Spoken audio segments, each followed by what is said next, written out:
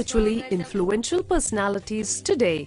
Paramahamsa Nithyananda has been placed alongside Dalai Lama, Nelson Mandela, Oprah Winfrey, Paulo Coelho and others by Mind, Body, Spirit, the world's top esoteric magazine from Watkins, London's oldest and largest bookstore. A yogi by birth, he has been expressing his power of enlightenment since birth. He has authored more than 500 books in Tamil and English. Translations of these books are available in 26 languages in Telugu, Kannada, Malayalam, Hindi, Sanskrit, Gujarati, Oriya, Bengali, Marathi, French, Malay, Polish, Portuguese, Italian, German, Danish, Spanish, Russian and Chinese. He is also an exemplary speaker with over 10,000 hours of profound life solutions through his discourses. Social services such as Annadan, free medical care, free educational services with ashrams, schools, temples, hospitals established in more than 140 places around the world, offering exceptional services. A powerful spiritual healer who has healed millions of people of diseases from migraine to cancer. A Kriya Yogi who has formulated Kriyas for physical health and mental well-being, benefiting thousands. A living master who offers practical solutions for our everyday problems. He is the founder and spiritual head of Nithyananda Dhyanapeetham, a spiritual powerhouse who has revived the sacred Vedic tradition by establishing Vedic temples in places like Los Angeles, San Jose, Seattle, Toronto, Ohio, Oklahoma, Phoenix, St. Louis, Malaysia, Brazil, Paris, Guadeloupe, Dallas, New York, New Jersey, Atlanta, Calgary, Vancouver, Singapore, and places in India like Bengaluru, Hyderabad, Tiruvannamalai. A spiritual guru for 10 million followers, an incarnation who transmits the highest spiritual energy through initiation, a contemporary yogi who has revived the Vedic science of yoga worldwide through thousands of yoga centers, an adept in Ashtamahasiddhis, mystical yogic powers, who has effortlessly awakened the Kundalini of thousands and graced them with spiritual powers, a dynamic young guru who is an inspiration for thousands of youngsters. India's most watched spiritual guru online, a beacon of spiritual light who has triumphed over the forces of religious terrorism and political persecution. Paramahamsa Nithyananda is an eternal Kalpataru, blessing the world with the boons of material abundance and spiritual enlightenment. He is the 293rd pontiff of the world's most ancient Hindu organization, Madurai Adinam. Nithyanandaya swagatam, anandanubhavaswadam, sarvaroga nivarakam, vande papa vinashaktam. Nithyanandaya swagatam, nityamuktam nirvikalpam, dhyanaloka pradipakam, vande shantamayam bandham. Nithyanandaya swagatam, anandagandha sancharam, sarvopathi vinirmuktam.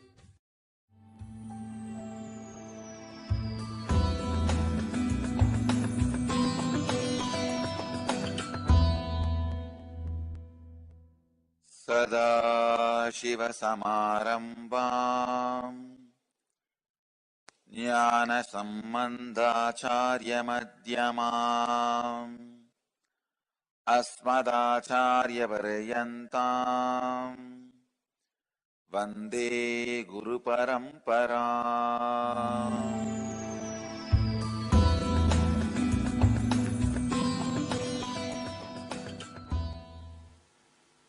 Samyama,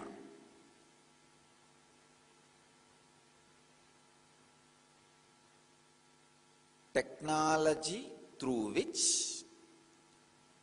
the extraordinary experiences and powers which are in your consciousness is expressed through your body and mind to the world is samyama. Please understand. Your consciousness is all powerful, all knowing, all pervading. But preparing your body and mind to radiate and express some of those great experiences and expressions, some of those great all-pervading, all-knowing experiences and expressing those powers through your body and mind. That technology is what I call samyamaha. Samyama is the applied science of pure yoga science. See, in science there is two parts. One, pure science, like a theory of gravity, theory of relativity. All this is pure science. Applied science means using those laws, theories in practical life. Samyama is applied science. Applied science brings value to pure science. Samyama is the technology, the science, where all these great, extraordinary powers from your consciousness is experienced and expressed to the world through your body and mind.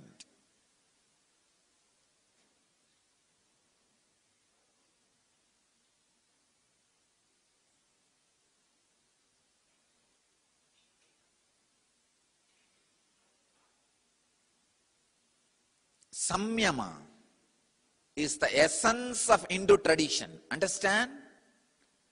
It is the core of Vedic tradition.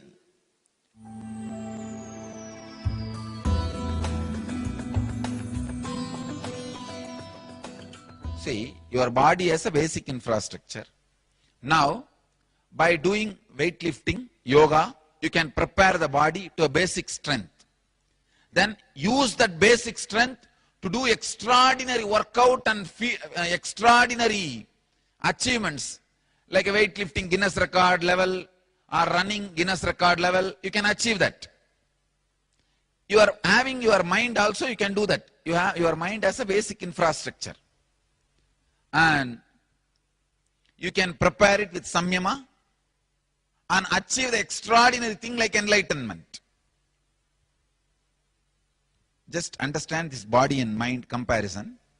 You have a body, you can do yoga and create a basic strength. Then you can go for the extraordinary achievements like a heavy weightlifting and do Guinness record.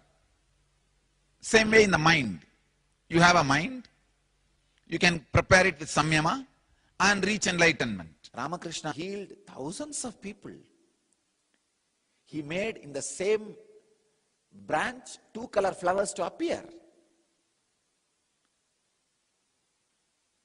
And hundreds of references are there where he materialized, healed, gave boons.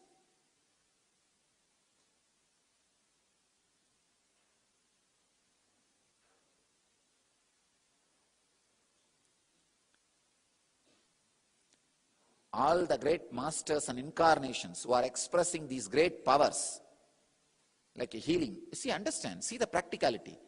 Just by healing people, how many thousands I made them meditate and transform their lives and live a pure spiritual life. How many thousands have been transformed by the simple, the applied science power I am expressing, getting vibhuti. It is no harm. Who is being harmed by it? Nobody is harmed.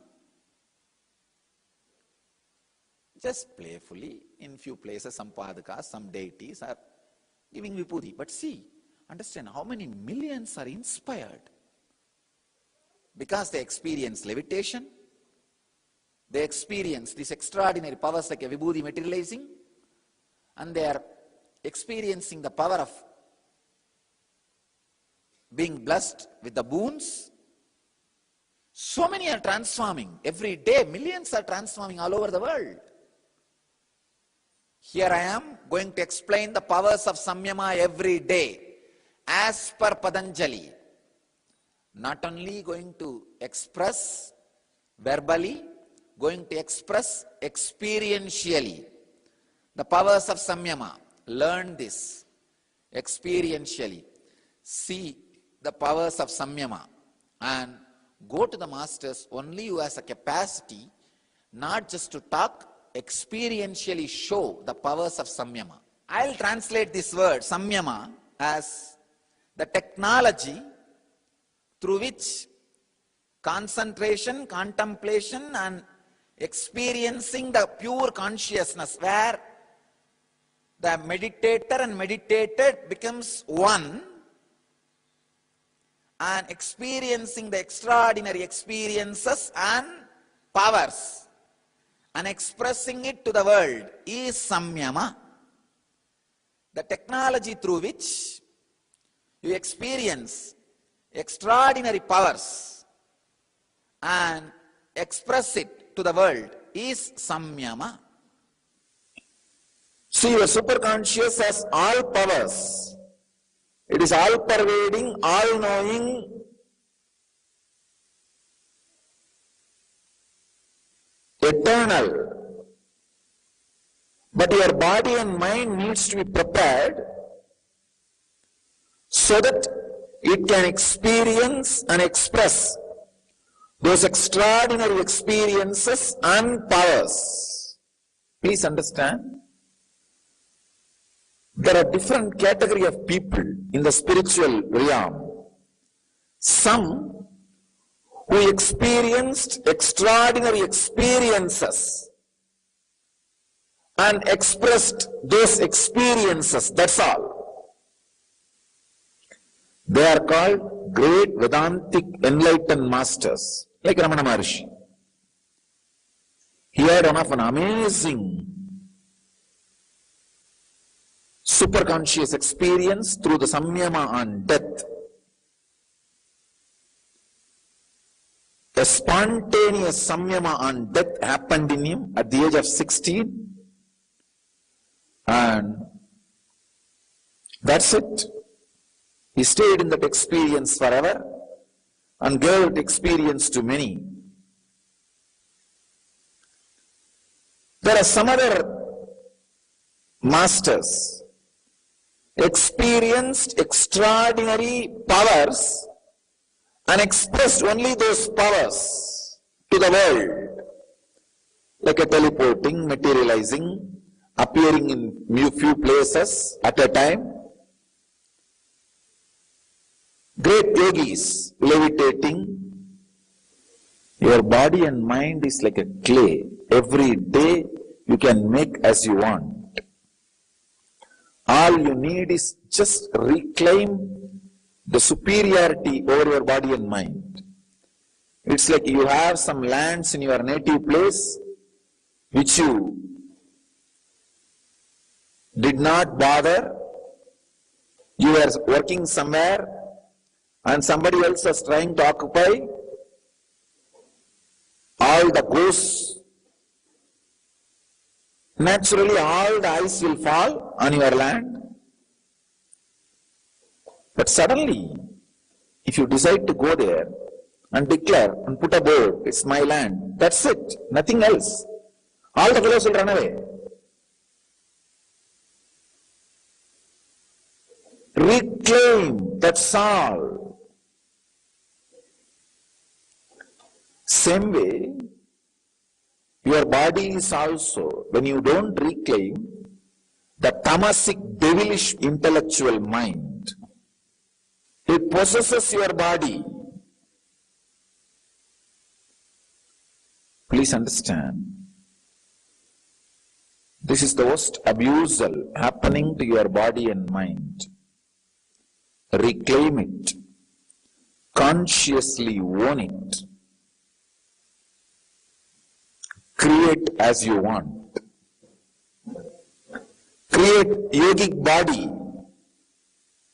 Vedic mind, in life. Samyama is the technology of extraordinary experiences and powers. It is not just some useless beliefs. No. I'll prove the Samyama is an extraordinary science. I can give you a simple technique now for you to discover the power of Samyama. I'm initiating all of you into this technique. Just have a plate or bowl of water, make a small dhruva grass or a needle to float on the water, concentrate on it, do samyama on it. Samyama means intensely put your awareness on that needle. After a few minutes you will see your inner space is kind of entering into a mood where the idea of you and the needle is no more separate. The idea is slowly getting dissolved. Idea is slowly getting dissolved. Please understand.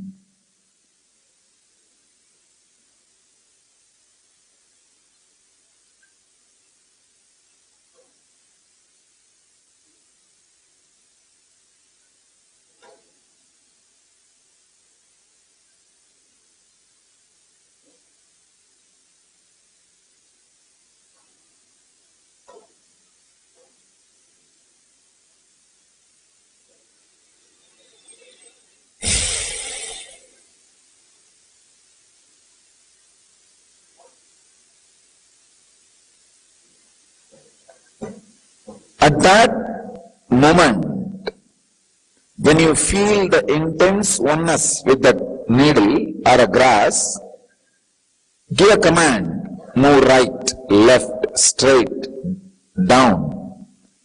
Simply the dhruva, the grass or the needle or the object will listen to you. By tarana, dhyana, samadhi. Please understand. All these three put together is what we call samyama. By samyama, the knowledge is achieved. Lighting up of your consciousness happens. Understand? You are a human being with all extraordinary possibilities. That is what I call you are God living in human body. All extraordinary possibilities exist in you. Extraordinary physical and mental possibilities exist in you. Like simple training can make you float in the water, swim in the water. Same way, very simple things of the life, very simple things of the life, please understand, very simple understandings in the life, very simple changes in the life can make you experience extraordinary experiences and powers and release it through the system.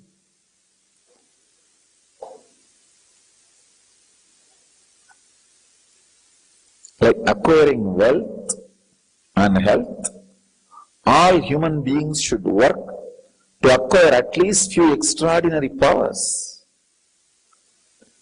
few extraordinary experiences. Otherwise, life is waste. Life is waste. If you are not experiencing and expressing extraordinary powers, forget about it. Forget about those gurus. Extraordinary power is the landmark, qualification, milestone of Hindu yogic Vedantic tradition. All the masters who are remembered in Hindu yogic Vedantic traditions have expressed extraordinary powers, not just experiences alone. The experience should express in the physical realm. That's what I call powers.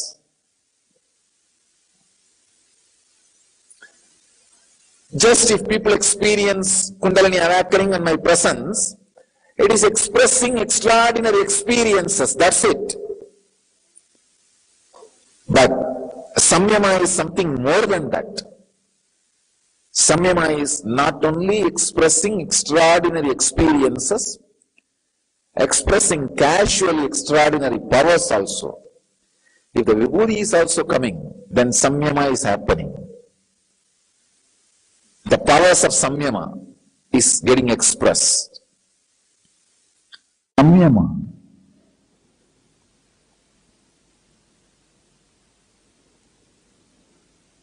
The capacity or the power, ability to experience the extraordinary experiences and powers, and then either enjoy or renounce as you want.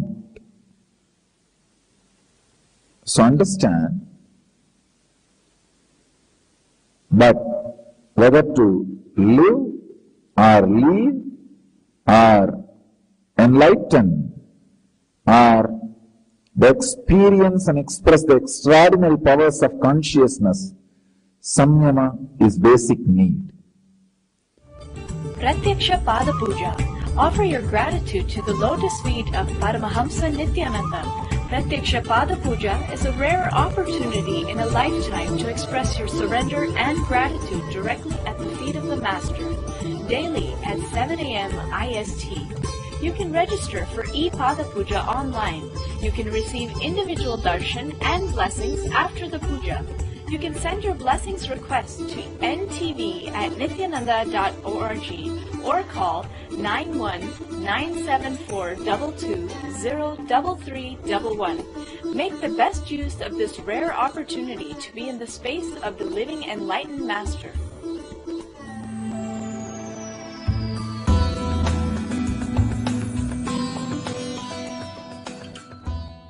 Samyama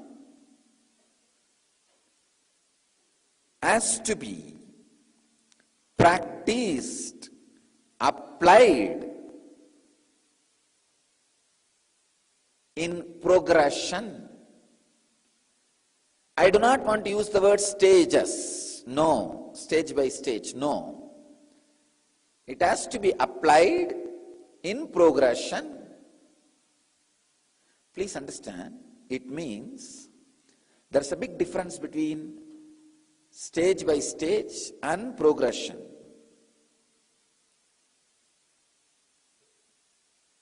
Stage by stage means it's like you are supposed to achieve something stage by stage, step by step. No. I wanted to tell you all, Samyama is like taking out something which you already have in your treasury box, treasure vault, wallet, taking it out in progression.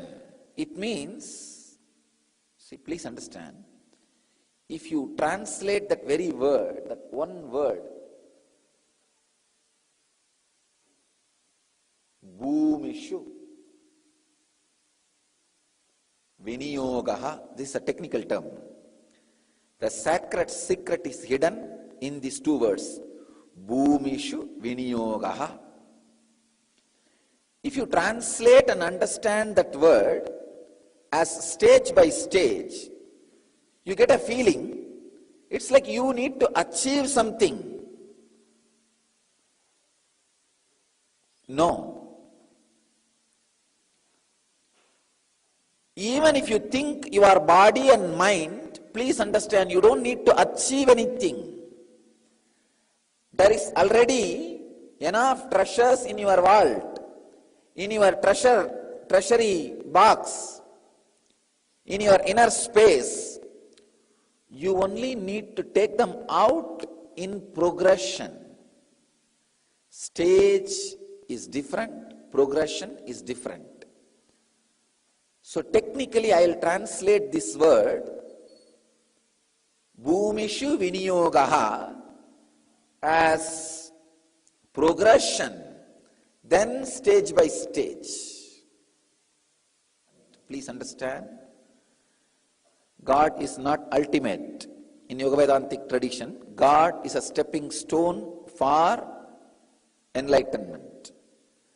God is a concept used for you to experience godliness. The ultimate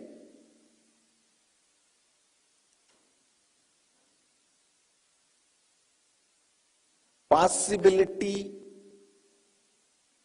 for every human being in spiritual field is thrown open only in Vedic tradition, because everything is a technique for you to experience the highest.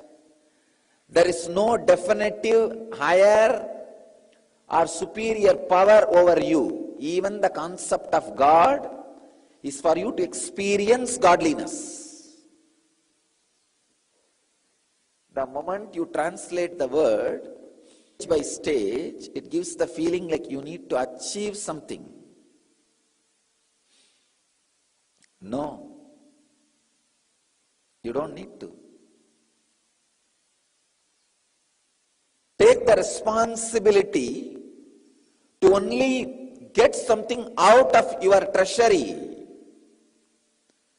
You don't need to yearn.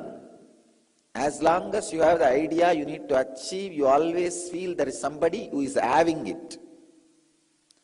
Somebody who is possessing it, you need to take it away from that person. Tribal mentality.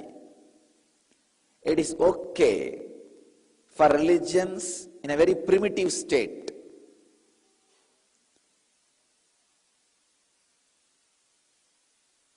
but not for sophisticated, evolved, luxurious people like Ganges civilization. Understand the vast difference between translating this Bhumishu Viniyoga as stage by stage or progression. A big difference. If you translate that as a stage by stage, still you are stuck with the primitive mentality of religion. Somebody is having, you need to take it.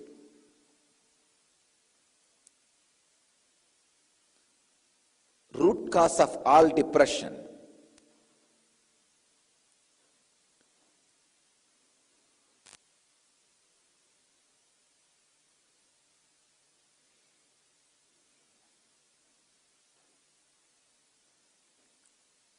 Progression means you have it. Your body and mind need to take that out from your inner space, superconsciousness. All you need is training your body and mind, step by step, to take those things out. Why the word progression, step by step? Because if your body and mind tries to take everything out, all the powers out at a time, it may not be able to stay in a balanced way and express those powers. It may just get burnt away.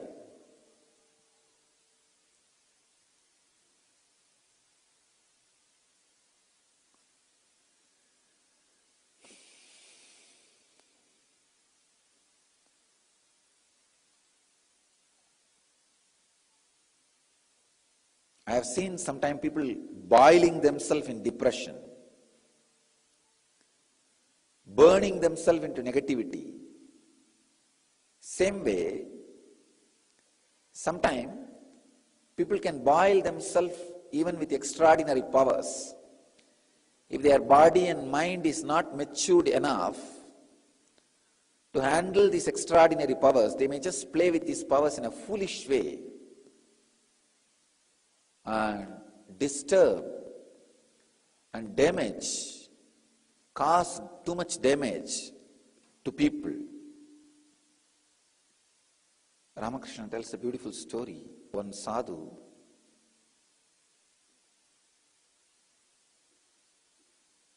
somehow retrieved the power of stopping the air movement from his inner space. But unfortunately, his body and mind was not matured and he did not do it in progression. Just got the power. So one day there was a intense cyclone. Many boats were getting rocked, disturbed in the river. Out of his power, just like that, he stopped that cyclone. Because of the sudden stop, many boats tumbled, overturned. Many people got drowned and died. And that karma came to him. The power which he had left him. Sometime, when the body and mind is not matured enough, and the powers are expressed in your body and mind, it's very dangerous. It is very dangerous. An important thing you need to learn,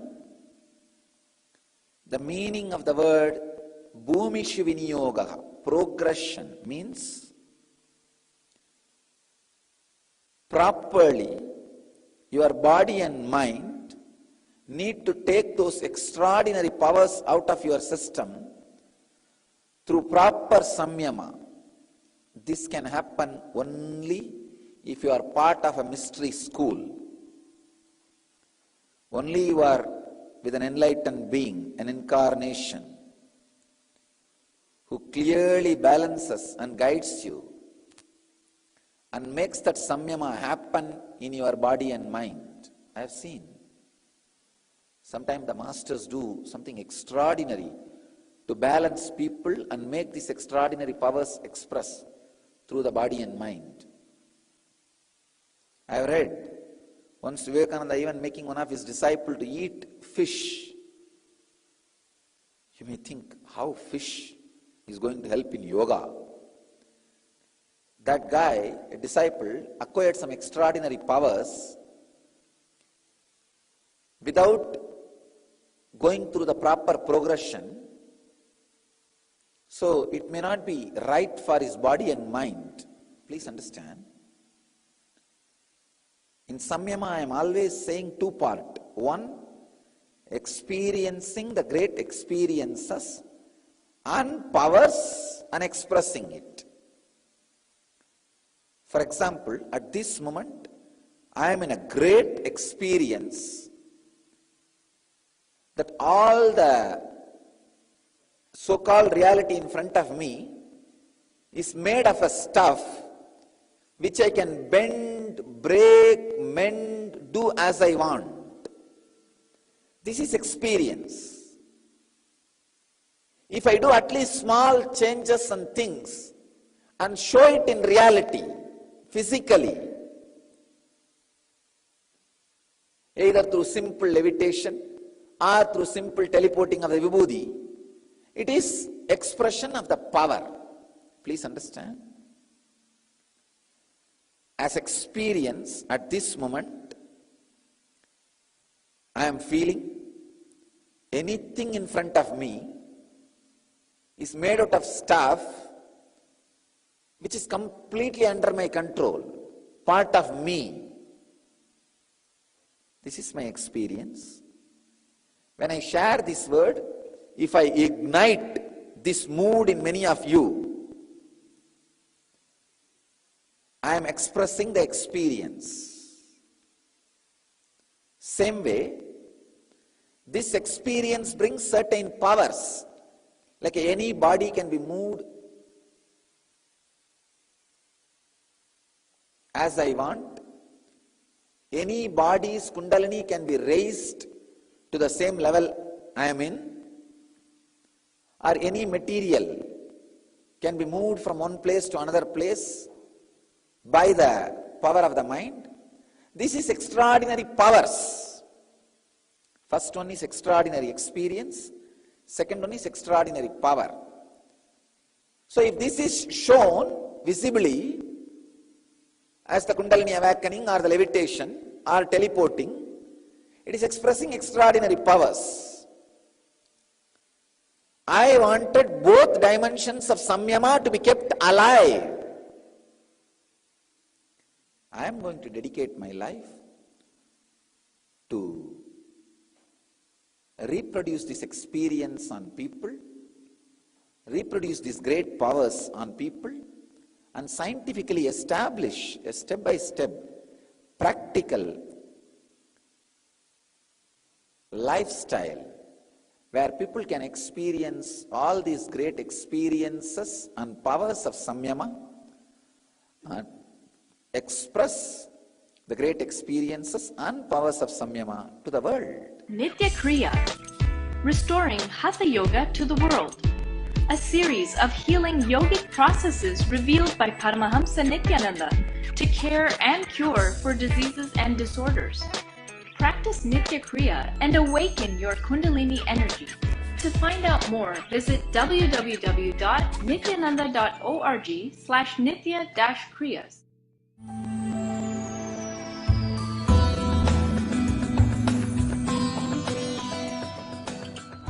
All the great miracles, extraordinary powers, expressions you read, study in different masters' lives, enlightened beings' lives, is all these great yogic powers. It is these great yogic siddhis. It is these yogic siddhis which are responsible for creating those miracles. I can say all yogis, all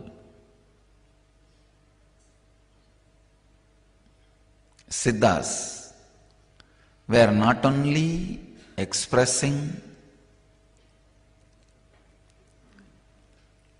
the extraordinary powers, they also realized the ordinary reality is not reality.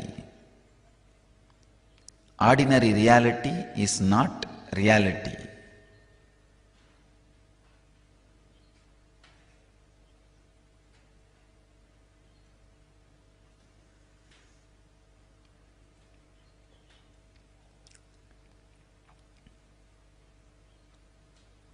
Try it on yourself.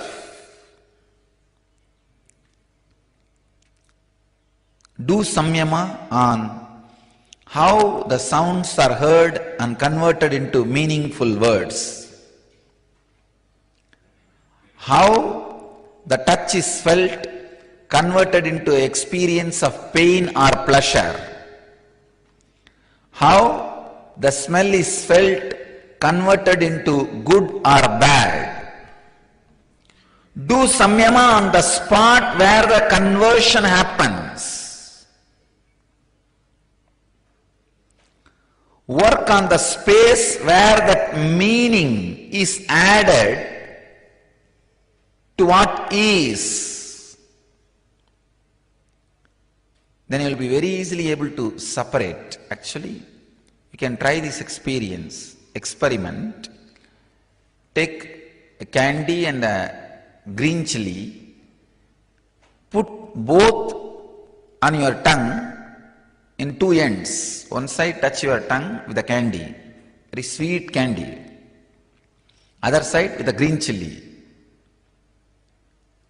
Be aware of both. What is happening?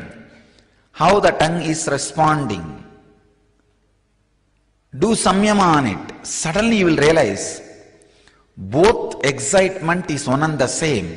It is you who is labeling it. This is hot, this is sweet. This samyama will liberate you, will make you realize, experience, will make you understand how to do samyama on the sound, how to do samyama on the touch, how to do samyama on the scene. Doing samyama on all these 5 exactly on the spot, on the space where the cognition happens, where the recognition happens, will lead you to have extraordinary powers, and the realization reality is not the ultimate reality. Let me describe the samyama exactly.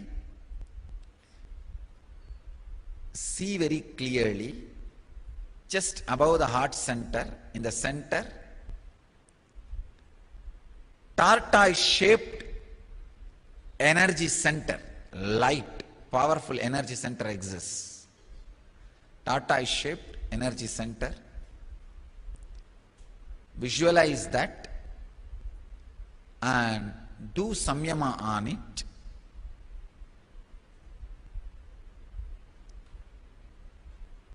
Suddenly you will see very thought flow stops.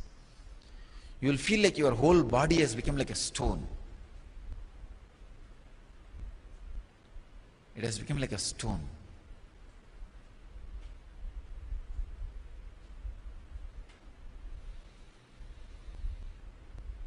Even if you visualize yourself as become like a stone, only in that place you will not be able to feel you have become stone.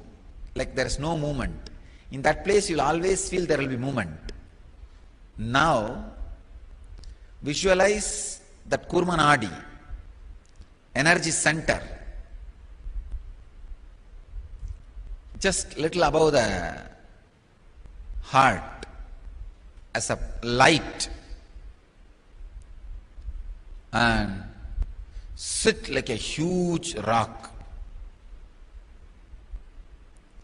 Sit like a huge mountain. Visualize you are stable and powerful like a mountain. Enter into this samyama.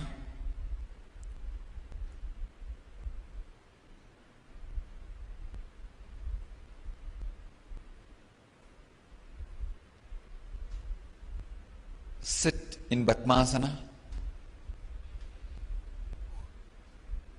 You can hold both the feet through the Koyoni Mudra. Koyoni Mudra means just like this. The hand, you can cross it. Hold the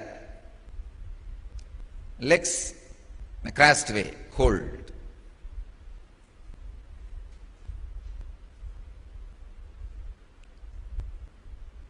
Sit stably.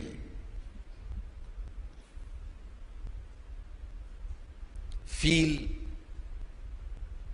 you are a solid rock, huge mountain, no movement. Visualize the Kurmanadi, small tortoise-shaped, intense light, just above the heart center. Feel you are like a stone, huge mountain.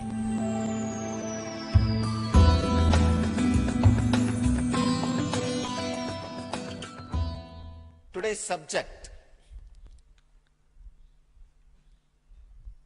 every sound is mantra. Understand?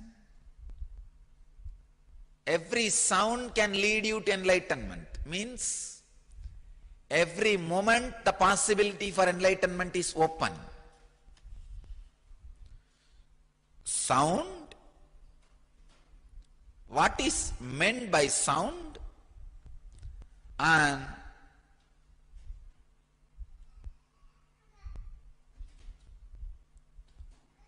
consciousness which experiences the sound and what is meant by the sound, the buddhi.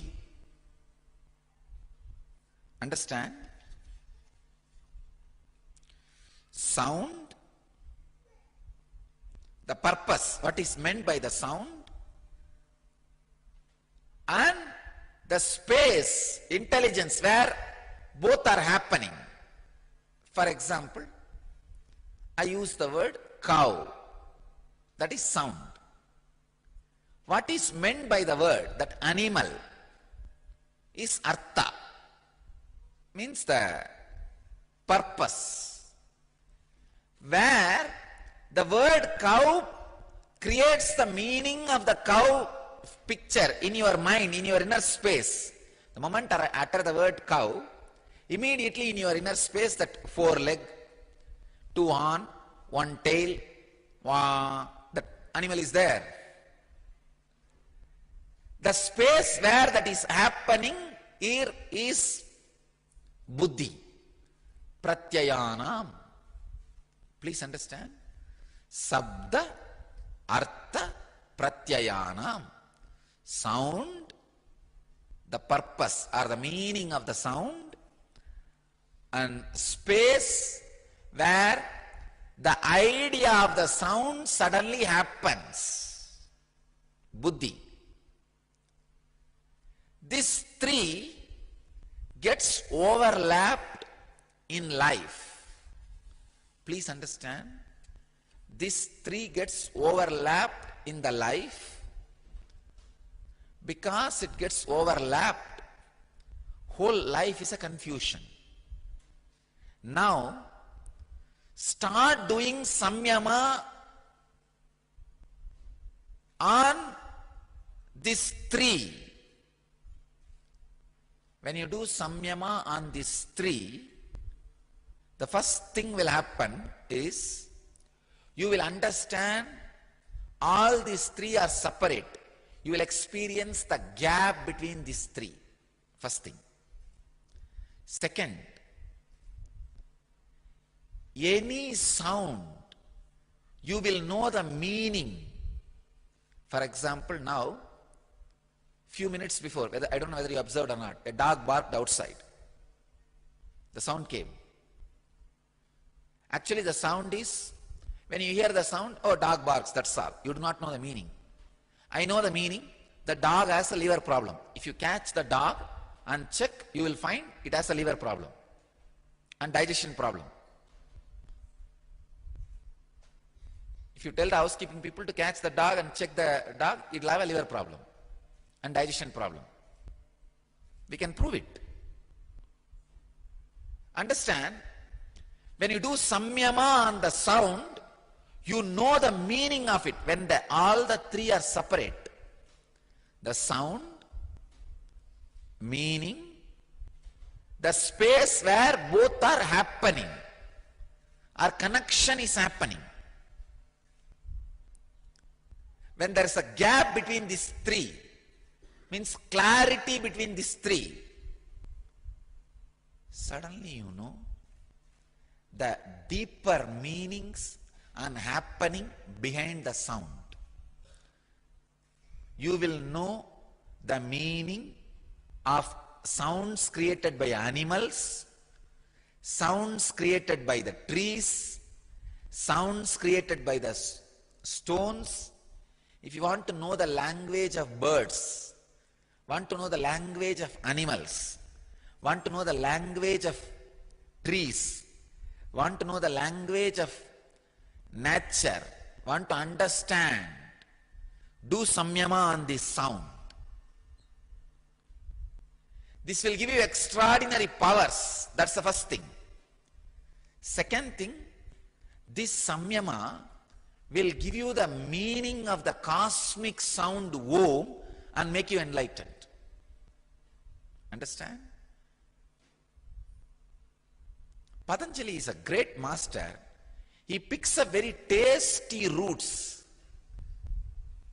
not only the roots lead you to enlightenment, even on the way you will have some beautiful, extraordinary powers which continuously encourages you.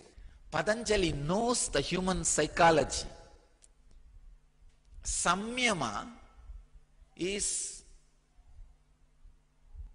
powerful path for enlightenment. You need some extraordinary powers, inspiring, exciting things in your life for you to continue to practice. I tell you, experience this. Now I am giving you the exact technique. Actually, this samyama, if you practice, it will directly heal all the disease related to your eyes and hearing. Please understand, in medical science, ear, nose, throat is connected. But actually in yogic science, ears and eyes are connected. As per the science of the Nadi, ears and eyes are directly linked. Ear, eye and the power of speaking. These three are directly linked.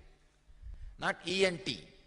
E-E-S, speaking power.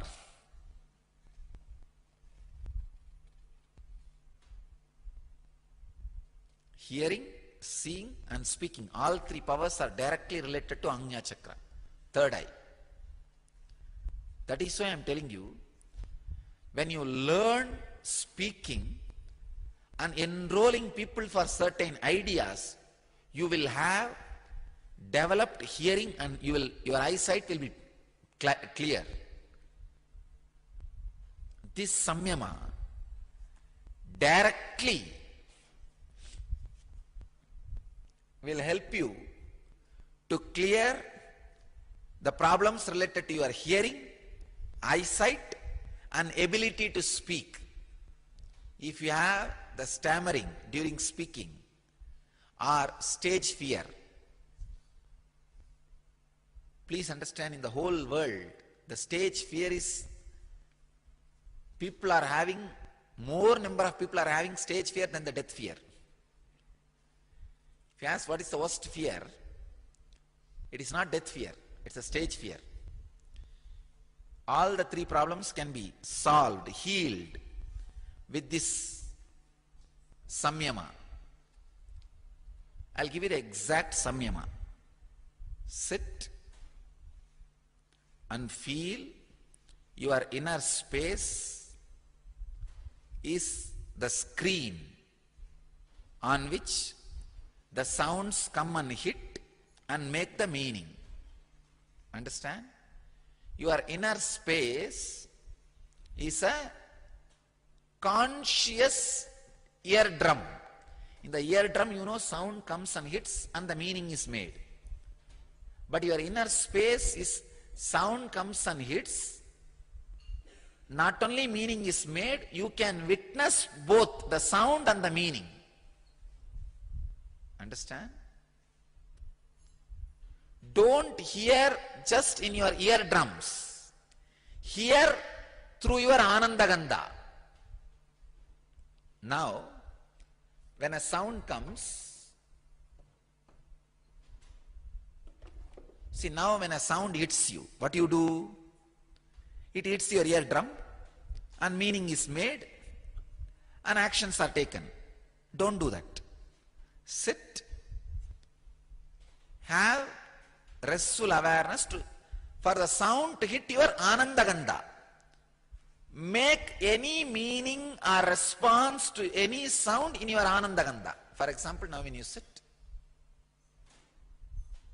you are hearing the fan sound.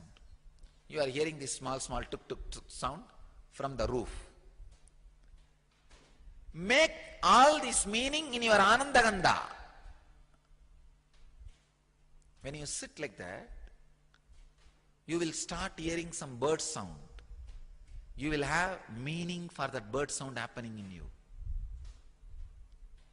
Not only that, if your spouse, even if he or she is just breathing From that breathing sound, you know what mood she is in. What mood he is in. Sometime you will see, you will send a strong letter, or you may not even send a letter. You may just ask my secretary, I wanted to meet Swamiji. I'll say, no, now I am not interested in meeting. Because now I know you are not interested in listening to me. You are interested only in fighting with me. I'll just avoid meeting. But sometime, you will not even be asking to talk to me. When I walk, I'll ask, hey, what is going on? Anything to tell me? Means you are interested in listening to me. Just by the breathing sound, you know what mood the other person is in. It's an extraordinary siddhi. You can receive and send message from both corners of the river. Understand? Sending and receiving message through nature was our telecommunication system. You can send, receive informations, understand the meanings of the birds, animals, rocks. When you go deeper, you can just listen the eternal cosmic sound and meaning of the sound, the cosmos and the space where it is happening is your inner space. It means you are enlightened. Understand? First step, try to listen sounds from your Anandagandha. See, your Anandagandha is a conscious eardrum. Where a sound comes and hits, meaning is made, but you are watching both. The buddhi, where the sound is hitting and meaning is happening, is a third entity. Be aware of all these three, that's all. Whenever you find time, and if you are interested in this samyama, take up this samyama. Understand? This samyama will directly lead to physical healing of hearing, seeing and talking problems, give you the extraordinary siddhis of understanding the language of animals and nature. Third, ultimately enlightenment itself by experiencing the cosmic sound, Nada Brahma.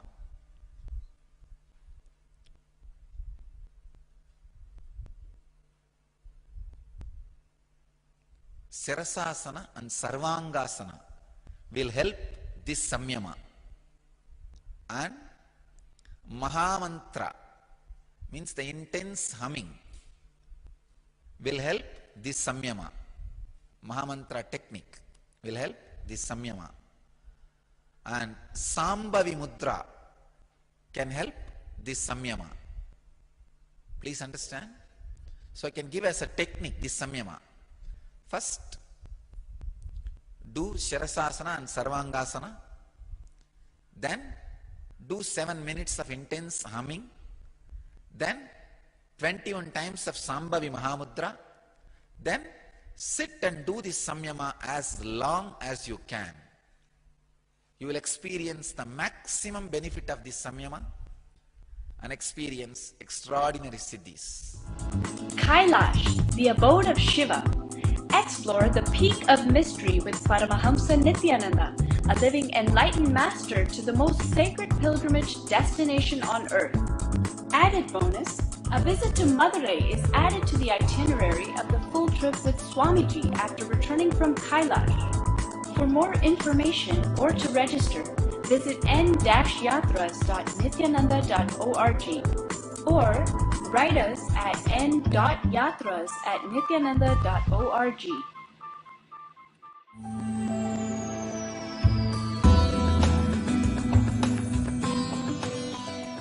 Let me give you the deepest meaning of this word prana and apana. Constantly in you, for a moment you remember you exist, and after a few moments you forget you exist, and your mind starts wandering here and there. Try this process. Try to just sit and remember about you. Just though, I exist, I remember me, I exist, I remember me. Just the self-remembrance. Try the self-remembrance. In few seconds you will forget. Please understand. The moments you remember yourself is prana. The moments you forget you exist is apana. Unless you forget you exist, you can't remember you exist. Unless you remember you exist, you won't forget you exist. The prana and apana live together. But how mercury slowly absorbs the gold, prana can absorb apana. If mercury and gold is kept near, if they are touching each other, mercury will swallow the gold and gold will lose its qualities into the mercury. Same way, if the prana is allowed to function, means if the self-remembrance is increased by your conscious will, if you are supporting the self-remembrance by your conscious decision, it will swallow the apana part, the self-forgetting moments. Please understand? A most subtle Vedantic truth, most subtle spiritual truth.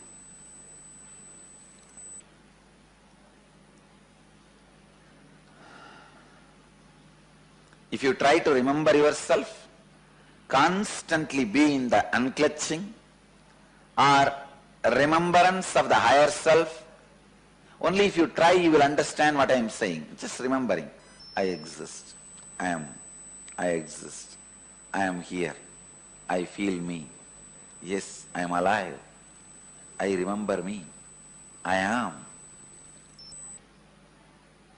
If you just remember you, that self-remembrance, for some people that self-remembrance will be there without disturbance, maybe for 3 seconds. For some it will be 10 seconds. Usually none of you will have more than 12 seconds. That is the maximum for a normal conscious being. By the time one flicker of thought will come.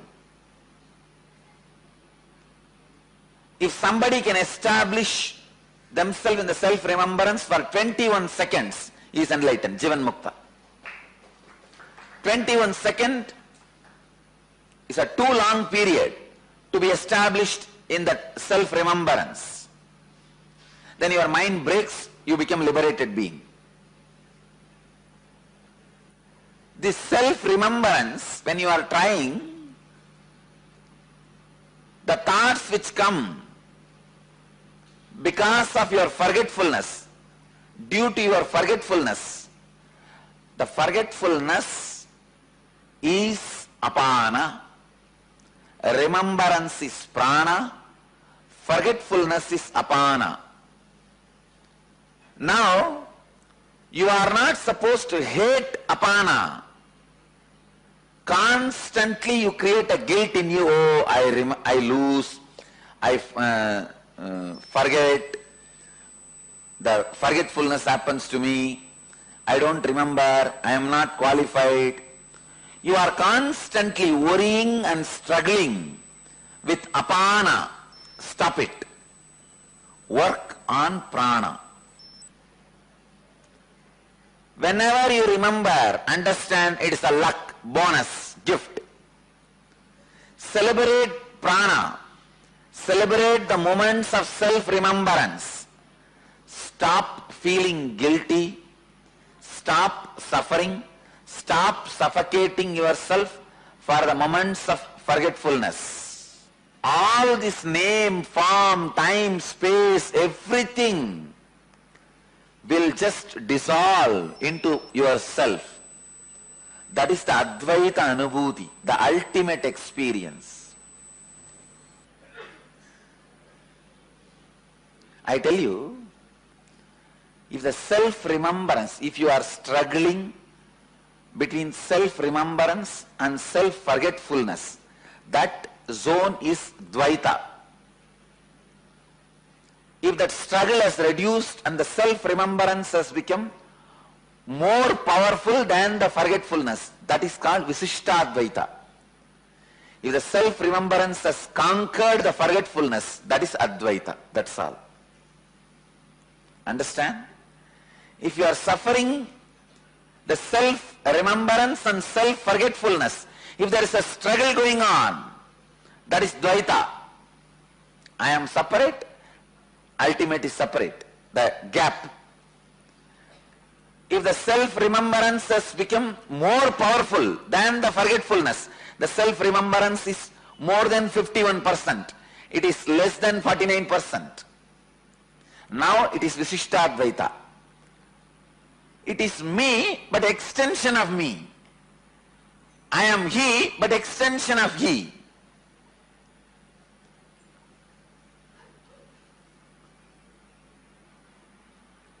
When the self-remembrance becomes 100%,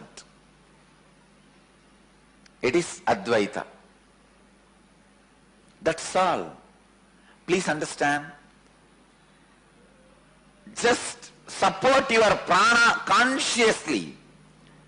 When I say support your prana consciously, I mean constantly try to establish yourself in these three: enchanting, feeling connection, unclutching. Constantly take this up as a spiritual practice from today. Whole day your body should be working. Means you can sweep, wipe, cook, drive. Whole day your body should be engaged in your regular activities. Reading, even sleeping is activity. Engage yourself in some activity. Or lie down and sleep. Even sleeping is activity, no problem. But along with your activity, establish yourself into these three. Whole day, the moment you wake up, start the ajapa japa. Ajapa japa starts. And then feeling connection with a deep prayerful mood. Unclutching. The feeling connection is the bridge between unclutching and ajapa japa. Constantly do this. Only condition, you cannot have guilt about the forgetfulness. In the whole day, 24 hours, even if you remember the self-remembrance only 10 minutes, that is okay, celebrate about that. Do not have guilt about that forgetfulness, because if you create guilt about that forgetfulness, you unnecessarily empower the wrong side. The apana becomes more strong. So support, encourage, inspire, prana means moments of self-remembrance. Try. Do some work. Along with that, you will be doing these three: enchanting, feeling connection, unclutching. EFU. EFU. Enchanting, feeling connection, unclutching. Constantly do this, all these three. You are capable of doing all these three simultaneously. You are capable. You are capable of doing all these three simultaneously. So please understand, this 21 days, this samyama, will be called as prana samyama. Encouraging and empowering the self-remembrance inside you. The power of prana inside you. Try this prana samyama for 21 days. EFU. Enchanting, feeling connection, unclutching. Enlightenment is for you. EFU.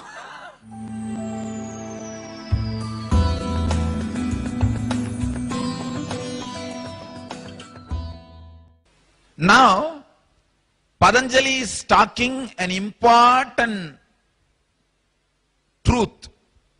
He is revealing a very important sacred secret. He says, all the samyamas he gave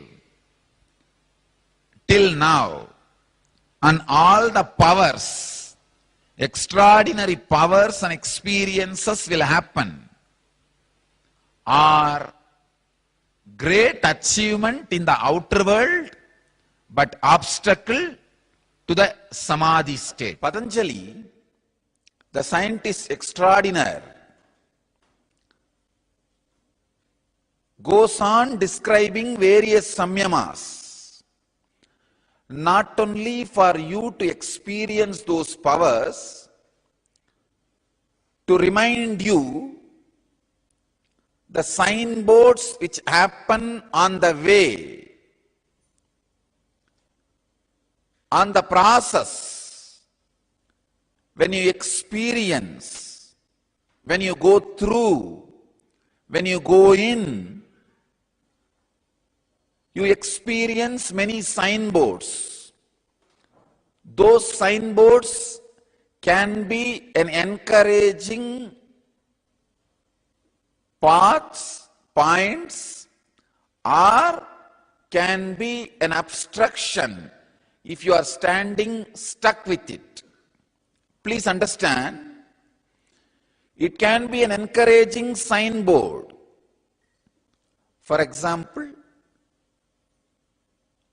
you sit in Bangalore station in train to go to Delhi,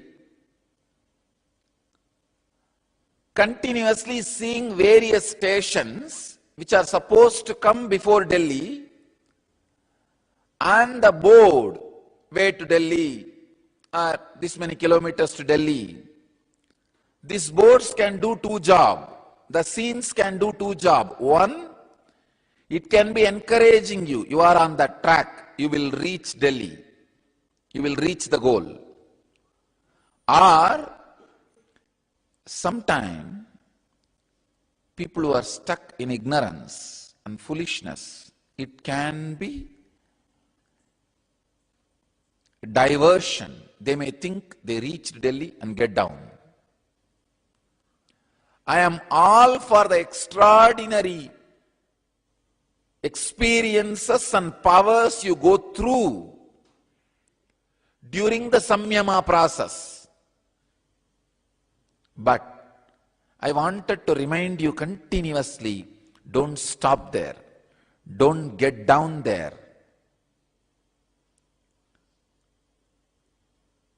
Don't create self-sympathy. Oh, I have done this much for my background. You will have your own mind drama. See, I am such an ordinary guy. I struggled so much and achieved the level where I can have one or two siddhis. It's too much. Enough. This self-sympathy creates tremendous fatigue, tiredness, idea of almost you are full. No. Fulfillment happens in a space where there is no mind to feel fulfillment. Peace happens in a space where there is no mind to feel the peace.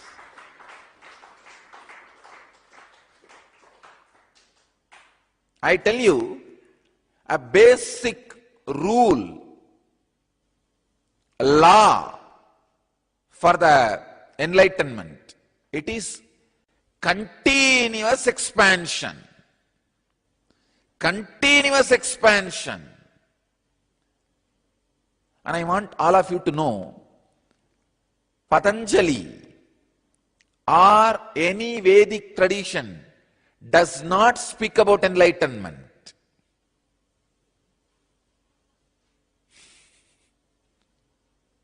Then what are we doing? It is Buddha's contribution. Enlightenment idea itself is the contribution of Buddha. I want you to be very clear. In Vedic tradition, we don't have goal of enlightenment. Shravana, Manana, Nididhyasana. That's all. Listening, internalizing, expressing. That's all. Means what? The expression goes on and on and on and on. There is no space where the board says you have arrived. No. It goes on and on and on. The mind which always wants, expects the board you have arrived, where it disappears, explodes, that spot can be called as enlightenment. That is what Buddha defines as enlightenment. Enlightenment is not destination, it is part of destiny. Let you all achieve, experience, live, express, radiate, share and explode in eternal bliss. Nithyananda. Nithyananda Dhyanapitham, Nithyananda Nagar, off Mysore Road, Bidadi, Bangalore, 562109. Contact 097422033311. www.nithyananda.org. www.youtube.com/lifeblissfoundation. Welcome to Inner Awakening, the most powerful personal transformation retreat you could ever experience. In just 21 days, thousands are already experiencing the shortest route to constantly high energy levels, visible anti-aging, healing of chronic diseases, fulfilling relationships, and higher states of consciousness. What is the secret behind this transformation?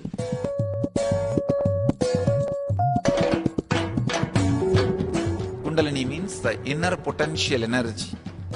Once it is awakened, opens the different doors for the conscious experience in you. I can say which is a master key for all extraordinary spiritual experiences.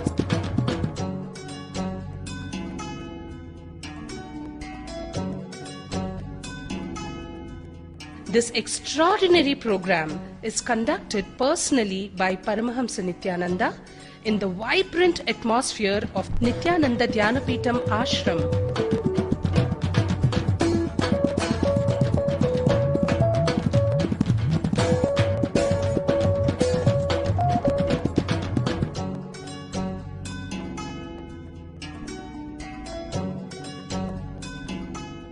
Open yourself to the benefits of Nitya Yoga and practical meditation. Experience physical and mental healing. Discover simple ways to handle life with success. Above all, enjoy individual darshan and blessings from Paramahamsa Nithyananda every day. Take 21 days for yourself and carry home the transformation of a lifetime.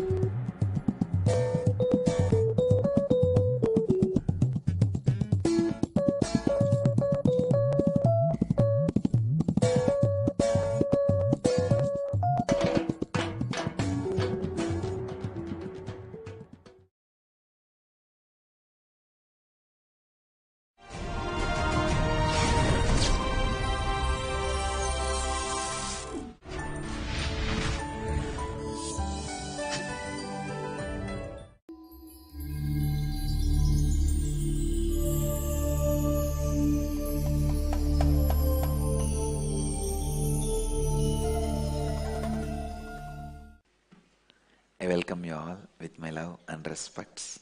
Today, the graduation day of July Inner Awakening. I'm looking back, we completed 11 inner awakenings successfully.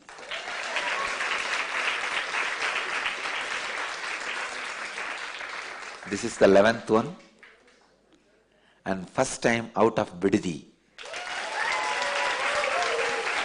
Despite of all the harassments,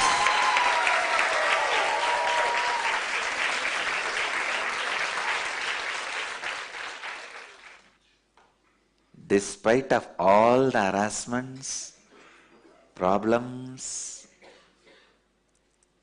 successfully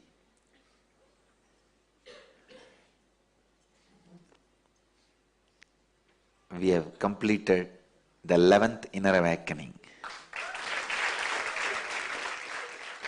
Very smoothly, successfully, and strongly spiritually successful. Such an intense work on every person, individual. This inner awakening shows the power of spiritual strength. Actually, I was working on developing and further sharpening and making the inner awakening a strong experience to the core. We are very successful at this time, adding more and more stronger, deeper truths, more homas, pujas, everything we have increased. The number of pujas, number of the rituals, and the number of meditations, number of prasas, number of Akashic readings. Everything only got added in this IA, and every participant had their question answered, at least one question in Akashic reading. Great. Really? Wonderful.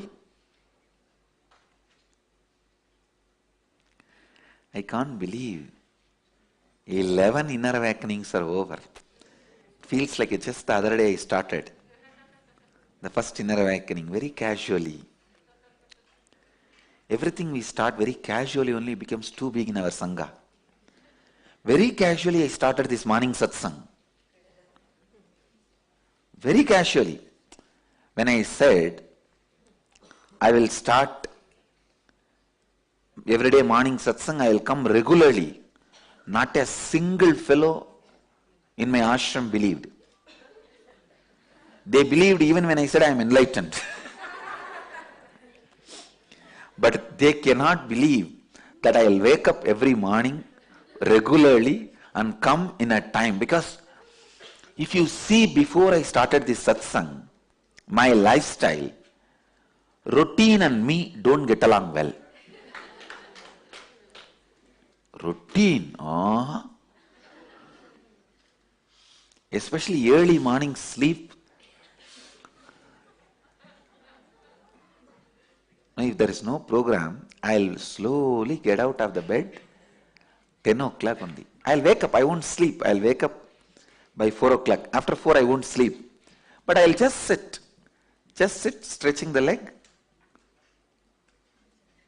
I will not read, I will not see TV, nothing, no activity. Just I'll sit in samadhi, gazing at the wall.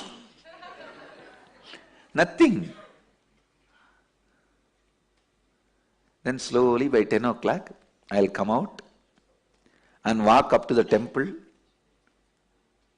do namaskar, then take bath. 1 o'clock I'll eat.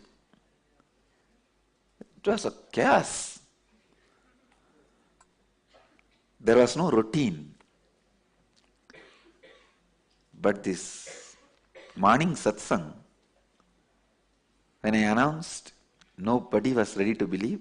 Swamiji, following a routine, especially early morning coming out, forget about it. Lal, just 2 days.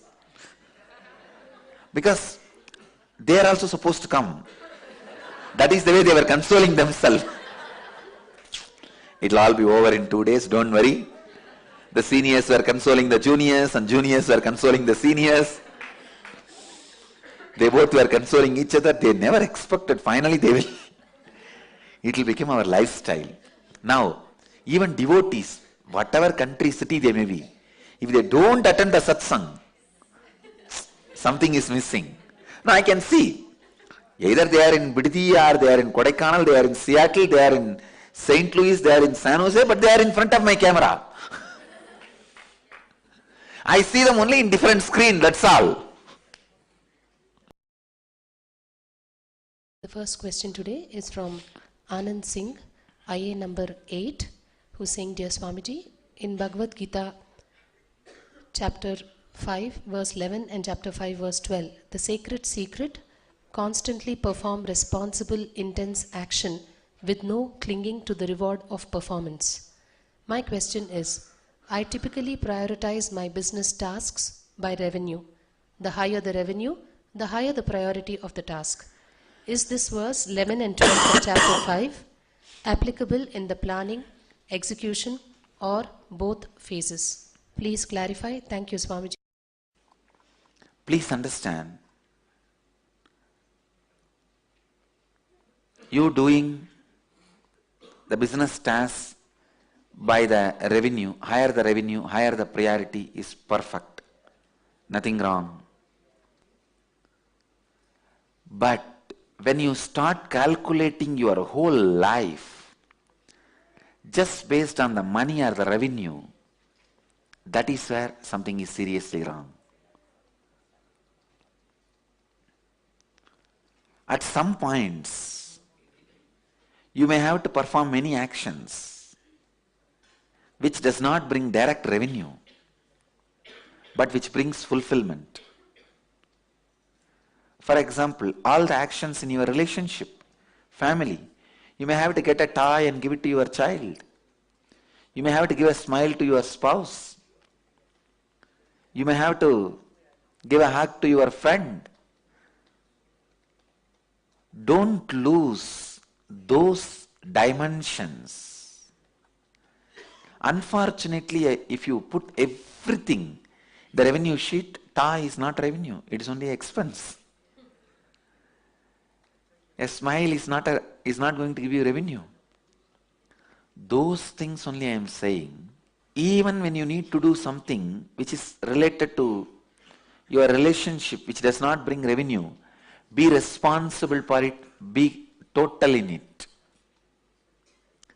Otherwise, you performing your actions based on the higher the revenue, higher the priority of task, perfect. Forget about you. Even I perform like that only. That is the way life happens. That is the way life is. But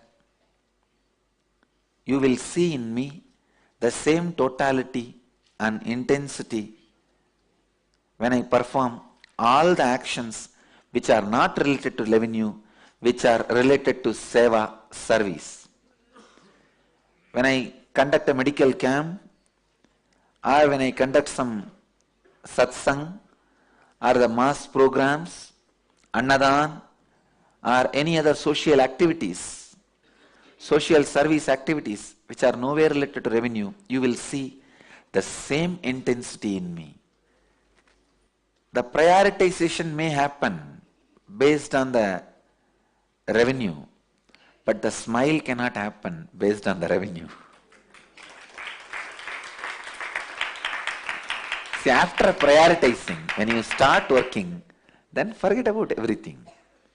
It should be a complete, total being.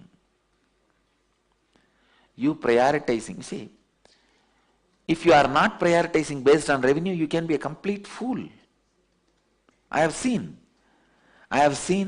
penny wise, pound foolish fellows. They will save few pennies and lose not just pounds, millions of pounds.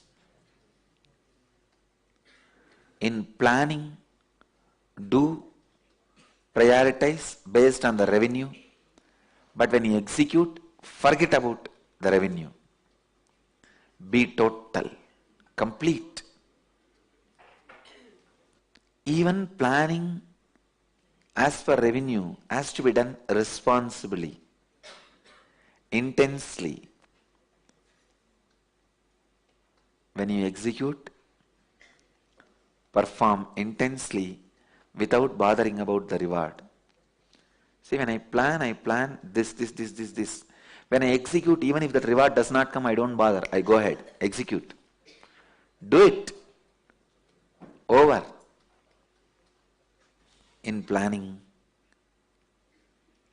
do responsibly. In execution, do responsibly without clinging to the reward of performance. The next question is from Subhashini K, IA number 100, who is asking, can you please tell me the significance of writing mantra for 1001 times? During menstrual period, women should not go to temple or perform puja at home. Swamiji, why are these types of conditions imposed on women? Thank you so much, Subhashini K. Subhashini, about this Likita Japa, writing 101 times, 1001 times the mantra, it is nothing but you not to forget when you do japa. See, as I said, why the heavy prayer wheel? Not to let you sleep. Like that only writing is so that you don't sleep in between the japa, in between the chanting. Make sure that your consciousness stays in that mood. For that only this writing japa. It's called Likita Japa. Writing Japa is just to make sure your consciousness stays in that state. And second question you are asking, during menstrual period, women should not go to temple or perform puja at home. Swamiji, why are these types of conditions imposed on women? I have answered this question more than 1,000 times. Please understand, it is perfect. You can go to any temple, perform puja at home, nothing wrong. Only thing I wanted to make it very sure, if those temple authorities don't want you to come there, I cannot do anything. All the temples run by Dhyana Peetham.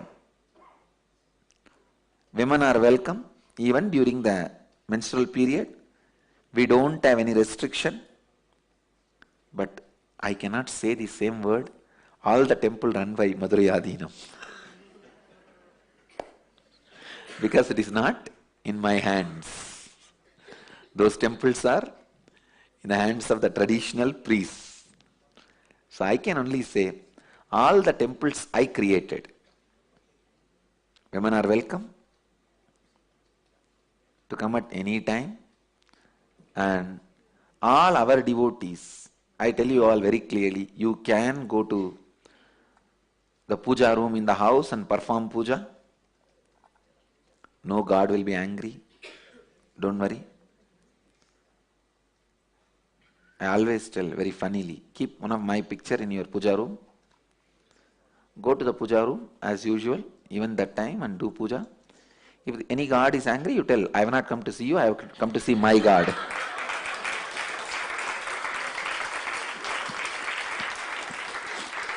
I have come to see my God. You do your job. And no God will be angry. Don't worry.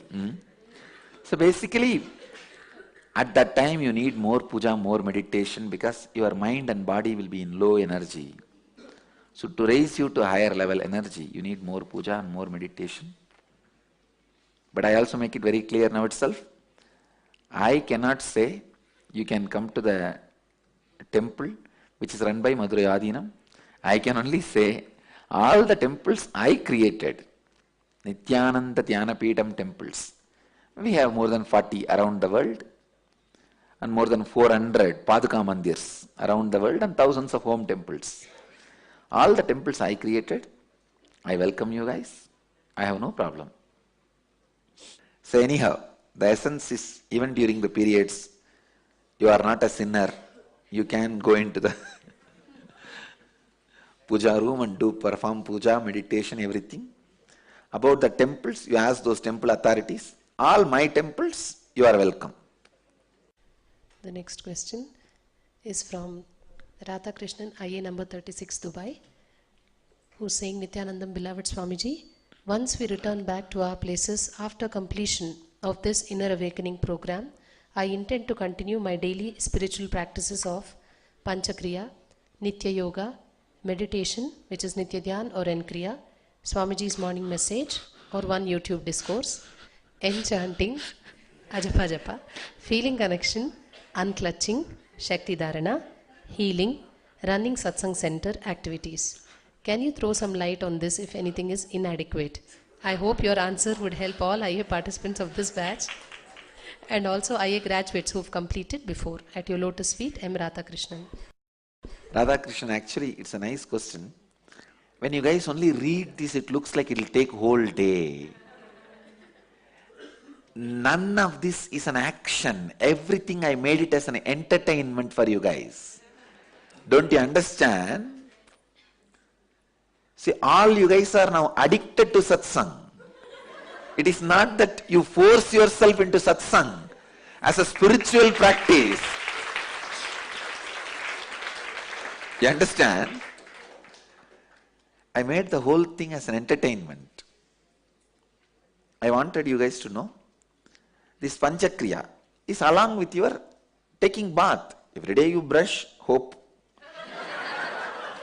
See, instead of brushing only the mouth, you are going to take few minutes and brush the nose also. Nose and mouth.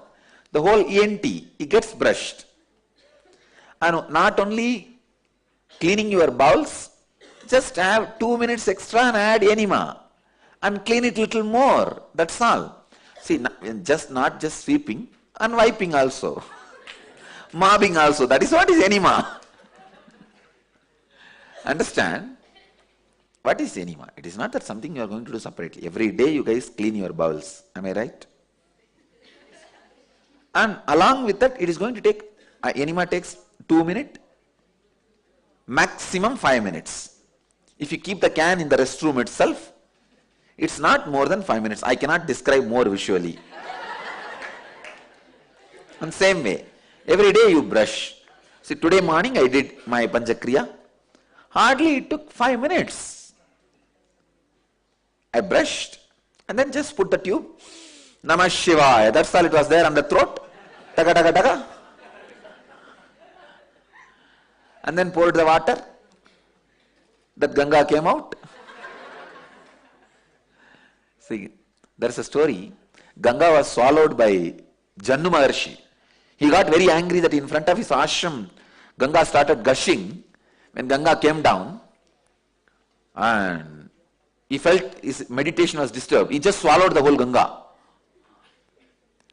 Then Bhagirath went and begged Jannu Maharshi, please, please, please release her. I brought her with so much of effort.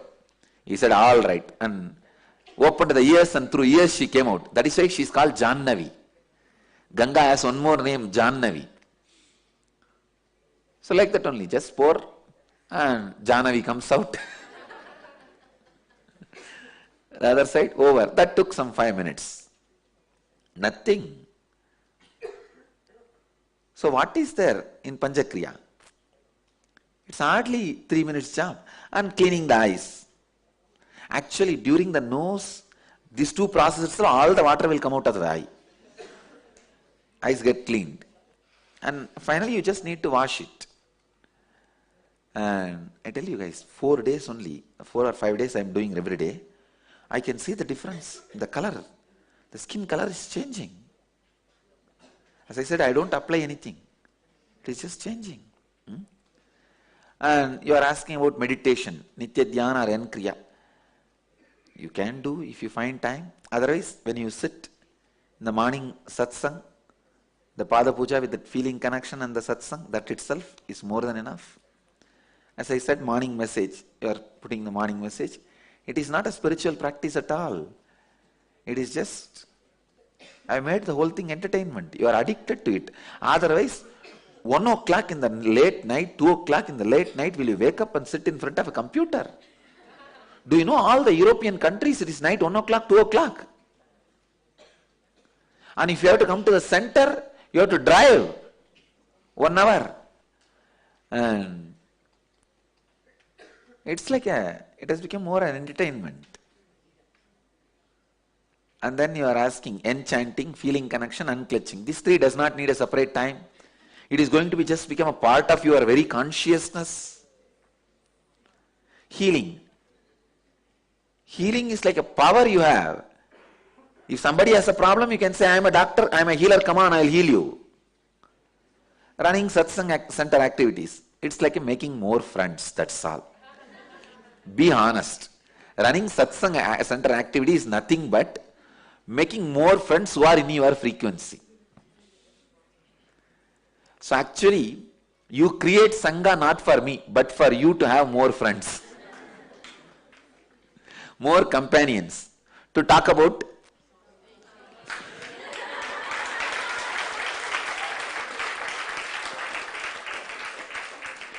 tell me what other satsang activity goes on honestly other than talking about me? Come on. You think I am not there or what? You think my photograph is sitting and watching what you guys are doing? I can smell even the bonda you guys eat during the satsang. Satsang center means nothing but talking about me, that's all. See the dress today?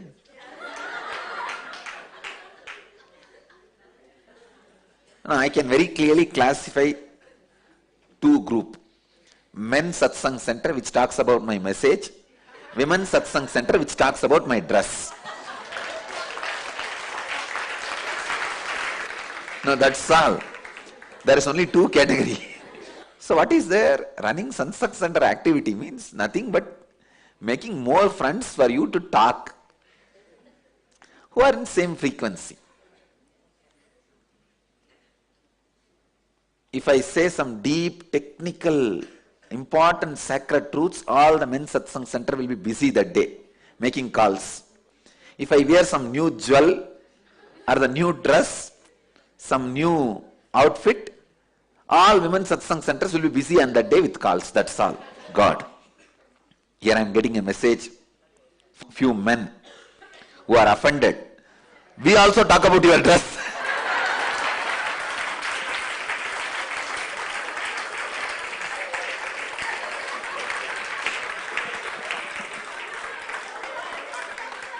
Now I thought it is an exclusive right. God. Women are also angry. Anyhow, so that is why I say you guys are Ardhanarishwaras. Men also talk about both. Women also talk about both. It means you are Ardhanarishwaras. So both your dimensions are fulfilled. So in this 10, what do you call as a spiritual practice? Nothing.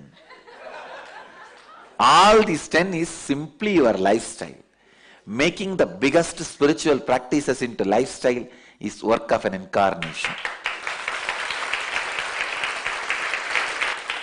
Making hard work into a smart work is the work of CEO. Making hard spiritual practices as smart spiritual entertainments is work of an incarnation. Making hard work into smart work. Making hard work as smart work is CEO's job. Making hard spiritual practices into smart spiritual entertainment is Cosmic Enlightenment Officer, CEO. Now actually when you read only it looks like 10 big points. Panchakriya, Nitya Yoga, meditation, morning satsang, enchanting, feeling connection, unclutching, Shakti Dharana, healing, running satsang center activity. When you see what? Just see, morning when you brush, clean the nose. When you clean the bowels, use the enema. Over. Then come and sit in the satsang, which is an entertainment. Listen to all these jokes, make fun, laugh. And especially if you are gathering as a satsang center, that becomes such a joy to see the same frequency community around you. I also wanted to tell all our devotees, please understand, make this as a rule. Do not read media. Avoid media. Understand? Avoid negative articles by media. Completely avoid. You see, negative means 99% is negative only. Avoid media. Whatever you need to know is there in our website as a news. Just read that much. That's enough. Anything you want to know about us, me, Sangha, everything. Now that we have a very strong news column in the internet, in our website. Go just to our official website, read that news column, that's enough for you. Nothing else is required. And if you are having the coming to the morning satsang, to a group of as a satsang center, you would naturally make friends, companions, over. All the other things, what is rain chanting, feeling connection, unclutching, it's a lifestyle. That's all. What's the last thing? Shakti Dharana. The night time when you fall asleep, hardly it takes 5 minutes, I don't know. Actually, if you do few days Shakti Dharana, you will be addicted to that also. Because it just fills you so much. And sleep, fall asleep, over. It looks like a long 10 things. Just a lifestyle. What is running satsang center activities? When you are bored in your workplace, just seeing email or making some phone calls for you to have entertainment. That is satsang center activity. That's all is satsang center activity. Nothing else. What else is there? So Radhakrishnan, I have thrown light on the whole thing. See, it's more like entertainment. I think I answered what you guys need to do after the inner awakening. The question is answered. The next question is from Yoav Shaliv, IA number 45, who's asking, Dear Swamiji, can you explain the Vedic concept of yugas? Are we not just 5,000 years into Kali Yuga, which is supposed to last 42,000 years? If so, how is Satya Yuga happening now possible? Please understand the yuga. In Sanskrit, yuga means era, the age. It is not dependent on sun and the moon moving. It is dependent on the collective mind moving. Even based on the sun and moon's movements, as per the calendar, external calendar, the time for Kali Yuga to end is already happening. It is not as you expect 42,000 years. As per the Vedic astrology, the conclusion of the Kali Yuga is already happening. Maybe we are 400 years ahead, that's all. So that can easily be equated by the movement of the collective minds. That is why I am saying Satya Yuga, the Nithya Yuga, has already started happening. You will see the proof for this word by 2015. 2015, you will see the proof, solid proof.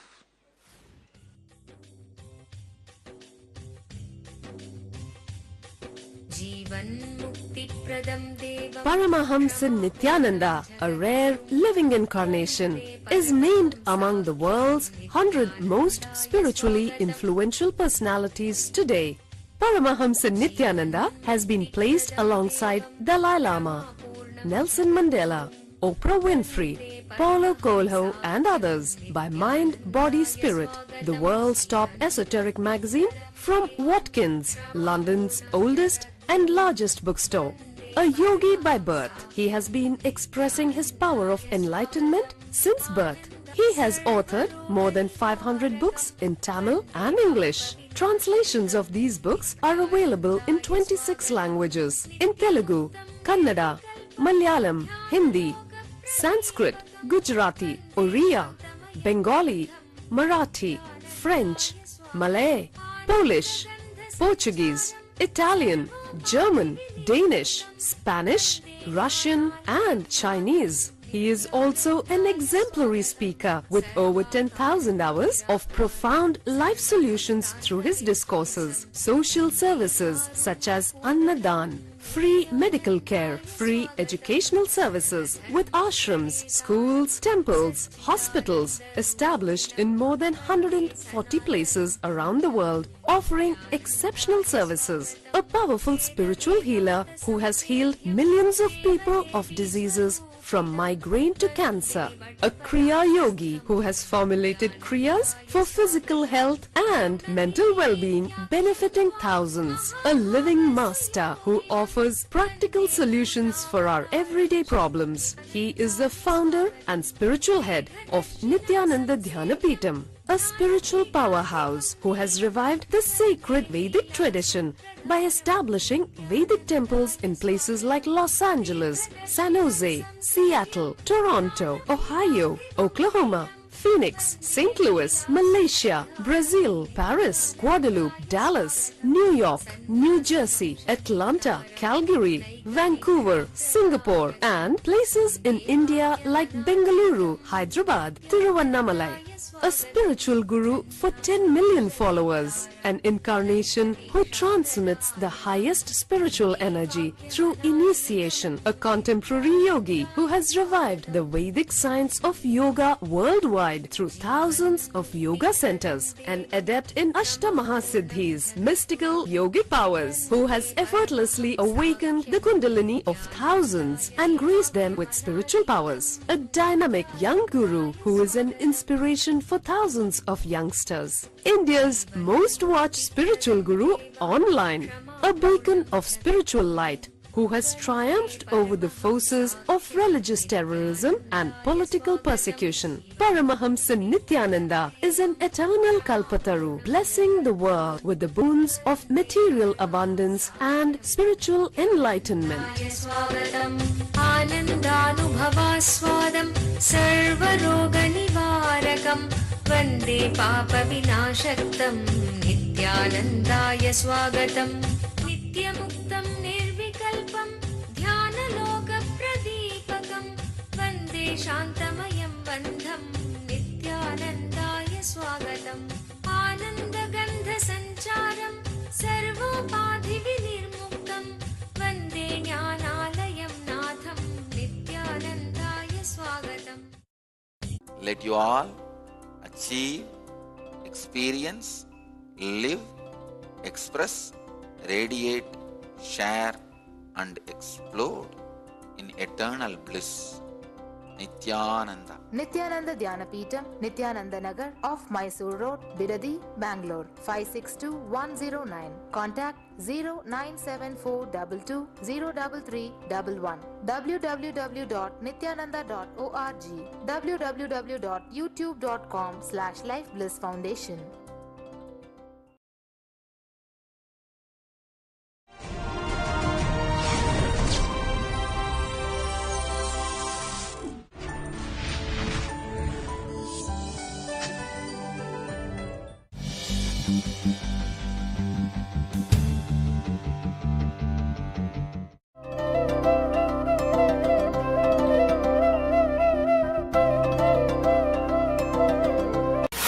How do we build the consideration of social return into every conversation and every decision at every level in the organization? Judy Smith, look inside. What is social return? It is nothing but looking at the life with a larger picture. Understand? See, if you build your house, you call it as a selfishness. If you build a road, you call it a social return. But you don't understand, without a road, house is useless. So what is social return? Nothing but looking at the life beyond 120 degree. See, 120 degree is the normal vision. If you look at the life 240 degree or 360 degree, that is social return. Nothing else. So don't think social return is some great, compassionate, sacrificing, serving, great selfless attitude. No, relax. First thing, understand, thinking with the consideration of social return is intelligent way of thinking. It is intelligence which makes you consider social return. It is not morality, it is not religious quality, it is not ethics, nothing. It is just intelligence. Learn to look every contribution of your life with the whole picture. For example, if you are a manager in a company, try to understand the whole responsibility of the company towards humanity. What this company is supposed to contribute to the humanity. Have the whole picture and fit yourself with it comfortably. Have the same attitude in every decision. Then naturally, whole company will have the same attitude towards the society. That's it. Understand? Consideration of social return is not some sacrifice, service, or ethics. Why don't you understand? It is just intelligence. Many times you think consideration of social return is something like you do a big service, favor. No. Maybe you can use that word to market yourself. I call it corporate compassion.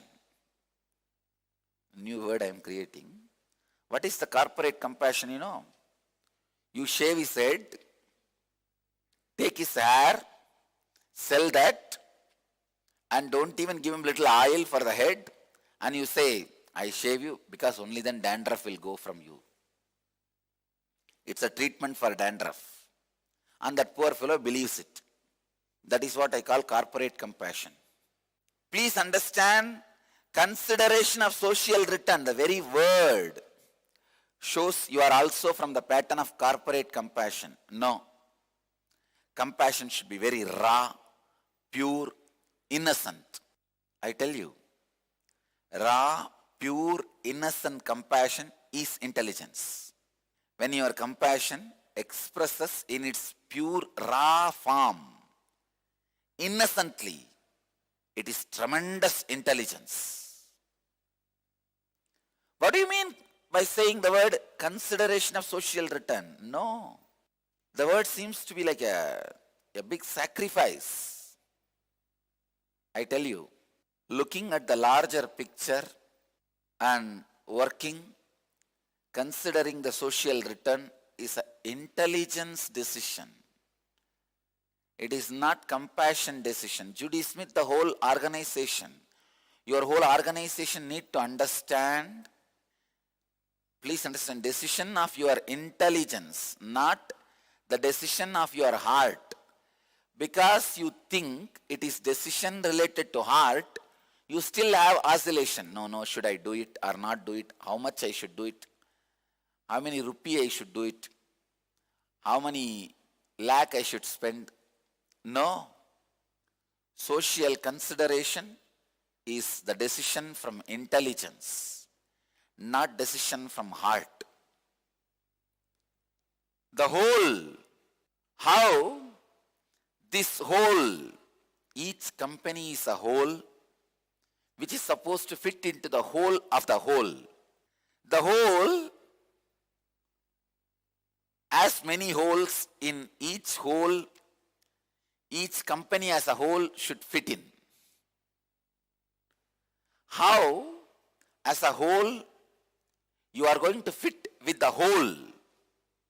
A boss is expected to feel how he should be knowing the whole purpose of the organization and the responsibility of the organization. Same way, if the whole team understands the purpose of the organization and responsibility of the organization, that itself is enough. It is enough. Nothing else is required. Understand? The enthusiasm, energy, and experience of larger vision, larger responsibility itself is enough to make you do the decisions based on consideration of social return. You don't need to infuse compassion, because intelligence itself will make you do every conversation, every decision at every level with the consideration of social return. You don't need to do anything separate. The next question is from Indra from Portland, who's asking Swamiji, I have started a japa of Guru Mantra. Should I continue to do the japa during satsang time also?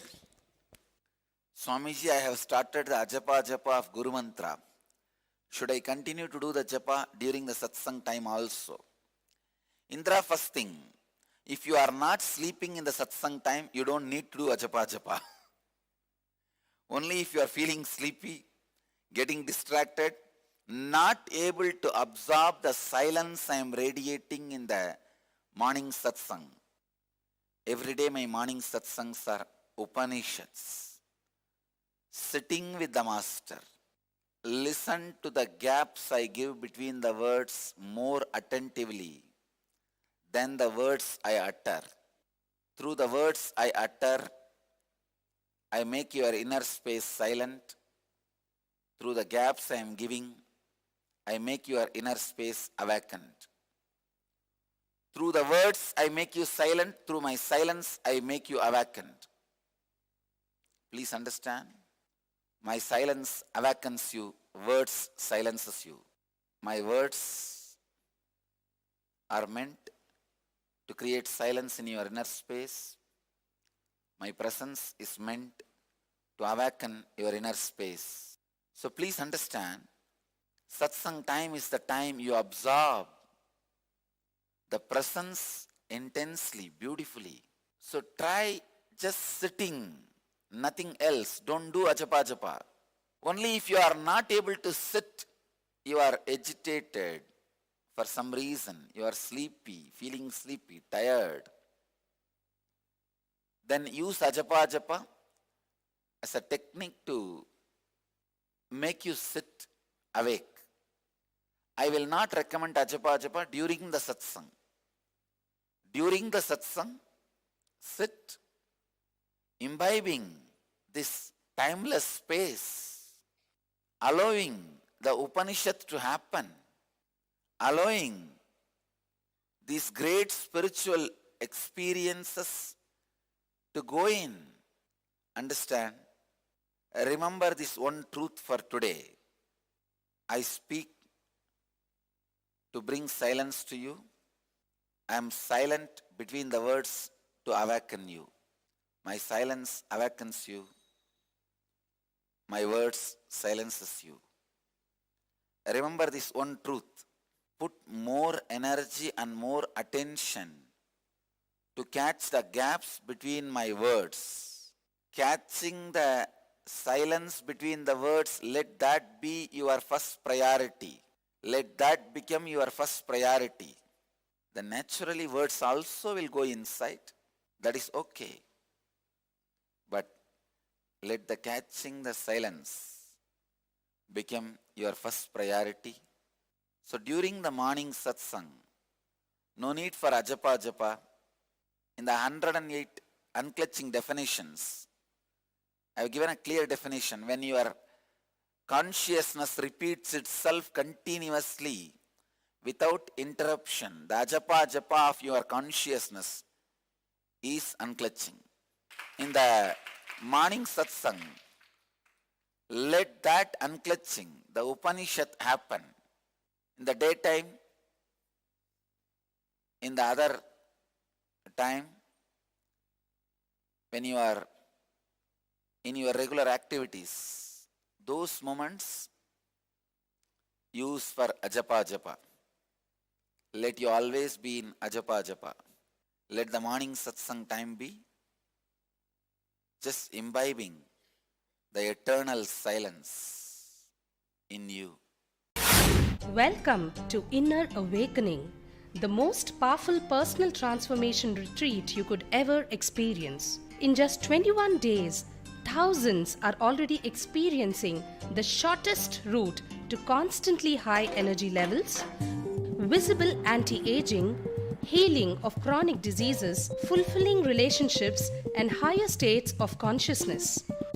What is the secret behind this transformation?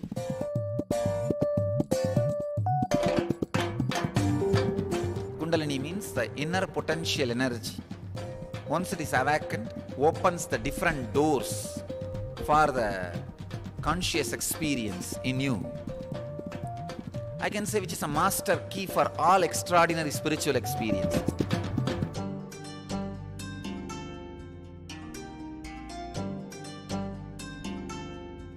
This extraordinary program is conducted personally by Paramahamsa Nithyananda in the vibrant atmosphere of Nithyananda Dhyanapitham Ashram.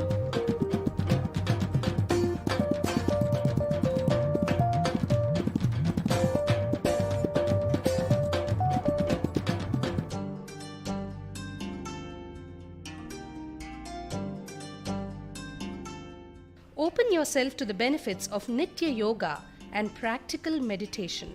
Experience physical and mental healing. Discover simple ways to handle life with success. Above all, enjoy individual darshan and blessings from Paramahamsa Nithyananda every day. Take 21 days for yourself and carry home the transformation of a lifetime.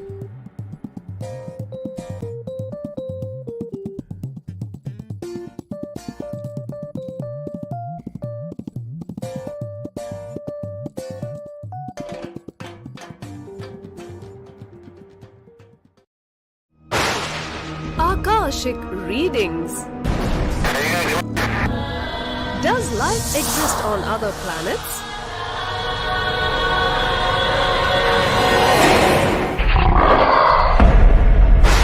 What is the truth of the Bermuda Triangle mystery?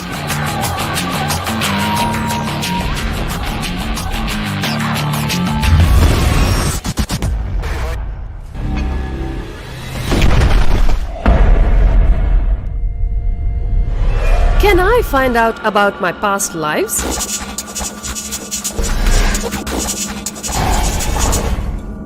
The hallways of Kala Chakra hide many answers. Get answers to all these questions and more directly from the source, the Cosmic Archives. Cosmic Archives are the mystical records of all the events, words, thoughts, and actions that have ever happened in the cosmos. The time shaft can be rewound and fast-forwarded for answers that only a living incarnation can access. Now, for the first time, a living avatar who is the embodiment of the cosmos itself opens himself in a language that we can understand. Akashic readings, downloaded from the Cosmic Archives by Nithyananda. Ask and you shall be answered. Email ensharing@nithyananda.org or call 918027279999 to get your questions answered live every Sunday at 7 p.m. Indian Standard Time on Nithyananda TV starting April 21st, 2012. Visit ntv.nithyananda.org. is from Siddharth from Bangalore. He's asking, my parents disapprove of my career choice. How can I do what I want but also keep a happy relationship with them? Is it even possible? Question. My parents disapprove of my career choice. How can I do what I want but also keep a happy relationship with them? Is it even possible? Siddharth. If you want my honest answer, the parents need to understand kids should take the risks in their life. Parents are expected to be a safety net when the kids take the risk, not the stopping nuts. A real father or mother should not be continuously a stopping nut. Don't do, don't do, don't do, don't do. The song of don't do, don't do. Come on. If you are a parent, if you feel your child is taking a risk, your son or daughter is doing something on their own, in their career choice, or anything related to their life's decisions, many times about job, marriage, love affair, so many things. Don't constantly sing this song of don't do. I tell you, when you are not letting your child to take some risks in their career, you are completely destroying the self-confidence and understanding and responsibility of the child. Your son or daughter, their way of expanding is always taking responsibility. See, when a child grows, it will try to taste everything, anything it sees. I remember very clearly when I was growing up, it's a village house where I was born and brought up. They will paint that village lime. I still remember. I'll apply that lime as a vibhuti in the morning and put little in the mouth and taste. It will be very tasty. Child tries to taste everything. That is the way it starts growing. If you give a toy, it will put it in the mouth. That is the way it knows how to feel it. Same way, when you grow up, you try to experiment with things. When the parents start singing the don't do song, the possibilities of the children is completely destroyed. One thing I neither heard in my life nor ready to listen in my life is don't do. I neither heard from my parents nor ready to listen. This don't do. Parents need to understand. You need to give a space for your kids to experiment, to play with life. If you really have concern, be a safety net. Take care. Even if they fall, they are not damaged. You are there as a support. That is the responsibility of a parent. The problem is, nowadays the parents have started behaving like a business. You do this way, then I am there with you. If not, forget about me and my support. It's more or less blackmailing. For that you don't need a father or mother. For blackmailing, your boss is enough. Your boss will do the job. Why then the father or mother? Parents are expected to play the role of safety net when the kids take the risks, when the kids try to do something extraordinary, something new, which you neither have a guts nor have a brain to try. No, it's true.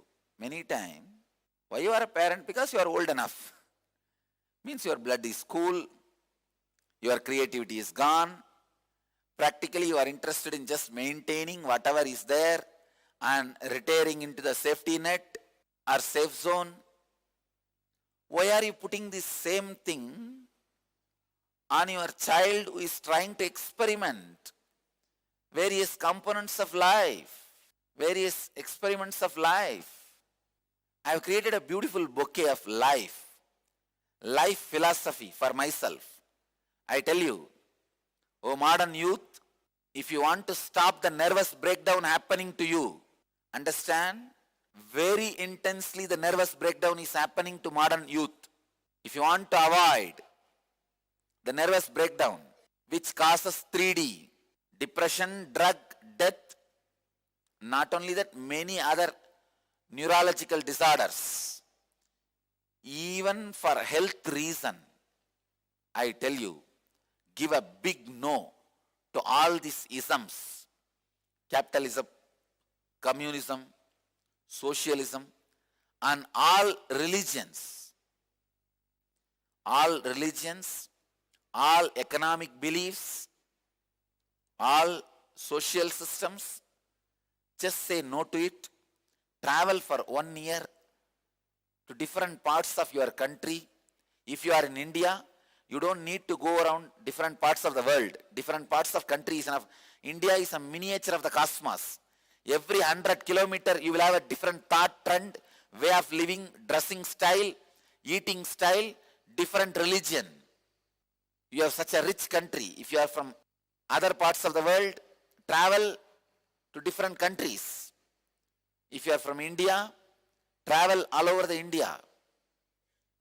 Try to say no to the concept of money taught to you by society. Try to say every concept. Try to drop every concept taught to you by society. Security, insecurity, love, compassion, whatever. Even the ideas about God, Guru, everything. Drop everything taught to you by society. Try to travel. I tell you, you will create a beautiful new life philosophy for yourself. That new life philosophy which you create for yourself will be so strong, so solid. You will discover life. Really, see, if this light is discovered by somebody, you don't need to rework. It's a matter, dead matter. If somebody else discovers, you can use it. But in life, you cannot use somebody else's discovery. You need to discover. Only your discoveries will help in your life. This is such a strong teaching. All these so-called parents get shaken. They say, don't go to Nithyananda. Why? He will make you intelligent, which is too much risk. World cannot handle too many intelligent people. Because the more fools, you have more clerks, more IT engineers, all that foolish things you do. I am not asking you to take those risks. That is like trying to live on your adrenaline. No. Lifestyle risks. Risks in your thought process. Risks in creating the philosophy of your life. Risks in rediscovering your life. So understand, youth should rediscover their life by taking various risks and new responsibilities. And parents are expected to support, be a safe net. If not, at least don't be a hindrance.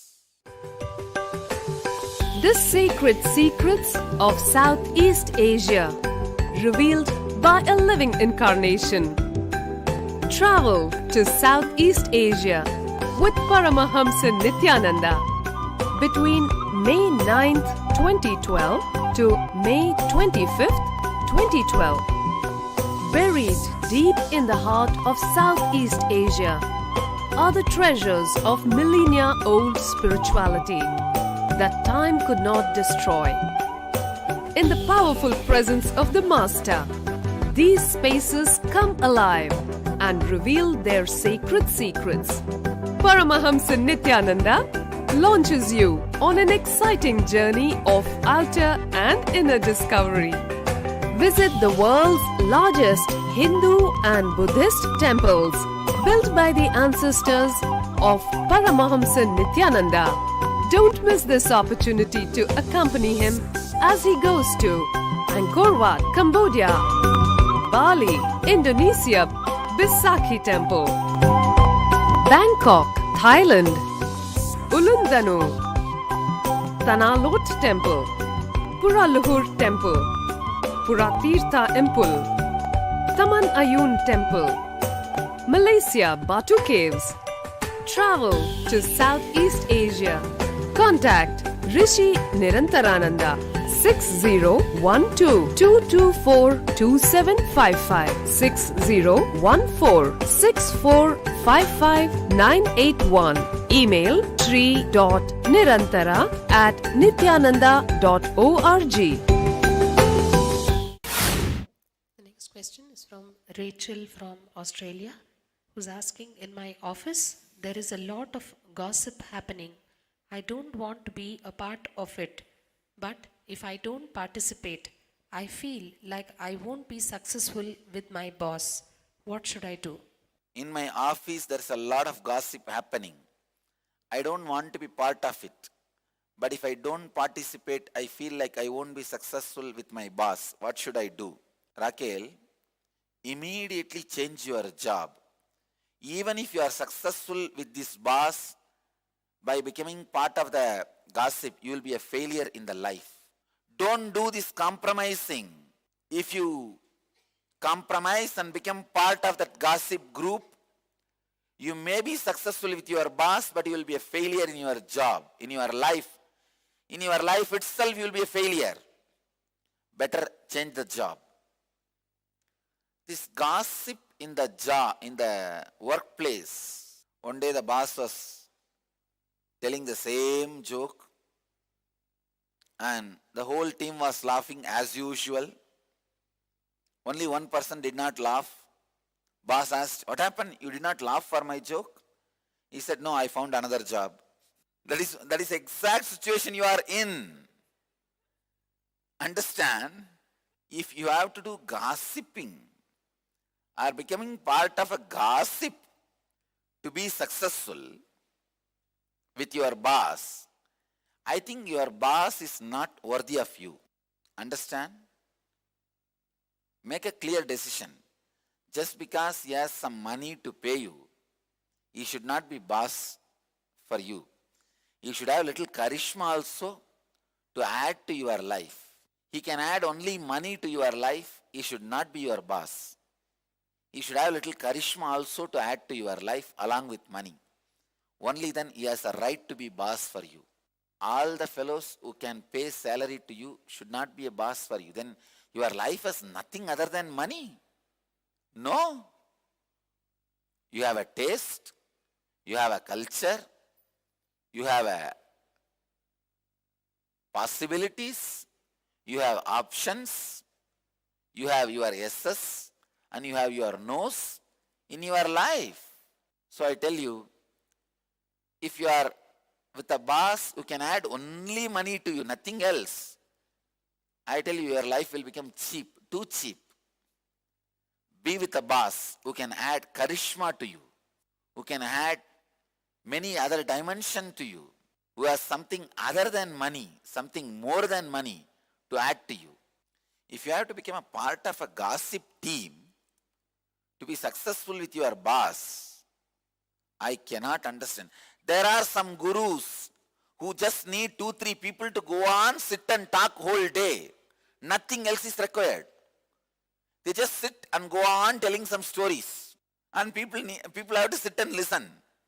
If you have to become part of the gossip group to be successful with your boss, I think you are in wrong place.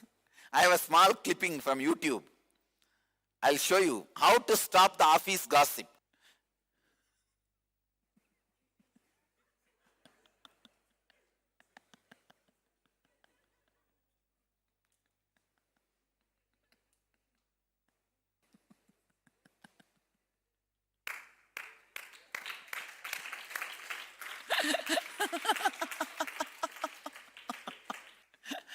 I tell you, it's a very powerful technique to stop the office gossip.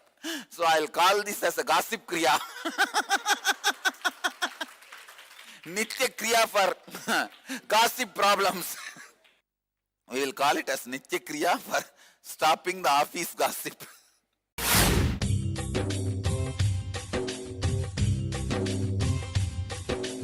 जीवन्मुक्तिप्रदं देवम् Paramahamsa Nithyananda, a rare living incarnation, is named among the world's 100 most spiritually influential personalities today. Paramahamsa Nithyananda has been placed alongside Dalai Lama, Nelson Mandela, Oprah Winfrey, Paulo Coelho and others by Mind, Body, Spirit, the world's top esoteric magazine from Watkins, London's oldest and largest bookstore. A yogi by birth, he has been expressing his power of enlightenment since birth. He has authored more than 500 books in Tamil and English. Translations of these books are available in 26 languages in Telugu, Kannada, Malayalam, Hindi, Sanskrit, Gujarati, Oriya, Bengali, Marathi, French, Malay, Polish, Portuguese, Italian, German, Danish, Spanish, Russian and Chinese. He is also an exemplary speaker with over 10,000 hours of profound life solutions through his discourses. Social services such as Annadan, free medical care, free educational services with ashrams, schools, temples, hospitals established in more than 140 places around the world, offering exceptional services. A powerful spiritual healer who has healed millions of people of diseases from migraine to cancer. A Kriya Yogi who has formulated Kriyas for physical health and mental well-being, benefiting thousands. A living master who offers practical solutions for our everyday problems. He is the founder and spiritual head of Nithyananda Dhanapeetham, a spiritual powerhouse who has revived the sacred Vedic tradition by establishing Vedic temples in places like Los Angeles, San Jose, Seattle, Toronto, Ohio, Oklahoma, Phoenix, St. Louis, Malaysia, Brazil, Paris, Guadeloupe, Dallas, New York, New Jersey, Atlanta, Calgary, Vancouver, Singapore, and places in India like Bengaluru, Hyderabad, Tiruvannamalai.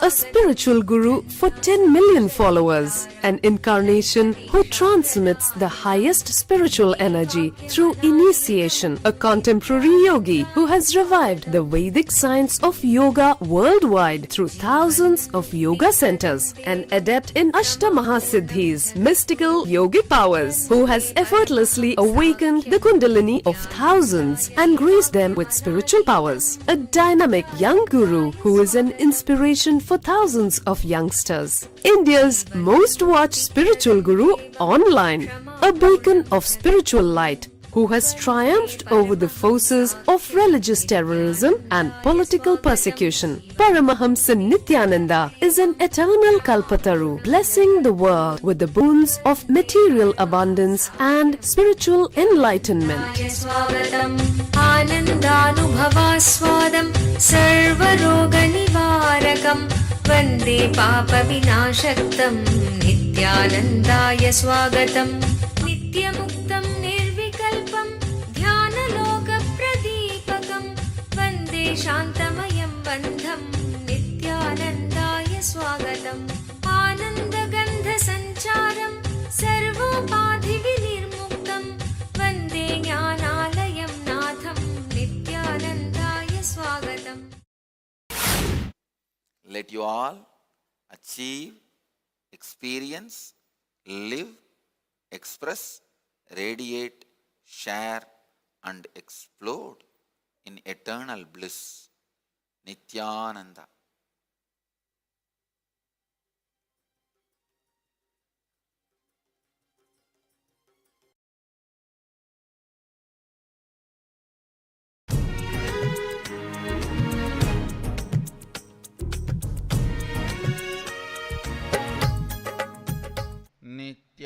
नित्यानन्देश्वर समारम्भाम् नित्यानन्देश्वरि मध्यमाम् अस्मदाचार्यपर्यन्ताम् वन्दे गुरुपरम्पराम्.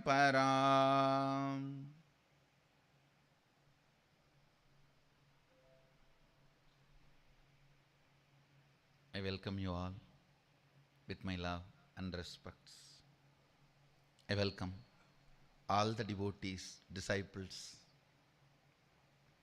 Samajis, Satsangis, Shri Mahans, Mahans, Tanedar, Kotari, visitors, viewers, everyone sitting with us through Nithyananda TV, Facebook Live, YouTube Live, two-way video conferencing, having Nayana all over the world.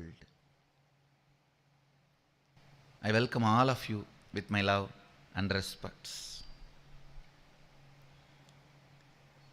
I'll enter into the next sutra of Kenopanishad. Recite along with me. Na tatra chakshur gaschati na vag gaschati no manaha na vidmo na vijanimaha yadaitadadanu shishyat anyadeva tat vididat atho aviditadati idi sushruma purvesham nastatyachakshire na tatra chakshurgacchati na vaggacchati no manaha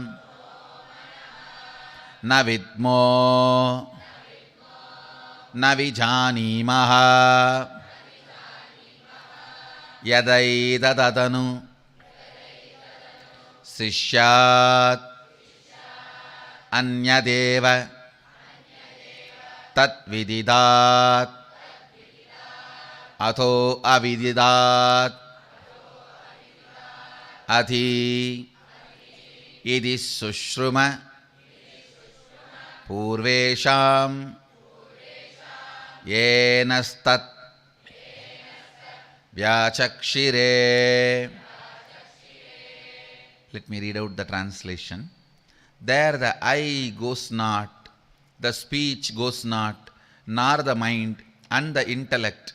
We do not know, we do not understand how that reality, consciousness can be taught. It is distinct from the known, as it is far beyond man's finite objective nature. That is what the mind, eyes, ears, or speech, the senses can perceive, and it is beyond the unknown, as it can be known by man's divine infinite subjective nature. Thus we have heard from the ancient masters who revealed and explained that to us. Listen. The moment I read this verse, I had one experience flashing in me which happened in my life in 1995. I'll narrate the whole thing, listen carefully. After I had the darshan of Shankar Baba in Haridwar, who came and gave me food, medicine, and cured me,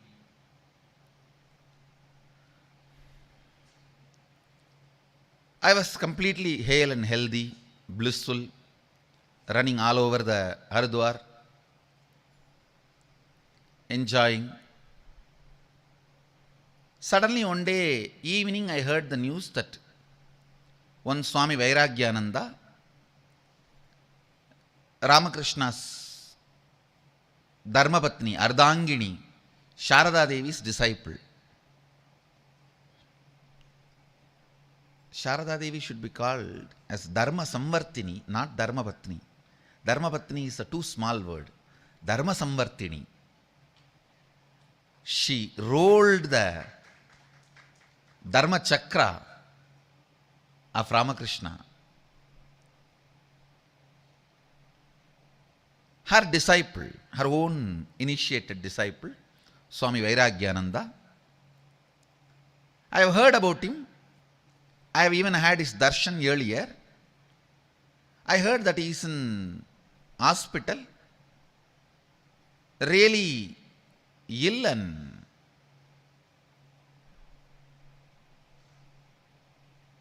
need to be attended. There is a hospital in Kankal.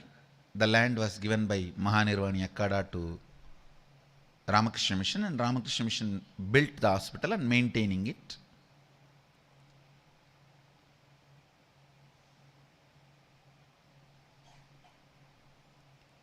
In 17 places, Mahanirvani Akkada has given land to Ramakrishna Mission. Kashi, Haridwar, major places of India, many places, Mahanirvani Akkada has given to Ramakrishna Mission. And so I ran to the hospital.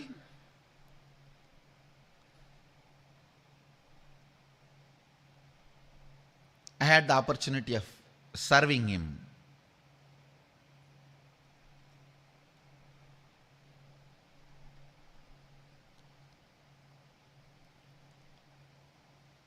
The best punya this body has ever earned is serving the elderly sadhus, especially when they are sick. Cleaning up their one, two, without feeling hesitation or any of the so-called emotions, treating them properly.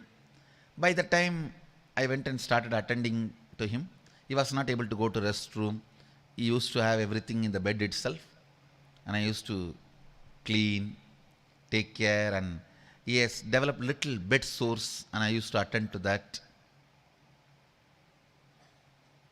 That is my passionate, the best thing I enjoyed in my life is taking care of elderly sadhus. I will always be there when there is elderly sadhus who are not well, who need to be attended. My guru, when she gave me the danda for yatra, Parivrajaka Yatra, she told me only these two words: you will never be in want of anything you need for survival, existence. Your life will never be under threat. You will be protected. And then, when I was taking her blessings and about to leave, she said, always serve elderly sadhus.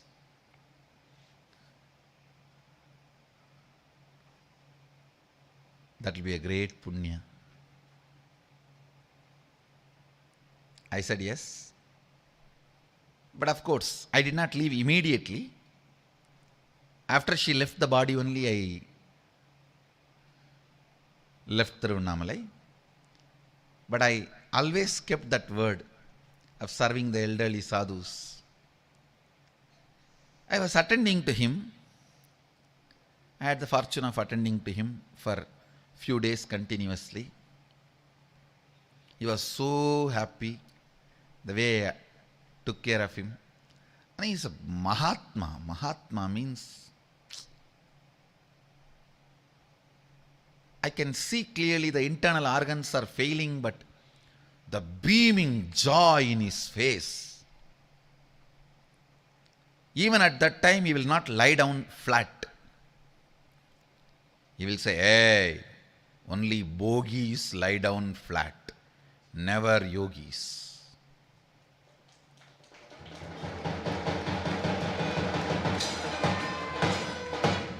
His internal organs are failing. He may be alive maximum next 24 hours or 48 hours, not more than 2-digit hours.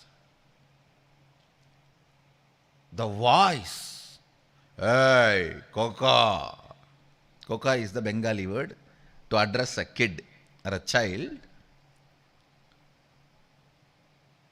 He used to call me as Koka Maharaj. Koka. In Tamil it's a bad word, so don't use. Koka Maharaj, make me sit. I have to drag him a little up so that he's at least in the slanting position. I'll tell Maharaj, why do you want to sit? Just lie down and relax. Nay, only bogies lie down and lie down. Yogi can never lie down.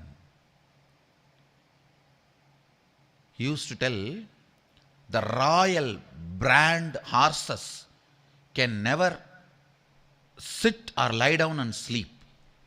The kings had the habit. If a royal horse lies down or sits even once, it's killed. Only the middle class horses can sit or lie down. Royal horses never sits or lies down throughout their life. I was shocked.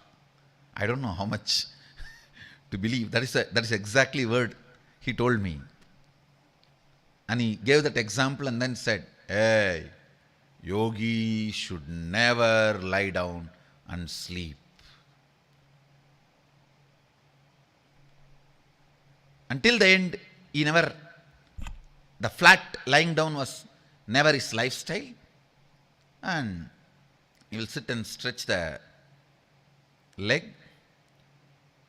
And the moment he closes his eyes, that smile and the joy in his face, the way he radiates, I can touch and feel God in the air he is breathing, in the space he is radiating.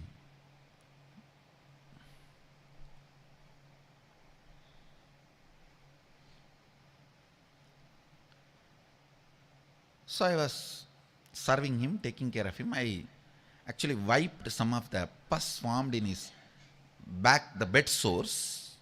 He developed little bed sores in the back and the butt. So I cleaned up all that, and one nice thing with Ramakrishna Mission hospitals, the whole thing is service motive. The care was so much. And they provide best things with so much of care. Money was never a motive. So it is always only the life, ethical practice of medicine and preference only for life. Nothing else. That was the beauty. So they will provide everything required, cotton, whatever, the Dettol or anything required. So I was wiping, cleaning. Nurses also will come. But when there is attendant, naturally nurses will attend to other patients who has no attendants. Because there was no money motive, they will allow the people who are sincerely taking care, they will allow the people to take care of the patients. So I attended to him, everything. And again he was sitting with the stretched legs. I just had one idea happening. He lived his whole life a great sadhu. A Mahapurusha, Adi Shakti, Parashakti herself came down as Sharada Devi.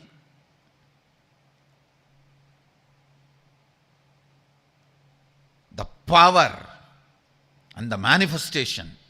If I am asked to personally vote, in my heart I will vote for Sharada Devi first, Ramakrishna next.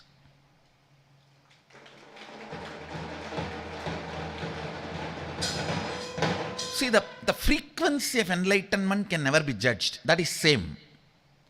But the pressure with which it expressed, Sharada Devi is best. Because she was too young when she was given by Ramakrishna. Ramakrishna did not have a physical guru who gave. He has to just connect with Kali's deity and then relate and do it on his own. But with Sharada Devi, he was there, Ramakrishna was there, physically. And Sharada Devi's disciple, Adi Shakti, Parameshwari, her own disciple.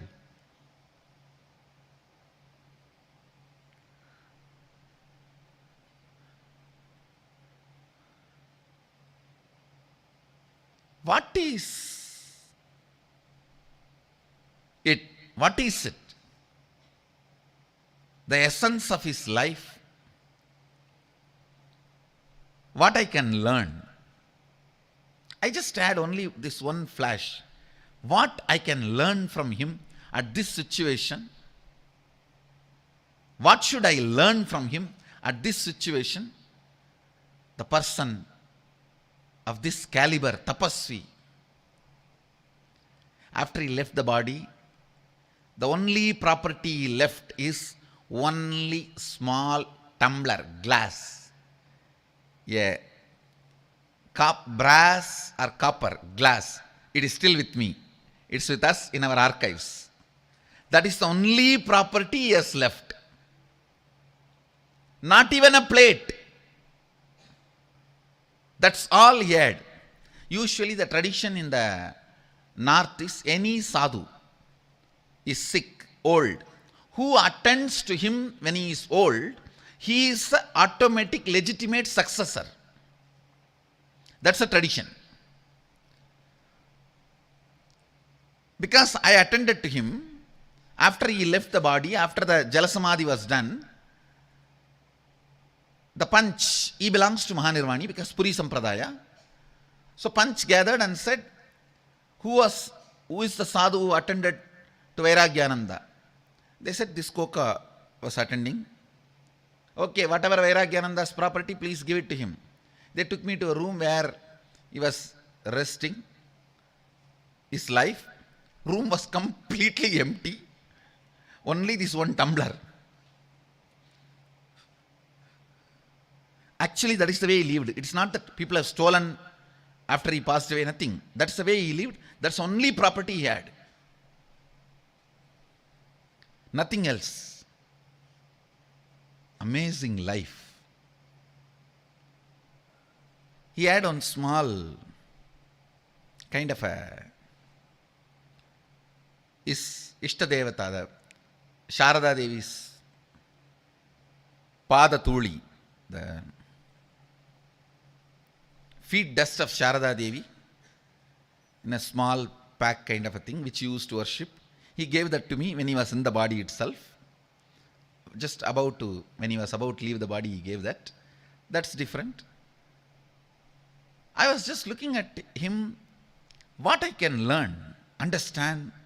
Now this line, please listen to this line carefully. I'll just narrate it. This should be your Facebook status on Vakyartha, the subject for all of you today.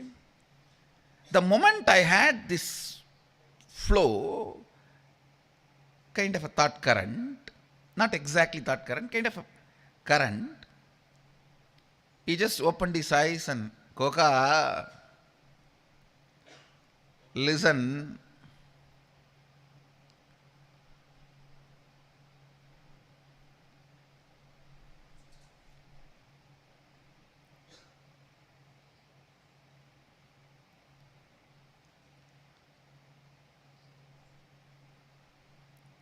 If you enjoyed only 5 senses related pleasures, when that 5 senses cannot function anymore, you will fall in depression. Because life will feel empty. Then, if you enjoyed only kind of a thinking, the intellectual pleasures, like scientists, mathematicians, logicians, when that logic is failing, the powerful logic is giving way, you will fall into depression. He was narrating beautifully. Listen carefully. First listen. He was telling, if you are all the time hooked on to the TV, when your eyes fail, you will fall into depression. If you are all the time hooked on to the music, if your ears fail, you will fall into the depression. If you are all the time hooked on to the tongue, when your tongues fail, you will fall into depression. If you are all the time hooked on to physical pleasures, when your body fails, you will fall into depression. If you are all the time into this intellectual debates and brain candy, when that fails, you will fall into depression.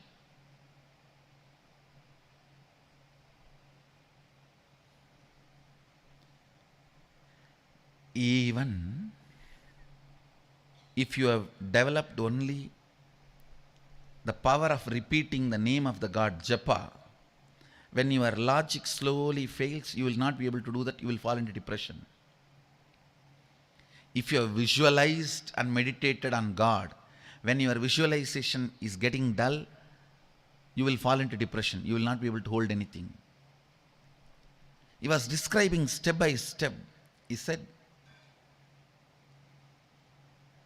throughout my life, I developed to rest in that pure, unclutching space and my integrity to my Guru.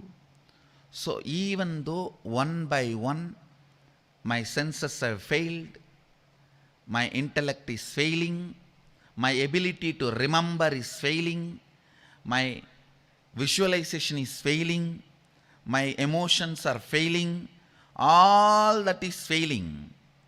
But because my whole life I developed the strength of resting in my pure completion and unclutched space, or pure questioning, whatever I say, that Advaita Nirvikalpa Samadhi, now I am simply resting into it. Beyond that is my integrity to my Guru, which is holding me from the bottom. So I just know I am relaxing in right space. There is no depression. There is only joy. This is what you can learn from my life as lesson.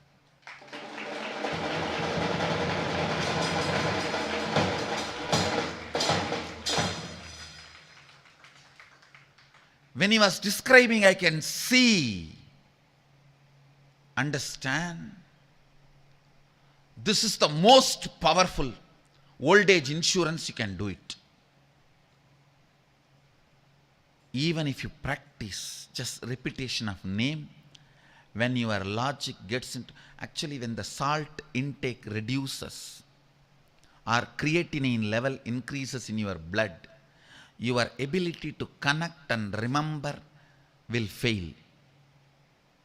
Even the pleasure of repeating the name of the God is the pleasure comes from ability to connect and see. You have to connect that name and the God's form and His quality and all that subtly internally. Even that circuit will fail at one time in you. And even if you visualized all the time Sadashiva's form or even my own form, Guru's form, and meditated, there will be one moment where that visualization ability will collapse in you. The one and only thing you need to develop is your ability to rest in unclutched space. The perpetual completion, Sagaja Samadhi, and even that will collapse. That time, only one thing can hold you, your integrity to your Guru.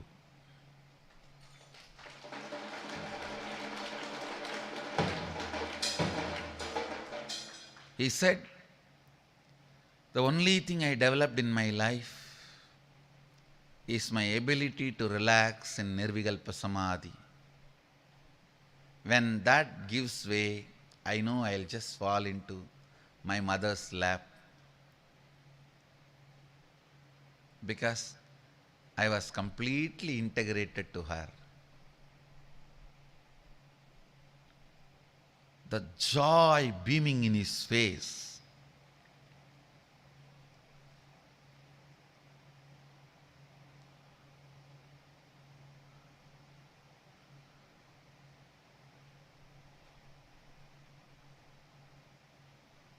only with Arunagiri Yogeshwara, I had tears of gratitude in my eyes. The next person with whom I had tears of gratitude in my eyes, other than Arunagiri Yogeshwara, is Vairagyananda Swami.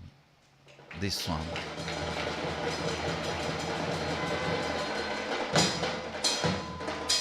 He was so honest about, he was so integrated about what he was talking.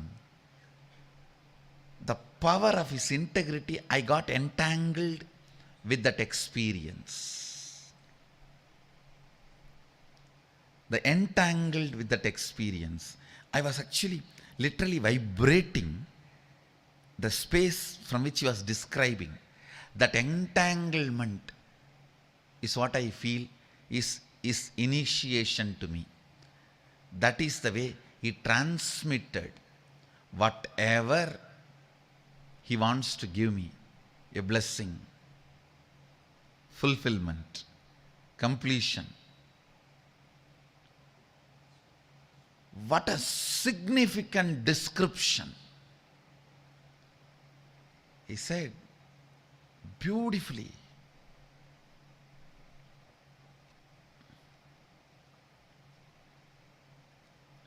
See, in your brain, if the salt level in your food and blood, the salt level goes down or creatinine level goes up. Please understand, if creatinine level goes up or the salt level goes down significantly, both will make you lose, your brain will lose its ability to remember and connect.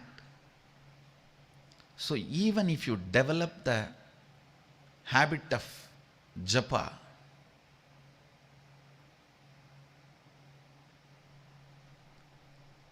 at one time you can fall into depression, because it will not be helpful when your brain collapses, loses its ability to connect and remember.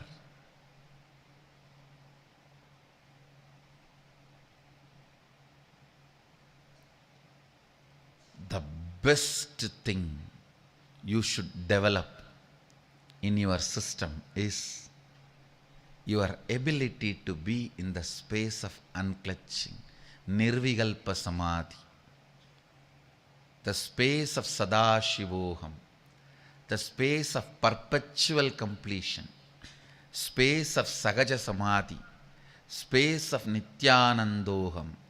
Whatever different words I may use, I mean only that space, which is technically called by Sadashiva as Sayujya Samadhi or Sadashivoham or Nirvikalpa Samadhi by Patanjali,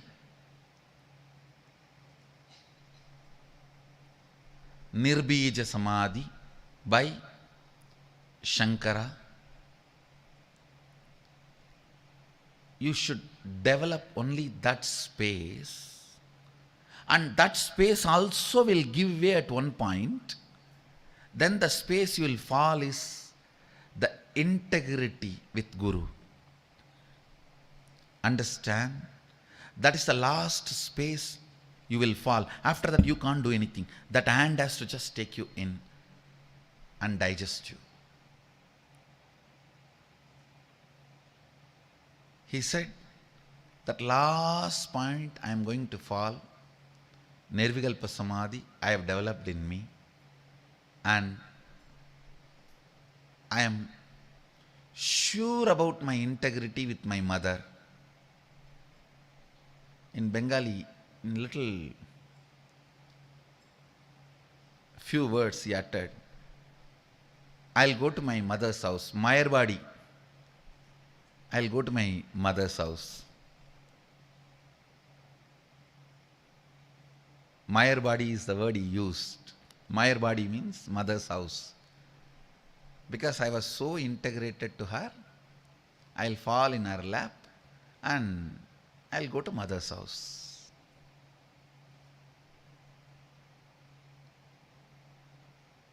Understand?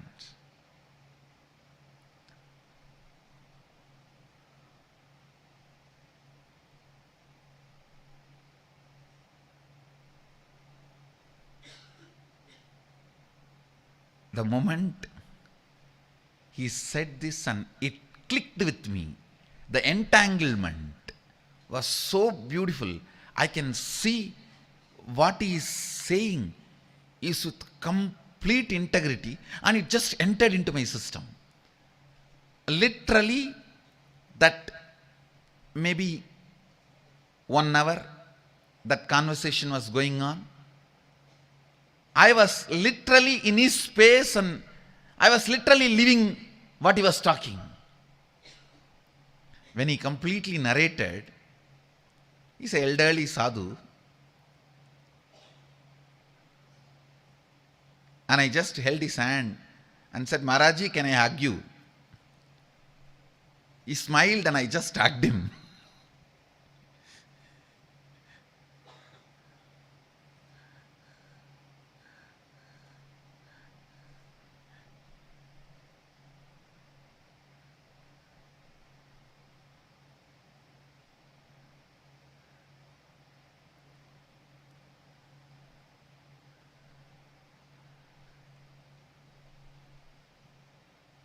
Then, I think after that he was in the body maybe 2 days or less than 2 days. He was in the body, then he gave me the mother's padatuli, still which I am having, the feet dust of Sharada Devi. He gave it to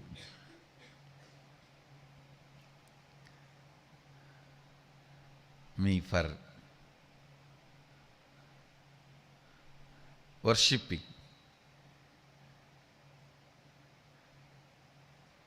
And still which is there in our archives, which he was worshipping for his whole life. He told, one day there was Jagadatri Puja. In Bengal they do many beautiful pujas, Durga Puja, Kali Puja, Saraswati Puja, Jagadatri Puja. They make deities out of Ganga clay beautifully, and they worship and then offer it back to Ganga. So, one day the Jagadatri Puja, the deity was made and ready. The puja was about to start. Suddenly there was heavy rain and the deity melted. Means that in that rain all the clay is gone. So the deity is not there for puja. They are running around because very less time for the particular time of the puja you are supposed to perform. There is no time to go and get another one deity, another one murti. Mother said, Sharada Devi said, it's okay, I am the Jagadatri. I'll sit directly and do puja. She sat directly on the pita, on the asana, live.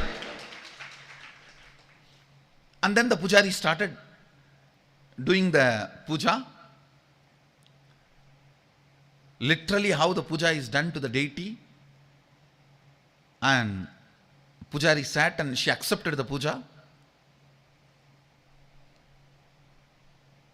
After the puja, this Swami, he received initiation. She gave initiation to him. After the puja, when he touched the feet, he suddenly saw the feet was Devi's feet with all the ornaments and everything. It was not human feet. He was shocked, and slowly when he started raising his eyes, he saw Jagadatri is sitting. Jagannatha was sitting.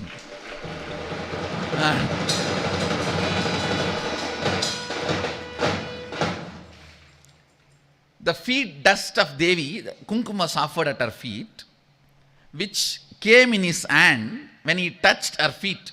That only he collected and put it in a pack and started worshipping as the prasada of that experience. That only he gave it to me. Before leaving the body, and Then he left the body as usual.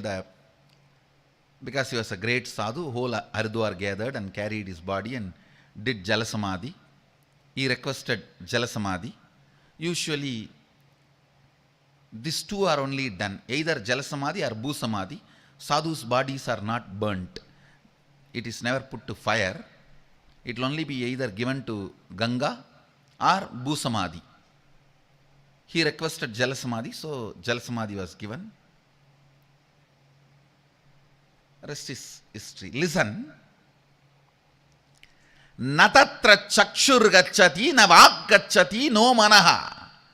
Eyes goes not, speech goes not.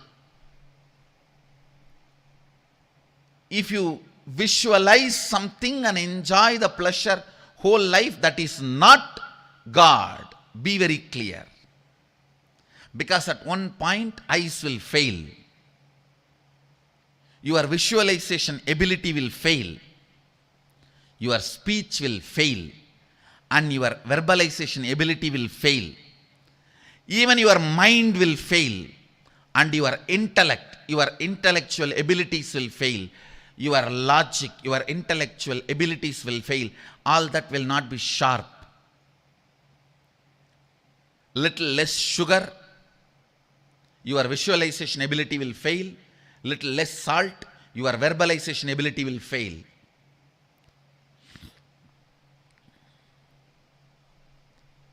All that is not consciousness. Exactly what I learned from Vairagyananda Swami is this verse. The essence of this verse.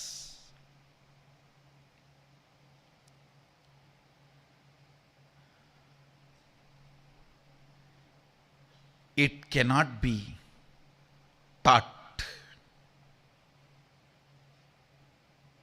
The only teaching I can give you is it cannot be taught.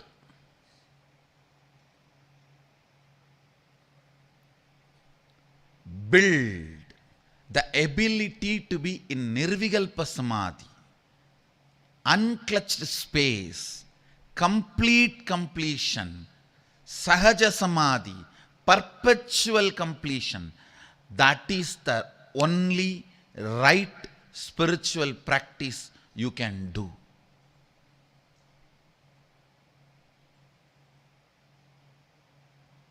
Nothing else. Nothing else. Understand?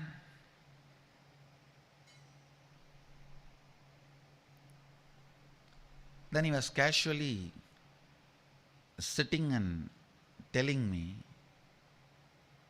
Koga,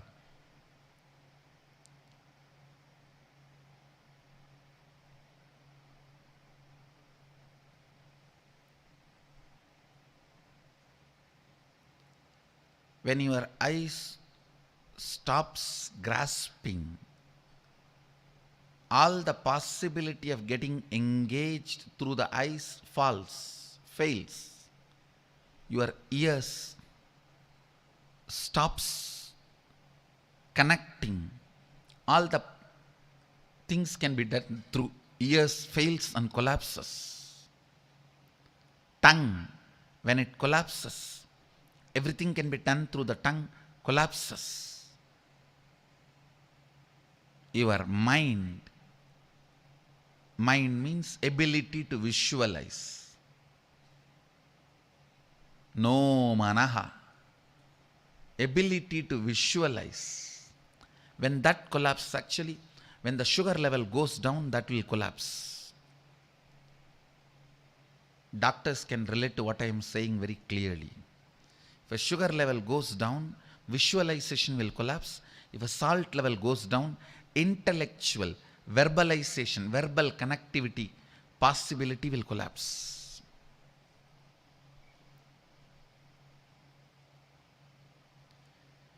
When all these collapses, the only thing can take you to the ultimate is if you have built the ability to be in the unclutched space, when you are in the body. When everything is active, if you have made that opening in you, the Sahaja Samadhi, and you will fall through that opening into your integrity with the Guru. He will simply hold you. You will relax into enlightenment.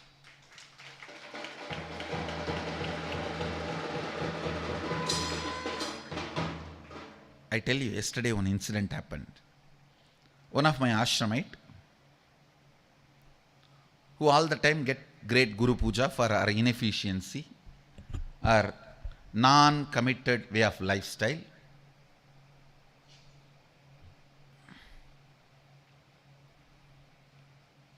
she had a problem. Doctors have diagnosed something is wrong with the stomach. When she came to me for blessing, actually behind her I saw Rahu was coming. I just opened my eyes and said,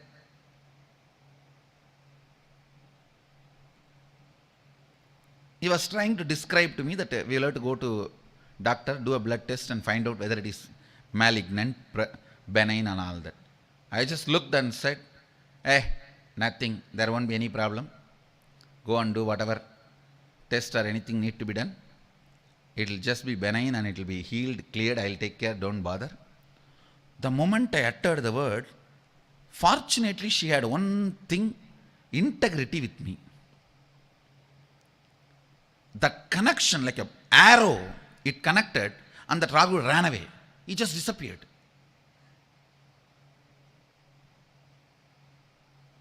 Now I just know the doctors who said there is a tumor. Today or tomorrow they will say, what happened? Tumor is not there, nothing is there. You are okay, you are all right. Who told you there was tumor? But if that integrity with me is not there,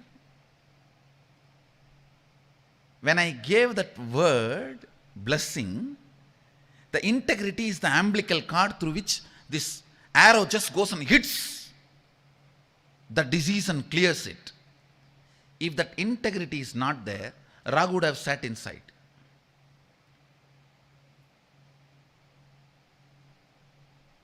But now I know for sure she is healed. The problem is not there now. Doctors will tell, hey, what happened? Then they will tell, hey, you guys are Nithyananda's disciples. We don't know what happens to you guys. One day you come with some disease, tomorrow it is not there. Whether we can believe our diagnosis machine,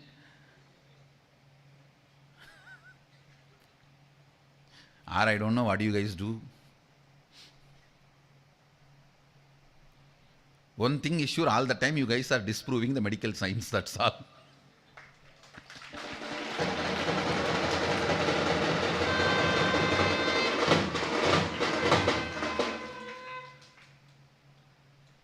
Understand? Compromise on anything, not on integrity with Guru. That will take care of you and save you anywhere. He said, I know one thing. I have developed the joy and bliss of unclutching space in me. That chemistry I have developed in me. And my integrity to my Guru. As long as I exist, I'll fall into that unclutched space. And from there, I know I'll fall only into my Guru because my integrity with my Guru. Over. What a way to spend the old age and time in deathbed, and what a way to leave the body.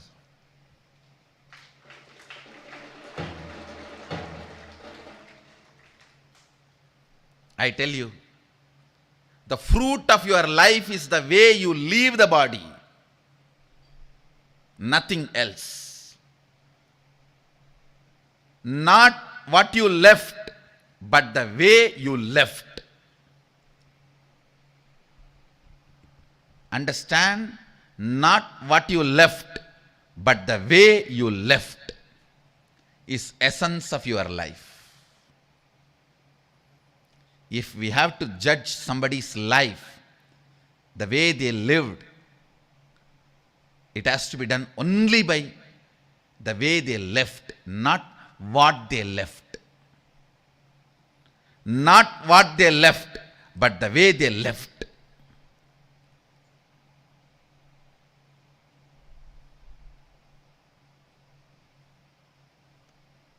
This verse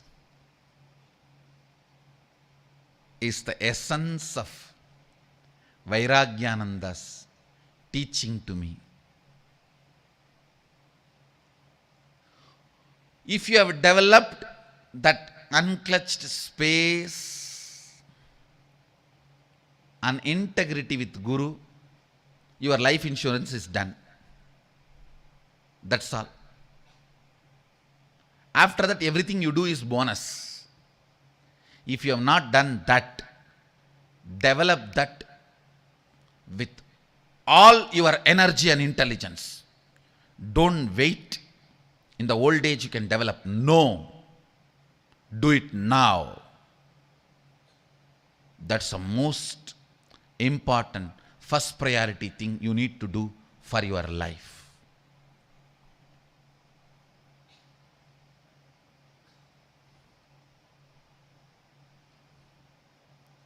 I bless you all.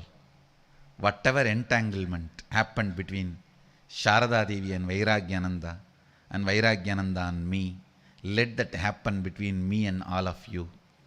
And let you all have that experience and truth of Nirvikalpa Samadhi and the integrity with the Master. Let you all have this most important life insurance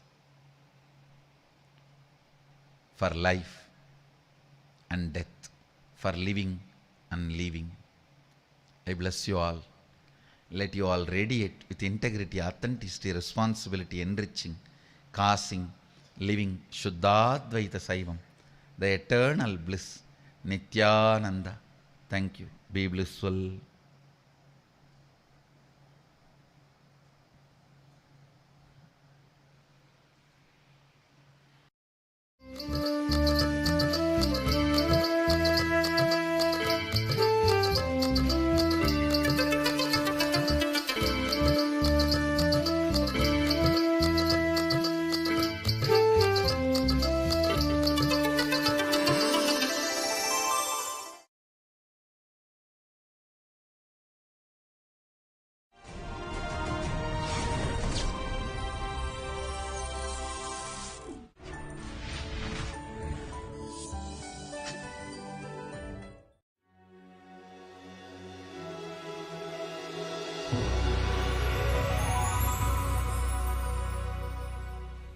Understand? We may think why the great civilizations like Mayans, I Ching from China, there is a book called Book of Change, I Ching. Why all of them predict huge destruction? Understand? Usually prophecies are created not to tell what is going to happen, to prepare how you need to be prepared for the happening. It is not that they are saying exactly there is going to be huge destruction as shown in the 2012 movie. No. Don't think there is going to be a huge tsunami and the ships are going to be on the Washington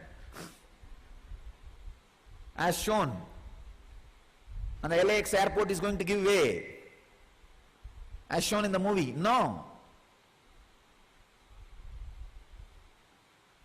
It is not going to be physical destruction, but it is going to be a huge change. It is in our hands whether to use that as a jumping pad and enter into enlightenment, or fall into depression and suffer. There is going to be a huge change in the consciousness. That is why no Eastern tradition has predicted, no Vedic prophecies has predicted end of the world by 2012. No. It is only going to be end of the low consciousness. The possibility for huge, the enlightened civilization is opening up by 2012. And I tell you, people who learn the science of unclutching and prepare themselves will just use this as a jumping pad and become enlightened. We are going to have millions of enlightened beings without much effort. Without much effort. Millions of enlightened people. All you need is just sit 20-30 minutes a day and be comfortable with the space of unclutching. That's all. When the number of thoughts reduces automatically, don't be depressed saying that somebody has stolen your property. You reduced your luggage. Don't have that fear, oh, somebody is taking away your property. Don't have that insecurity. Less thought means less productive, less being alive. No. Be comfortable with that less thought, more action space. That's all you need. This is the greatest preparation, best preparation for 2012. I am not only telling you what is exactly going to happen, I am giving you the choice, all possibilities, so you can choose what you want. All thinking-based civilizations and societies are going to face terrible depression because they do not know what to do when automatically the number of thoughts is reducing on their nervous system. They think they are becoming inefficient and depressed. They are going to use all kinds of medicines and alcohol and addictive drugs and everything, and going to get into the self-destruction, destroying their body and mind. But the civilizations, societies which are comfortable with that non-thinking zone is going to take a quantum leap and get into the space of enlightenment. See, there are 3 zones. 1, less thought, less actions. It's called tamas, depression. More thought, more actions. That's called rajas, activeness, restlessness. There is a 3rd space, less thought, more actions, sattva. All of us know these first 2 space, less thought, less action, lazy, feeling dull, weekend mood. And we know more thought, more actions, Monday mood. Unfortunately, we do not know a space called less thought, more actions, sattva. Now, by nature you are going to fall into the space of less thought. What are you going to do? How are you going to handle it? Are you going to end up with less thought, less action, or less thought, more action? It's a road, 2 different roads. Are you going to pick up tamas, inertia, depression, less thought, less action, or less thought, more action? The choice is in your hands. One more thing, please understand. One of the rarest happening of nature reducing its force and reducing the number of thoughts in your inner space, rarest happening after this 2012, again this visible reduction may happen only after 2000 years. So rare possibility to get enlightened. You are on the planet in right time with the right person.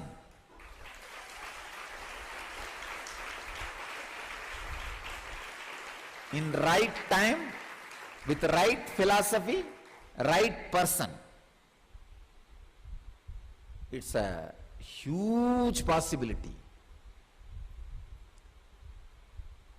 Don't miss it.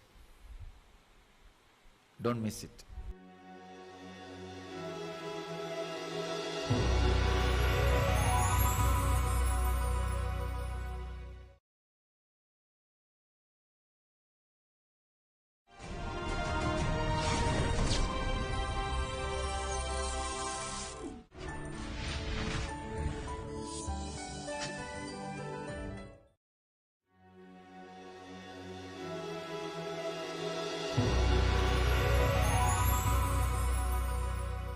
I know some people who missed last time when it happened. When Krishna was in the body, it happened once. And all these grahas, planets, had the same alignment when Krishna was in the body. If you study astronomically, you will find it. Astrology and astronomy, if you study, you will find it. The reason for this energy to happen on the planet Earth, the aligning of certain planets, happened when Krishna was in the body once. But people who missed, waited for 5,000 years and landed again on the planet Earth. Many have landed again. Don't miss this time. Because it is such a natural lift. It's almost like all you need to do is just open the flag in your boat and go with the air. Go with the trend. Automatically your number of thoughts will get reduced day by day. Don't associate depression with less number of thoughts. Unfortunately, from the young age you are constantly taught by the thinking based civilizations that less number of thought means depression. You feel, I am missing something. I need to put something into my system to excite me. Whether it is a drug or food or caffeine or coffee or thoughts to excite. No, relax. You don't need anything to excite you. Feel comfortable with that less thought space. That will get translated itself into more action space. Less thought, more action. Sattva. The peace. Restful awareness. So much of prediction about this 2012, all over the internet. This is going to happen, that is going to happen, that is going to happen. All thinking based civilizations are predicting doomsday. All being based civilizations are predicting enlightenment. Actually, both are true. If you are a thought based person, unable to catch up with the reality of less thoughts, it is going to be doomsday. Heavy depression. And there is going to be huge mass suicide. And all the countries and societies ruled by the depressed people are going to have war with others, blaming others responsible for their suffering. There is going to be a huge destruction. Understand, you have the responsibility to become conscious, enlightened, and choose enlightened beings as the head of your civilization and society, country. So, we need urgently few million enlightened beings in all major fields of bureaucracy, politics, in all major fields to protect planet Earth. Understand the urgency. Anyhow, the enlightened beings are not going to be affected, disturbed, but I wanted to warn the human civilization. You need immediately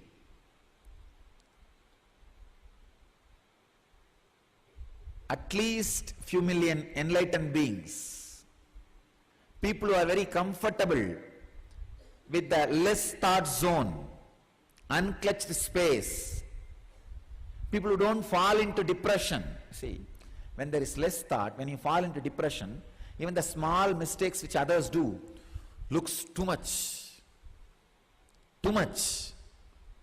and you just go for war. War is nothing but a friction, explosion of friction. You don't need a big reason for it. If the friction goes on getting built, just one reason, he stared at me, is enough. He'll start slapping. And one slap is enough for the other person to repeat, to respond. Nothing else is required. You don't need a big reason to go for a war.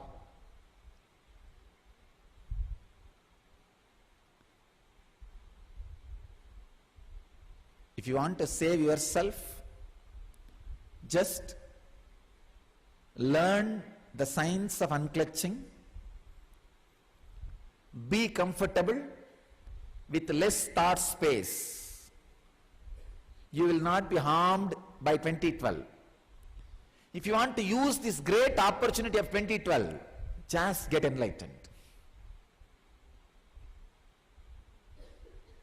And if you want to save the planet Earth, see that all the people who are decision makers for your life, head of your country, head of your civilization, head of your society, your religious leader, your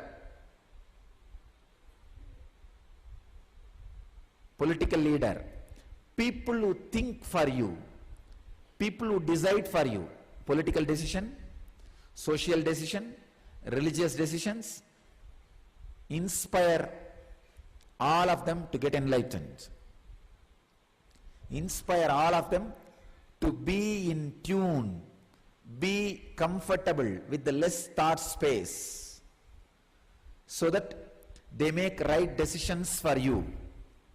Understand? Now you have a huge social responsibility.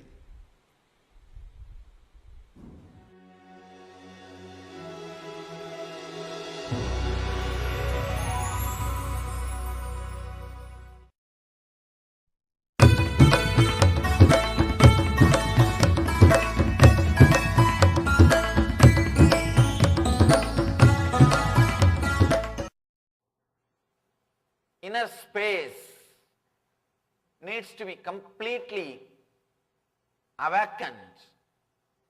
You need to bring your awareness to your inner space. You need to be completely aware of your inner space, whatever is happening in it.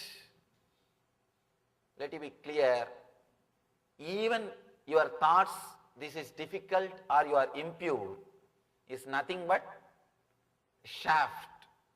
One more thing, even if you practice some purity or some discipline for 10-20 years, you will not feel you achieved it.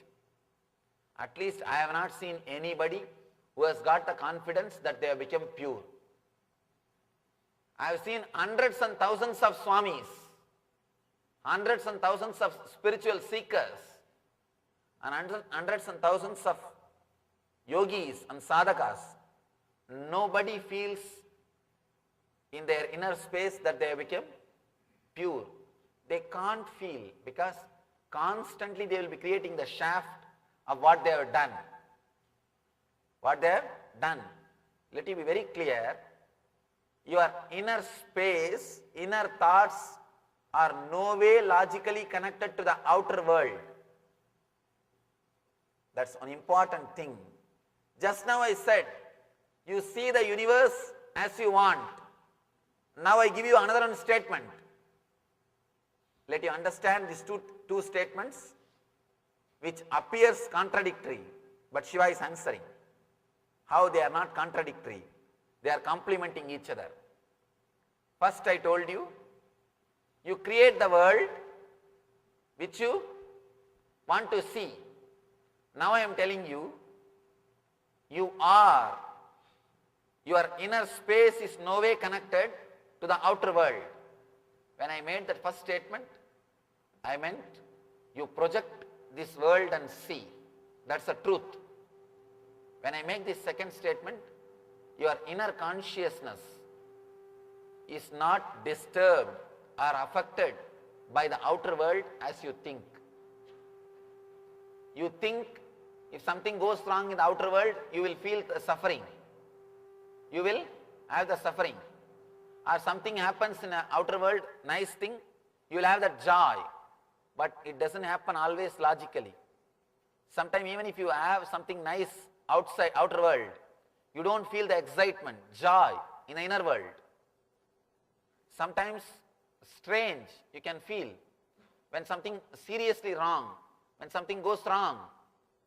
Suddenly you see a confidence, you stand up and you show your strength. Mentally you may be thinking, oh, if that happens, I will be completely collapsed. I cannot do anything. But when it happens, suddenly you will see you are able to handle it. You are able to manage it. You are able to live through it. Be very clear. Two things you need to understand. Your thoughts or your response is no way connected to the happenings of the outer world. Second thing, your thoughts itself, they are not directly, logically connected with each other. Your response to the outer world and your response to the inner world, both are illogical, independent and unclutched. Your thoughts towards the outer world, towards the inner world, your own self, both are not logical or connected as you think. You are made to believe you have a logical identity. It is only a belief. Your logic, as long as you believe your logical identity, let you be very clear, you will be constantly bringing more and more and more suffering. You will not have the spontaneity. I have always seen people who are not logical, who are not educated, they will be more spontaneous.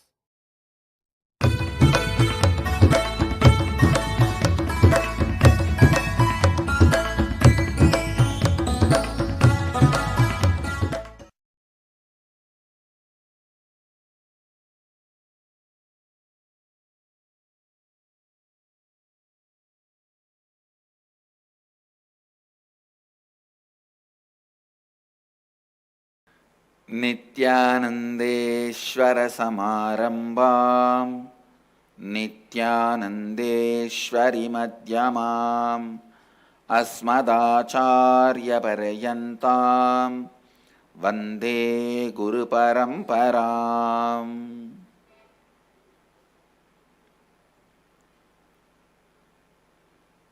I welcome all of you with my love and respects. I welcome all the devotees, disciples, Samajis, Satsangis, Sri Mahants, Mahants, Tanidars, Kotaris, sitting with us through Nithyananda TV, Sadhana TV, Ara TV, two-way video conferencing, having Nayana Diksha, cities sitting with us through two-way video conferencing, having Nayana Diksha, Oklahoma Adinam, Toronto Adinam, Los Angeles Adinam, Kuala Lumpur Adinam, St. Louis Adinam, Melbourne Adinam, Houston Adinam, Singapore Adinam, Hyderabad Adinam, Huzur Adinam, Hong Kong, Hyderabad Guptakashi, Trinidad Tobago, Kastav, Croatia, London, Bangalore North, and some more cities. I welcome all of you with my love and respects. Let me enter into the today's satsang. I'll expand on 9th verse of Isavasya Upanishad. Recite along with me. Antam tama pravishantiye avidyamupasate tatho bhuya yivate tamaha yavu vidyayam rataha antam tama pravishantiye avidyamupasate tatho bhuya ivate tamaha yavu vidyam yamrataha. Listen, I'll read out the translation now. Those who worship avidya, the ignorance that veils the true knowledge of truth, consciousness, enter into blinding darkness characterized by the absence of perception, but into greater darkness of ignorance than that enter they who, considering themselves as scholarly and learned, are engaged in vidya, the incomplete knowledge. It should be engaged in avidya, the incomplete knowledge, acquired for vested interests, characterized by the impure perception of truth and consciousness. Listen, I'll explain step by step. Listen, I'll explain the key point in this verse directly.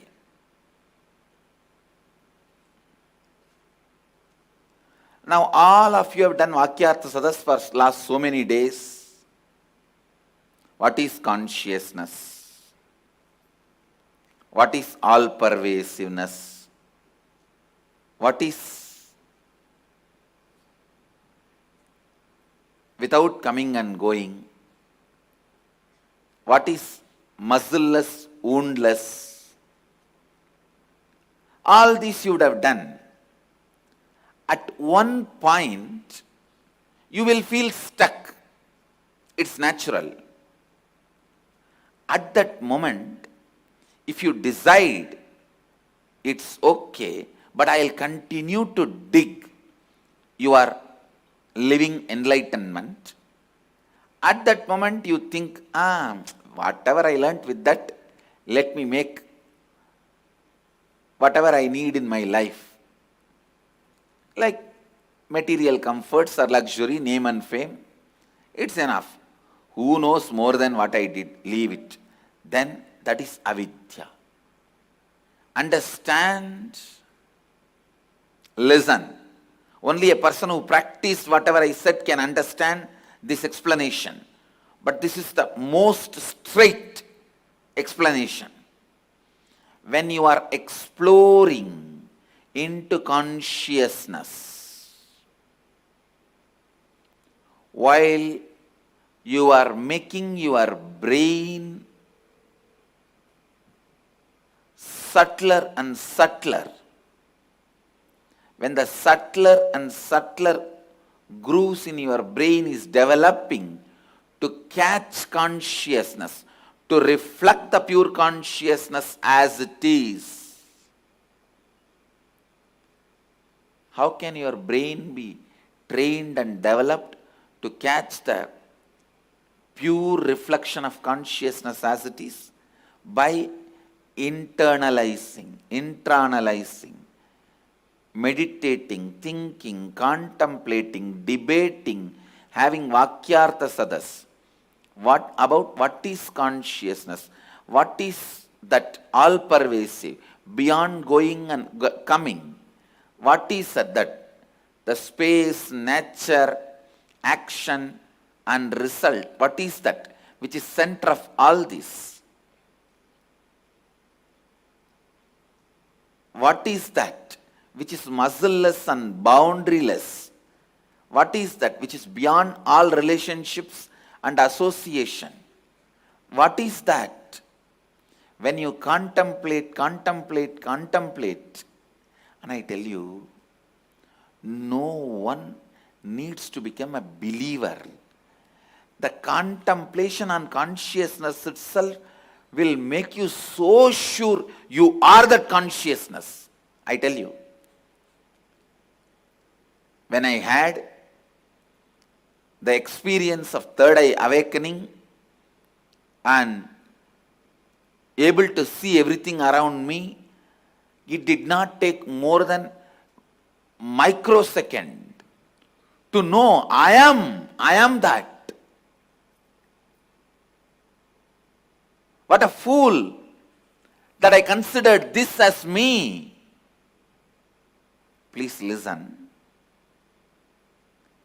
By nature,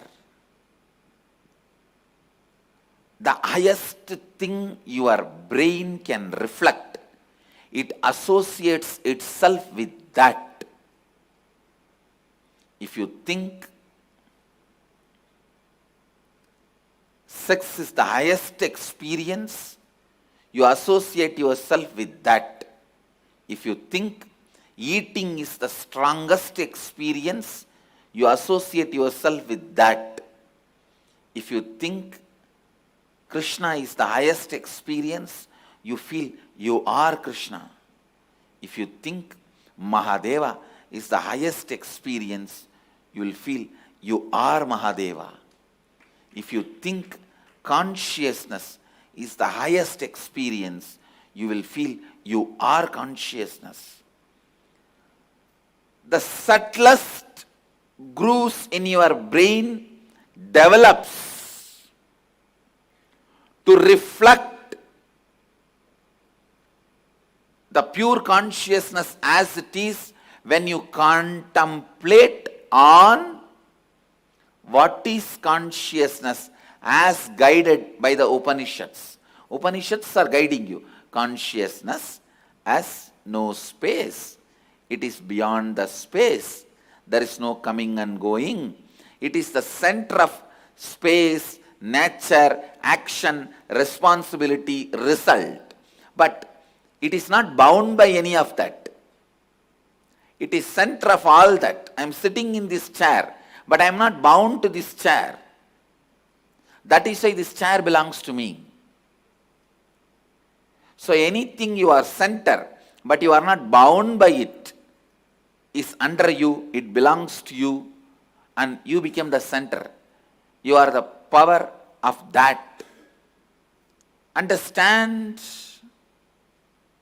consciousness is the center of action, result, knowledge, responsibility, space, nature, everything. But it is not bound by any of that. When you are contemplating all this, you can see many of the qualities of consciousness is already permeating your life in a smaller scale. In a smaller scale. You can never be without consciousness. In a smaller scale, all that will be permeating your life.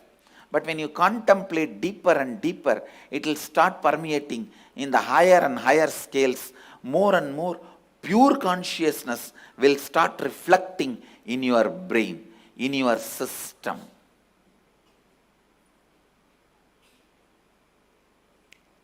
Understand? A person, understand, here no compromise. No compromise. Nothing can come in between you and realizing your consciousness. Nothing can come in between you and your enlightenment. That's the beauty of Hindu tradition. First we teach you to become enlightened, then we ask you to worship. That is what is Advaita Bhakti. Jnanavarishta Bhakti. Because the Advaita gives you the powerfulness and completion. After that, your bhakti, you will be overflowing with the God which you created out of your very being. You will not be standing in front of anybody and begging and praying. Prarthana should not be translated as prayer. No. No.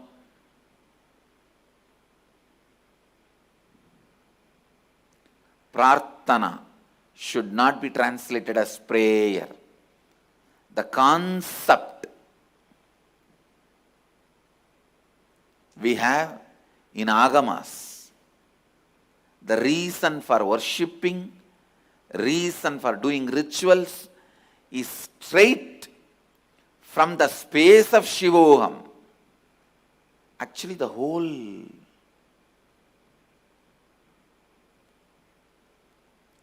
Somasambhu Pattadi, which is the manual for our Sangha, please understand, Kamik Agama is the Agama for our Sangha. Somasambhu Pattadi is the manual wrote based on Kamik Agama, is the manual for our Sangha. Pattadi means manual. The reasons, the yes or no, right or wrong, explanations, everything logically presented to do what to do and why we should do. All this is beautifully presented based on Kamikagama in Somasambhu Pattadi.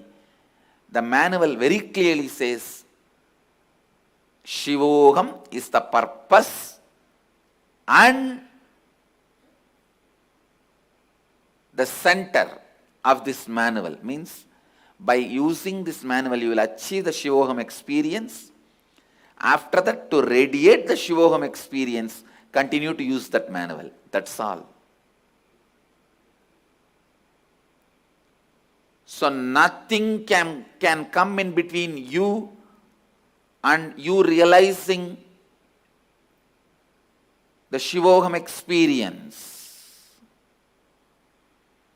Advaita Anubhuti. More and more internalize. When you internalize more and more, dig out more and more, you are living enlightenment. I am telling you, if you just find the taste of internalizing, manana, vakyartha sadas, you will understand that becomes your stronger experience. Consciousness becomes your stronger experience. You start associating yourself with that.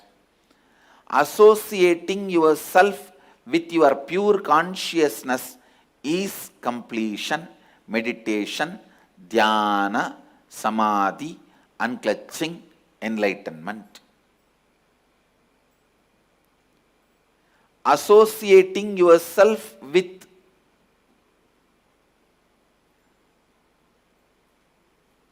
consciousness, the pure consciousness, as Upanishads describe, which is verily possible, which is not somewhere far away. No. Even if you are a liar, you can achieve consciousness. Understand?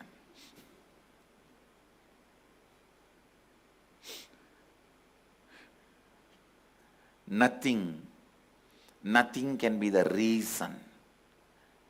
It's abstraction, abstractly. any amount of logic can be awakened, used inside you. Any amount of right or wrong can be awakened, and you can go on brooding over it. Please understand. Go on contemplating. Go on doing Vakyartha Sadas. Go on thinking, what is consciousness? Automatically, your brain will start catching that as you. Associate that as you.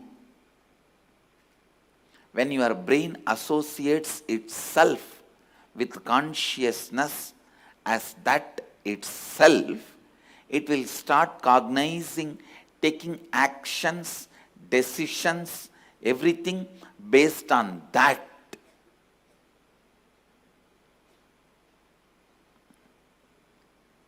Literally, your whole brain will lit up.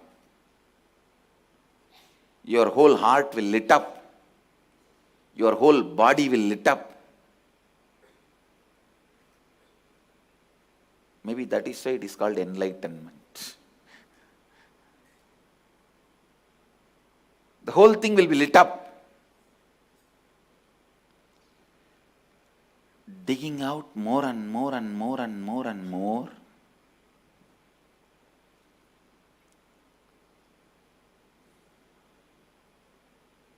Exploring more and more and more makes you live enlightenment.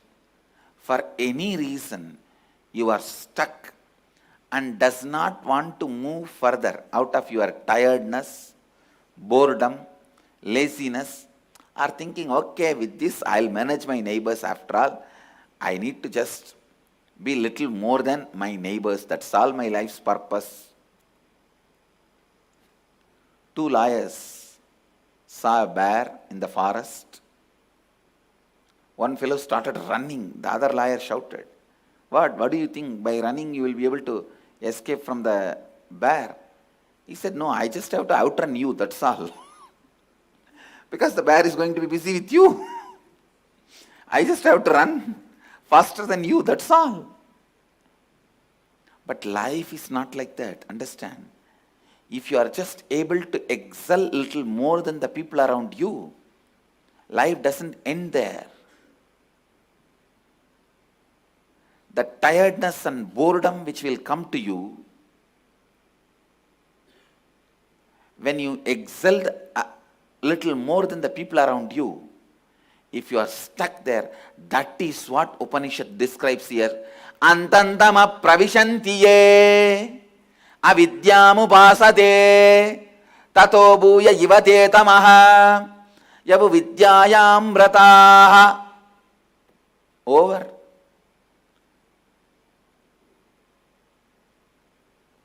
Over.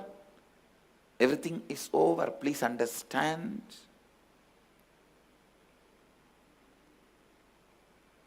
The tiredness and boredom is hellfire. With the boredom and tiredness, you can't even peacefully sleep. Understand that. You may be lying on the bed, but you will be rolling over. If you lie down on the bed, after real, sincerely exhausting whatever you want to do and fall into the bed, you will be so powerful and fall asleep. But just out of boredom and tiredness, if you fall into the bed, you will be so powerless you can't even fall asleep. Falling asleep is an action as per Hindu tradition. Understand? It is not non-action. Only unclutching is non-action. Everything else is action. So for falling asleep, your buddhi need to be powerful. To work, your muscles need to be powerful. To plan, your logic needs to be powerful. For falling asleep, your buddhi need to be powerful. Understand? That is why in the West so many people suffer even to fall asleep. It's only the Vedic tradition which has a solution and answer.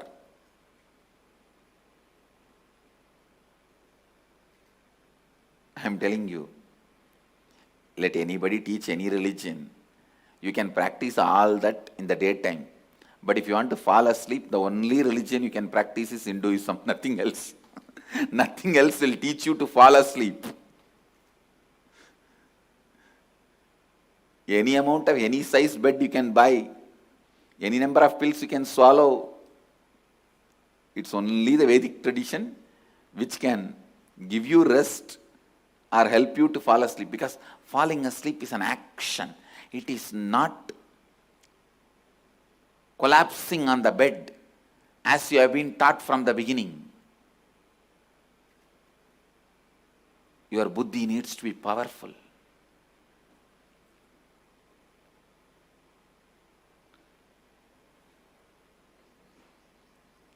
Your buddhi will be powerful whole day if you keep your body and intellect powerful.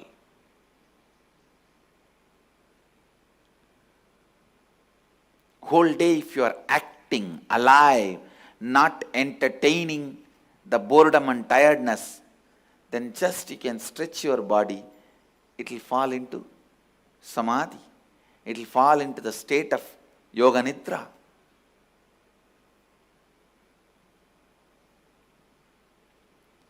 If you fall asleep after the sexual act due to the pain, tiredness in the body, it is bhoga nidra. If you fall asleep after rolling in the bed for quite a long time because of that boredom and tiredness, it is roga nidra. If you fall asleep just out of the pure powerfulness of buddhi, it is yoga nidra. Understand?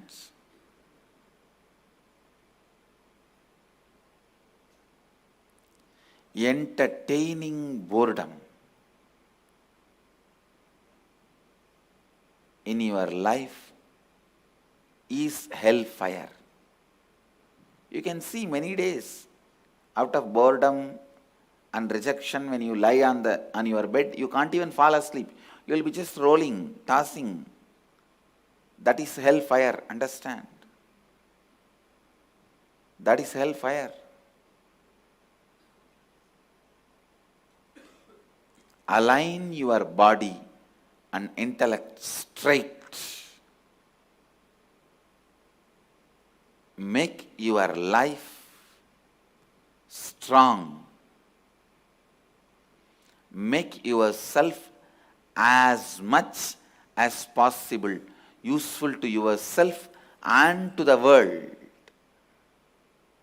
And continue to explore the subtle and subtle truths described by Upanishads as consciousness. Understand?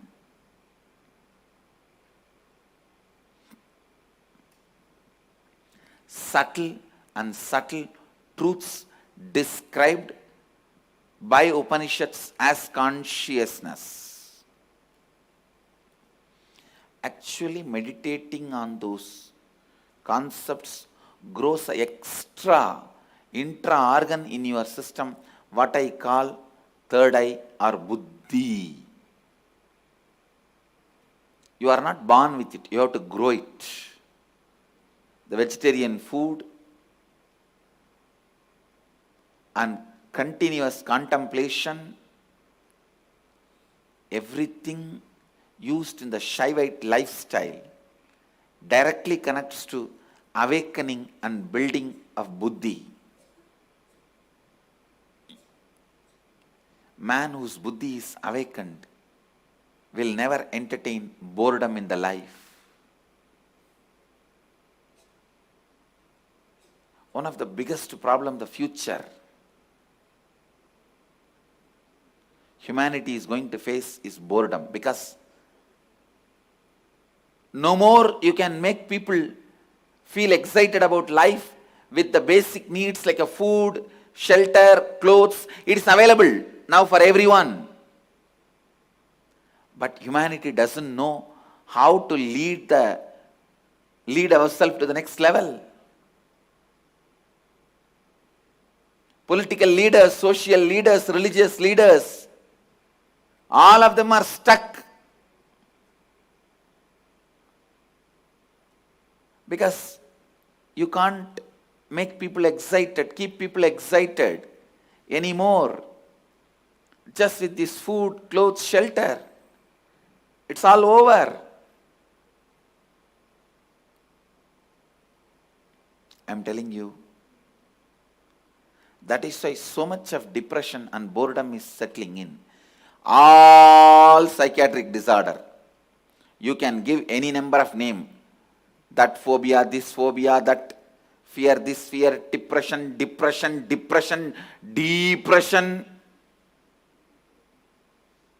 Any number of name you can give. Depression,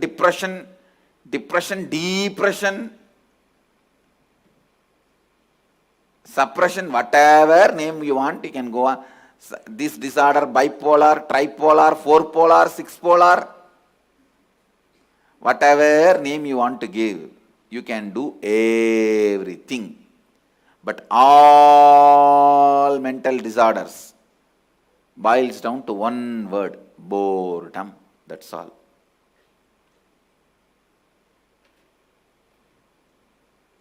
Boredom. That's all.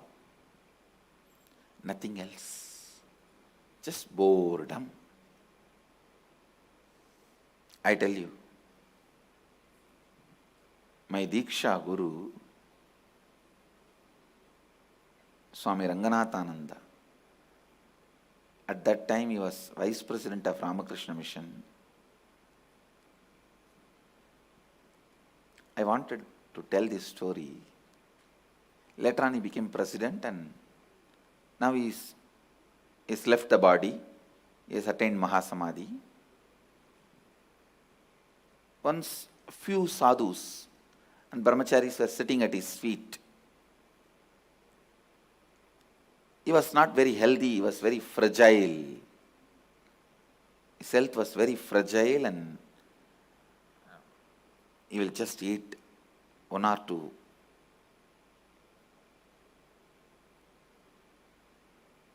teaspoon. That's all, teaspoon. Kind of a kanji made out of rice and few fruits. His diet was very less. We were all sitting around him. But whole day he will be always excited, joyful. Suddenly some sadhu turned the subject towards few elderly sadhus who are depressed in Arogya Bhavan of Belur Mutt. In Ramakrishna Mutt, they have a place where all the elderly sadhus, after they retire from their active life, they rest and do spiritual practices and prepare themselves for enlightenment, Jivan Mukti, Videha Mukti. So there were few sadhus depressed, frustrated, angry, irritated in that Arogya Bhavan. So the talk turned towards them. Beautifully, Swamiji explained, Ranganathanandaji explained, he said, when you are young, if you built your excitement only to the level of reading the spiritual scriptures, after your eyes have gone, you can't do that. If you built your excitement only to the level of doing japa, after a certain level, your body and mind will not have the stamina to be in alignment. Then you won't be able to do that. Only if you are able to sit with yourself, reflecting pure consciousness, you got a permanent space where you will not get into depression, bored, feeling agitated, angry, frustrated in your life. Especially this is a warning for all the sadhus, understand. For grihasthas, it's advice. For sadhus, it's a warning. Because for grihasthas, till the end, at least few people, family, somebody will be there around them. But for sadhus, it is only your ability to rest in pure consciousness which you build when your body and mind is under your control. That is the only security for your life. Only on that you can rest. That is why I insist constantly on being active without falling prey to boredom. Understand? If you build the pattern of falling prey to boredom, be very clear. You are going to have the worst hell once you retire from the active life.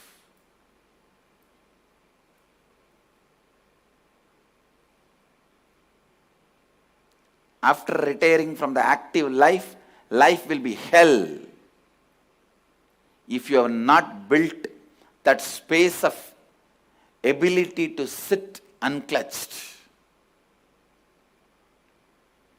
Still I remember that one small but very powerful word. I actually paraphrased from whatever he said, because it was a long conversation with few sadhus. In that, this bit still I remember.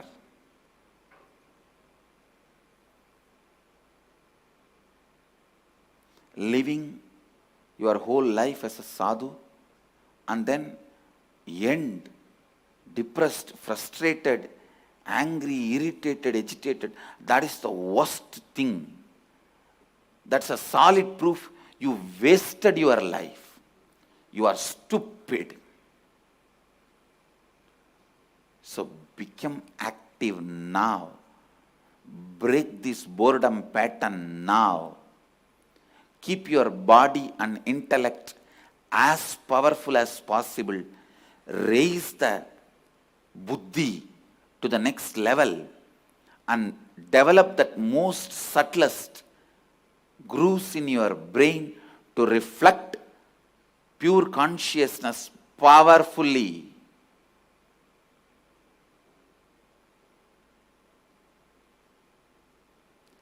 That is the only safe haven for you. I have seen hundreds and hundreds of stupid intellectuals, pandits, stuck in few words here and there they read, few techniques here and there they tried.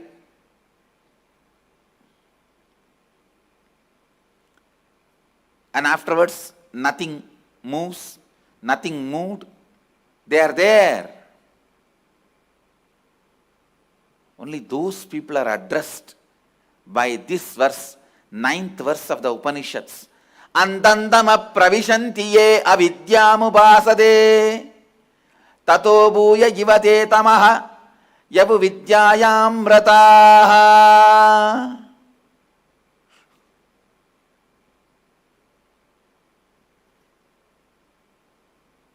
Understand?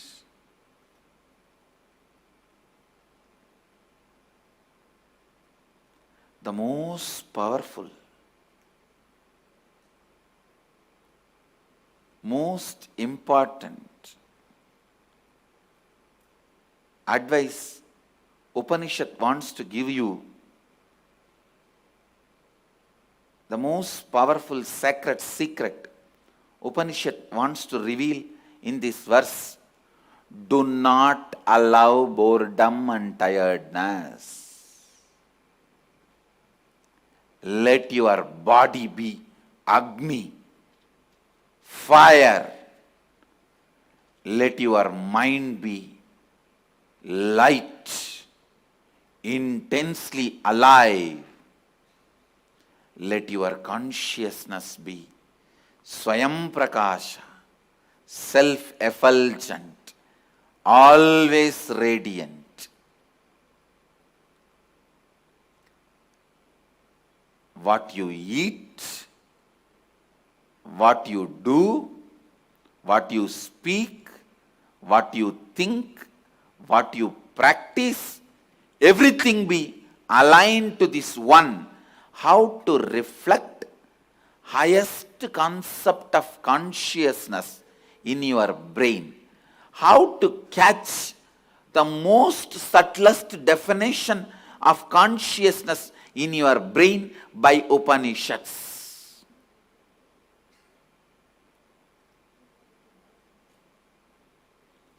Actually, in the Shivoham process, that's all I do. Just connecting with your brain and making it grow subtler and subtler and subtler. The subtle grooves start developing. So you simply start reflecting.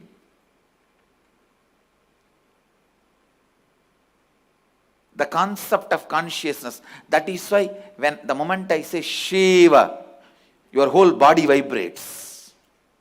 It means your brain is catching.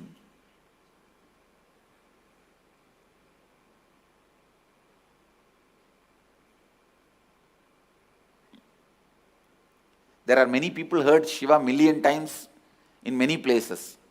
Their brain doesn't catch. But in Shivoham process, the moment I utter the word Shiva, so many brains and body catches it.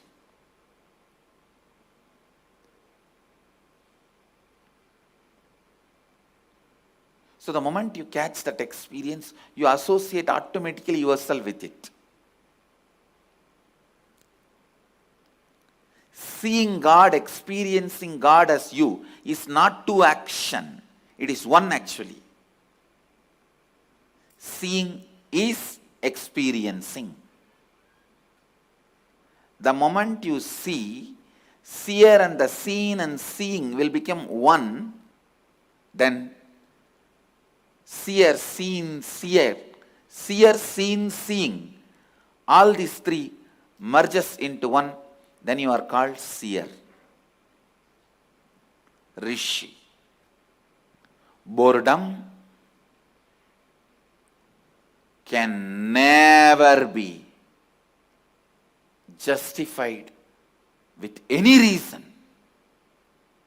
Spend anything in your life, do anything in your life to get into the lifestyle and place where boredom is not entertained or engaged.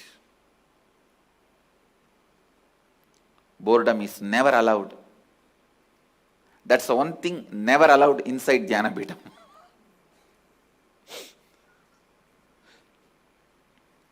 Shivoham process is nothing but awakening those most subtle grooves in your system. Drinking Ganga, taking bath in Ganga, and going through that Shivoham process is the ultimate. In Varanasi, any water available for drinking, taking bath, everything, it's only Ganga water. Even if you do it in the hotel, it's only Ganga water. No other water. So whole 200 kilometers of Varanasi, it's only Ganga water. Even all underground water is only Ganga water. It's an amazing possibility to awaken the most subtlest grooves in your brain, to experience the pure definition of consciousness. Whoever is planning to attend the Varanasi May IA, please start watching the satsang every day. That will prepare you so much to experience Varanasi and Vishwanatha.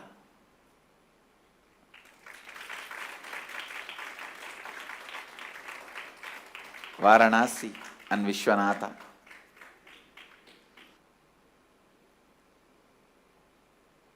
So see you all in Varanasi to experience Vishwanatha with Vishwanatha.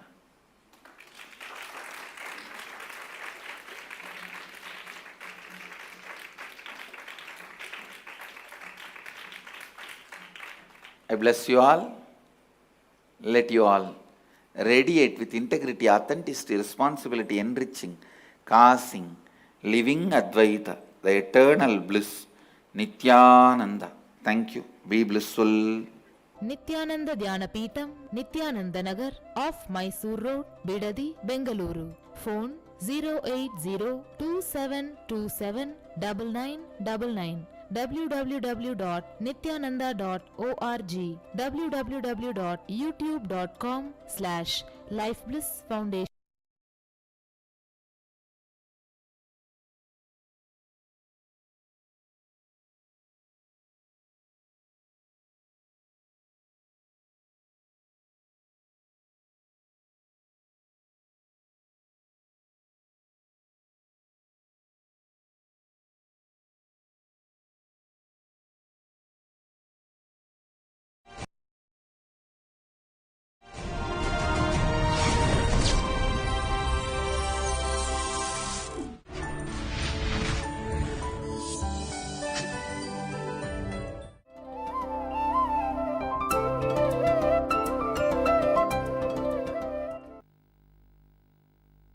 नित्यानन्देश्वर समारम्भाम् नित्यानन्देश्वरि मध्यमाम् नित्यानन्दपर्यन्ताम् वन्दे गुरुपरम्पराम्.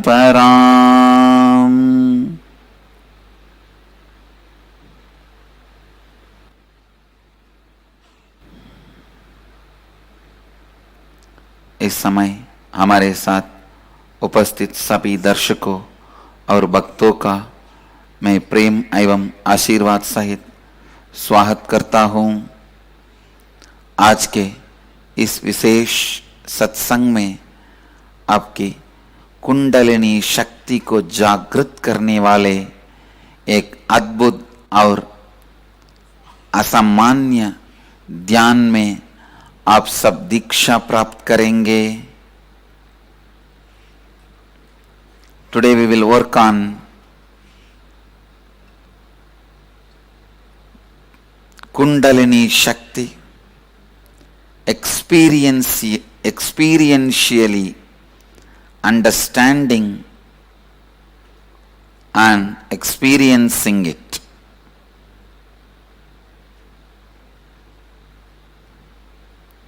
First, I'll define Kundalini Shakti. Please listen. Kundalini energy is your inner potential.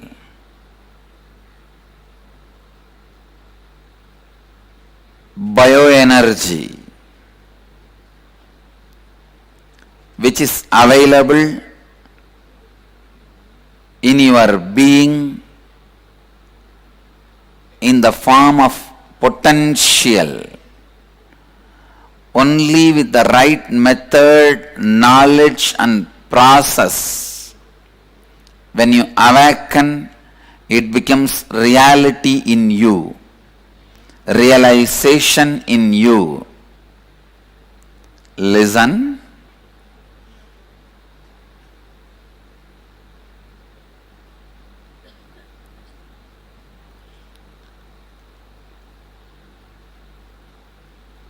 Largest untapped natural resource lying with humanity is Kundalini energy. When you awaken your Kundalini energy with the right knowledge, right context, right understanding and the right technique, right process, it can give you anything you want. Kundalini brings the space of positivity to you space of possibility to you, space of leadership to you, space of enlightenment itself to you.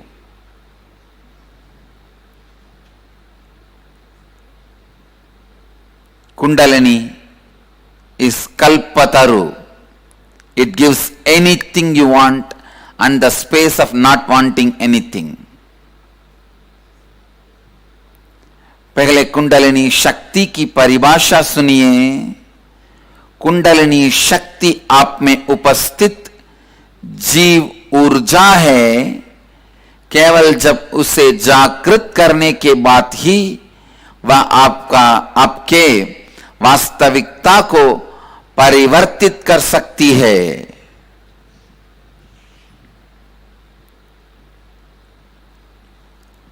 All the techniques, kriyas, yoga, pranayama, meditation, process, rituals,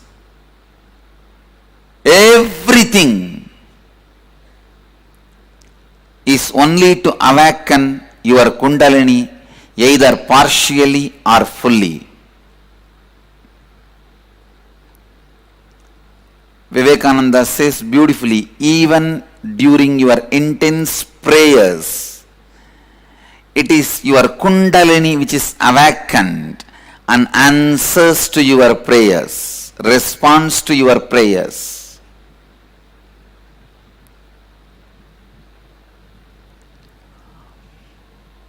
All the religious traditions, spiritual traditions, mystical traditions, work only on awakening the Kundalini energy. If you remove the methods and process of Kundalini awakening from any religion, they will just become socio-political setup. It is the Kundalini awakening process brings religiousness to religion. It is the Kundalini awakening process brings religiousness to religion, spirituality to spiritual traditions. Other than the Kundalini awakening process, everything else is a socio-political setup, socio-political rules and regulations.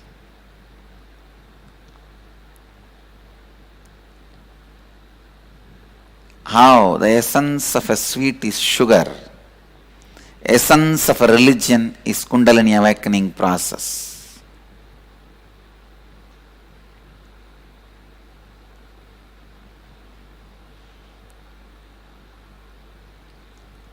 मानवता के साथ सबसे बड़ा संसाधन हर व्यक्ति के भीतर की कुंडलिनी शक्ति है. सभी तंत्र, प्राणायाम, योगा, क्रिया या सभी केवल आपकी कुंडलिनी शक्ति को जागृत करने हेतु ही बनाए गए हैं.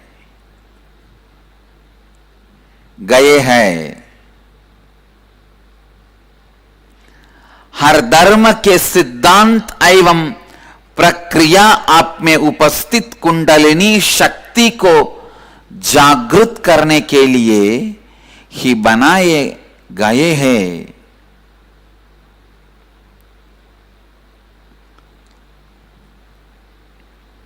Understand, Kundalini energy is your inner potential energy, inner potential bioenergy, physiological psychic energy,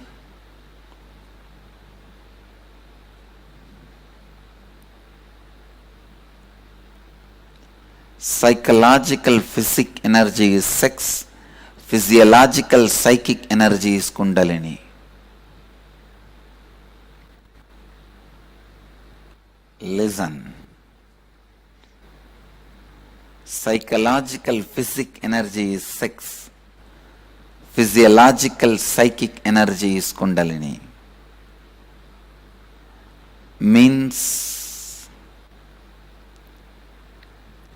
if it is established in psychological space but flows towards physical plane, it is lust. Even though it is established in the physical plane moving towards the psychological plane, it is Kundalini.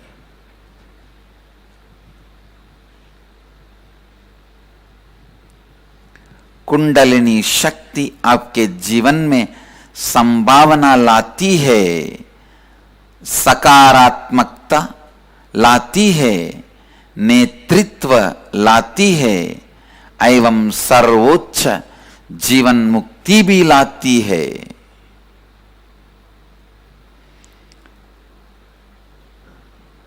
Again and again science is proving even in our brain we are using less than 13%, 13%. Even the top scientists, people who are considered the most intelligent beings happened on the planet Earth, like Einstein, even they all have used only 13% of their brain. 13% of their brain.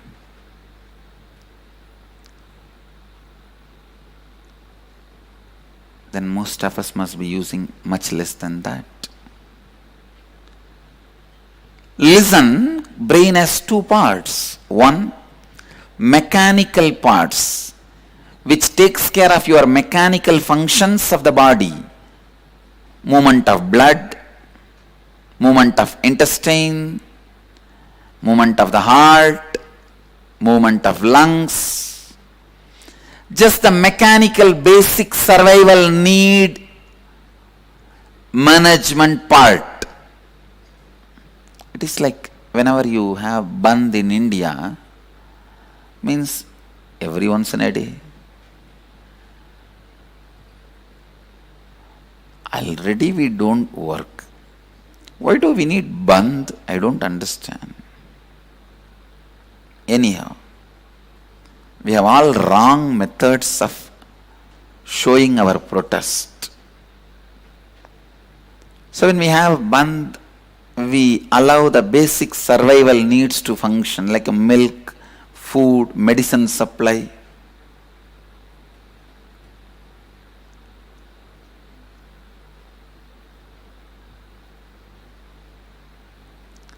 Same way, in your body, practically your whole life you are in Bandh. You allow only the basic survival mechanism to function. Lungs, heart, intestine, the minimum need. That is what I call mechanical parts of the brain. There's other part, non-mechanical parts of the brain, which is endowed with extraordinary powers. Please understand, powers like a telepathy, teleporting, materialization. They are no more just mystical or mythological. No.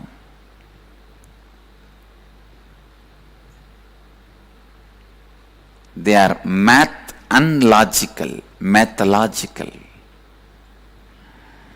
They are no more mythological. Enough of scientific researches have been done on them, established. They are not magic.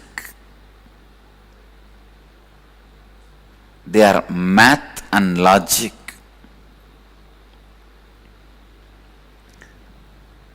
The possibility for telepathy, teleporting, Kundalini awakenings, extraordinary powers like materialization, all these are available In every one of us, our brains are hardwired to experience higher possibilities, higher consciousness. That part only I call it as non-mechanical parts of your brain. Please listen. There are tons and tons of scientific research done on telepathy. Recently I was studying an article. Two persons are made to sit in two different rooms and asked to meditate. If a light is flashed in front of one person's eyes, the other person's brain also responds to the same light, reacts to the same light, as if light is flashed in front of the other person's eyes, even though light is not flashed in front of his eyes. Like this, tons and tons of researches are done to prove the power of telepathy, teleporting, materialization, to prove the possibility human beings have. And I commit with you all, before the end of the satsang, you will see in front of your eyes at least some teleportation and materialization. Listen, I have done enough of scientific studies and researches. I have materialized in front of fluoroscopy machine, in the CT scan, MRI scan machine, and I have proved there is no duping or magic or malpractice involved in it. I have already done enough of scientific researches to validate the authenticity of these powers. I am continuing to do some more scientific researches on studying and proving it in more different ambience and conditions. But I have already done these researches in controlled conditions to prove the validity of these powers. Listen, whether you accept or not, understand or not, your body carries at least 70 times more possible energies and powers than what you use in your day-to-day life. Science has proved it through various methods and ways.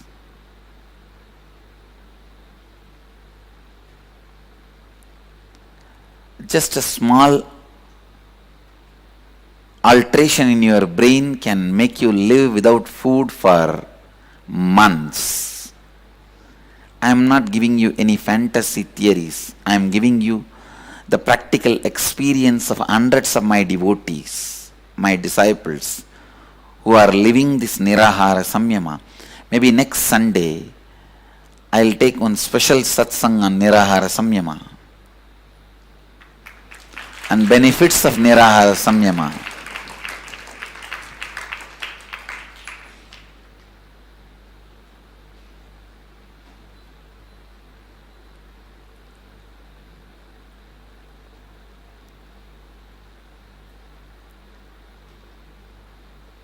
The inner potential energy you have, the possibilities you have, is what I call non-mechanical parts of your brain. Awakening your Kundalini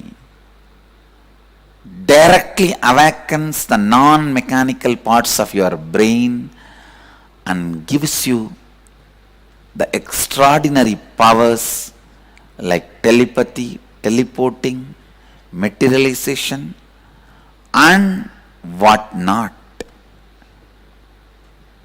And it gives you the space of positivity, possibility, leadership and enlightenment.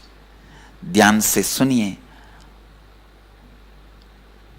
आपके मस्तिष्क में दो भाग है।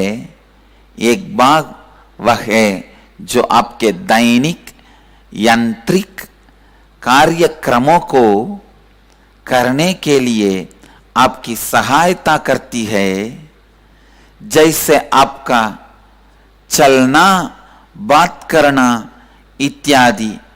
यही भाग आपके हृदय को एवं फेफड़े इत्यादि शरीर के अंगों को चलाती भी है, चलती भी है, चलती भी है। आपके मस्तिष्क का दूसरा भाग आप में उपस्थित गैर यांत्रिक शक्ति और ऊर्जा को जागृत करती है।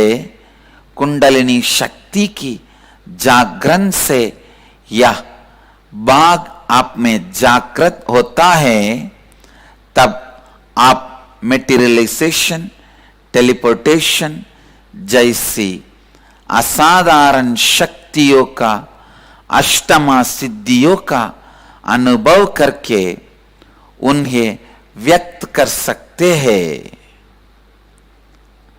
अनिमा, लहिमा, महिमा, ईशित्वम, वशित्व, प्राप्ति, all these ashtama siddhis are possible. ध्यान से सुनिए। Your brain is hardwired for all these higher possibilities. Just because common man did not have access to the science does not mean it does not exist.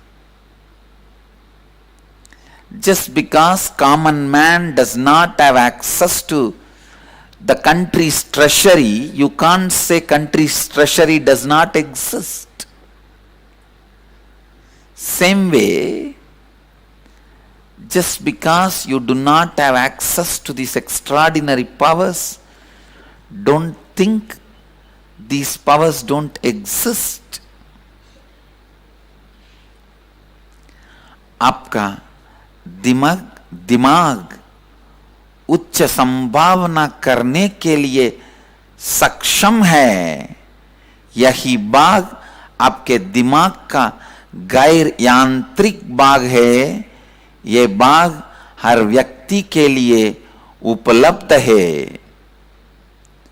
ये सभी अष्टमहासिद्धियों को अनुभव करके एवं उनके व्यक्त करने की संभावना आपके लिए उपलब्ध है।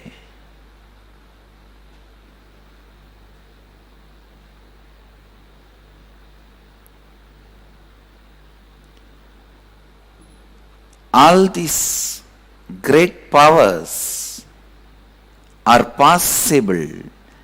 It is a simple inner science.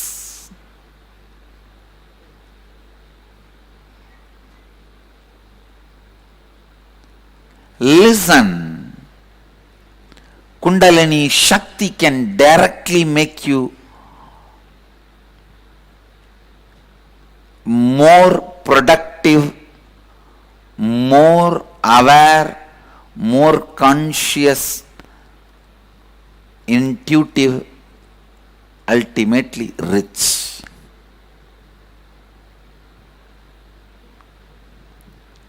It will take away the low idea you carry about you.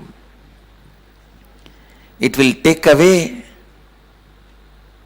the lower self-image you carry about you. It will show you your possibilities. It will show you the power of your intuition. It will awaken your intuition. It will awaken your intelligence. You will forget tiredness and boredom. You will do smart work. not just hard work, smart work. And with this smart work, naturally you will see you are more active, alive, productive in your job, in your business, in your day-to-day life. See, if I say what all ways Kundalini will be useful to you in your day-to-day life, it will look like if you win a lottery of 100 crore, you can buy a best shaving blade, you can buy a good cart, you can buy a good flat, you can buy a good chapel, you can buy a good doormat. If I make this statement, how funny it looks. That is exactly it will look if I say what all you can do with Kundalini energy. You can just do anything. You can just do anything.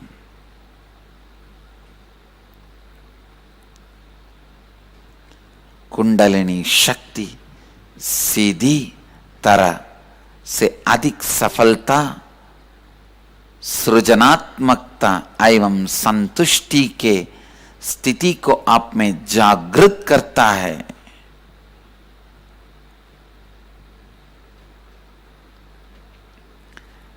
It will first bring the space of positivity in you, possibility in you, and it makes you a leader. Anywhere you go, people know you are the leader, you are the owner, you are responsible.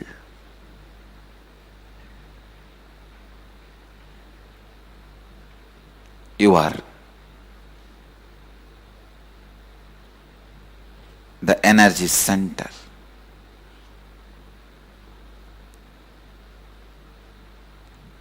जब आप में कुंडलिनी शक्ति जागृत होती है, सबसे पहले आप में सकारात्मकता जागरण होती है और आप जहां भी रहे वहां आप नेता बन जाते हैं। ध्यान से सुनिए।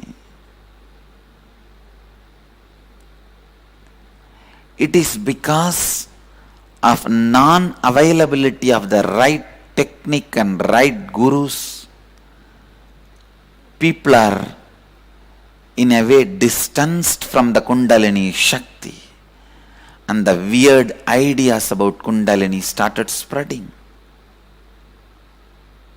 Fear about Kundalini started spreading. Kundalini Shakti आपके निचले चावी जो आप अपने भीतर रखते हैं उसे दूर कर देगी। कुंडलिनी शक्ति आप में संभावना एवं सकारात्मकता लाती है, आपको नेतृत्व लाती है।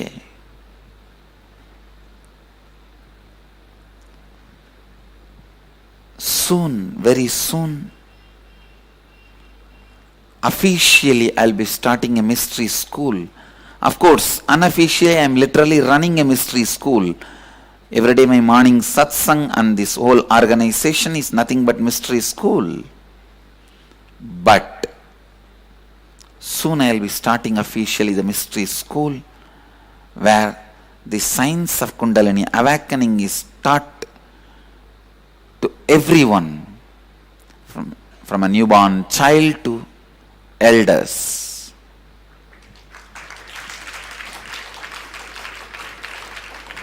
Great entry to graceful exit.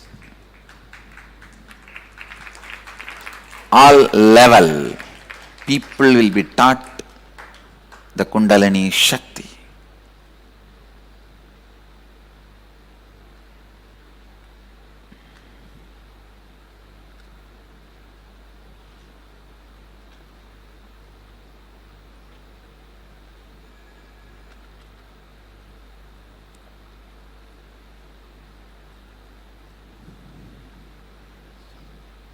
You need right understanding and right method, right process and right guru. Then Kundalini is practical and extraordinary possible.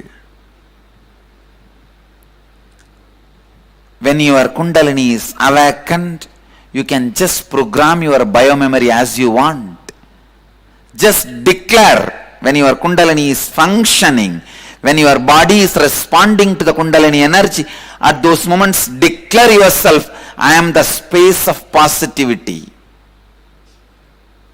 integrity, space of authenticity, possibility, space of responsibility, leadership, space of enriching, enlightenment. Simply your body and mind will radiate it and universe will respond to it. When your Kundalini is awakened, when your body is responding to the Kundalini energy, you can heal others and yourself. You can enrich your mind and others' mind. You can enrich your body and others' body. You can even give energy darshan.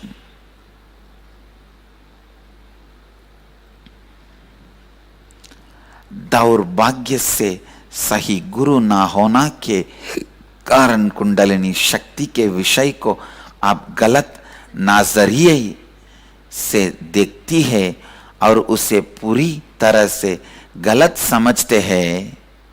इसीलिए आपको आवश्यकता है सही गुरु की, जो आपको सही तरीके से कुंडलिनी शक्ति के बारे में मार्गदर्शन कर सके और सही प्रक्रिया से आपकी कुंडलिनी शक्ति को जागृत कर सके.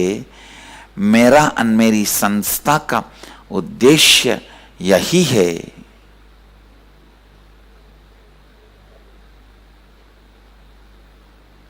मेरा और मेरी संस्था का उद्देश्य यही है.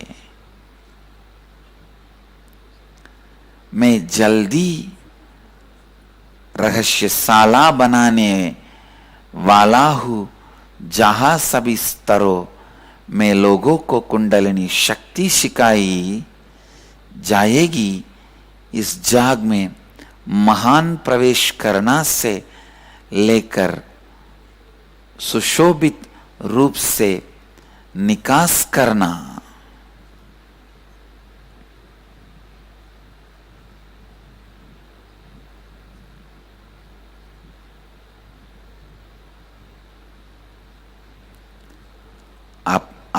आपके भीतर उपस्थित जीव ऊर्जा कुंडलिनी शक्ति का जागरण स्वयं अनुभव करेंगे.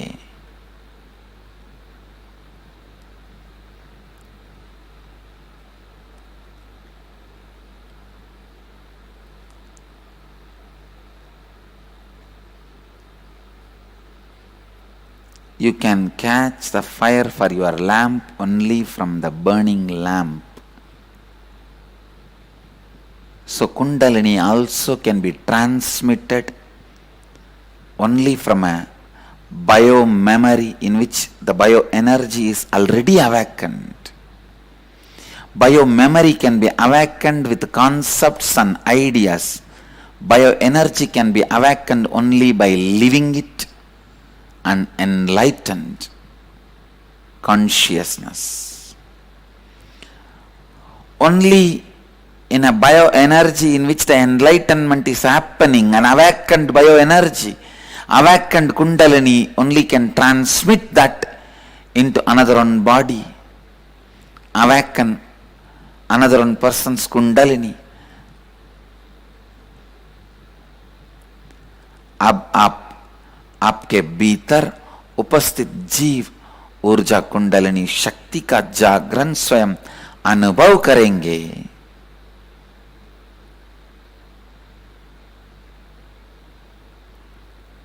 Kundalini can be awakened by thousands of methods. I usually use 4 methods.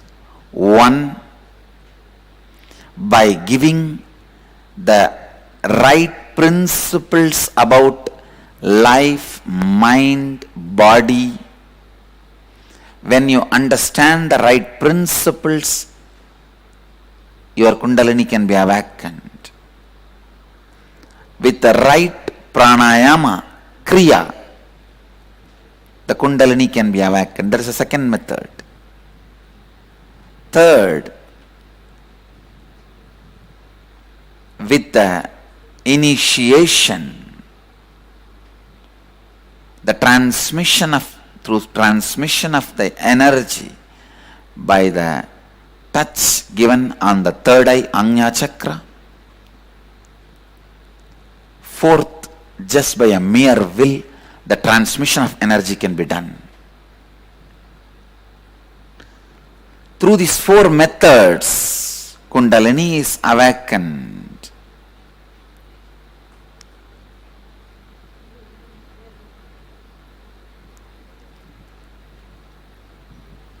In the Nitya Dhyana Yoga, I use the first method, giving the right knowledge and awakening your Kundalini. In Nitya Kriya Yoga, I use the second method, by giving the right process and awakening your Kundalini.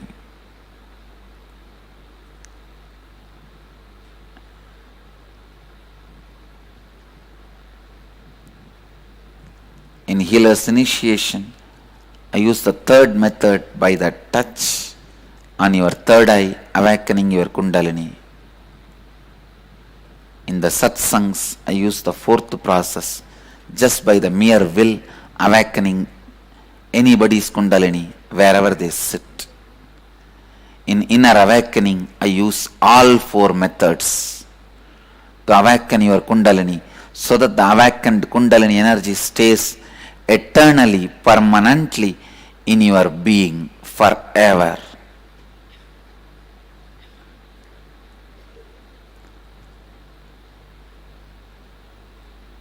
It becomes part of your bioenergy and biomemory forever. Kundalini शक्ति कई तरीके से जागृत किया जा सकता है। पहले सही ज्ञान एवं समझ के द्वारा, दूसरा सही प्रक्रिया के द्वारा, तीसरा आज्ञा चक्र के जागृति के द्वारा, चौथा केवल एक दृढ़ निश्चय के द्वारा। When an enlightened being awakens your Kundalini, you will not have any negative side effects. You will only experience all the positive things happening in you.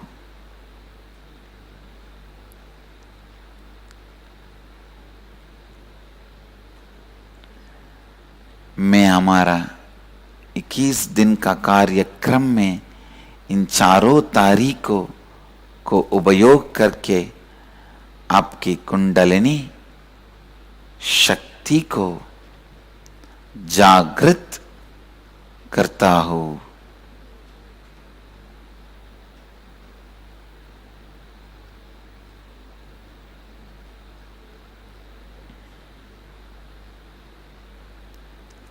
Now, all the viewers of Sadhana channel can see in front of your eyes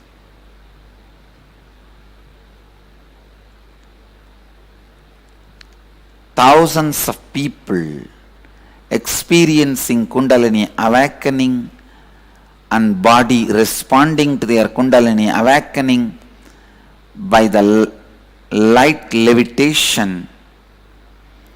Not only people who are sitting in front of me, people who are sitting thousands of miles far away from me in 50 countries around the world at this moment. आप TV के सभी दर्शन आपके आंखों के सामने हजारों लोगों में कुंडलिनी शक्ति का जागरण देख सकते हैं।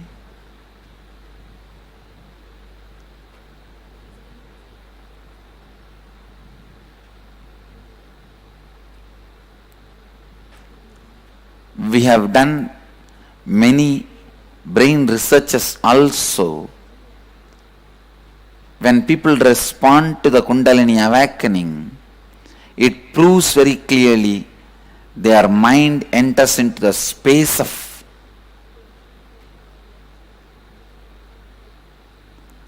restful awareness,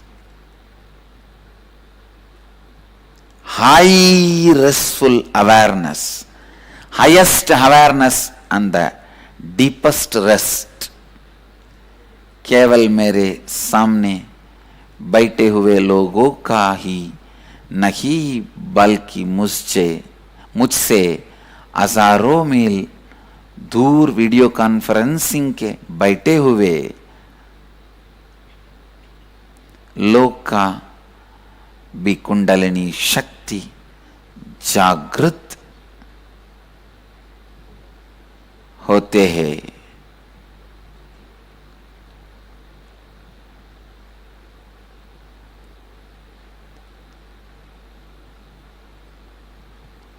कुंडलिनी शक्ति का जागरण होना आप देखेंगे।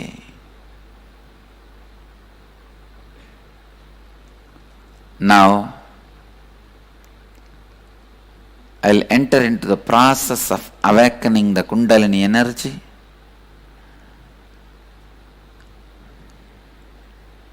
Next few days I'll teach the meditations also to all the viewers of Sadhana TV. Today I am going to demonstrate the people who already experience Kundalini awakening. In few days I will teach the process to awaken your Kundalini also to all the sadhana viewers. Now I request all the people who are sitting all over the world, just sit in Upanishad, means be unclutched. Visualize every thought happening in you is just a fish jumping in the ocean of the consciousness.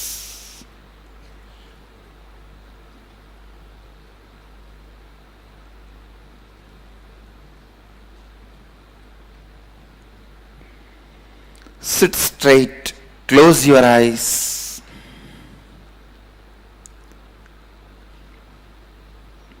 Cognize with integrity, authenticity, responsibility, the space of unclutching. With integrity, authenticity, responsibility, be unclutched. Feel every thought happening is just a fish jumping in the ocean of consciousness.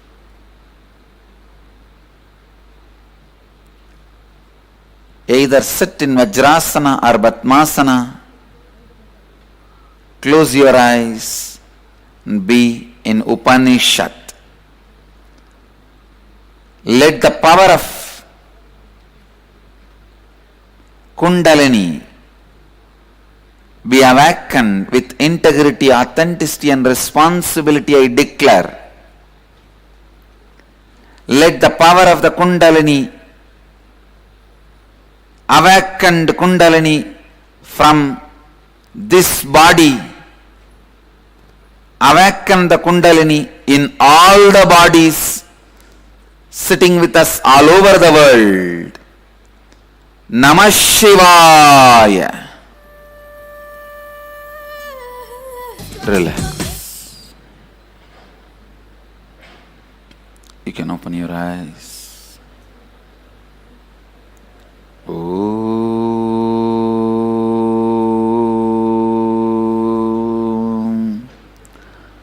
शांति शांति शांति।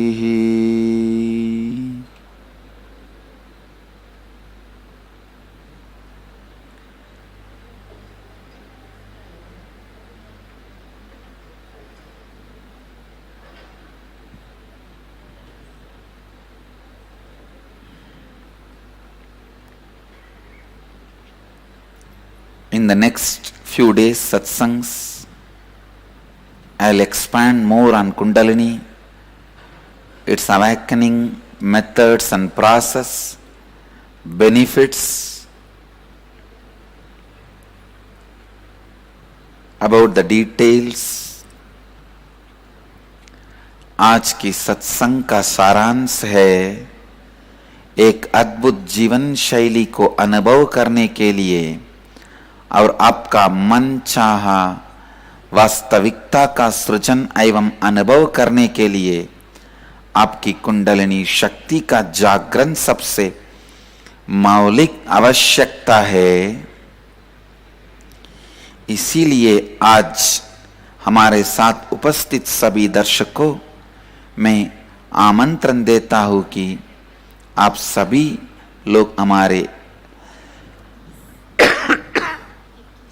21 दिन के कार्यक्रम inner awakening में भाग लीजिए और आपके भीतर उपस्थित कुंडलिनी शक्ति को जागृत करने का सुनहरा अवसर का लाभ उठाइए।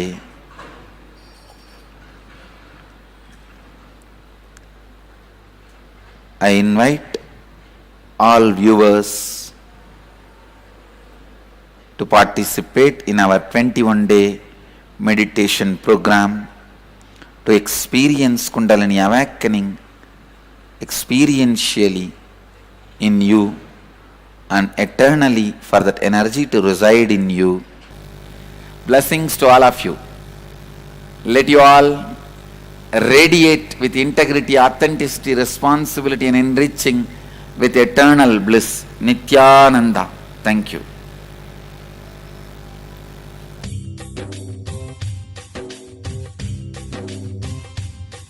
जीवन मुक्तिप्रदं देवं ಪರಮಹಂಸ ನಿತ್ಯಾನಂದರು ಒಬ್ಬ ಜೀವಂತ ಅವತಾರ ಪುರುಷರು.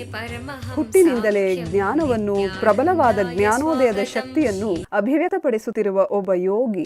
ಲಂಡನ್ನಿನ ಅತಿ ಹಳೆಯದಾದ ಮತ್ತು ಅತಿ ದೊಡ್ಡ ಪುಸ್ತಕ ಭಂಡಾರವಾದ ವಾಟ್ಕಿನ್ಸ್ ಪ್ರಕಾಶನದವರ ವಿಶ್ವದಲ್ಲೇ ಅತಿ ಪ್ರಚಲಿತವಾದ ಹಾಗೂ ಗೂಢ ತತ್ವದ ಬಾಡಿ ಮೈಂಡ್ ಅಂಡ್ ಸೋಲ್ ಪತ್ರಿಕೆಯು ಪರಮಹಂಸ ನಿತ್ಯಾನಂದರನ್ನು Dalai Lama, Nelson Mandela, Oprah Winfrey, Paulo Coelho ಮತ್ತು ಇನ್ನಿತರರೊಂದಿಗೆ ಪ್ರಪಂಚದಾದ್ಯಂತ ಆಧ್ಯಾತ್ಮಿಕವಾಗಿ ಪ್ರಭಾವಶಾಲಿಯಾಗಿರುವ 100 ವ್ಯಕ್ತಿಗಳಲ್ಲಿ ಒಬ್ಬರನ್ನಾಗಿ ಆರಿಸಿದೆ. ಒಬ್ಬ ಬಹು ಫಲಪ್ರದ ಸಾಹಿತಿಯಾಗಿ ಸುಮಾರು 500ಕ್ಕೂ ಹೆಚ್ಚು ಪುಸ್ತಕಗಳನ್ನು Telugu, Kannada, Malayalam, Hindi, Sanskrit, Gujarati, Oriya, Bengali, Marathi, French, Croatian, Polish, Portuguese, Italian, German, Danish, Spanish, Russian, Chinese ಮೊದಲಾದ 26 ಭಾಷೆಗಳಲ್ಲಿ ಅವುಗಳ ಅನುವಾದವೂ ಸಹ ಲಭ್ಯವಿದೆ. ಸುಮಾರು 10,000 ಗಂಟೆಗಳಷ್ಟು ಗಹನವಾದ ಜ್ಞಾನವುಳ್ಳ ಉಪನ್ಯಾಸಗಳನ್ನು ನೀಡಿರುವ ಸಮಾಜ ಸೇವೆಗಳಾದ ಉಚಿತ ಅನ್ನದಾನ, ಉಚಿತ ವೈದ್ಯಕೀಯ ರಕ್ಷಣೆ, ಉಚಿತ ವಿದ್ಯಾಭ್ಯಾಸ ಹಾಗೂ ವಿಶ್ವದಾದ್ಯಂತ 140 ಸ್ಥಳಗಳಲ್ಲಿ ಸ್ಥಾಪಿಸಲಾದ ಆಶ್ರಮಗಳು, ಶಾಲೆಗಳು, ದೇವಾಲಯಗಳು, ಆಸ್ಪತ್ರೆಗಳು ಅತ್ಯುತ್ತಮವಾದ ಸೇವೆಗಳನ್ನು ನೀಡುತ್ತಿವೆ.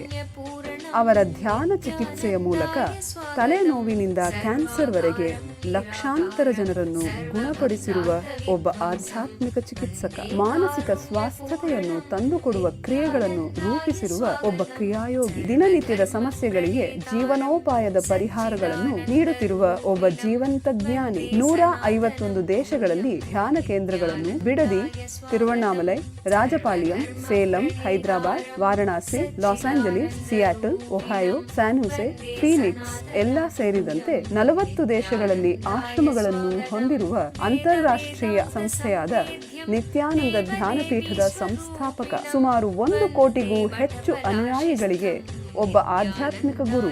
ದೀಕ್ಷೆಯ ಮೂಲಕ ಶಕ್ತಿಯನ್ನು ರವಾನಿಸುವ ಓರ್ವ ಅವತಾರ ಶಕ್ತಿ. ಸಾವಿರಾರು ಯೋಗ ಕೇಂದ್ರಗಳ ಮೂಲಕ ಪ್ರಪಂಚದಾದ್ಯಂತ ಪುನಶ್ಚೇತನಗೊಳಿಸುತ್ತಿರುವ ಆಧುನಿಕ ಯೋಗಿ. ಅಸಂಖ್ಯಾತ ಜನರ ಕುಂಡಲಿನಿ ಶಕ್ತಿಯನ್ನು ಜಾಗೃತಗೊಳಿಸಿ ಆಧ್ಯಾತ್ಮಿಕ ಶಕ್ತಿಗಳನ್ನು ಅನುಗ್ರಹಿಸುತ್ತಿರುವ ಸಿದ್ಧಪುರುಷ. ಭಾರತದಲ್ಲಿ ಬೆಂಗಳೂರು, ಹೈದರಾಬಾದ್, ತಿರುವಣ್ಣಾಮಲೈ ಹಾಗೂ ವಿಶ್ವದಾದ್ಯಂತ Los Angeles, San Seattle, Toronto, Ohio, Oklahoma, Phoenix, Saint Louis, Malaysia, Brazil, Paris, Guadeloupe, Dallas, New York, New Jersey, Atlanta, Calgary, Vancouver, Singapore ಮುಂತಾದ ಸ್ಥಳಗಳಲ್ಲಿ ವೇದಿಕ ದೇವಾಲಯಗಳನ್ನು ನಿರ್ಮಿಸಿ ವೇದ ಸಂಪ್ರದಾಯವನ್ನು ಪುನಶ್ಚೇತನಗೊಳಿಸುತ್ತಿರುವ ಒಬ್ಬ ಆಧ್ಯಾತ್ಮಿಕ ಶಕ್ತಿ ಪುರುಷ. ಇಂದಿನ ಯುವ ಪೀಳಿಗೆಗೆ ಆದರ್ಶಪ್ರಾಯವಾಗಿರುವ ಚೈತನ್ಯಪೂರಿತ ಯುವ ಗುರು. ವಿಶ್ವದಾದ್ಯಂತ ಅತಿಯಾಗಿ ವೀಕ್ಷಿಸಲ್ಪಟ್ಟ ಭಾರತದ ಗುರುಗಳು. ಧಾರ್ಮಿಕ ಹಿಂಸಾಚಾರ ಹಾಗೂ ರಾಜಕೀಯ ಕಿರುಕುಳಗಳನ್ನು ಧೈರ್ಯವಾಗಿ ಎದುರಿಸಿ ವಿಜಯ ಸಾಧಿಸಿದ ಆಧ್ಯಾತ್ಮಿಕ ಮಾರ್ಗದರ್ಶಕ ಜ್ಯೋತಿ. ಪರಮಹಂಸ ನಿತ್ಯಾನಂದರು ಪ್ರಾಪಂಚಿಕ ಸಮೃದ್ಧಿ ಹಾಗೂ ಆಧ್ಯಾತ್ಮಿಕ ಜ್ಞಾನೋದಯವನ್ನು ಇಡೀ ಪ್ರಪಂಚಕ್ಕೆ ವರವಾಗಿ ಅನುಗ್ರಹಿಸುತ್ತಿರುವ ನಿತ್ಯ ಕಲ್ಪತರು. क्षमापूर्णं जगद्गुरुं वन्दे परमहंसाख्यं नित्यानन्दाय स्वागतम् आनन्दानुभवास्वादं सर्वरोगनिवारकं वन्दे पापविनाशक्तं नित्यानन्दाय स्वागतम् आनन्दानुभवास्वादं सर्वरोगनिवारकं वन्दे पापविनाशक्तं नित्यानन्दाय स्वागतम्.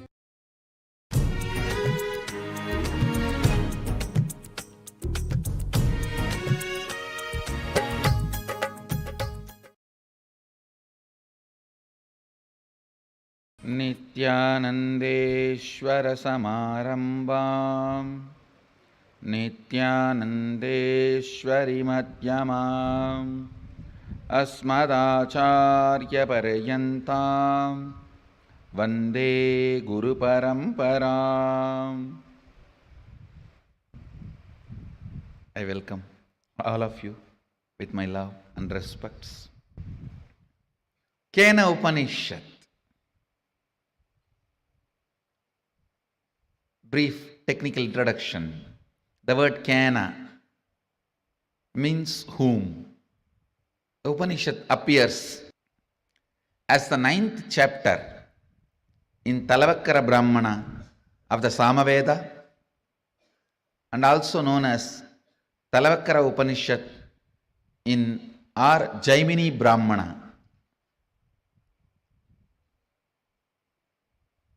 35 verses and Shanti Mantra. It's one of the very important Upanishad. And as per the Muktika Upanishad, it's a second Upanishad. The whole order Upanishad is also called, known as Talavakkara Upanishad. Kena means exactly, the word means whom, by whom. Kene shitam, by whom willed or directed. Directing the enquiry of the truth to its very source is the seed of Kenopanishad. Please understand. This Upanishad directs your seeking to the source. I'll start with the Shanti Mantra, then I'll introduce the Upanishad. Please chant along with me. Apyayandu mamangani. Listen, the verse actually is mamangani. Padabheda is mamangani, means the way I heard from my Guru. is Patapeta. The Patapeta is Mamangani. The Ma plus not full A, half A. Mamangani. Apyayandu. Mamangani. Vakprana Chakshuhu. Shrotramado. Balamindriyani cha. Sarvani. Please understand the original mantra is Sarvani. Patapeta is Sarvani. The half U is added. Sarvani.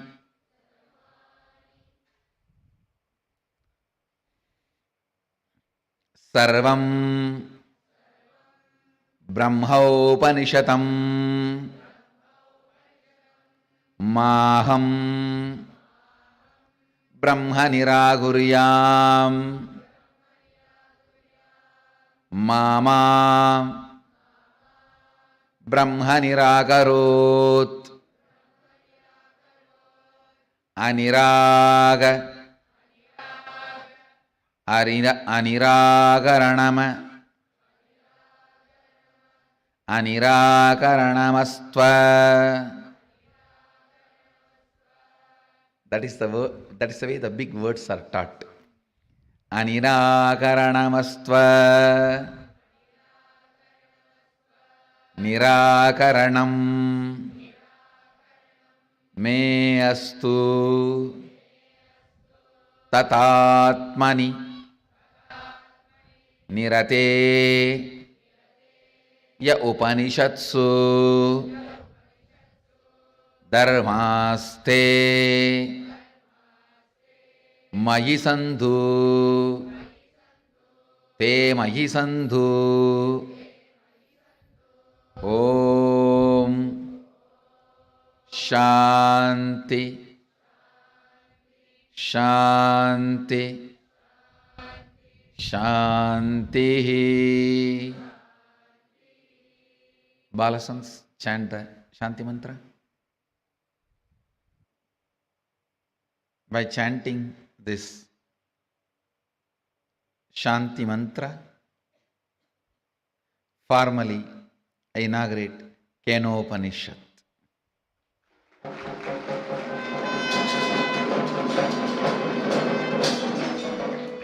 Understand the subject matter of the Kenopanishad. Now, that is the important thing.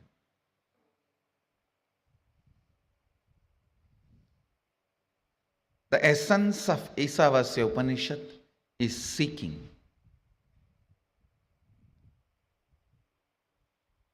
The essence of Kenopanishad is seeking into the very source. Not just who am I, by whom am I? Understand? Who am I starts and ends inside your body. By whom am I starts and ends in cosmos. There is a big difference between who am I, by whom am I.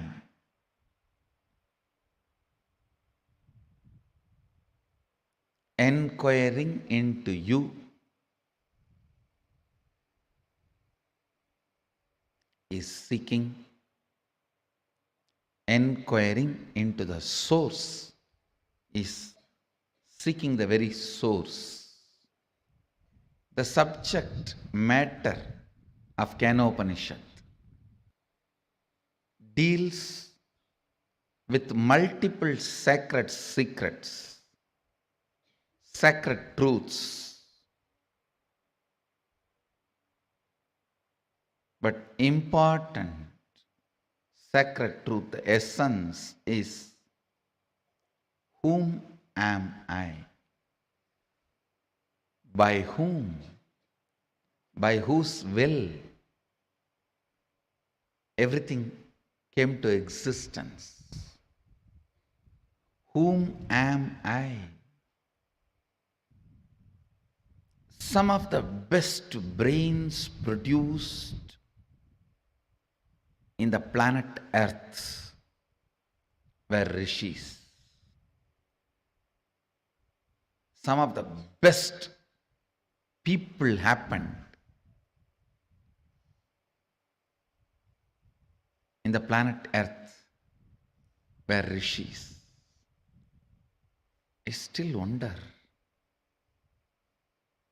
seeing the kind of a subtlety and capacity to catch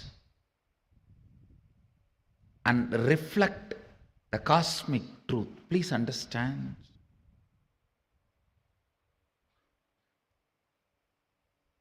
If somebody explains to you what is Shiva, all pervasive, Akhilanda Kodi Brahmanda Nayaka, Satchidananda Varabrahma,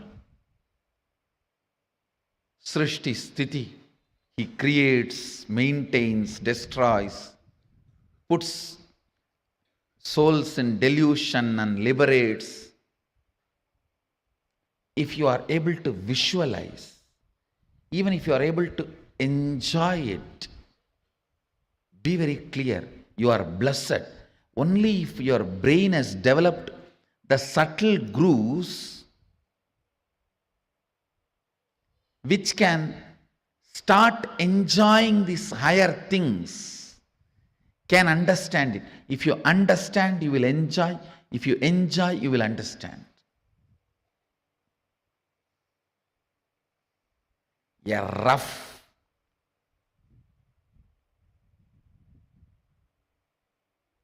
grass, politicians, dull head can never capture this. For him, he only knows what I can grab today, push it behind my seat, without even bothering about from behind the seat somebody else is stealing and running.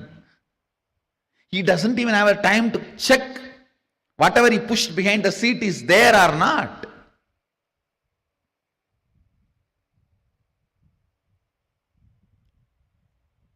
A grass, power hungry, lazy, tired, bored man can't even understand. If you explain these subtle truths, his brain cannot capture those visualizations. Because he can't capture those visualizations, he can't enjoy. When he doesn't enjoy, he can't capture. It is like a vicious circle. I tell you, even about Guru, if you are able to enjoy his quality, you will understand his qualities. If you understand his qualities, you will be able to enjoy his qualities. If you are able to enjoy, know clearly you are blessed. You are blessed. Ignorant, tired, agitated, dull head can never capture the subtle truths or the subtle qualities. Because he cannot imagine, he won't enjoy. Because he doesn't enjoy, he can't visualize. Ability, the brain's ability to catch the subtlest visualizations come by a long practice of internal silence. what I call unclutching or meditation. Understand? By the tremendous internal silence, your brain develops the capacity to capture the most subtle visualizations. Ability to capture the most subtle visualizations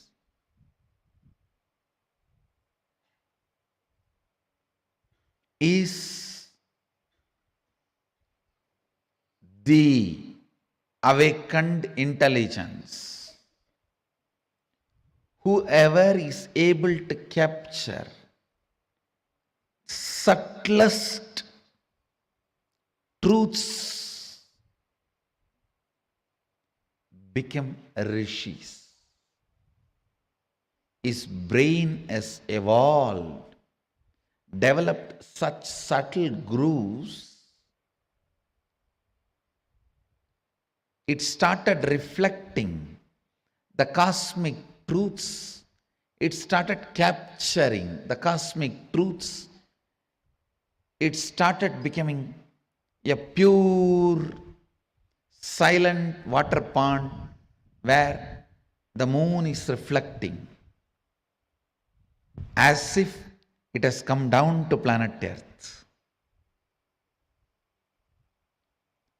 Moon is reflecting as if it has come down to planet Earth. Understand, practicing surrender or unclutching or Anandagandha Dhyana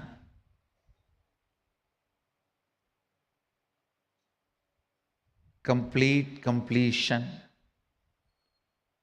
All this not only brings peace into your heart, it raises the subtlety of your brain grooves and your brain's ability to capture the higher truths. Your brain's ability to capture the higher truths. Brain's ability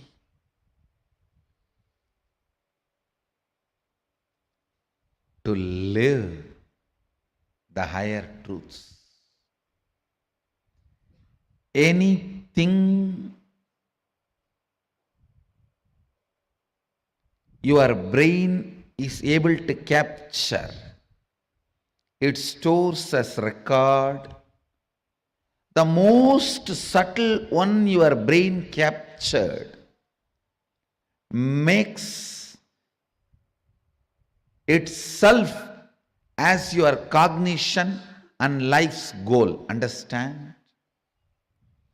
Even once, if you are able to understand, capture the word Satchidananda, Sat Chit Ananda, the existence, conscious bliss. Anything which is subtle, the most subtlest experience, imagination, visualization, your brain is able to capture, it will make that as a base for its function.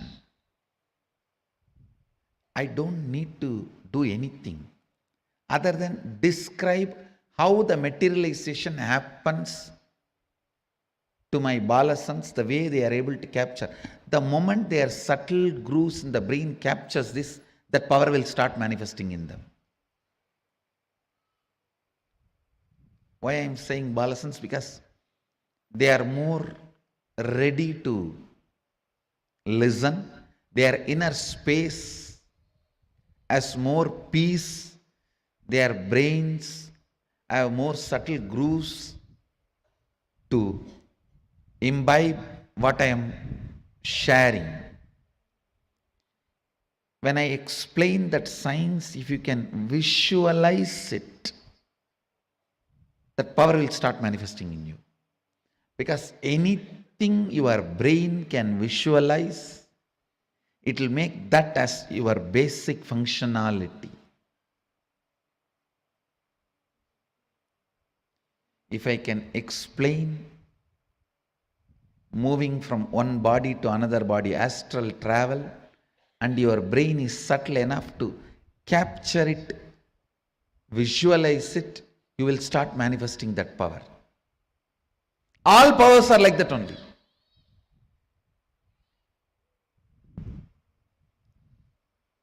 You just need the completion space and Guru who properly makes your brain grooves to catch it. I wonder the sophistication with which these Upanishadic rishis were able to reflect the whole reality. I tell you,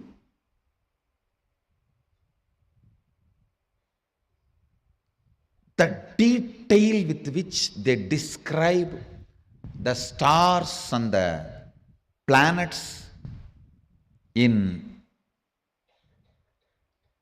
Vedas and Agamas, you will be shocked. Even I was wondering, how did they see? Unless you see, you can't pen down so detailed, such detail. The biggest conspiracy done against Bharat is the Indian astronomy and astrology was not given its due respect and legitimacy,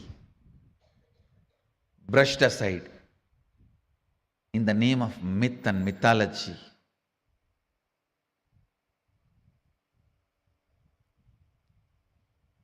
If you read, you will understand. Oldest in the future, longest possible prediction can be done only by our calendar, Panjiga.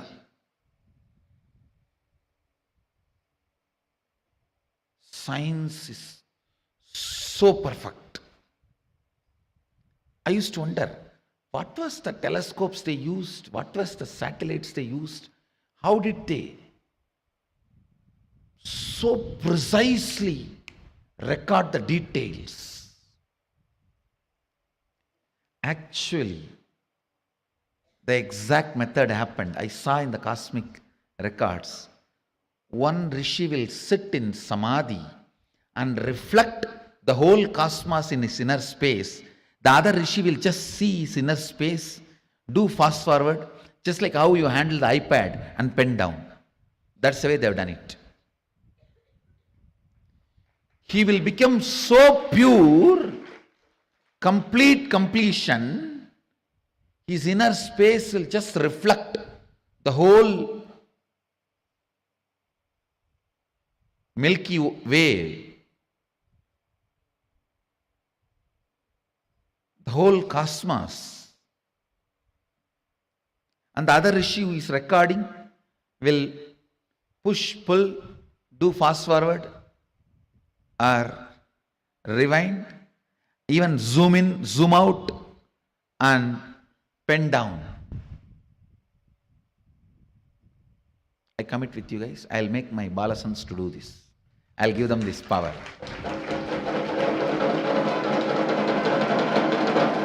It's possible. It's possible. Just they need to evolve more into the space of completion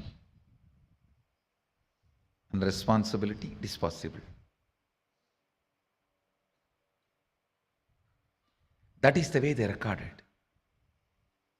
Understand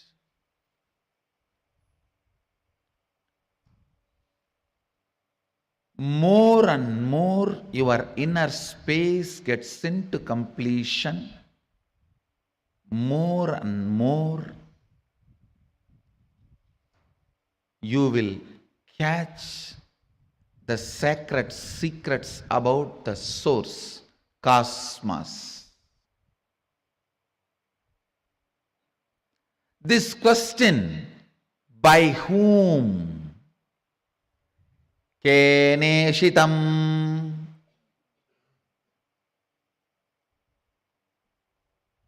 The Kena Upanishad, the essence of Kena Upanishad,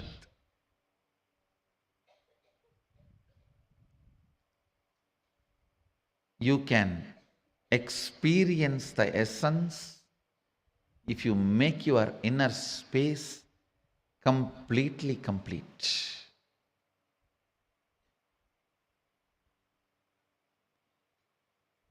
If you are ready with the completion, I can just show the exact reflection of Keneshitam.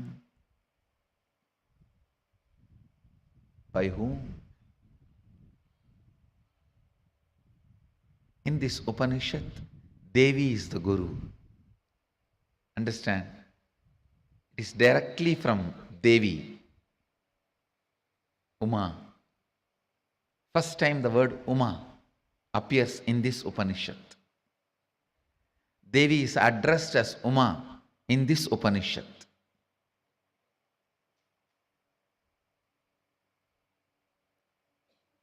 The word Ishvara, Isha, is used for Mahadeva in the first Upanishad.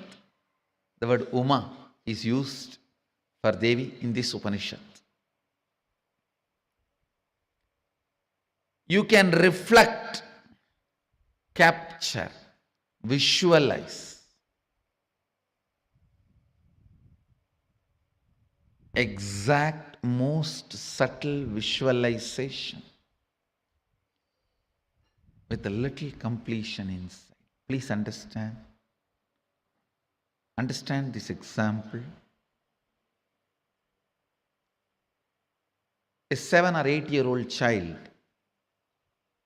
is made to see pornography again and again.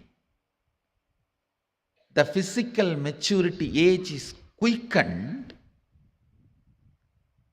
more than 70%, means the physical maturity, if it is supposed to happen at the age of 14, it is drastically brought down. By the age of 8, the body will be physically matured. If the body is made to visualize again and again the sexual action through pornography or some reminding, because whatever your brain visualizes, body becomes ready to it, make that into reality and experience. The brain makes that into your experience. That is why I say, if you want next generation to be sexually healthy, ban pornography. We always have a wrong idea. It is through porn next generation is going to enjoy the sex. No. It is going to be a big disease. If you want the next generation to have a healthy sexual life, ban pornography. Because that is going to reduce the age of physical maturity, which is going to drastically destroy the health of the next generation. Understand the truth I am trying to convey. Anything your brain can capture and enjoy, your life will make that into reality. If your brain can capture and enjoy the most subtlest understandings of cosmic sacred secrets and the spiritual powers, you will become just yogi, divya shariri. If you enjoy pornography, your body will be physically matured. If you enjoy these subtle powers, subtle understandings, simply your body will become divya shariri. You will become yogi, bala yogi, bala sant. Bala sant is a person whose brain captures all these highest conscious truths, subtle truths while you are young. The way your brain captures these great truths, simply your body starts manifesting it. You become yogi, you become a Divya Shariri, you become embodiment of Mahadeva. You become Balasant.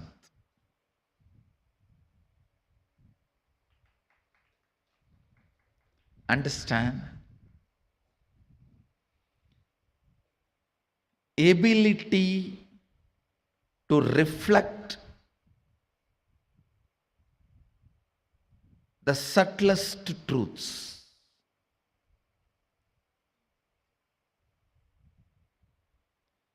Ability to reflect the sacred understandings.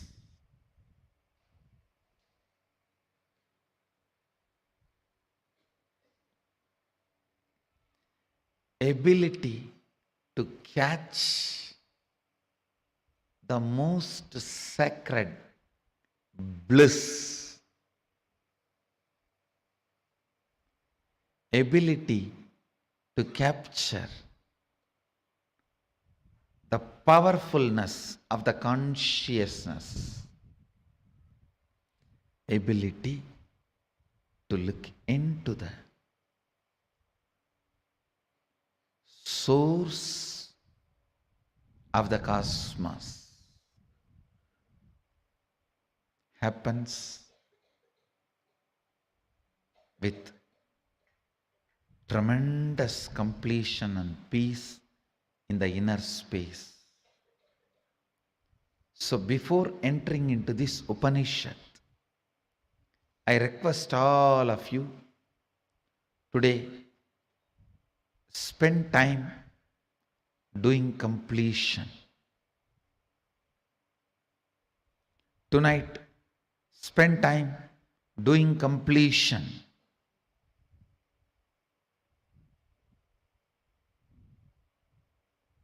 Come back tomorrow with the space of complete completion,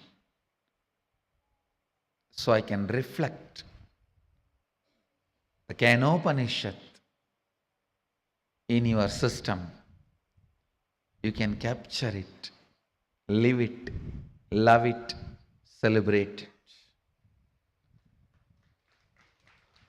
The essence of today's satsang, essence of Kenopanishad is seeking the source, cosmos. You can capture it by developing the subtle grooves in your brain, by evolving complete completion. We have further sessions for inner awakening participants. Today only it is starting. This time I have to finish the whole inner awakening within 10 days, because the next 10 days, Shivoham and Nithyanandoham process.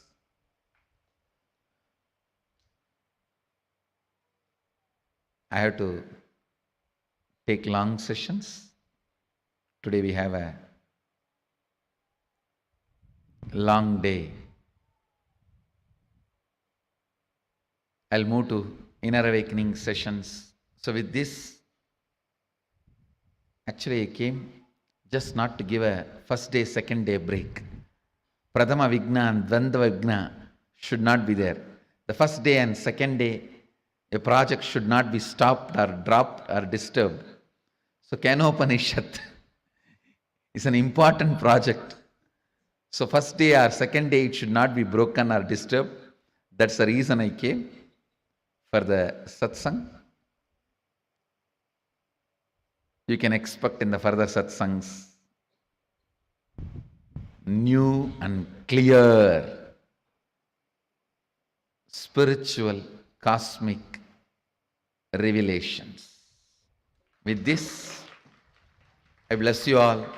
Let you all radiate with integrity, authenticity, responsibility, enriching, causing, living Shuddhadvaita Saivam, the eternal bliss, Nithyananda.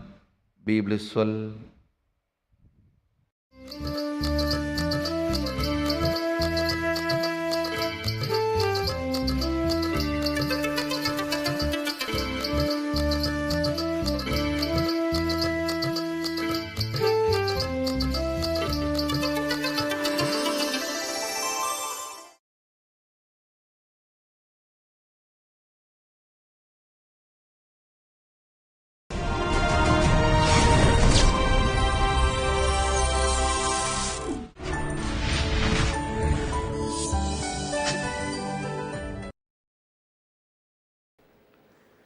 Today we will work on the patterns which are restricting wealth. First, few basic things. Wealth is not something outside from you. It is extension of what is you. Please understand. You go on accumulating something in your life. If you are conscious, organized, you accumulate wealth, otherwise you accumulate poverty. But you go on accumulating something. Please understand, you cannot be in between. You can't say, no, neither I am progressing, nor I am losing. No. Either you are progressing or you are losing. Means, either you accumulate wealth or you accumulate poverty. Accumulation is your life.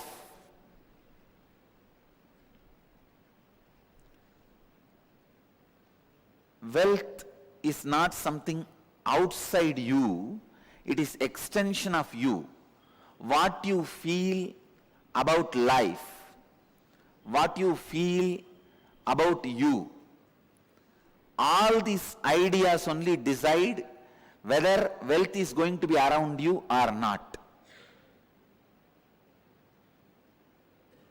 People usually ask me, why is Swami teaching about wealth to us?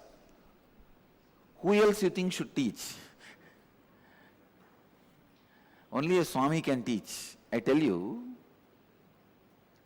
because your concepts about you plays a major role whether you are going to have wealth or not. There are so many researchers. I can quote one research to give you an example. Ohio State University Sociology Department has done how a religious beliefs of person directly affects his wealth, accumulation of wealth. The results of the survey are really shocking. I'll give you some of the basic things. Jews, 35% of Jews accumulate assets such as home, stock, bonds in a very young age. But only 3% of Protestants accumulate. There are so many things. The asset poor, Jews are only 1%, but Protestants are 15%. Some 20 details. Average income of a Jew is 4 times more than an average income of a Catholic or a Protestant. All these are really shocking. When you dig deep, the belief system you have about you plays a major role in your hard working, creativity, saving and all that. One more thing, unfortunately this university has not done study on Hindus, on India, whether on India or even in the US Hindus they have not done study. I want all of you to know, Hindus in US are the richest ethnic group, richer than Jews.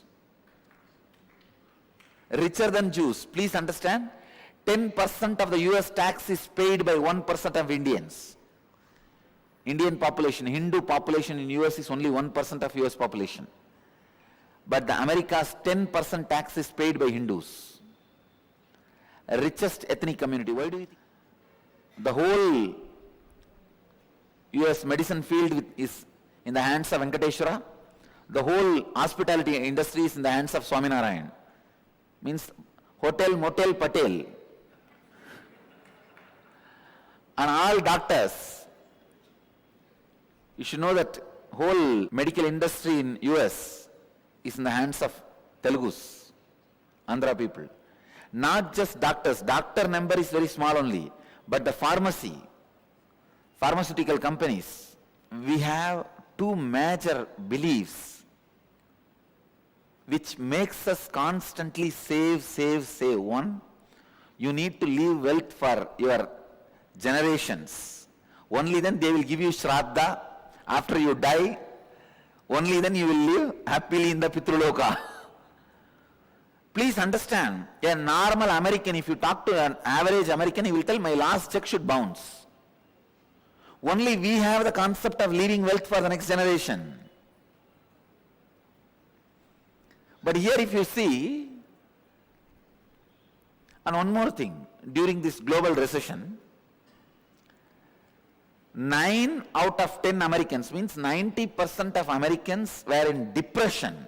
Please understand, needed to be clinically treated because of the global recession.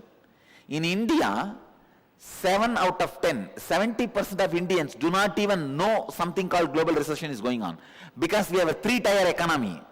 Only 1 tier is known to government. Really, we have 3-tier economy. 1 tier only is accounted economy of India.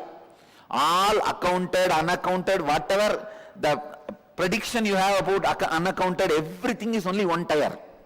The 2nd tier is the cash which flows with men, which is unaccounted. In real estate, so many business. 3rd is the women, who has money which is in the hands of women, gold money which is in the hands of women, not even known to husband. He doesn't, even husband doesn't know. Where is the government to know?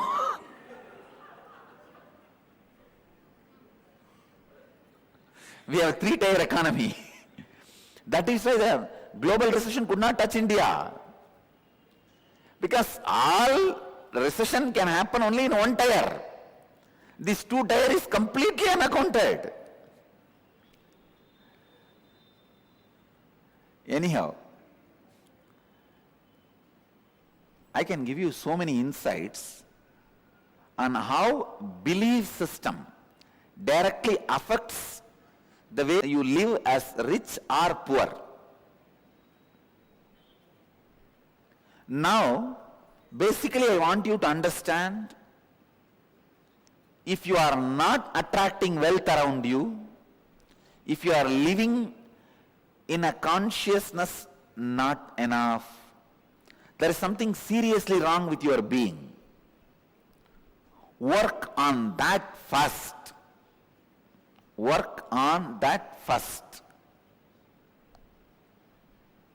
Please understand, work on that first, altering the understandings you have about wealth is a very important thing you need for creating and celebrating wealth. Please understand, grabbing is completely wrong. I am not teaching grabbing. I am teaching creating, to keep the public attention diverted.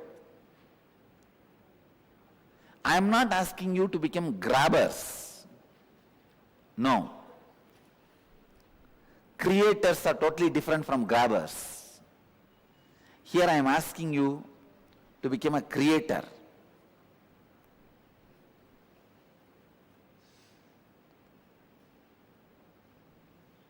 Wealth is not just money and gold alone.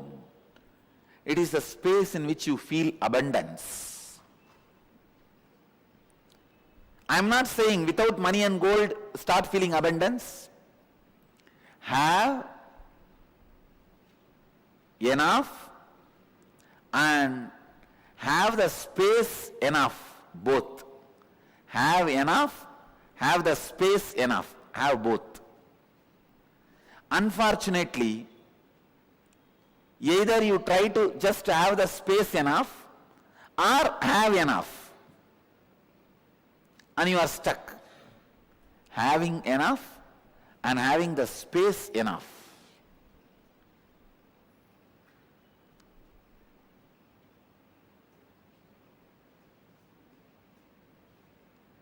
What do I mean exactly by by the word creating wealthy consciousness?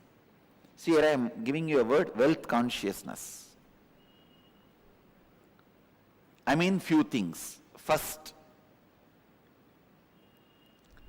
removing the self-contradicting desires of your inner space.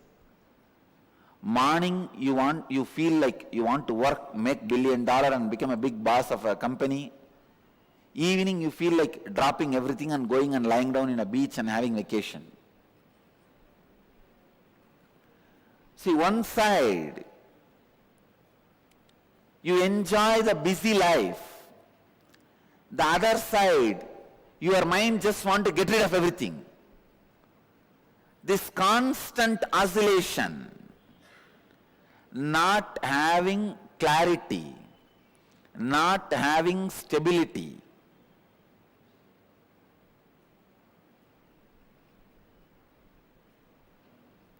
continuously not having stability makes you lose faith on you. You can see many times when you make decisions, you yourself feel, oh, I'll make this decision, but after 2 days I myself may repent. Why unnecessarily? Wait, let's wait. First step we are going to do is removing conflicting, contradicting, complicating desires of your mind. Please understand, conflicting means morning you want to do one thing, evening you want to do something completely opposite. That is conflict. Second, contradicting. Even in one statement you contradict yourself. I have seen sometimes people come and tell me, my headache should get cured. The more and more number of times you tell, my headache should get cured, my headache should get cured, you are strengthening your headache inside. Because any word repeated more and more number of times inside is going to become strong inside. When you say more and more number of times, my headache should get cured, my headache should get cured, I should get rid of headache, what happens? Headache becomes more stronger in you. More number of times you remember the headache. Many times you strengthen your enemy inside you by repeating him in you.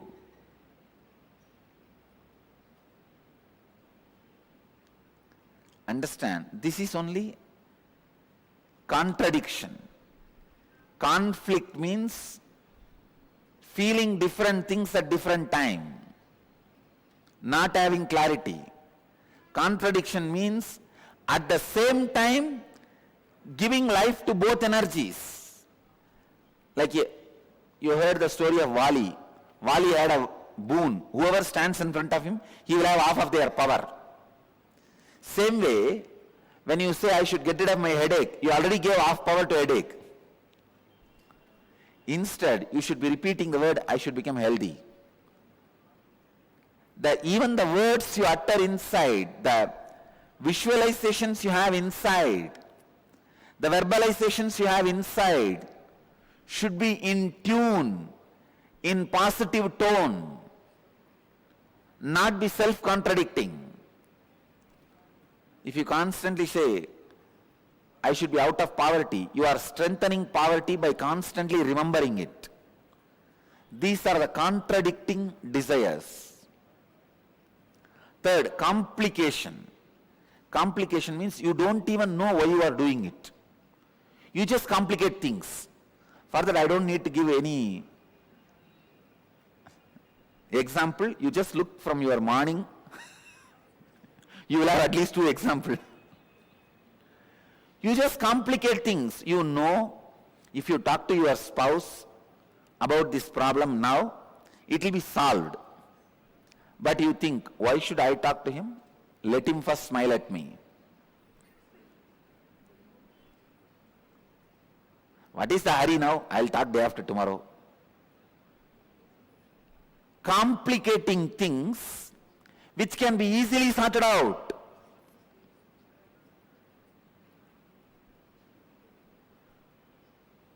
Many of your desires, your movements, your actions, you complicate.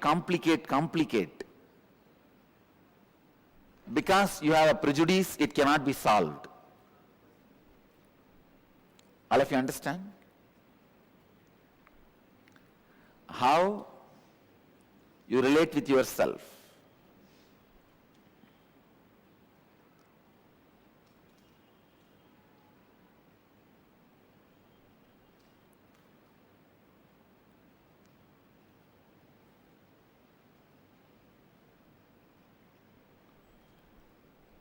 Conflicting, contradicting, complicating the desires.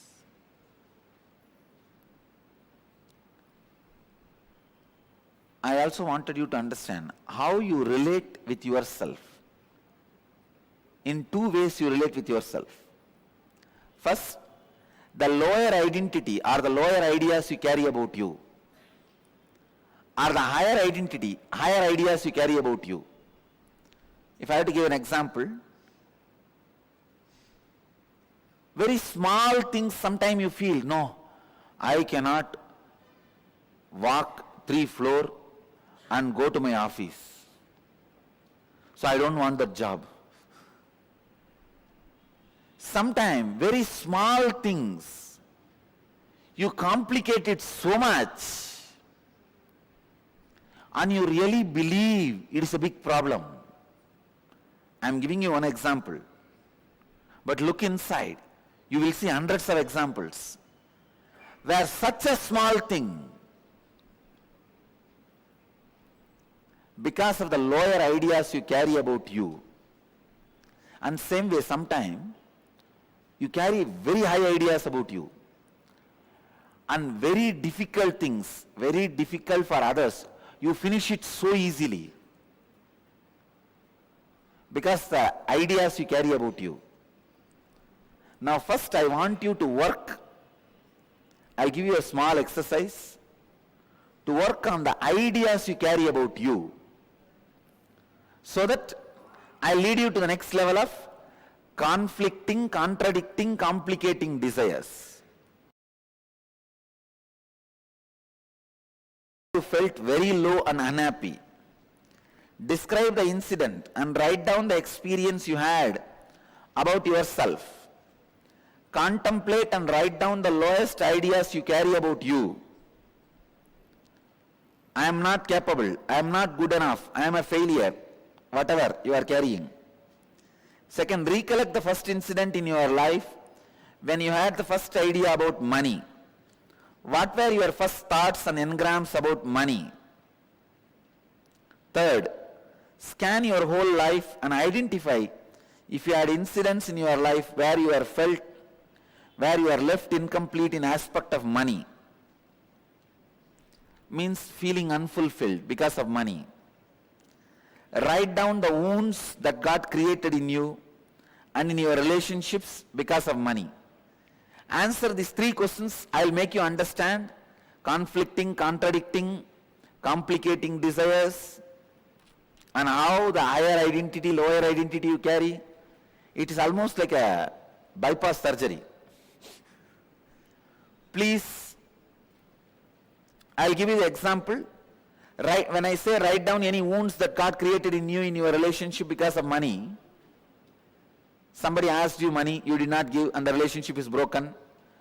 Or you gave money to somebody and they did not return it, the relationship is broken. Or you asked money, they did not give and the relationship is broken. Mention all those, record all that. Then I will give you the deeper insights.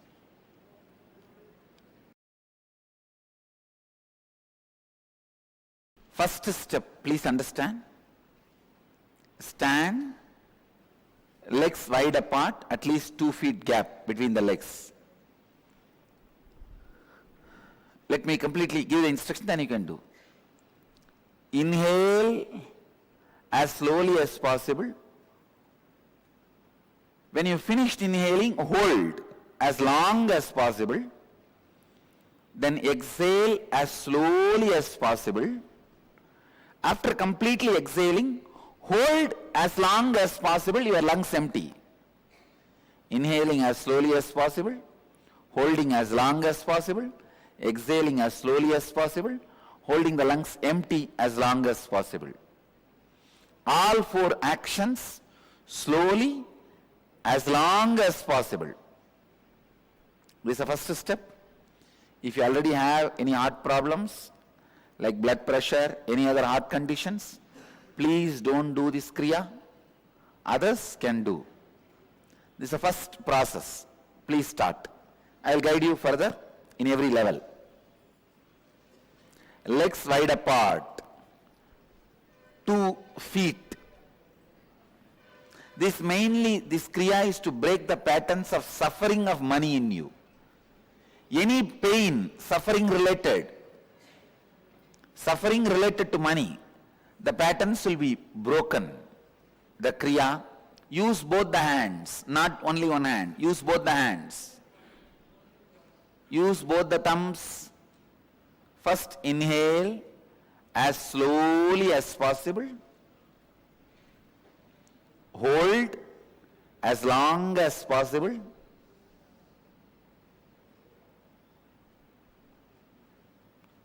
Exhale as slowly as possible.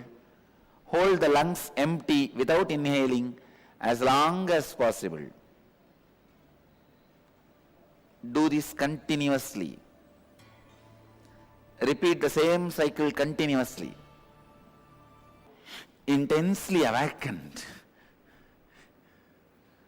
Let the energy fill you all. Let all the conflicting, contradicting, complicating desire patterns be destroyed in you all. Let you all create wealthy consciousness, rich inner space. Bring your awareness to the breath. Relax completely in unclutched space, not connecting the thoughts and emotions flowing in you and giving life to it is unclutching.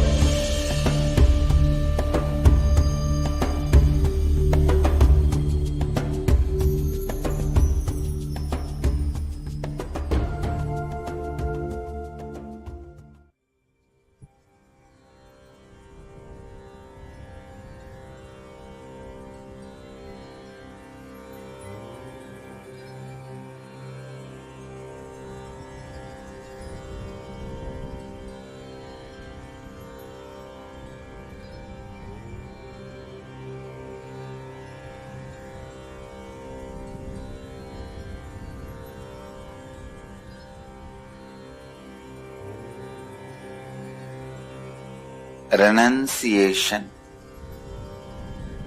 is nothing but the ability to rejuvenate yourself continuously by dropping the different identities you create for certain purpose, but unfortunately associate yourself with it, feel one with it. Renunciation is of different levels.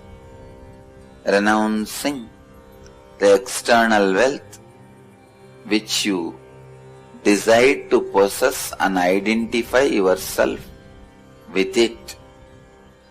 Renouncing the name and fame with which you identify yourself and possess and feel as one with. Renouncing people with which you identify yourself, possess and feel one with. Renouncing the identities which you possess and identify yourself and feel one with. Among these renunciations, renouncing the identity is the ultimate renunciation. Renunciation is the most intelligent thing a living being can do, because renunciation continuously rejuvenates and creates the possibility for higher expressions in your being. When the highest expression happens, you cross the border of renunciation, and renunciation itself becomes your very being. When your very core becomes renunciation, the constant purification, a continuous intelligence shining becomes your life.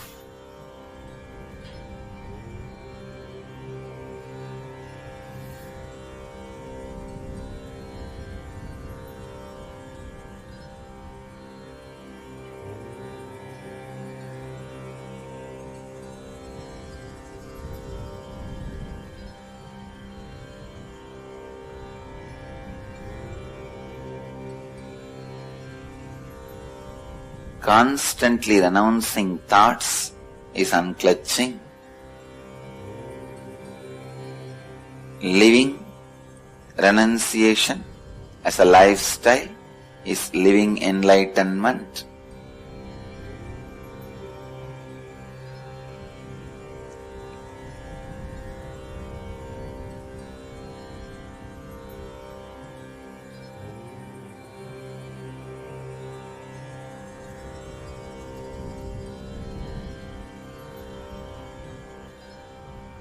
Ajapa is a powerful way of renouncing the words and thoughts continuously happening in you. Feeling connection is a powerful method to renounce all the emotions which are not necessary happening in you.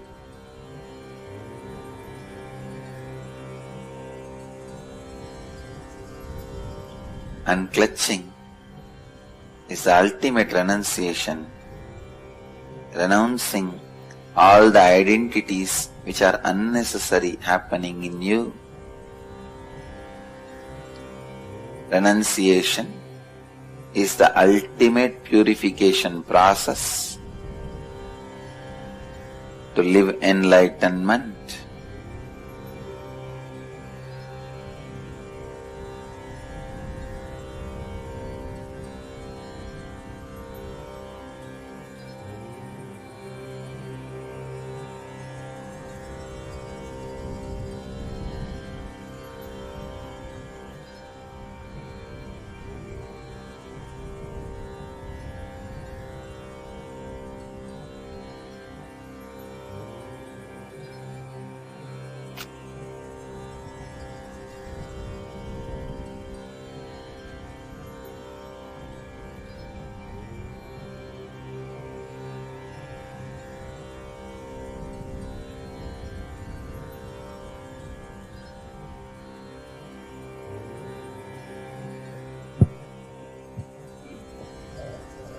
The first question on renunciation we have is from Ravi from Vancouver, Canada. Dear Swamiji, why should one become neutral to physical needs?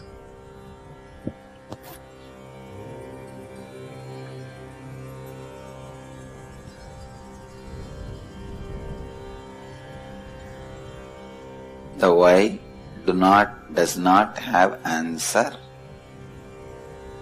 When the spiritual evolution happens, when spiritual powers are unfolding through your body, becoming neutral to physical needs just happens. As a flow of life, this expresses naturally in you. He's also asking, isn't the very creation of male and female and the senses also the gift of existence? Existence provides everything, including poisons.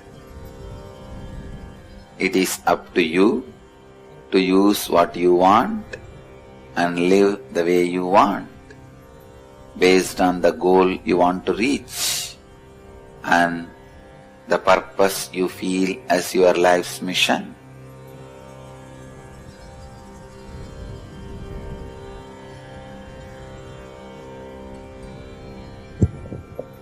While savoring the gift of existence, can't we achieve the same highest coherence that we can achieve through renunciation?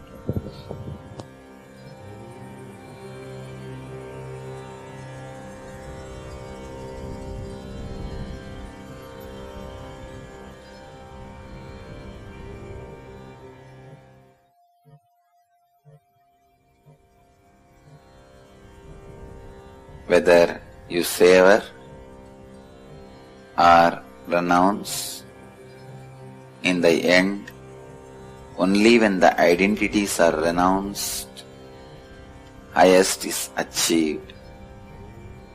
Even what you call as savoring, in the end, only when you are able to renounce the identity, the base, ultimate is achieved. Whatever you understand as savoring will not lead you to the ultimate, and whatever you understand as savoring will not lead you to achieve the ultimate truth. Whether you live with it or leave it, identity needs to be dropped. Only when you renounce the identity, ultimate is achieved. If you can renounce the identities, even if those things are around you, you will achieve the ultimate. If you can't renounce the identity, even if you physically move away from those things, you may not be able to achieve the ultimate. Finally, everything boils down to renouncing the identities.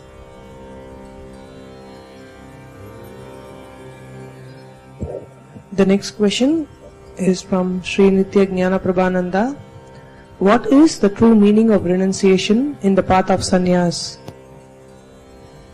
Renouncing all the outer world objects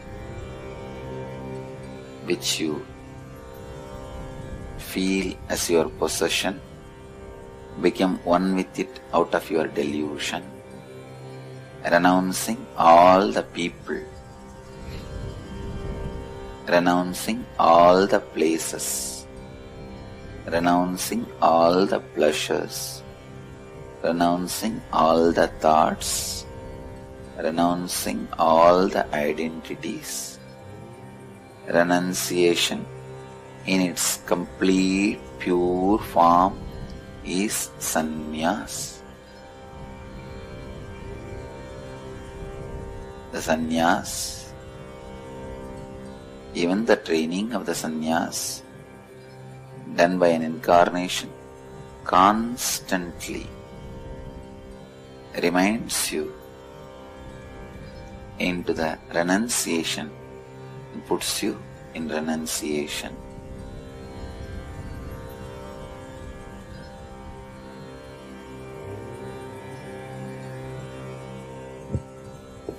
Next question is from Joyce Divik. How are freedom and renunciation related?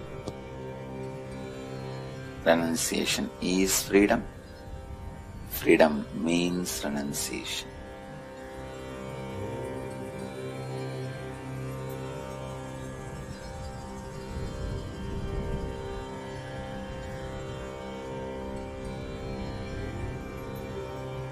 The next question is from Estelle Reiter from France.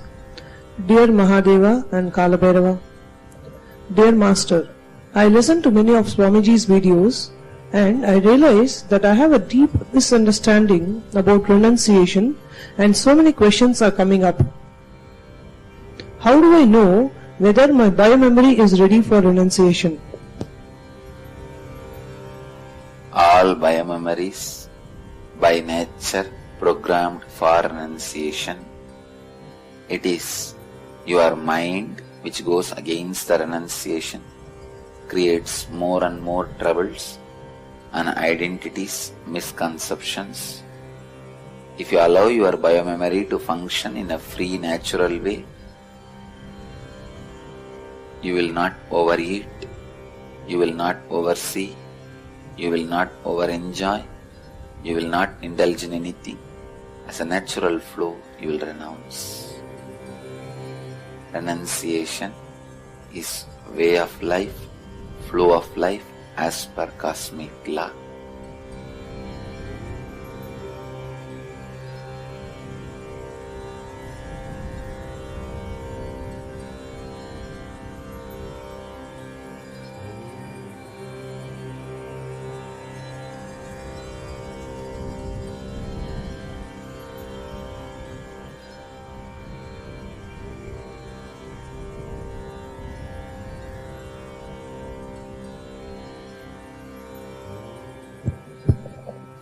She is also asking, does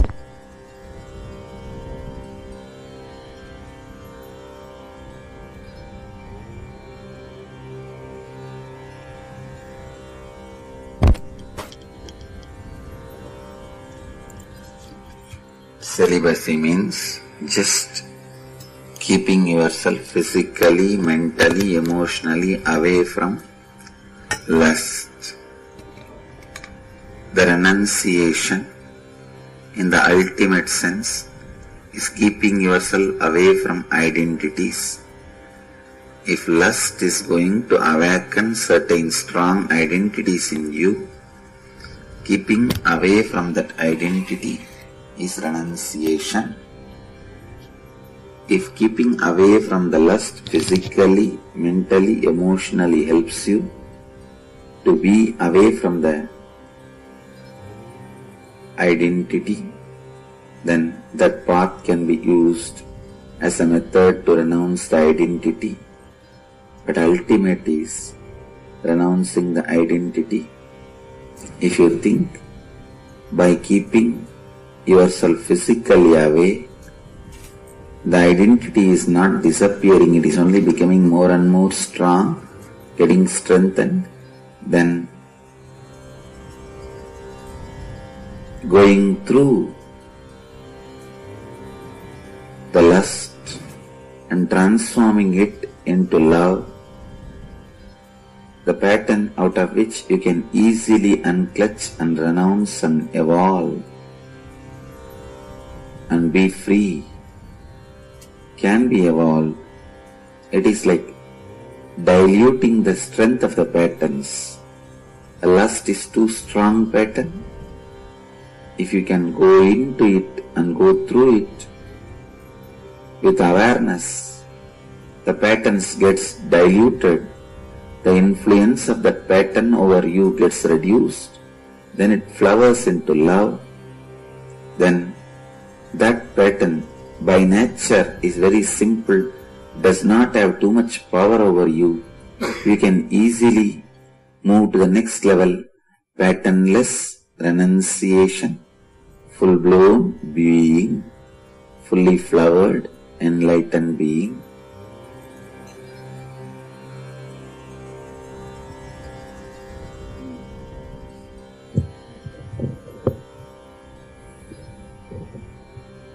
She is also asking, what is a spiritual couple? There is no such thing as spiritual couple in cosmic love. Spiritual means all alone by yourself.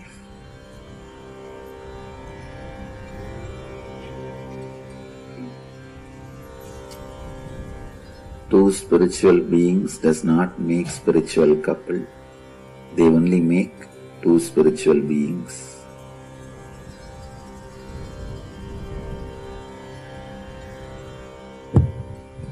The next question is from Mahanand Mrityunjay from Bangalore. Swamiji, Pranam. Which one is the true and real renunciation to be practiced?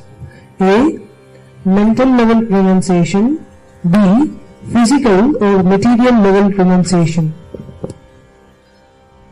If you are established in the material level, if your mind identify itself constantly in material level renunciation also should be practiced. If you are established only in mental level renunciation is enough. But mental level renunciation is necessary for everyone. Material level renunciation can be decided based on the level in which you are established.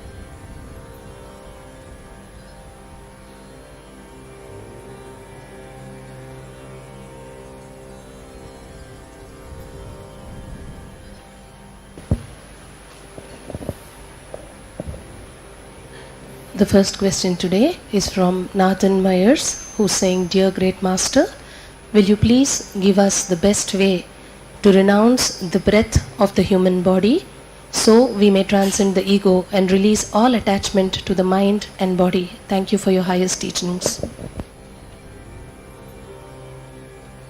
Exhaling is renunciation of the breath you inhaled. Inhaling is the renunciation of death you are retaining in your body.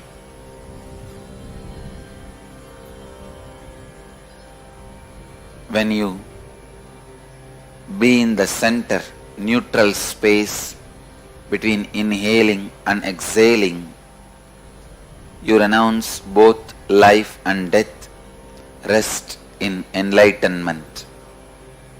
Inhaling is life, exhaling is death.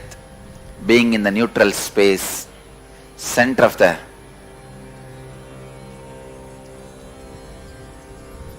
inhaling and exhaling is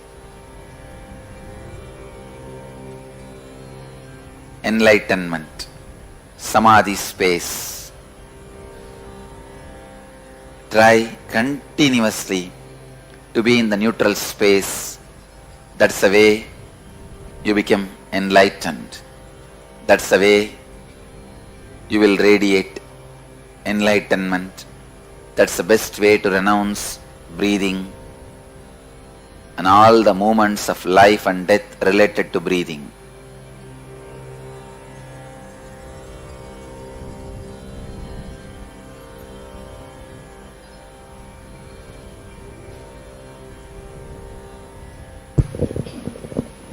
The next question is from Sri Devi from Gurukul Bidadi, India, who's asking how can or should a householder practice renunciation? As per the cosmic law, there is no householder, sannyasi.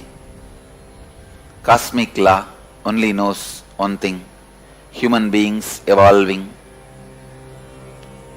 and different levels.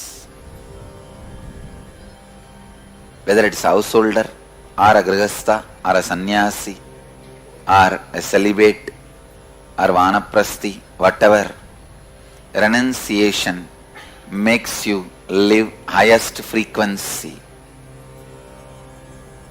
Renunciation out of fear is not renunciation. Renunciation of material objects should lead to renunciation of mental patterns. It should lead to finally renunciation of the identity. So let the renunciation be the lifestyle for every human being at every level. She's also asking what all can he or she do or he or she avoid? As Kalabhairava already read out from the Akashic records, the different levels of renunciation. Renunciation of the idea of possession, renunciation of the patterns, renunciation of the certain ways you respond, renunciation of identity itself.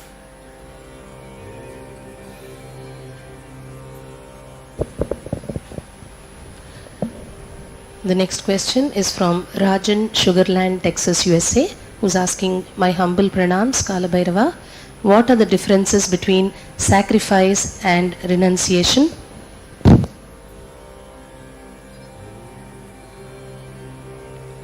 Renunciation is way of life where you are continuously growing.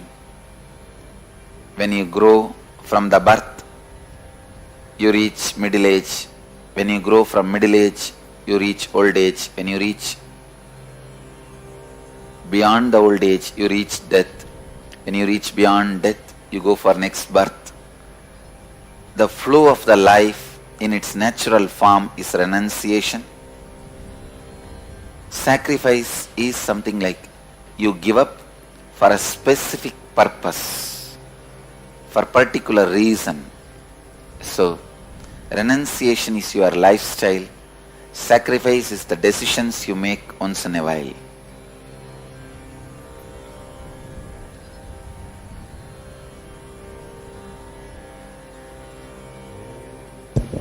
He is also asking, what is the best form of renunciation?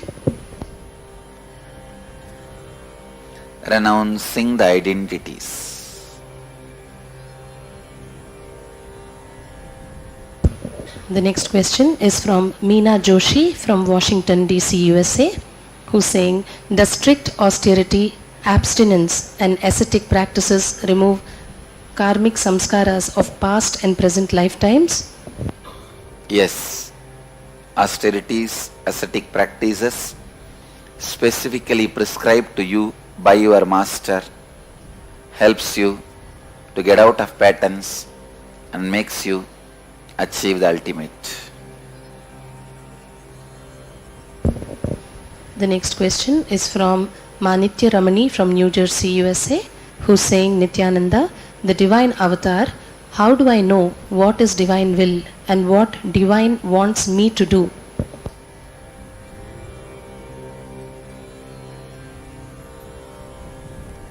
your intuition strongly hits at you, strongly raises you, strongly radiates through you from every incidence of your life. Continuously wait for the lesson from every incident happening in your life.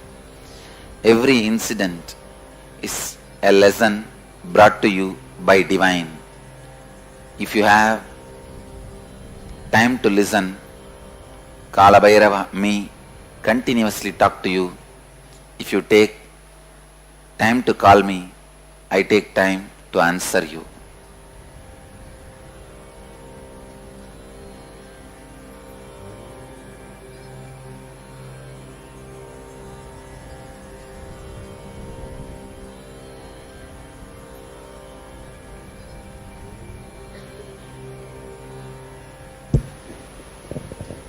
The next question is from the same person who's also asking, how do I renounce my thoughts and will and be constantly aligned with the divine? Please guide.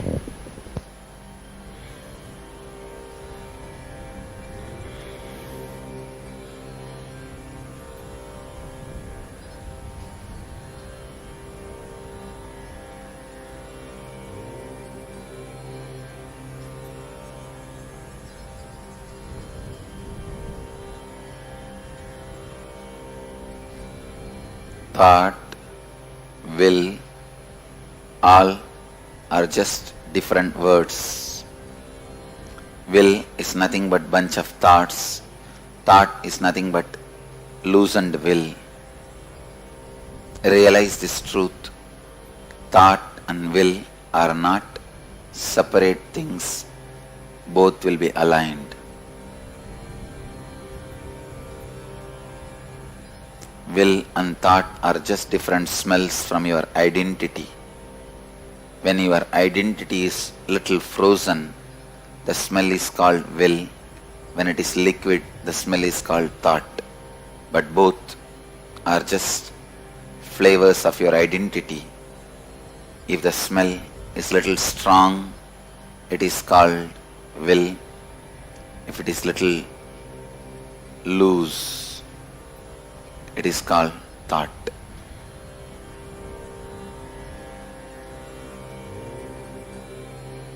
The next question is from Sujata Chandrasekharan, Chennai, India, who's asking, Dear Kala Bhairava, is it right to renounce the family members like father, mother, husband, wife and children for the sake of our own spiritual practices? As per the cosmic law, no husband, no father, no mother, no wife, no children exists. Everybody gives birth as the flow of their life. The very idea, even the mother and father, is created by you human beings. It is neither attested, accepted in the cosmic law. Spiritual practice is the first priority for any human being. Spiritual enlightenment is the first truth for any human being. Evolving in the right direction with the right spiritual guidance is the first priority in your life. Let that not be sacrificed for anything. Same way, do not use spirituality to escape from your social responsibilities. If it's honest spiritual seeking, spiritual practice, nothing should come in the way. Anything comes in the way can be sacrificed.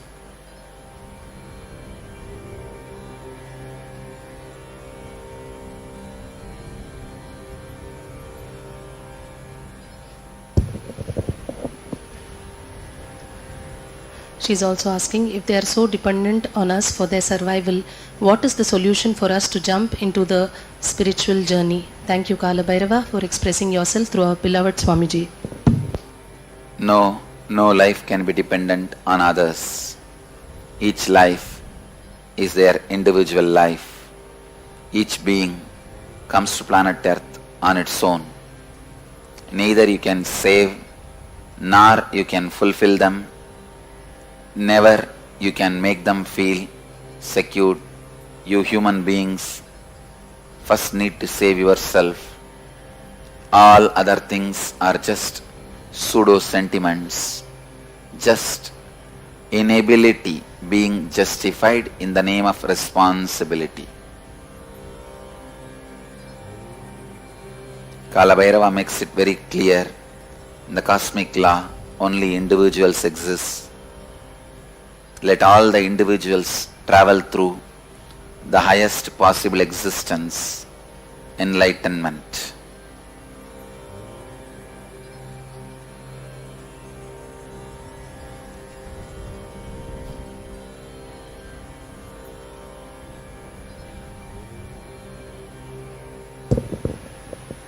The next question is from Padma from Hyderabad, India, who is saying, Dear Father, is not renunciation a mental state?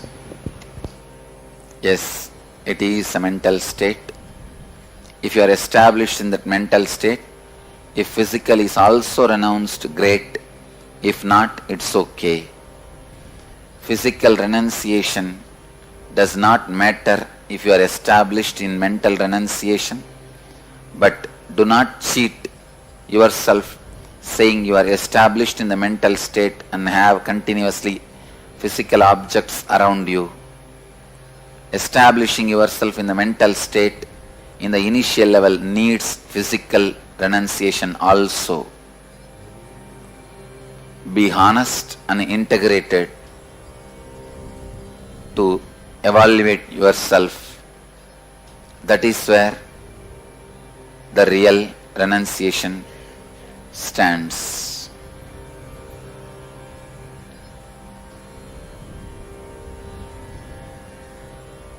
She is also saying sometimes though we renounce outwardly, those desires will still be there in subconscious level. And sometimes by the time we realize there is nothing in it, it is too late. What to do?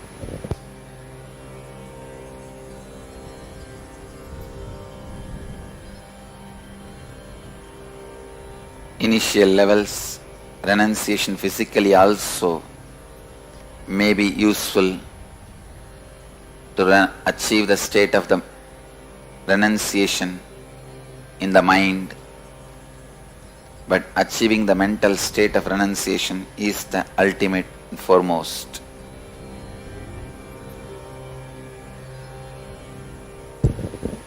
The next question is from a devotee who is asking, I am a married man with children, taking care of my family business. Can renunciation be the spiritual path for people like me?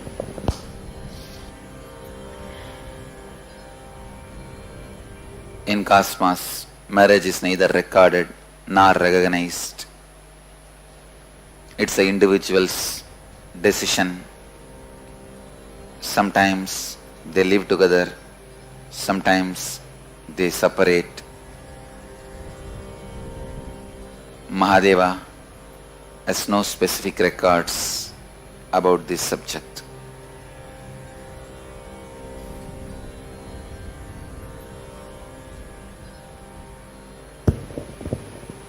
The next question is, what is the difference between renouncing a desire and unclutching from it? Both are one and the same.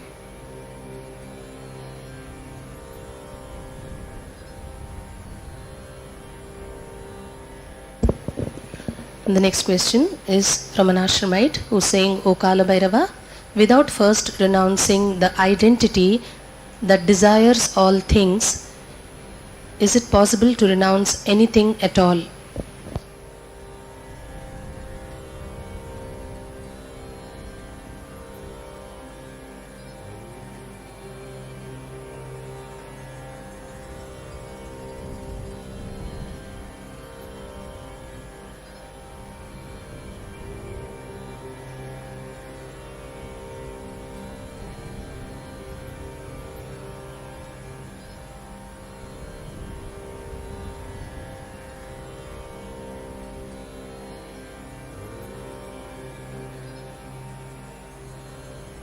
Renouncing the desires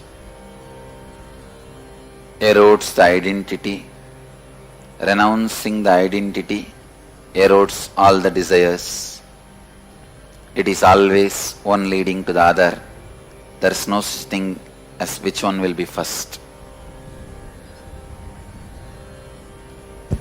The next question is, I love creating wealth and have a talent for it. How can I combine creative expansion with renunciation? Establish yourself in renunciation. The creative expansion will be your life breath. You will expand creatively so much, you will not bother to hold on to what you created.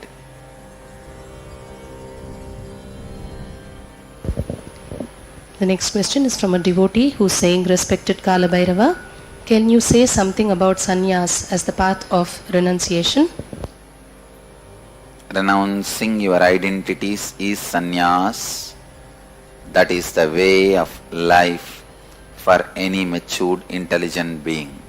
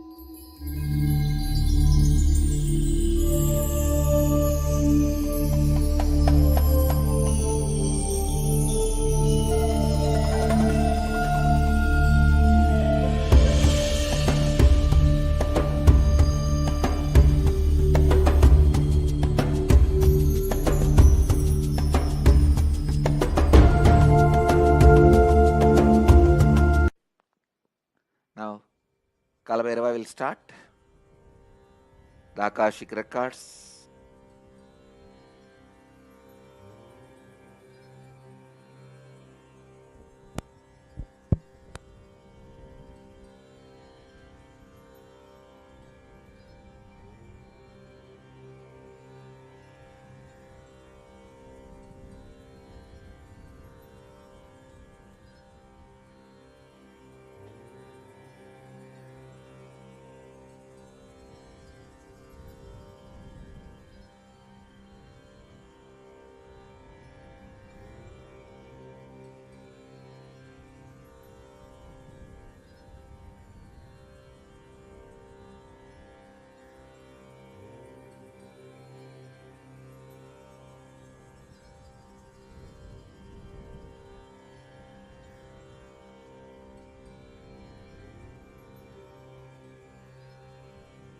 Namah Shivaya.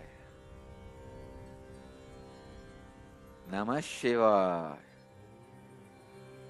Namah Shivaya. The first question today is from Manitya Atmaniranjanananda, who's saying, Nithyanandam, dear Kala Bhairava, of late I have noticed that all my responses in terms of emotions are happening from the Ananda Gandha, and they are deeply stirring, particularly when it comes to compassion and gratitude. Has this happened as a result of continuous unclutching, which automatically led to the renouncing of the mind? Please clarify. Renouncing of the mind has happened in you already. Now only the renouncing of the identity and identification with different things had to happen. It has happened more by the initiation and the power of Upanishad.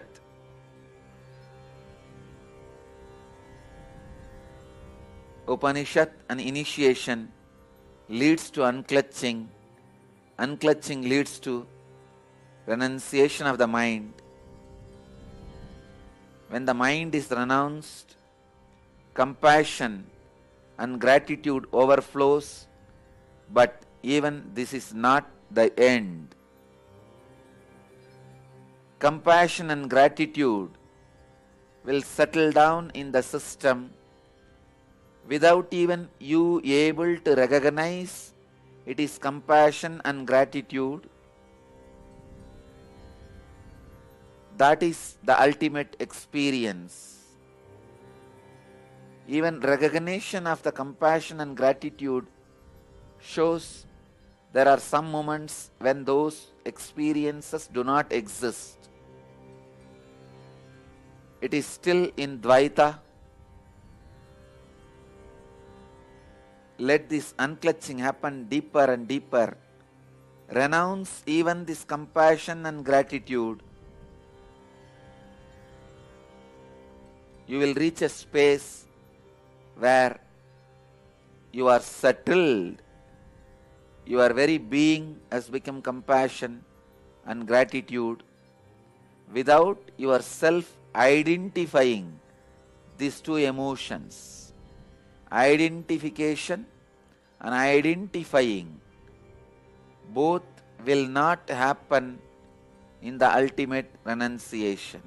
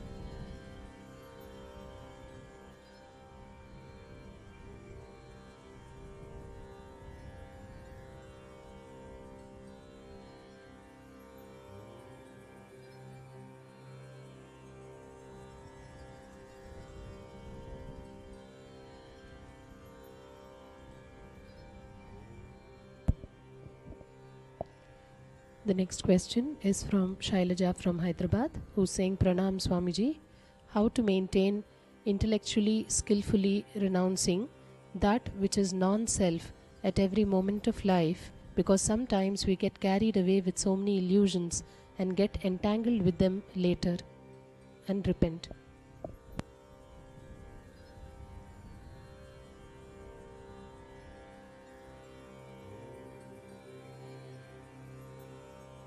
As you practiced deviating from your original state of renunciation, same way practice going back to renunciation. How many times you have tried hard to move out of your original state of renunciation and get entangled into delusions and illusions?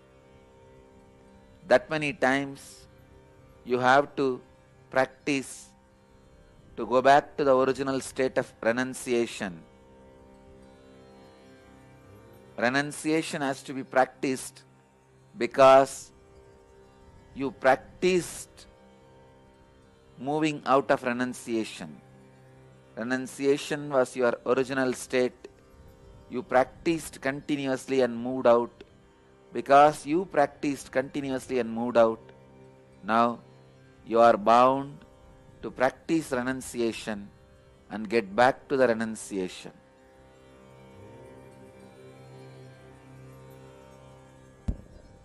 The next question is from Constance from Michigan, USA, who's saying, to do this? Can this happen that a husband can leave his family, renounce his regular life to become a supreme?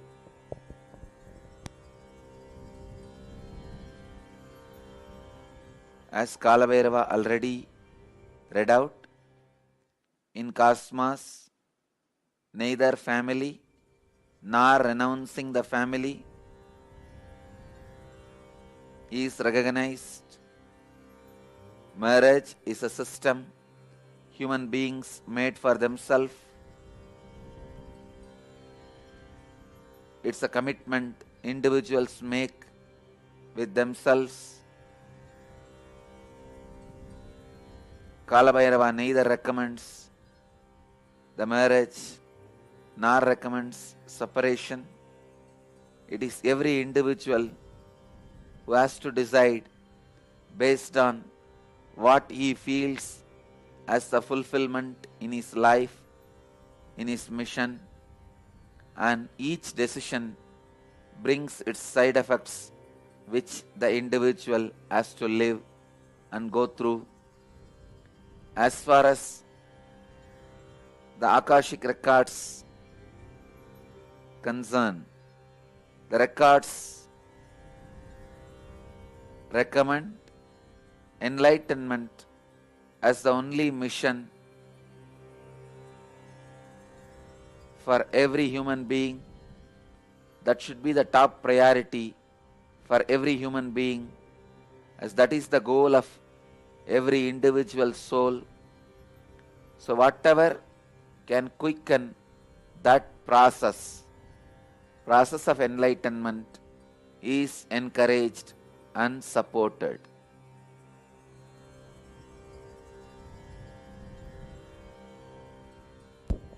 The next question is from Megan Bishop Scott from Canada, who's saying, Deepest pranams Kalabhairava.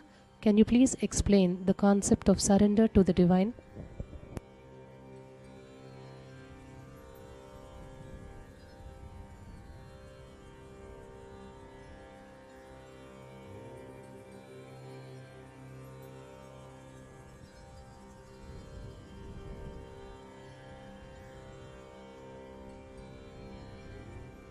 Only after you experience divine beyond any possible doubts which can be created by your body, mind and emotion, you will be able to surrender to the divine. Till then, even the concept of divine will be just your own mental imagination. So, surrender may not be possible till you realize the concept of divine experientially.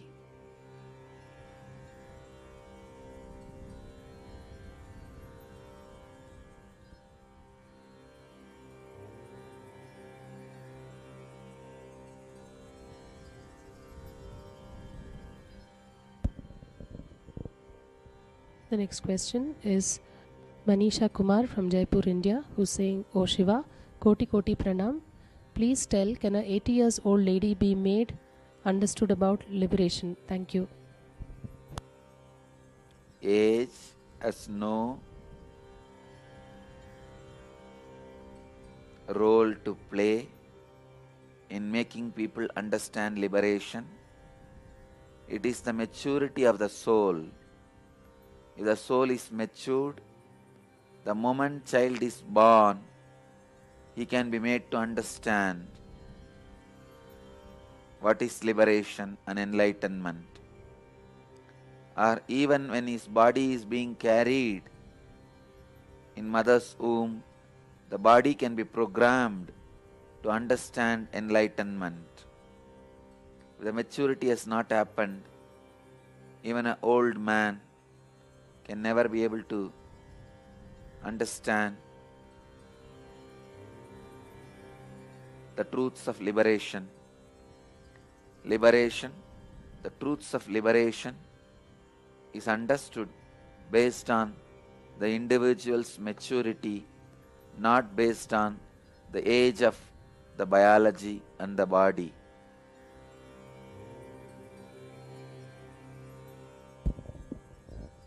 The next question is from Bharat from Dallas, US, who's saying, Swamiji, pranams. I understand about renouncing the identity, and all the world I am experiencing around me is out of my choice. I understand that how I am caught thinking something as me, and there are only bodies moving around. When these things happen, a kind of tight hold near my navel gets loosened and the body feels light. I was trying to remain in the same space as much as possible. It was easy for me to continue to remain in that space and continue in that physical activities like bathing, walking, etc. But it was not possible to remain in this space and continue even a small mental activity. Like I was sitting in the meeting and continue to remain in that space. But I was either able to remain in that space or come down and listen to what others were saying. Both are not happening simultaneously. Later, once the mind enters, again getting back to that space takes a while. What is the solution for this? Just little more practice is what all you need. As on now, give priority to be in that space again and again. Even if you miss some meetings, it is okay. The experience you are having happens very rarely to human beings. Do not miss. Allow that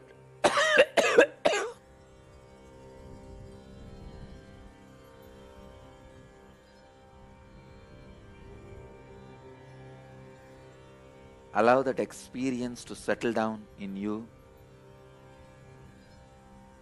Soak yourself in that very experience. You got the rare gift from the cosmos. Don't lose that great gift of diamond for small, ordinary stones like meetings, money, profession, job. Let go of anything which hinders that experience, which tries to move you away from that experience. Renounce everything which moves you away from that experience. Soak yourself only into that experience. You will achieve the ultimate.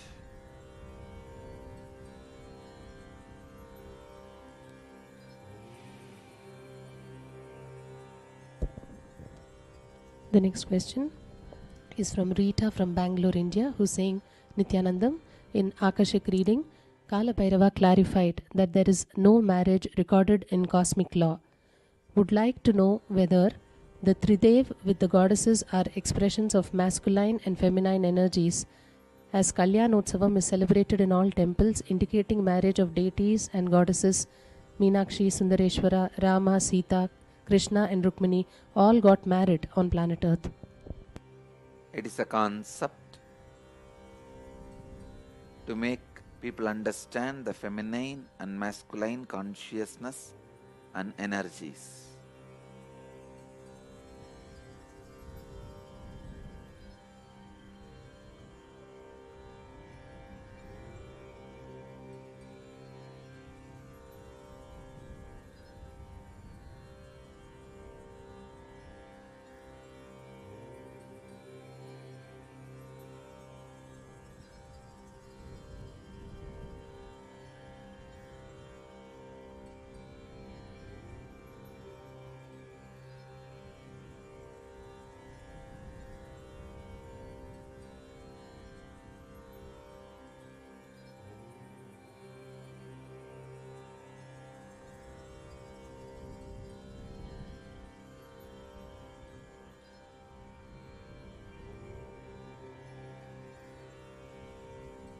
San Jose, Seattle, Los Angeles. In all three temples, Kala Bhairava walks with the form. You guys see your CCTV? You will see his form very vaguely moving, very mildly captured. In next 3-4 days, you guys will also see big footprint of Kalabhairava in your carpets in the temple. And the form of Kalabhairava will be vaguely recorded in your CCTVs, which is visible to your eyes but not with the details.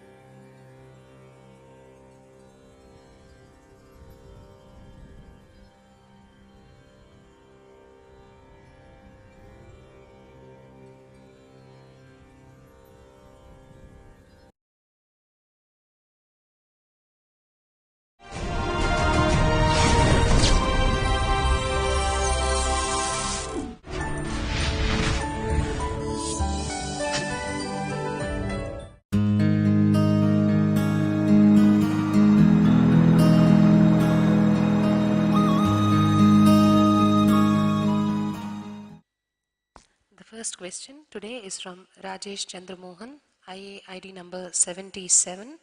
He's asking, Dear Swamiji, our family, dad, mom and myself are overwhelmed and intimately attracted by your avatar of Karuppar Swami.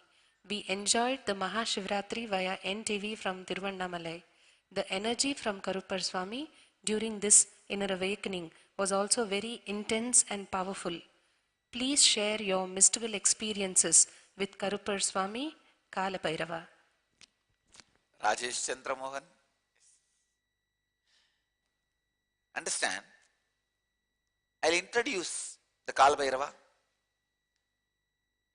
In North India, he is called Kalabhairava, in South India as Karuppanna Swami. He is the causal body, the source from which everything comes out. Shiva has multiple dimensions. Please understand. When I am writing a book, I am a writer. When I am speaking, I am a orator. When I am initiating, I am Guru. When I am giving boon, I am God. So many of my dimension, but it is me in everything. Same way, Shiva has so many dimensions. Kalabhairava is one of his dimension. Every action of Shiva becomes one dimension of him, an independent energy and graces people. So the Shiva who destroyed the ego of Brahma and gave enlightenment to Brahma is Kalabhairava. Suddenly one day Brahma thought, I also have 5 heads, Shiva also has 5 heads. I can do everything, whatever Shiva does, and I am Shiva. Actually, when you are Shiva, you will not feel you are Shiva, others will feel you are Shiva. You will just feel only emptiness, that's all. But this Brahma has become a little egoistic. Not only he has become egoistic, he started doing forgery work of Shiva. Whatever Shiva is supposed to do, and this fellow started interfering. Just Mahadeva threw a small nail from his finger, and that nail assumed the form of Kalabhairava, went and cut the head of Brahma, just like that, casually. And that skull only is in the hands of Kalabhairava. Brahma Kapala is in the hands of Kalabhairava. And Brahma's ego was destroyed and he became enlightened. Then onwards, he became useful to himself and to the world, and deeply grateful to Shiva. So same energy came again in Pandya kingdom in the South India to destroy the ego of a king. See, there was a king, and Manikyavasagar, a great saint, was the minister. And the king told the minister, go and buy horses for the army. He gave the money. And this saint, when he was traveling, suddenly on the way he saw an enlightened being. And he fell in love with that being and he became disciple. That enlightened being initiated the saint. Shiva himself came as enlightened being. And Manikyavasagar, the saint, became enlightened by that Shiva's initiation. And he thought, why unnecessarily spend money and expand the army? I'll create peace in the country. He spent all the money and built the temple for Shiva. Then, on the particular time, the horses were not coming. King imprisoned that saint, Manikyavasagar. So Shiva himself converted all the wolves and foxes which stays around him in the cremation ground into horse, and came as a chief of the horse army, sitting on the horse, and handed over all these horses to king and went away. That night itself, all these horses came back, became wolf again. Not only they became wolf again, they killed all the remaining horses which he already had in the army and ran away. King was shocked. Then he realized the Shiva himself came. So he released the minister. Shiva appeared and blessed king and the kingdom. Don't worry, there will never be a war. You will never be affected by any of these calamities. I am there. You protect Shiva's devotees and Saiva Sampradaya, I will protect you. That is the time Shiva says, if my devotees are affected or disturbed, I will destroy the whole country. That was assurance given by Shiva only at that time. Still it is alive. This assurance has no expiry date.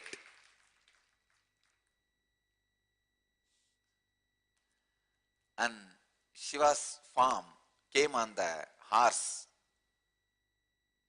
to destroy the king's ego, teach a lesson to king. Is Karupanna Swami, that is Karupa Swami, Kala Bhairava. See, Kala means black, darkness. Kali means the feminine blackness, feminine darkness. Kala means the masculine darkness. Karuppu means again in Tamil darkness. In Sanskrit we call Kala, in Tamil it is translated as Karuppu. The causal body, the source from which everything comes out is Kala Bhairava, Karuppanna Swami. Kala Bhairava was a powerful protector. Kala Bhairava always stood by me from the young age as my security. There is so much to share about Kala Bhairava. All right, let's go to the next subject. Next question. The next question is from Ong Keen Ann, IA number 4. She's asking, channeling is very popular in the West. One of the most famous New Age channeling material is the Seth material through Jane Roberts in the US. Swamiji, may I know the similarities and differences between Vedic knowledge and channeling knowledge? Thank you. Onkinan, I do not know May I know who it is? Number 4. I have no, not much, I don't have any experience about this channeling. And I'll read and understand what is channeling, how it is happening. Then I'll compare both the Vedic Bhavadarshan and the channeling.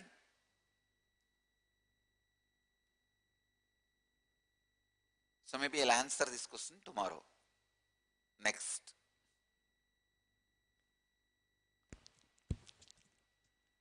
The next question is from Magda Begala, IA number 23. She's asking, Dear Swamiji, can you clarify if being in meditation continuously is being in consciousness continuously? Magda Begala, yes. Either you are in consciousness or you are in unconsciousness. That's all. There's no midway. Either you are in meditation or you are in confusion. There's no midway. If you are not in meditation, all those moments you are in confusion. There is no neutral gear, understand. Either you are in the forward gear or reverse gear. There is no neutral gear. Either you are in meditation or confusion. Either you are in consciousness or unconsciousness. That is why I insist on ajapa japa, continuously repeating. Continuously repeating. Continuously unclutching. Being in the meditation continuously.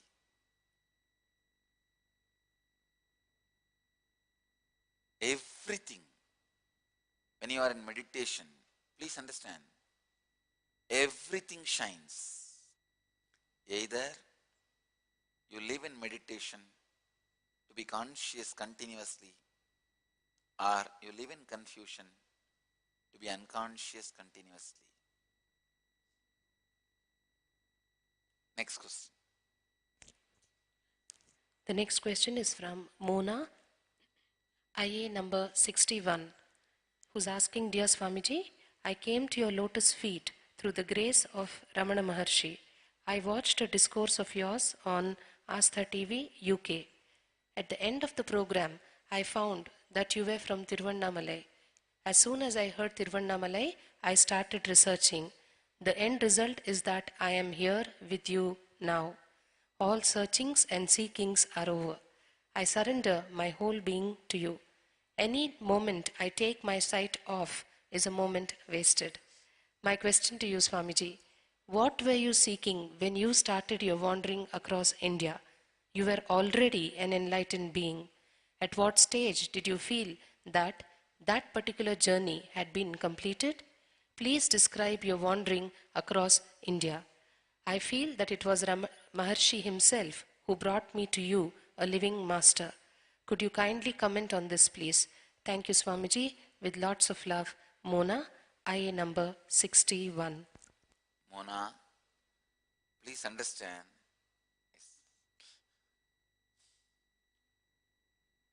My wandering was not in search of anything for me, but in search of disciples and devotees who will receive what I am offering, and in search of perfecting the technology and the methodology to share what I am offering. Please understand, modern day human beings have become so thick logic beings, especially, see, after Ramana Maharshi and now, in this last 60 years, whole humanity has gone through some extraordinary transformation, whether right or wrong, it has happened. Human beings' logic has become at least 100 times thicker than the time of Ramana Maharshi. In Ramana Maharshi's time, how your logic was, now it is 100 times thicker.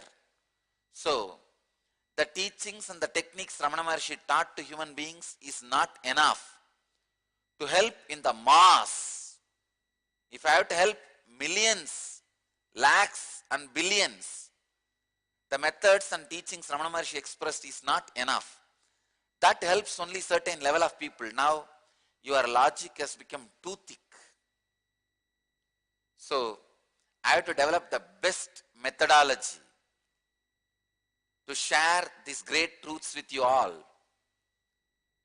So I was in search of designing and developing the best methodology to share these great truths with you all.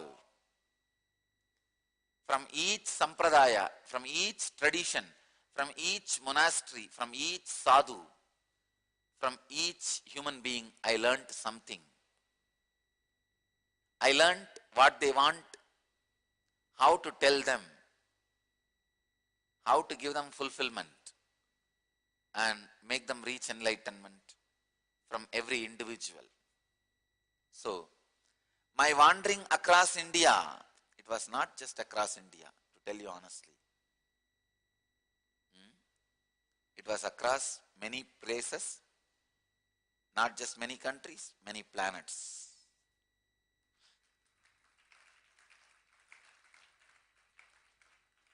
At 2000,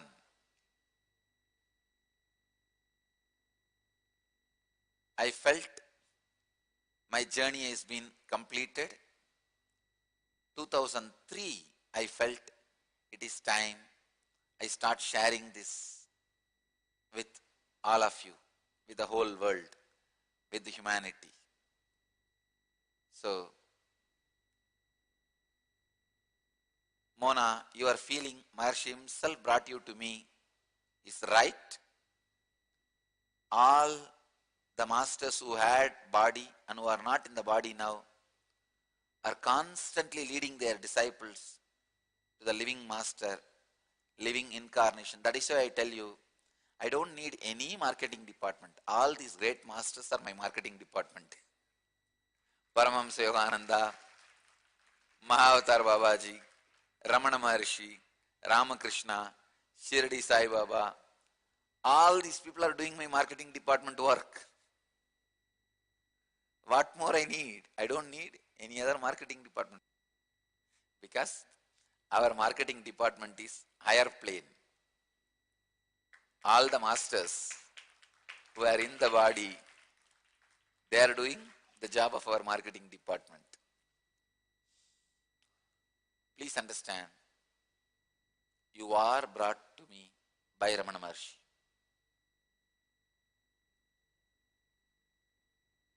Maybe within IA, inner awakening, you will have his darshan, either in the dream or in the vision. That will clear your doubts. Blessings. Next. The next question is from Terry Sun, IA number 92. She's asking, how does one transform from individual love to great love? We are so conditioned to relate to people through our logic instead of our heart. How do we unclutch from the restrictions of the mind to see everyone as the same? Great love is a beautiful concept, but how do I start the practice so I can strive to live with this ideal and turn into a practical reality in this lifetime? Terry Sun, IA number 92. Terry Sun, understand. The only hindrance between the individual love and great love is the hatred you carry for few people and few things, that's all. Please understand, great love is like an ocean. Individual love is like a small area of the ocean which you covered by creating a small wall, by throwing stones, big rocks into the ocean. You created a small part of the ocean as a pond and you call this as yours. Now, what separates the small tank and the ocean? Those small stones. Same way, from the great love, you carved out a small portion as an individual love. The stones you have thrown to carve out the individual love is the hatred you carry for few people and few things. the one and only method and most practical method to make individual love to great love is remove all that hatred for people and places or beings, for anything you carry in you, by completing with those beings, with those people, with those places. If you have a hatred to a particular person, sit with him, sit with her, do the Purnatva Kriya. If you have hatred with some object, go and sit with that object, do Purnatva Kriya, it responds to you. If you have hatred towards some places, go to that place, sit with that place and do Purnatva Kriya, it responds to you. I tell you, remove all the hatred and suffering you are carrying through and with so many objects and persons and people. Purnatva Kriya means completion. Go and sit with that person, talk it out, share why you felt what you felt, and go with the deep acceptance mood, relate with that person and try to heal the wounds. I tell you, remove the small hatreds you carry towards just few people. You don't hate the whole world. Maximum 20 to 30 people you may be hating in your life. Remove that hatred. Simply the individual love will become great love. Alright, last question. Finish it. The question is from Anshul Chaturvedi, Lucknow, India. He's asking Pujya Swamiji, Vedic tradition describes yatra as one of the important spiritual rituals which every person should do at least once in his lifetime. Can you say something on the significance of doing yatra or pilgrimage, especially with an enlightened master? Also, would like to know, why do you give the initiation into saffron robes for those traveling to Kailash with you? Is it like a temporary sannyas? Anshul Chaturvedi, Lucknow, India. Please understand. Yatra, spiritual pilgrimage, is such an important dimension for every spiritual seeker. Getting out of the place you are living, where your identity is living, where people perceive in their own way about you, first gives you the freedom to be out of your identity. When you go to these high energy centers like Kailash, not only your old identity is removed, the possibility for the growth of new consciousness happens. Especially with an enlightened being, he will properly use that situation and create identity crisis in you and clear your old identity and create complete new inner space. And you are asking, I would like to know, why do you give the initiation into saffron robes for those traveling to Kailash with you? Is it like a temporary sannyas?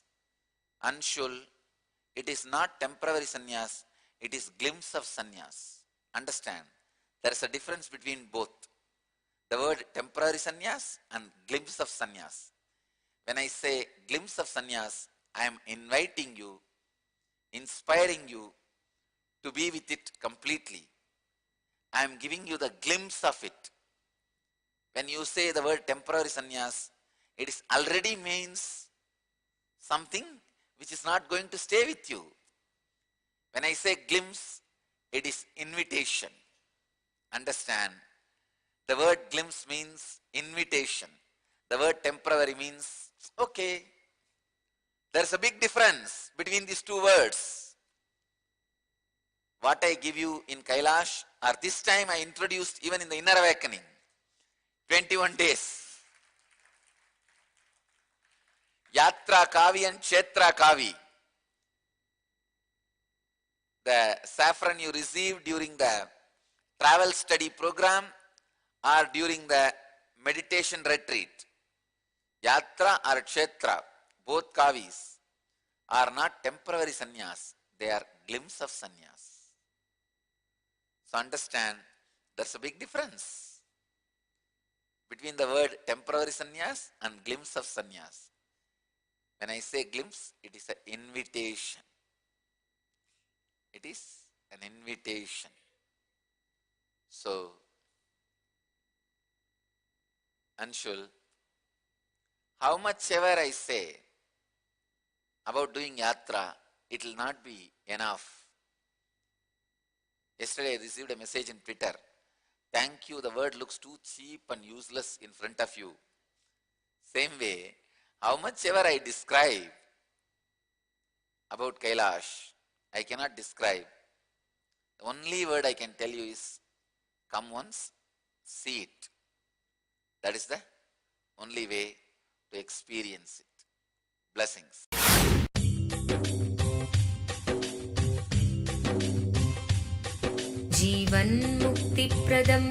Paramahamsa Nithyananda, a rare living incarnation, is named among the world's 100 most spiritually influential personalities today. Paramahamsa Nithyananda has been placed alongside Dalai Lama, Nelson Mandela, Oprah Winfrey, Paulo Coelho and others by Mind, Body, Spirit, the world's top esoteric magazine from Watkins, London's oldest and largest bookstore. A yogi by birth, he has been expressing his power of enlightenment since birth. He has authored more than 500 books in Tamil and English. Translations of these books are available in 26 languages in Telugu, Kannada, Malayalam, Hindi, Sanskrit, Gujarati, Oriya, Bengali, Marathi, French, Malay, Polish, Portuguese, Italian, German, Danish, Spanish, Russian and Chinese. He is also an exemplary speaker with over 10,000 hours of profound life solutions through his discourses. Social services such as Annadan, free medical care, free educational services with ashrams, schools, temples, hospitals established in more than 140 places around the world, offering exceptional services. A powerful spiritual healer who has healed millions of people of diseases from migraine to cancer. A Kriya Yogi who has formulated Kriyas for physical health and mental well-being, benefiting thousands. A living master who offers practical solutions for our everyday problems. He is the founder and spiritual head of Nithyananda Dhanapeetham, a spiritual powerhouse who has revived the sacred Vedic tradition by establishing Vedic temples in places like Los Angeles, San Jose, Seattle, Toronto, Ohio, Oklahoma, Phoenix, St. Louis, Malaysia, Brazil, Paris, Guadeloupe, Dallas, New York, New Jersey, Atlanta, Calgary, Vancouver, Singapore, and places in India like Bengaluru, Hyderabad, Tiruvannamalai.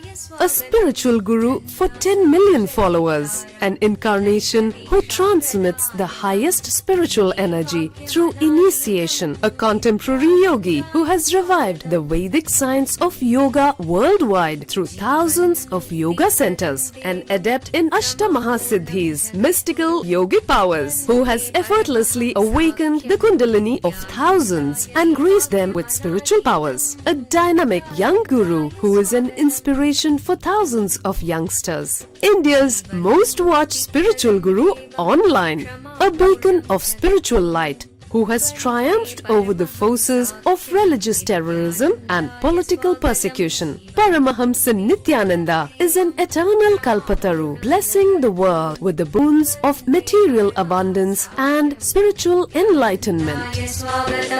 आनन्दानुभवास्वादं सर्वरोगनिवारकं वन्दे पापविनाशक्तं नित्यानन्दाय स्वागतं नित्यमुक्तं निर्विकल्पं ध्यानलोकप्रदीपकं वन्दे शान्तमयं बन्धं नित्यानन्दाय स्वागतम् आनन्दगन्धसञ्चारं सर्वोपाधिविनिर्मुक्तं वन्दे ज्ञानालयं नाथं नित्यानन्दाय स्वागतम्.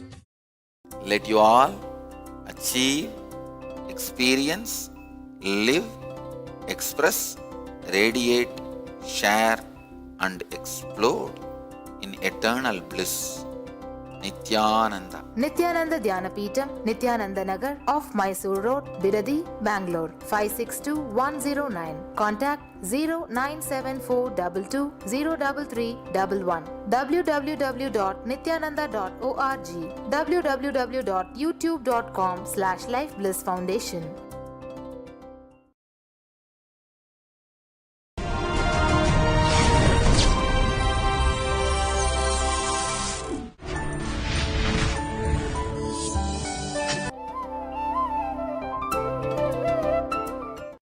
नित्यानन्देश्वर समारम्भां नित्यानन्देश्वरि मध्यमाम् अस्मदाचार्यपर्यन्तां वन्दे गुरुपरम्पराम्.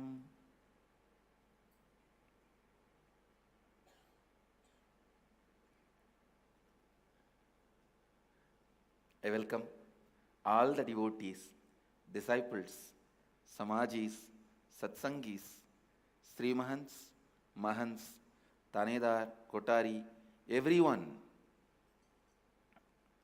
sitting with us all over the world through Nithyananda TV, Ara TV, Sadhana TV and two-way video conferencing, having Nayanadiksha. The city is sitting with us in two-way video conferencing, having Nayanadiksha. Los Angeles, Toronto, Ohio, Varanasi, New York, Kolim, Seattle, San Jose, St. Louis, Tiruvannamalai, London, Madurai, Dubai, Chicago, Minot, North Dakota, Trinidad, Surrey, Vancouver, Mumbai, and lot more cities. I welcome every one of you with my love and respects.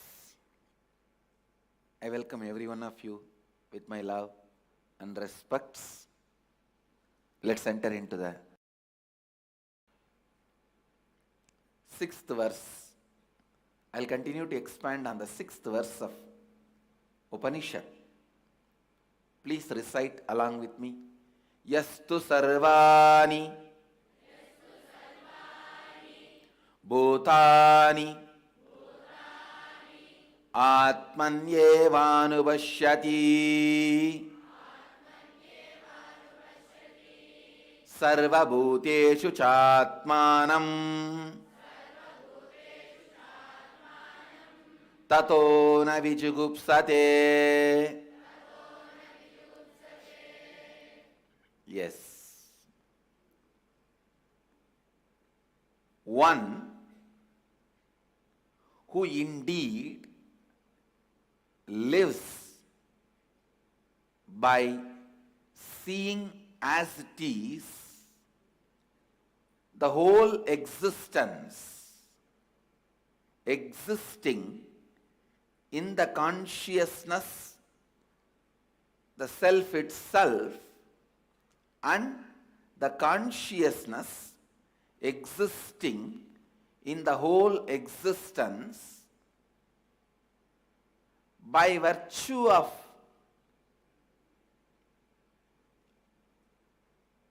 not seeing oneself as separate from the consciousness, does not feel violated or hates anything existing.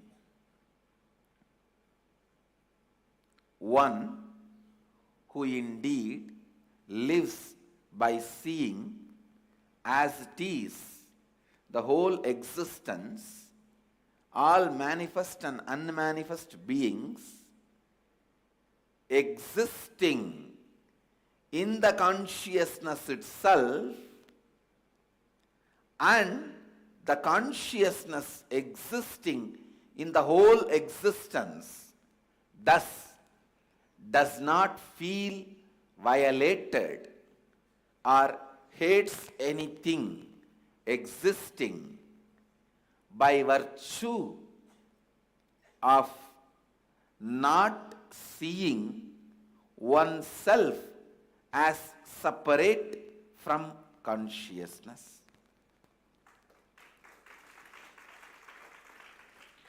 Listen. Of course, I am not Bharatanatyam dancer. If I learn, maybe I can put more mudras for not seeing all that mudras. Anyhow, understand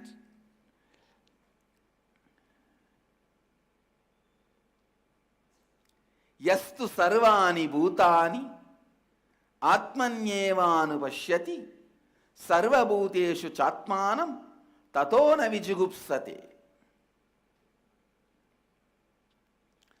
So the concept you have about you plays a very important, major role in the way you live, the way you exist.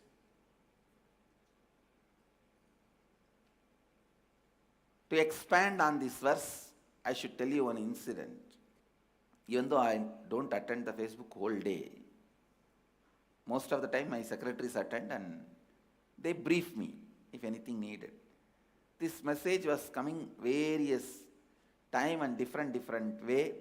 So they briefed and I saw the essence of that message is that it is some 10, 12 different time, different messages that why don't you search and find out your other half? What is the wrong in romance? And it is advising me and inviting. I was laughing. I laughed actually. I said, I'll answer in the satsang because the person who sent anyhow will be watching the satsang. I don't search for my other half because I am not half.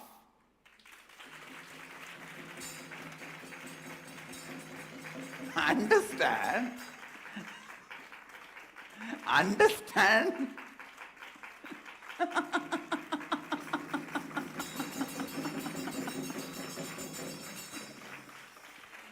This stupid person goes on sending me message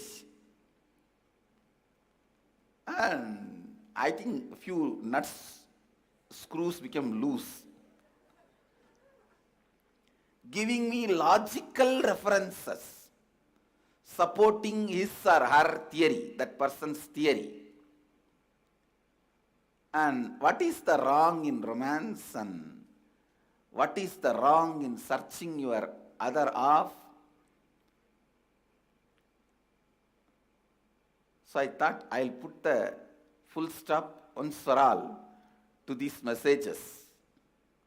Understand, I am not searching for my other half because I am not half. I am already full. I am complete. So what you experience about you, that decides your attitude about life. Understand? If you feel there is something other than you existing, you may have fear or feeling.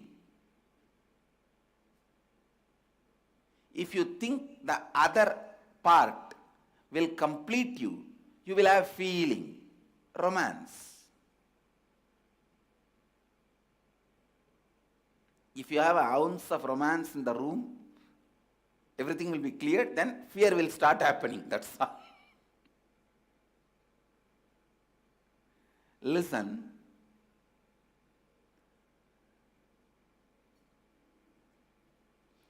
With the other part, if you feel the other part will complete you, you will start developing romance towards it.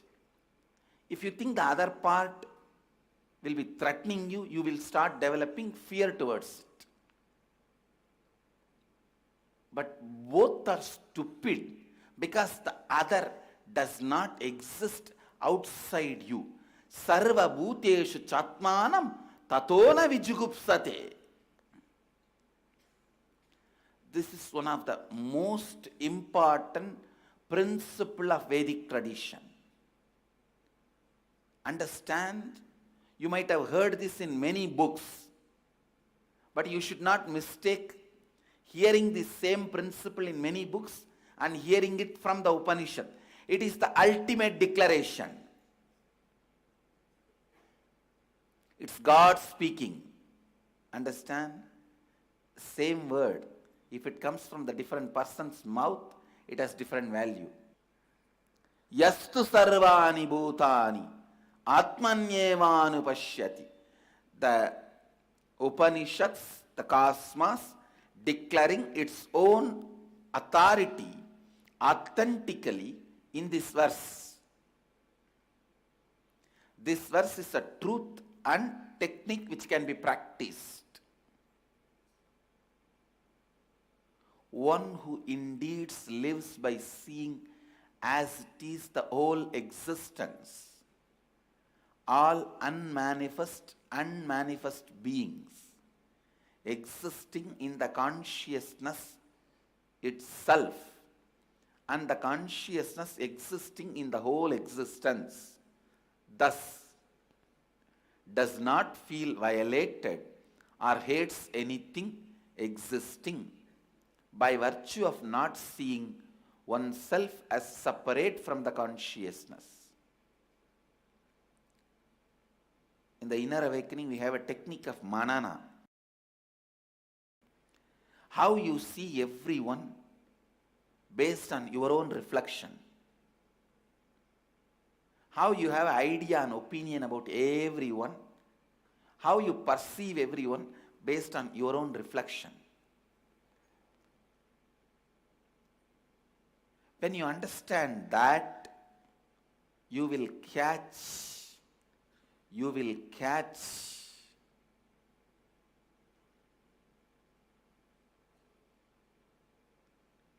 the truth.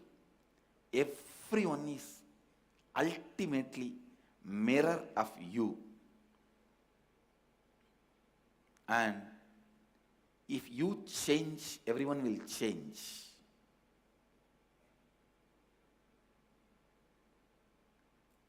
Don't think roundabout way. If everyone changes, I will also change. Start from you. Everyone will also start changing. The change will support the change, and it will become a beautiful virtuous circle in you. See, if you start the change from you, others also will change. That will support you to change more. That will support others to change more. It will become a beautiful virtuous circle. But if you are waiting for the start to happen from the other, others will not change. Because of that, you will not change.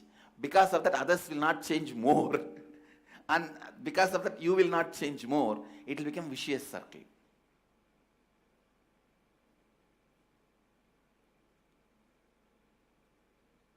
Blessed are those who decide to start the change.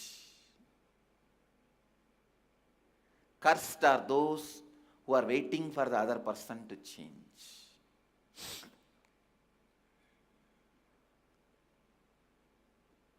Blessed are those who decide to be the first in the transformation process. When you open up, other will open up. When you become unarmed, the other will become unarmed. If you are waiting, let the other happen. Till then, I'll wait. Other will never start, and they will start piling up more weapons.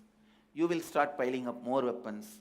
This hypocrisy goes on as a vicious circle.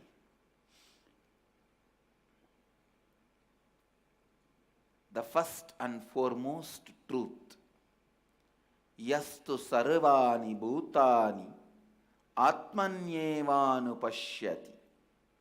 One who indeed lives by seeing as it is the whole existence, all unmanifest and manifest beings. See, it is like a dream which you see in the night. Only in the morning after waking up, with your cognition, you decide whether it is a good dream or bad dream. Otherwise, dream is a dream is a dream. Same way, life is a life is a life. When you start judging, you start feeling whether it is a good or bad. Yastu sarvani bhutani atmanyevanupashyati. One who indeed lives by seeing as it is the whole existence, all unmanifest and manifest beings existing in the consciousness of the self itself.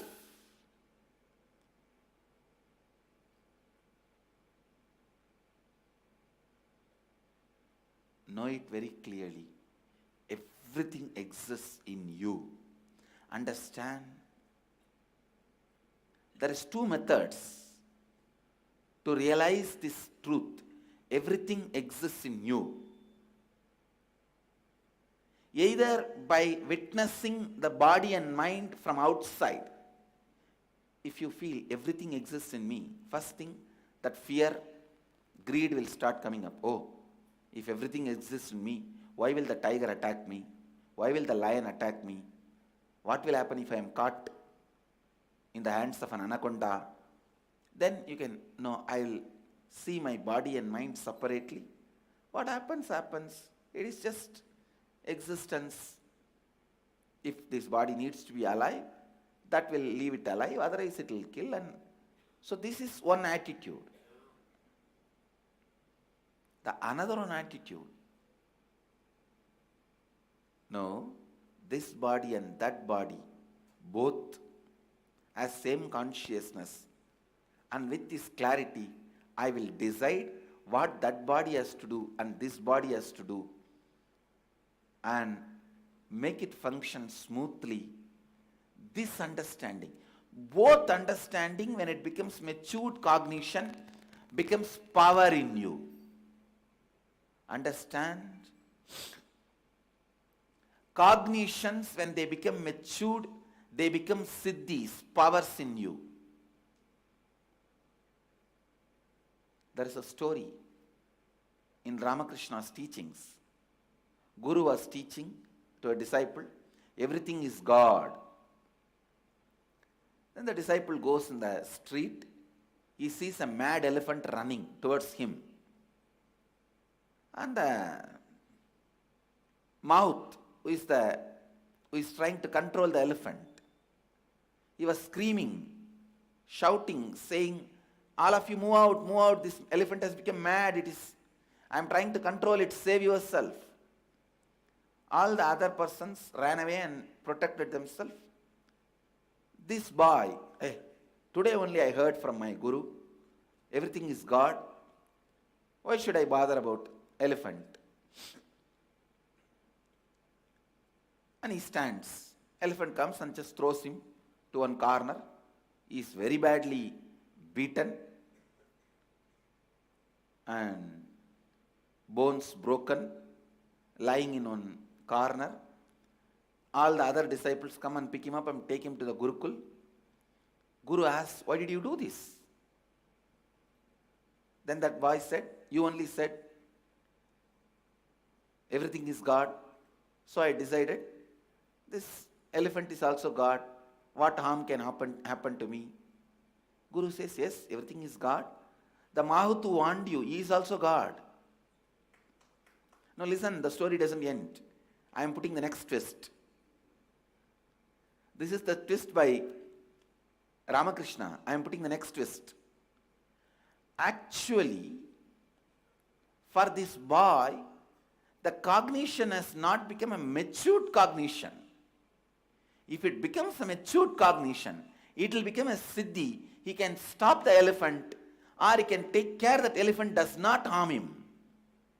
Or, even if that elephant throws him, his body will not be harmed. Even if something happens to the body, he will not have suffering. So many layers can happen.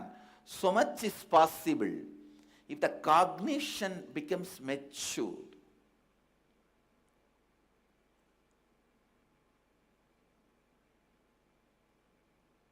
Cognition not becoming matured cannot be the logic or the reason to say the truth is not truth enough.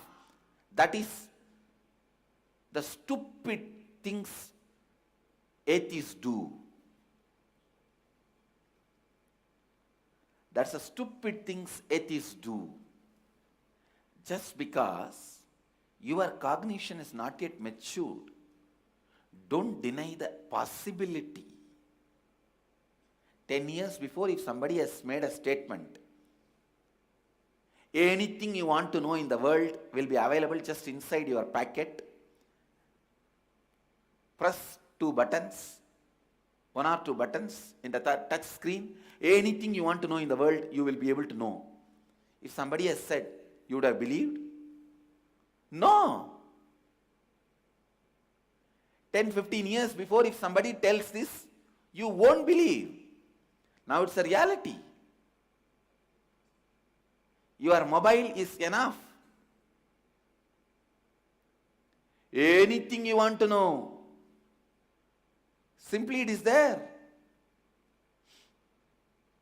Now I am telling you, by 10 years, no electricity on the planet Earth. Listen, in next 10 years, there won't be, people will forget something called electricity because the whole thing will become based on solar.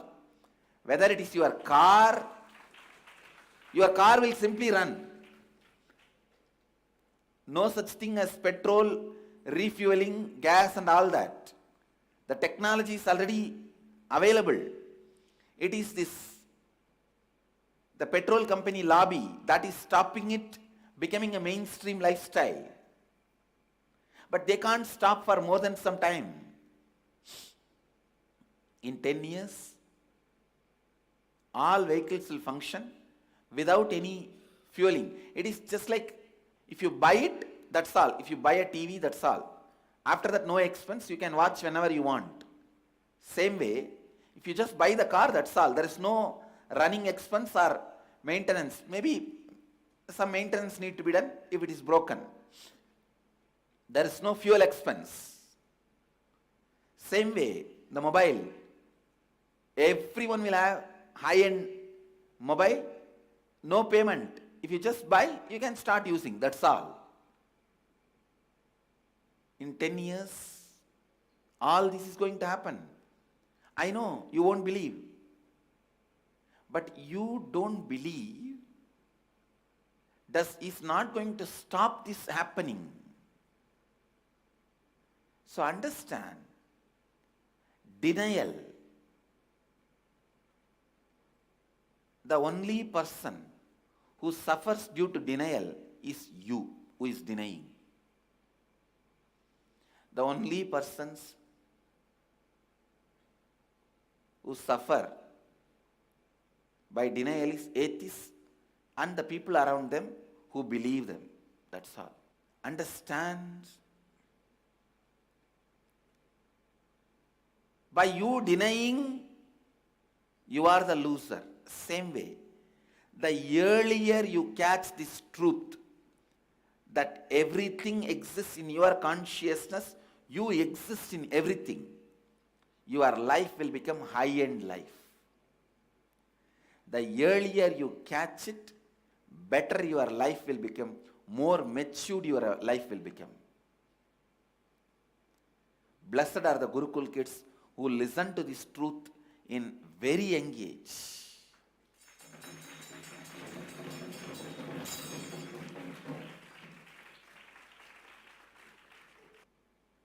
Maturity of the cognition is possible for Gurukul kids because it is going inside in a very young age. For adults also it is possible by completing all the immature cognitions and awakening it. I tell you, If you have to destroy a tree, you have to weaken the root. So your ignorance is like a tree. If we have to weaken the root, the one truth which will weaken the root of your ignorance tree is whether I understand or not, this is the truth. The earlier I understand, it is better for my life. This one truth will shake and weaken the root of your ignorance tree. Don't wait, saying, when it becomes my experience, I'll start living. No. Whether I catch it or not, this is the truth. I have seen, when I was traveling,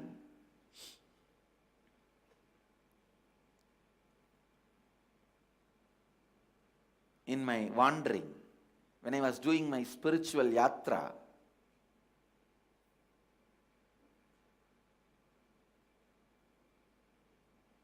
I used to cross through the villages, forests. Some villages, there will be few people who will try to steal the trees from the forest. But in the forest there is a law, only if some tree dies naturally, you can cut it and take it. You can't cut or kill any tree. So these fellows who want to steal the trees, what they will do, they will just pour little acid in the root of the tree. In 1 month it will dry and die. No one will know how the tree died. The forest officers will think, okay, this tree is dead. And these cheats who want to steal the tree, they will cut that and take it. I tell you, the acid to dry your ignorance tree is, whether I understand or not, this is the truth. The earlier I cognize it, my life will become matured and high-end life. The earlier I catch it, earlier my life will become high-end.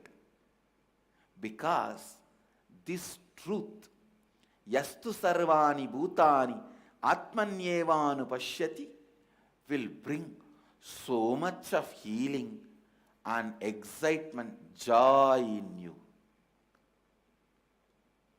Yesterday night till 11 o'clock I was sitting with some of my mahans and talking. And I was having that steam with eucalyptus oil to remove this cold. That's one of the natural process, like burning the turmeric and smelling that smoke and putting the eucalyptus oil and in the hot boiling water and catching that smell. So I was sitting with all my parivaras and doing all this, so that I can come for the morning satsang. And so one of my mahant was telling, what is this, Swamiji? Why don't you rest? Tomorrow you have satsang.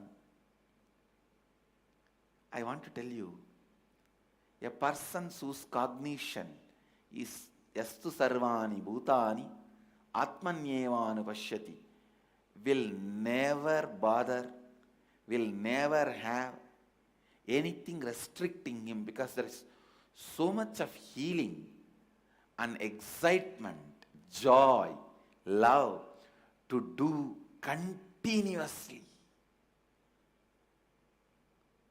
Continuously. You just know everything exists in you. You exist in everything.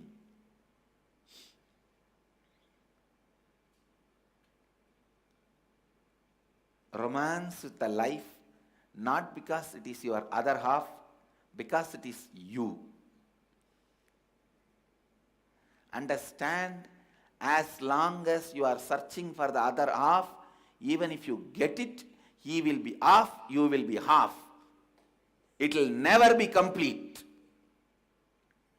Only when you understand the person you are searching for you is you, you will be full, he will be full, it will be completion, from completion to completion.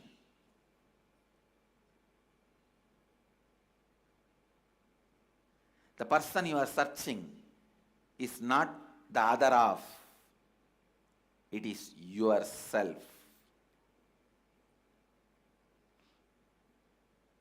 So search here, only then completion.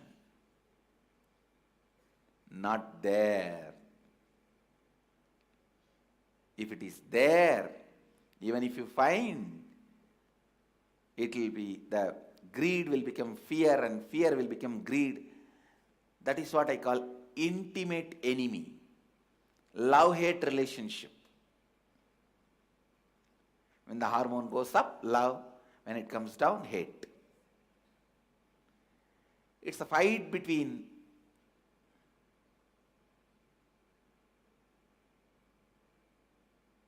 different hormones.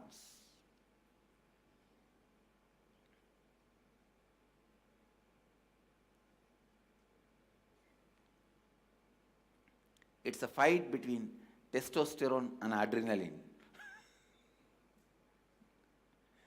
All your fear and greed is a fight between testosterone and adrenaline. The testosterone is high, you call it as love and romance. If the adrenaline is high, you call it as a fear and hatred. Yastu sarvani bhutani atmanyevanu vashyati sarva bhuteshu chatmanam tato na vijugupsate.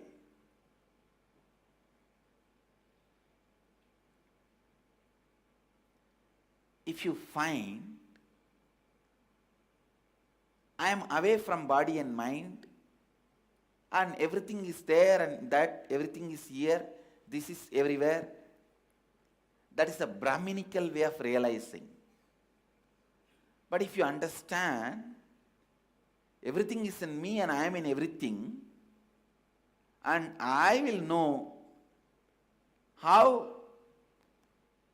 to alter and change, do what I have to do.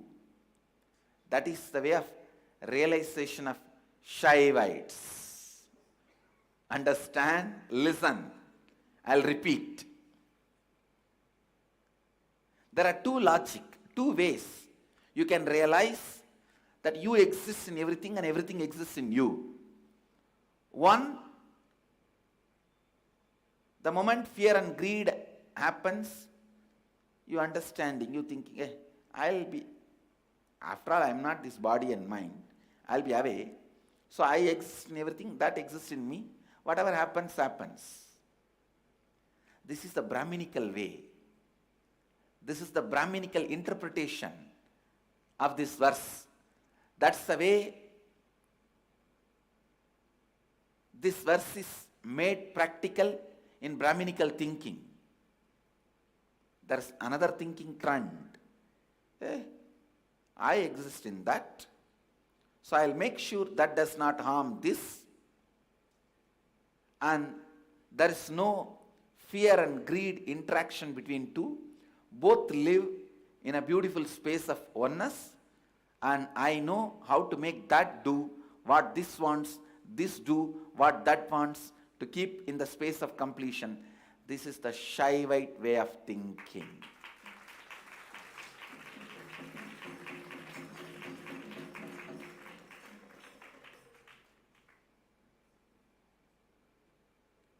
Unclutching is a Brahminical way of thinking.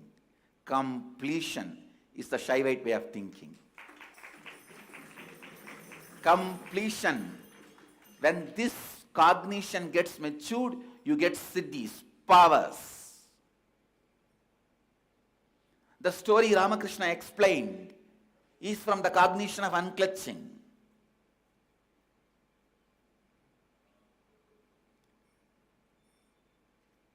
If I look into the same story, I'll say, the Guru should tell the disciple, yes, everything is God, sit and make this cognition matured, and then go and stand in front of the elephant. It will just sit at your feet and bow down, salute.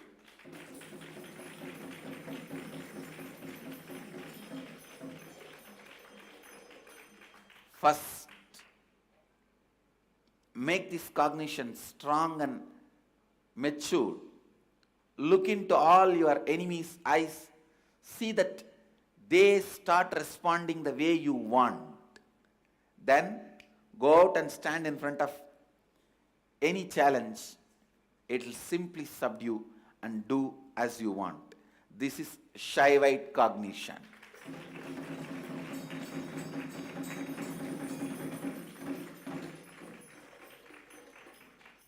There is a next level of cognition. A guru will tell everything is consciousness. You exist in everything. Everything exists in you. This is the truth. You don't even need to wait for this truth, this cognition to be matured in you. Go and face the challenges till it becomes matured in you. I will protect you and see to it how this cognition responds to me. It will respond the same way to you. Once it becomes matured, it will automatically respond to you in the same way. Till it becomes matured, I am there to protect you and save you. Go and do it. This is Nithyananda way of interpretation.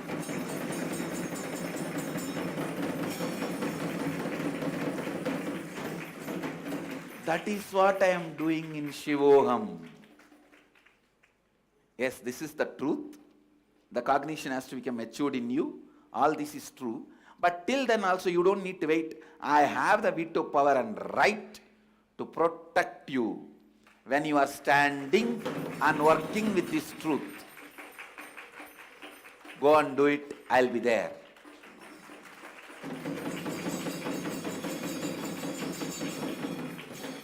And I am responsible for the elephant to bow down in front of you.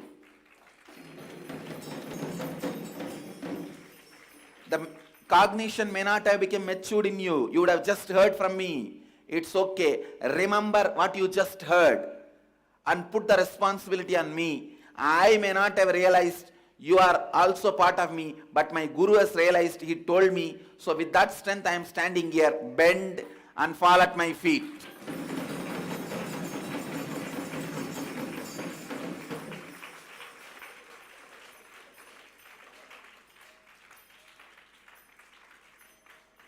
This is my way of interpreting. Understand? And I tell you, I am doing this for last 15 years. I have not put any of my disciples in any crisis or risk. Nobody has died, nobody has been destroyed, nobody lost, nobody has been put in risk. This 15 years of my performance is sufficient proof and enough trustworthy, reliable resume. I have a trustworthy, reliable resume of protecting my disciples who stand with the truth which I am sharing, even if it is not become their experience, saying, I have not realized it. This has not become my cognition, but my master's cognition. And he told me, he never lies to me, his integrity. I stand with that strength. I am facing, come on.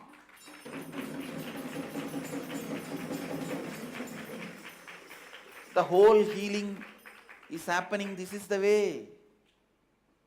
Only a person who has become enlightened can radiate the energy of Ananda Gandha. The enlightenment has not become matured cognition in me, but it has become truth in my master's being. And he has told me I can do it with his authority. I am stretching my hand. Let the energy flow, be healed.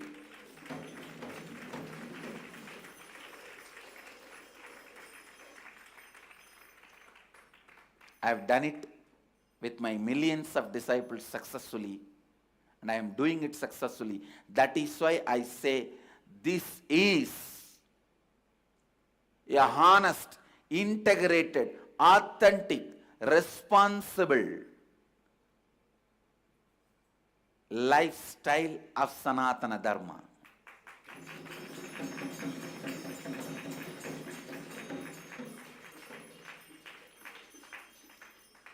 That is all I am doing in Shivoham process.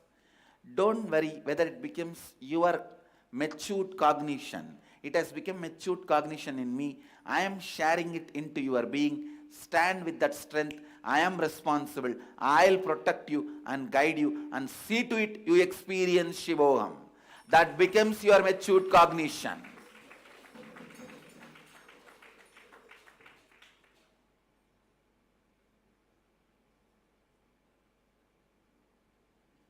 Unclutching is Brahminical way, completion is Shaivite way, giving boon is Nithyananda way, the way of Shivoham.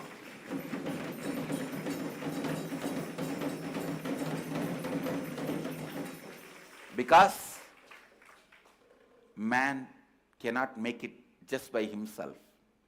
He need to be given. That is why enlightened beings happen. Enlightened beings teach, but they don't happen just to teach. Enlightened beings teach, but they don't happen just to teach. They happen to give. Teaching is one of the preliminary method way for giving.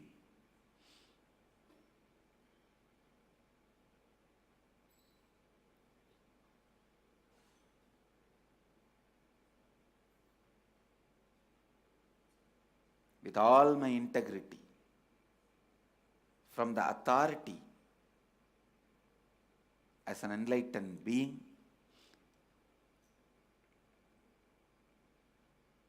authentically,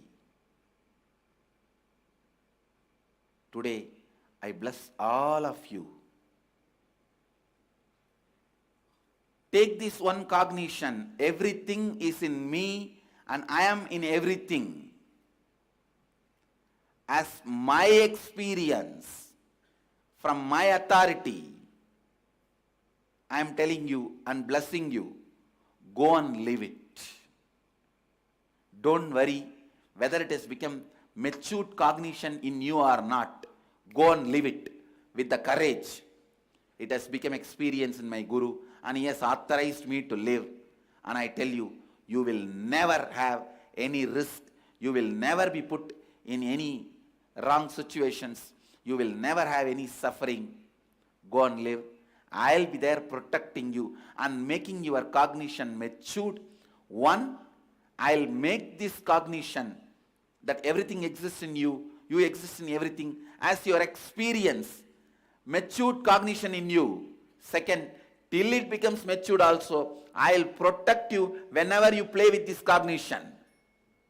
You will never be in risk. You will only be supported, protected, matured to achieve this cognition. Go and live this. I am not asking you to do Vakyartha Sadas. No. I am asking you to live.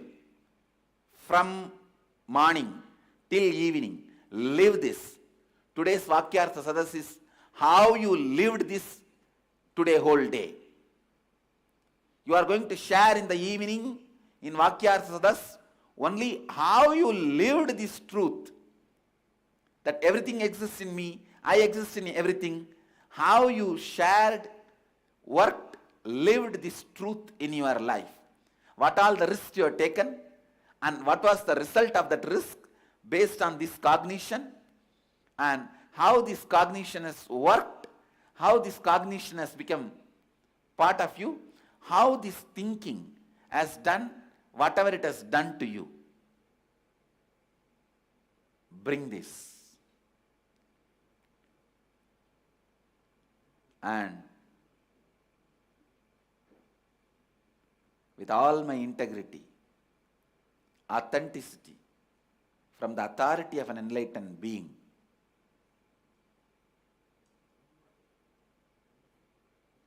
with responsibility and enriching, I am giving all of you this as a boon. Please live this truth. Everything exists in you. You exist in everything. Live. live, you will not lose anything.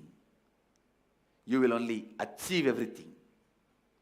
And my experience of this truth, I am putting that in the center as the responsibility.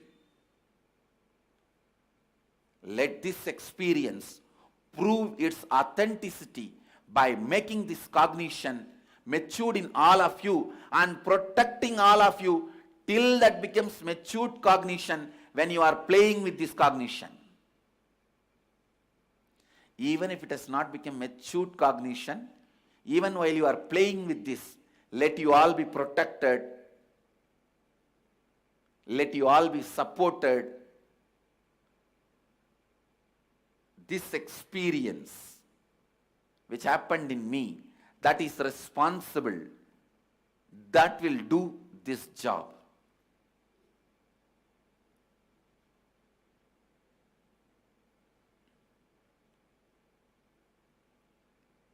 I am requesting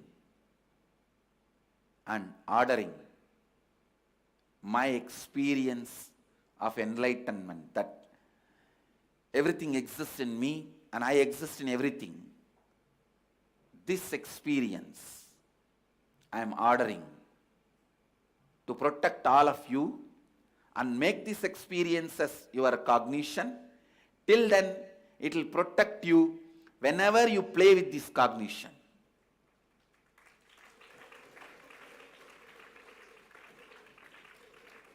Without putting you in any risk and helping you more and more, supporting you more and more, showing many miraculous, beautiful happenings in your life so that you become strongly able to believe and live this cognition.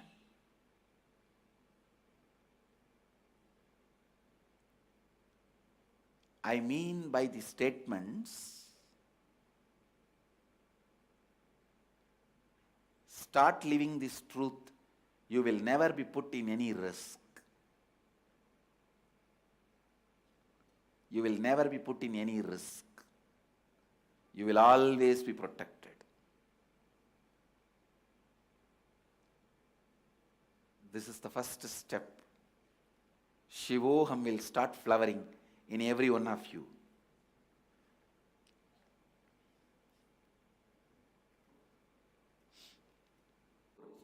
Singapore. Blessings to Balavidyalaya Temple, Children's Temple. My blessings to all the kids. How I played with the deities and became Nithyananda. Same way I bless all you guys. You will all play with deities and become Nithyananda. Blessings to all you guys.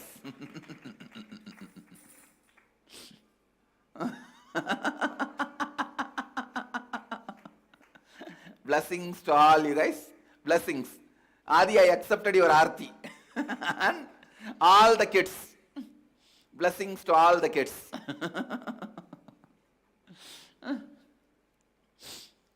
We will start thousands and thousands of children's temple. Blessings.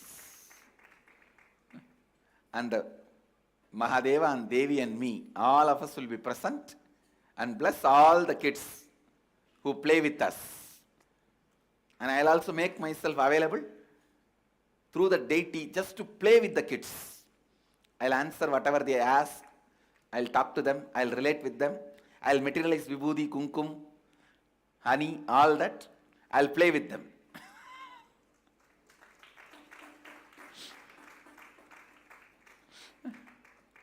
I bless you all.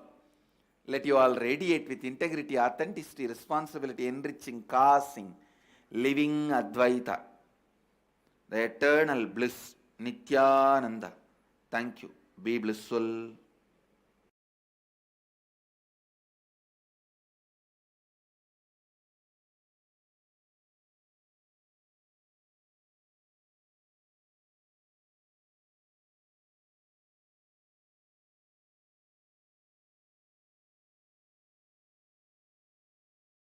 Nithyananda Dhyana Peetham, Nithyananda Nagar, off Mysore Road, Bidadi, Bengaluru. Phone 08027279999. www.nithyananda.org. www.youtube.com/lifeblissfoundation. स्वभावचिन्मयानन्दं कृपापूर्णं जगत्पतिं हरिषड्वर्गजेतारं नित्यानन्दगुरुं भजे. स्वभावचिन्मयानन्दं कृपापूर्णं जगत्पतिम्.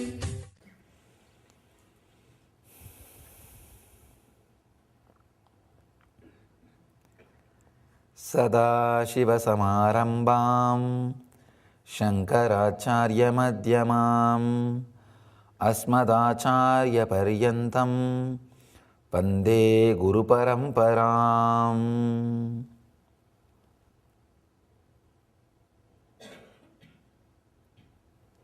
I welcome you all with my love and respects.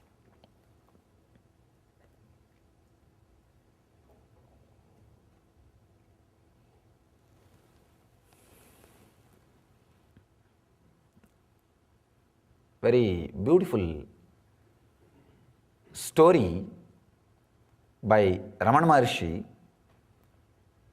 Somebody goes to Bhagavan and asks, Bhagavan, what is the technique to become enlightened? Will the service to society help? Or breathing, controlling the breath will help? Or should I do meditation? Should I do this? Should I do that? Bhagavan beautifully says in a story, one person is seeing a dream as if a tiger is chasing him. And he is shouting, tiger is chasing me, save me, save me. If you give him a weapon from the waking state, you see he is dreaming and he is shouting in the dream, means he is shouting in the sleep, tiger is chasing me, save me, save me. You are sleeping in the next room, suddenly you bring a weapon and give him. Will it be of any help? No. All you need to do, save him from that suffering, is just tell him, hey, wake up. That's all. Nothing else is needed. Nothing else can help. All you need to do is wake up. Tell him to wake up. No other technique will help. No other method can help. How the waking up happens? The attention, instead of being on the scene, when it turns towards the seer, he wakes up. This understanding about the avastatraya, these three states of consciousness, I can say three states of mind. We can't use the word consciousness because consciousness has no states. It's beyond. Only in the Western psychology they use the word unconscious, subconscious, and conscious and superconscious. Conscious is always super. It's beyond super. It cannot be. Maybe you can use the word for mind. If you understand the three states of the mind, trivigalpa, your whole attention will turn towards the seer and the awakening will happen automatically. Understand? Only a person who has grasped all these three before leaving the body is enlightened. There are very few rare souls who leave the body after exhausting all these three, but even after that they descend. They assume a body. They are called incarnations, avatara. Understand? Based on the state in which you stayed most of your time, that is the state will automatically erupt when you are leaving the body. If you stayed most of your time in the waking, clear state, if that was the strongest experience of your life, that was the essence of your life, you will see When you leave the body, only that will come up. If dream state is the state you spent most of your time, or you feel that is the essence of your life, that will come up when you leave the body. If deep sleep state was the real experience you enjoyed, most of your life you spent only in that state, then naturally when you were about to die, you will fall into coma. Understand? Based on the person's death, we can say how he lived. If a person can leave the body consciously, he lived consciously. The majority of his life was conscious, means in the waking state. Understand? All the time you are able to move your body and mind as you want, do not think you are waking state. No.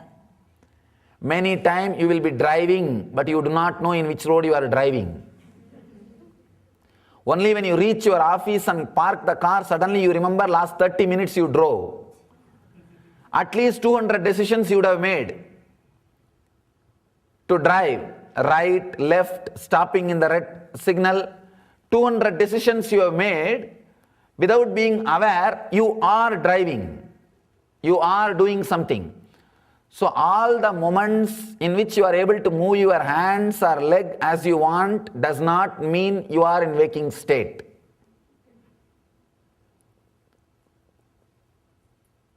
Second, the dream state. If you lived most of your time in the dream state, means daydreaming and night dreaming. If your body is moving as you want, but your mind is also moving as it wants, the accounts will go only to dream state. That hours cannot be considered as a waking state. The person who spent most of his time in dream state, you will see him talking, blabbering, uttering some illogical words before he dies. Not only that, he will fall into the dream state and leave the body. And the person who lived most of his time in the deep sleep state, potato couch we call, who did not do anything else except eating and seeing the TV. And this kind of people, they naturally land in coma before they leave the body, and leave the body unconsciously. Only a person who lived, understood and left all these three bodies relaxes into enlightenment. Very rarely person who has become enlightened again lands in the body out of deep compassion and love. That is what we call avatar incarnations. Person who died with the waking body, he enters. Of course, if you died in waking body or dream body or deep sleep body, naturally you will take birth immediately. The next body, you will start searching and entering into the next body.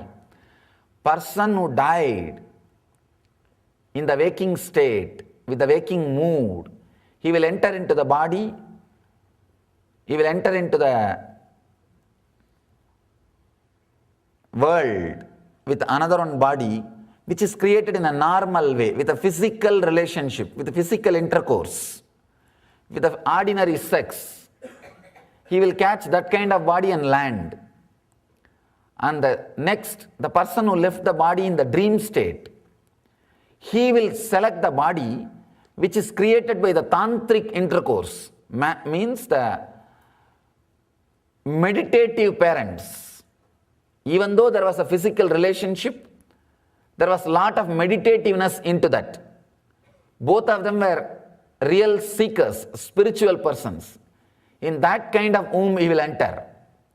A person who left the body with a deep sleep state. In the deep sleep state, he will naturally enter into animalistic, means completely the move or the thinking, physical and mental movements are unaware. Animalistic means it may not be four-legged animal, even two-legged animal it can be. It can be even human animals, means who have the human body, but the Pratyagatma Chaitanya, the individual consciousness awakening has not happened. He will choose that kind of parents and land in that kind of body. Person who has left the body after disconnecting, unclutching from all the four sarira, the enlightened beings, if they land in the body, they will land in the immaculate conceptions. They will take up a body, they will land in a body which is created not by any intercourse or any physical relationship. Understand? Looks very illogical. Kundi experimented with this and gave birth to Karna.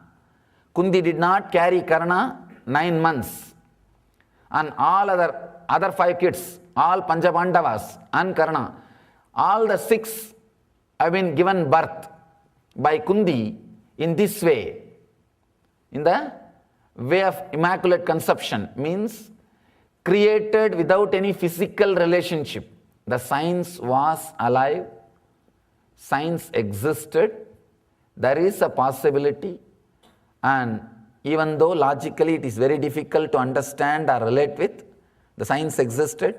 Even now, the incarnations, people who are left after enlightenment, left the body after enlightenment, they land this kind of sariras. There may not have been any physical relationship, but suddenly the body will start getting created in the mother's womb and the child is there.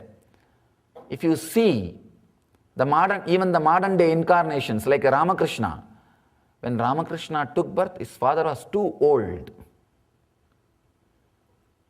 But the story, even the reminiscence says, when she felt she is carrying Ramakrishna, the Ramakrishna's mother, the father was far away, somewhere. It's like from a Shivalinga, a light entered, and she knows she is carrying a child now.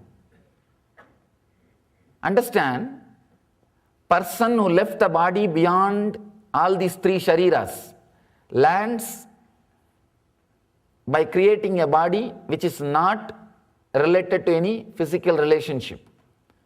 May not the physical relationship exist, but he knows how to create a new body and he lands in the superconscious body. Very difficult for a logical Western mind to relate with. The whole Christianity is taunted, made fun of, what not. It went through so much of problem just because of this one concept, the Immaculate Conception. Of course, to understand is there is something beyond our understanding. If we have that much of passions, look into it, try to understand, otherwise at least relax from it.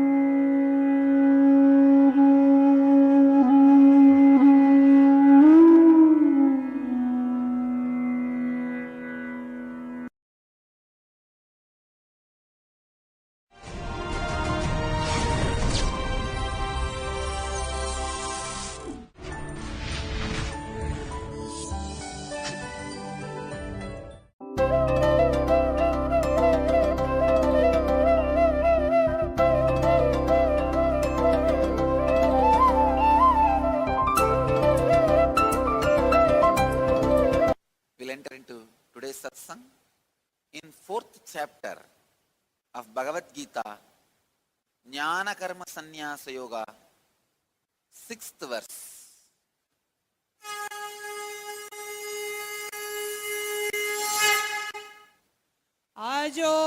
सनव्ययात्मा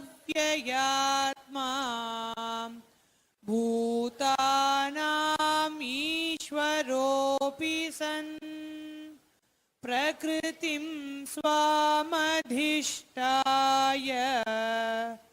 सम्भवाम्यात्ममायया. Translation: though eternal, with the character of immutability, and though the master of all life forms, taking control of my inherent source, with the peculiar power of illusion, I come into existence with form. So I am talking on a book called Song of God. In Hindu tradition, this book is accepted as a basic book explaining all the basic truths of Hindu tradition. You need to know a few things about the Hindu tradition. It is a philosophy-based tradition. There is no difference between the day-to-day rituals and the philosophy we believe. There is a very strong connection between the philosophy we believe and day-to-day rituals, day-to-day lifestyle. Even our business decisions are made from the spiritual philosophy. There is no secular and religious life separately in Hindu tradition. In Hindu tradition, only one life. Philosophy. In Sanskrit, we have a word called philosia. See, in Sanskrit, we say darshana. So even the word philosophy is not a complete translation. Philosia means the experience of the beings who had expanded consciousness. Their experience gets noted down in the form of a darshana, a spiritual literature which gives spiritual insights, and with the insight people start living. We call this as living enlightenment. So this book basically teaches living enlightenment, living an enlightened conscious life. In this book, the 4th chapter, 6th verse I am speaking. Let me enter into today's verse. O eternal with the character of immutability, and though the master of all life forms, taking control of my inherent source, with the peculiar power of illusion, I come into existence with form. It's so beautiful. The unique concept of Hinduism is explained in this truth. It's very nice chance for this Mount SCC College student also to learn what is something unique only to Hinduism. In this verse, Bhagavan describes the principle of incarnation. Yesterday, Krishna described what is reincarnation. Please understand. The principle of birth and death. As I said, every time you start responding in a new way to a problem or situation or crisis, you take new birth. You live many times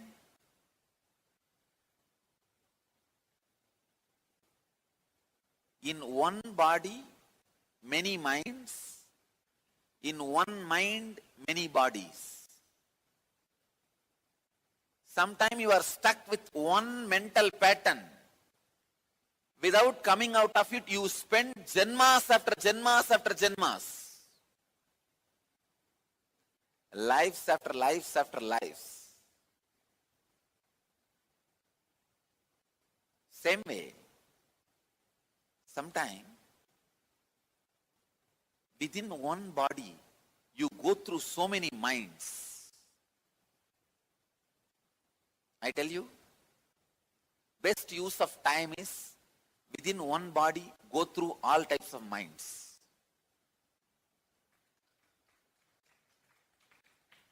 That's best use of time. Don't waste cosmic time. People ask me, Swamiji, how do I know I am growing spiritually? Spiritual growth is happening. Understand, once in a while when you look back, you feel, God, 6 years before how I was, how I used to respond to every situation, how my mental patterns were. Now see how I am. When you look back in your life, God, 6 years before how I used to respond. Some people, why 6 years? Even 3 years before how I used to respond, how I used to behave. See now how I am. There are some people, why 3 years? 1 year before, how I used to respond, now how I am. If the period you feel you are different and now you are different, if that period is coming down, your spiritual growth is happening in full speed. Understand? That period is what I call one birth. For some people it is 5 years. For some people it is even one full janma. Some people one full janma also don't feel, those days how I used to be, now how I am. No. It's all same. That period of transformation is what I call one birth.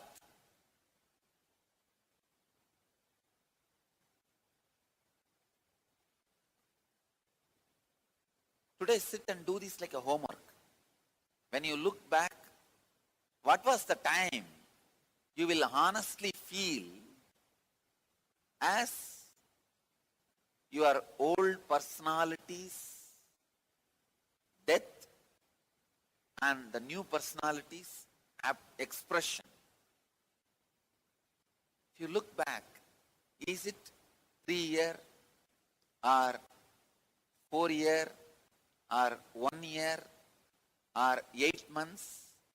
Look back.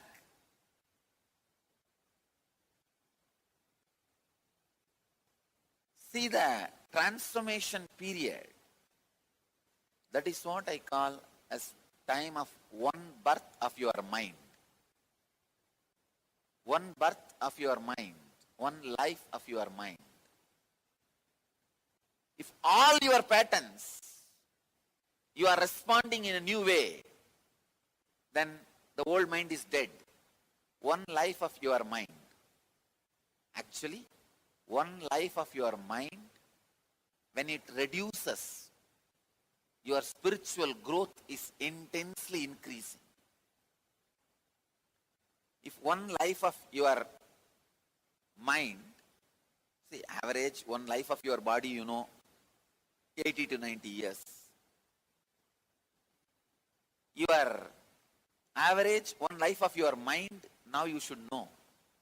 By doing this exercise, by digging it out, you should know.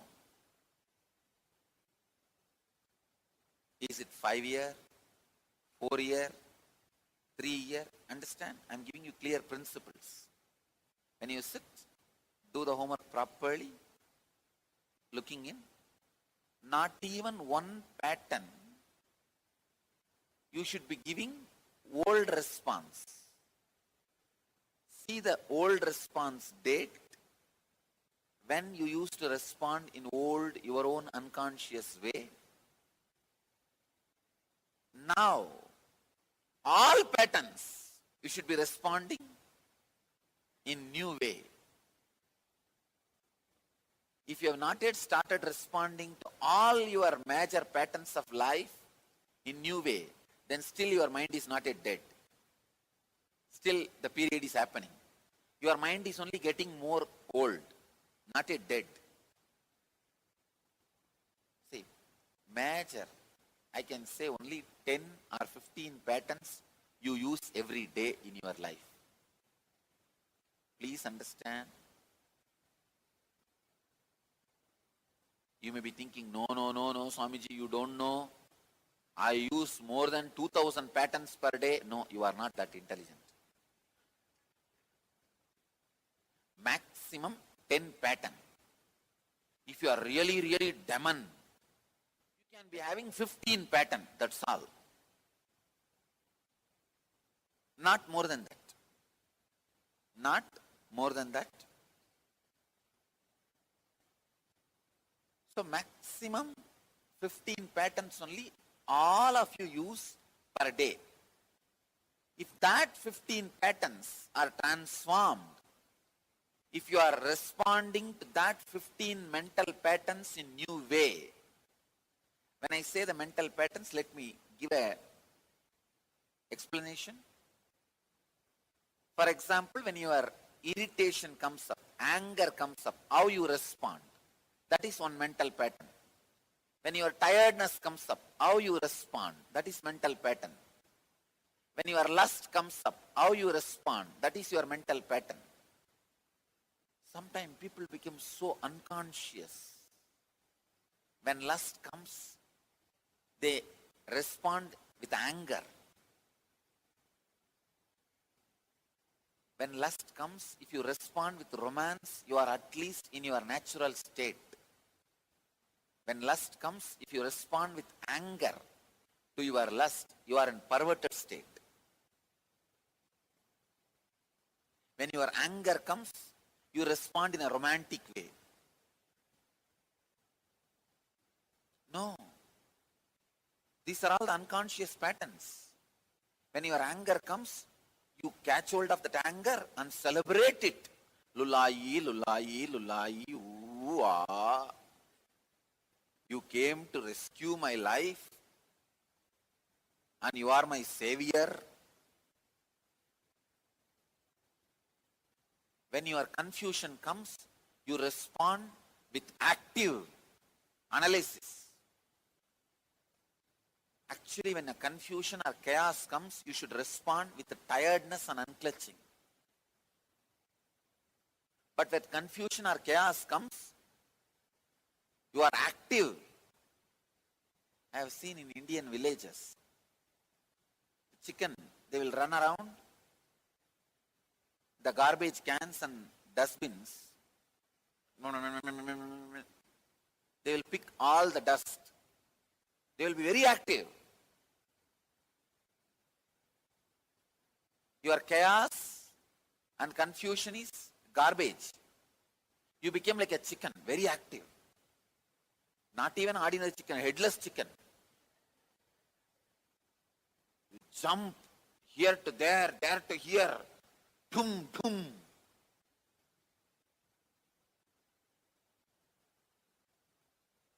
Whenever your confusion, chaos comes up, respond with tiredness and unclutched mood. Whenever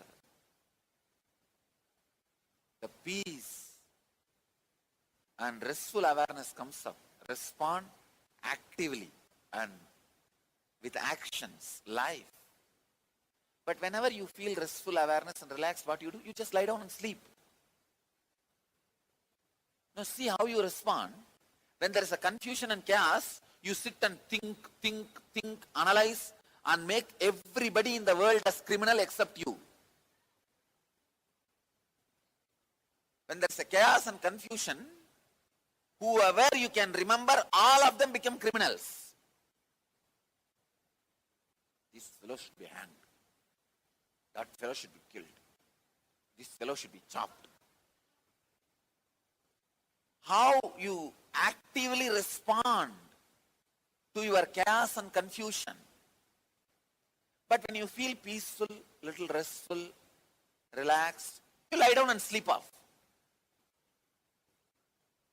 You never allow that to Sink in your life, celebrate your life. Basically, only 10 to 15 patterns per day you respond. If the 10 to 15 patterns, mental patterns, if you have started giving complete new response, your old mind is dead. Death of the mind has happened. Now the new mind is created. Lifespan of your mind, if it reduces, your spiritual growth increases. First time when your mind completely dies and new mind is created, the lifespan of that mind may be even 20 years or 30 years. Till you see the master. The moment you see the master, within first 1 year, the old mind's death should happen. Only then you are going to be staying with the master. Understand? Even if that much of transformation is not happening, then your place is somewhere else. You are not the person for studying the spirituality. First, lifespan of mind may be 20 years.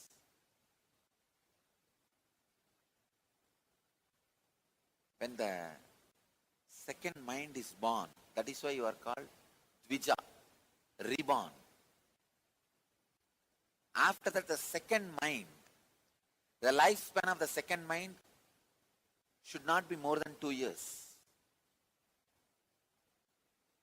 Then third mind should not be more than 2-3 months. Fourth, fifth mind, and all should be only in weeks.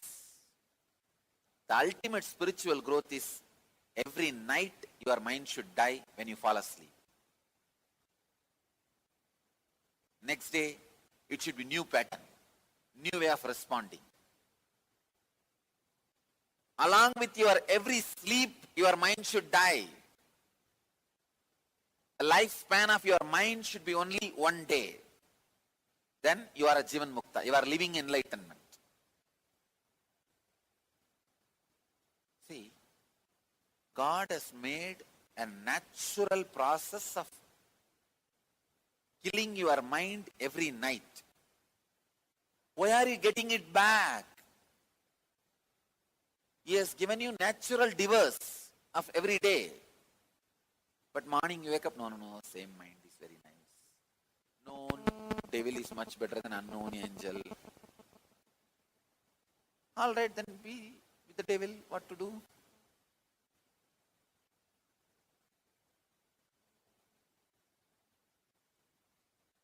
The lifespan of your mind should be from waking up to falling asleep. That's all. Every time when you wake up, it should be new mind, new way, new pattern, new way of responding. Every night you fall asleep, mind should die. See, the deep sleep state, when you go in and come out, you should not be responding in the same old pattern, with the same old responses.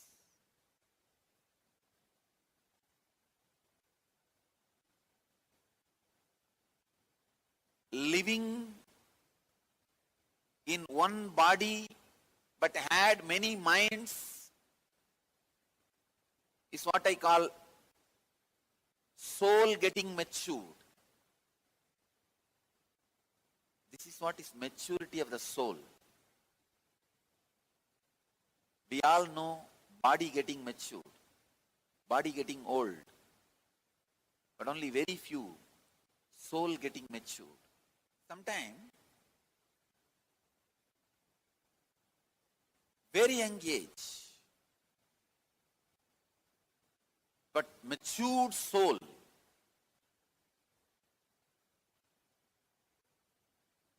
will be inside that young body. You will listen to very matured things. Sometimes the body will be very old, but still mind is not mature. The concept of rebirth should be understood.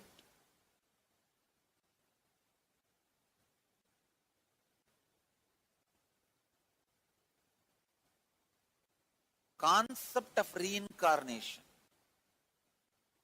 should be understood. The unique truth revealed in Hindu tradition, in the Hindu philosophy, is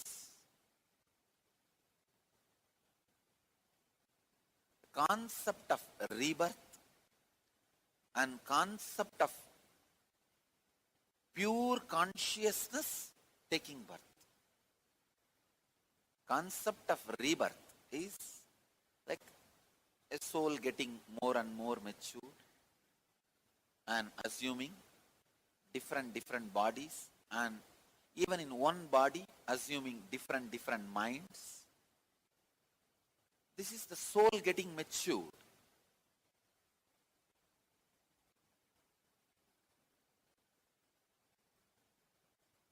The next concept, pure conscious energy, means highly matured soul assuming human body. We call them as incarnations. Avatara Purushas. In Sanskrit we call avataras. Avatar means coming down. Incarnations. Krishna is explaining the concept of birth and rebirth and concept of incarnation, avatarhood. In this verse, he starts explaining. In this verse, I'll expand whatever Krishna says about rebirth and the concept of incarnation in my next satsangs. Today I'll answer, is your position handed down to your son as a family's retained titles? No. Our tradition is from guru-disciple. Please understand, a teacher and student. I am not married and I don't have kids. And same way, this place is not given to me by my biological father.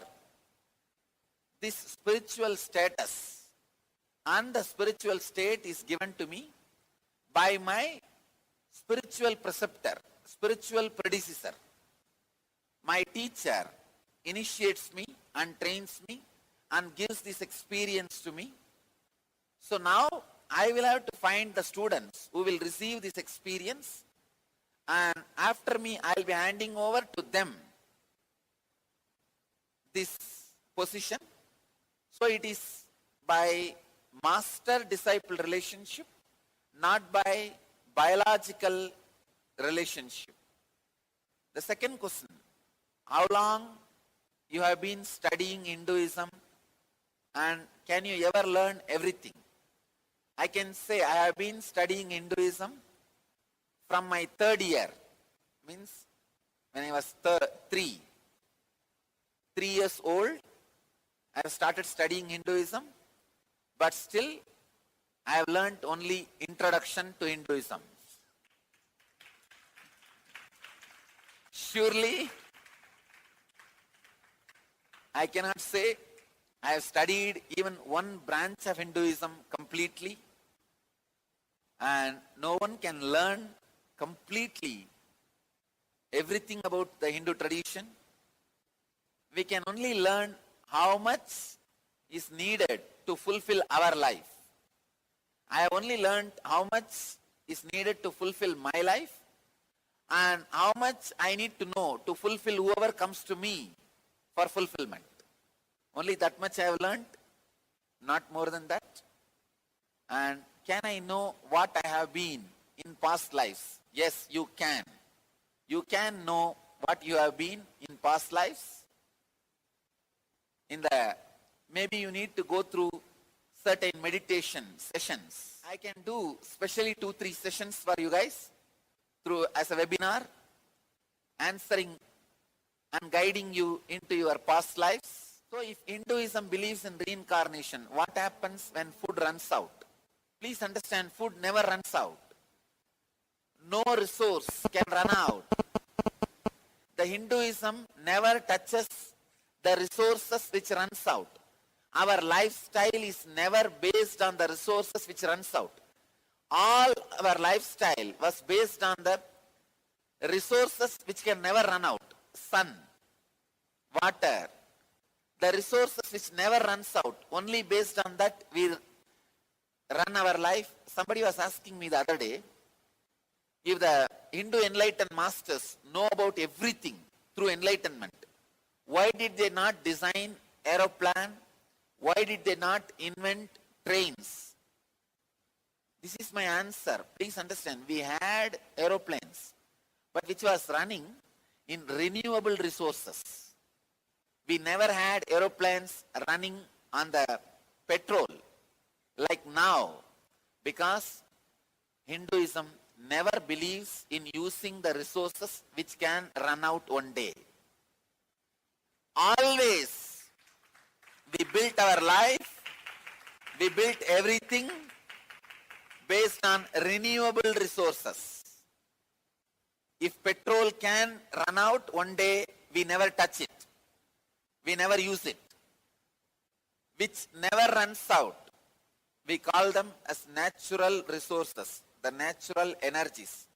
Vayu, Varuna, Indra. These are all the natural resources of Hinduism. Surya means sun god, wind god. Indra means intelligence god. And Varuna is water god. We use this renewable energy resources. Our lifestyle was based on only renewable energy resources. So there is no such thing as food running out. So don't worry at all. Food will never run out. And next question. Are there people that believe in Hinduism and another religion? Is it allowed? Oh, in Hinduism, we don't have any bondage or binding. We have people who believe not only in another religion, in all religions. Please understand, Hinduism accepts many gods and all gods. We have no problem. We say every religion is way of life. Inside Hinduism itself, there are 6 branches, Sardarshanas, which are completely against each other. I tell you, between these 2 branches, there are more difference than between Hinduism and Christianity, between Hinduism and Islam. Between Hinduism and Islam, how many differences are there? Between yoga and Vedanta, more differences are there. So, we believe not only in another religion, in all religions. You can look around the temple. Each statue you see, each deity you see, has created one full-fledged independent religion. Each person, each deity you see, has created an independent, full-fledged religion. So Hinduism is practically group of religions. Hinduism is not private limited company. It is, I can say, group of religions, group of spiritual philosophies coexisting together and enriching each other is Hinduism. The next question, if a child dies young from illness, is it because they were a bad person in a previous life? Are they to blame? Please understand, I don't want to say if a child dies young from illness, he was a bad person. Maybe he doesn't want to live more. Not wanting to live more does not mean he is bad. So Hinduism believes in karma. That's a Western pronunciation. Hinduism believes in karma, which neither is good nor bad, just your wish. I want to translate karma nor as good or bad as your wish. So if somebody dies young from illness, it is only his wish. He is neither good nor bad. Nobody needs to be blamed. So, next question. What is a successful practice when a person is constantly doing mean or hurtful things to you? What would you do? Please make him understand. First, you tell him, you are continuously doing very mean, hurtful things to me. Explain to him. If he understands and moves with his life and not disturbing you, great. If not, take the next level actions like legally protecting yourself, socially protecting yourself, and you have all the right to protect yourself.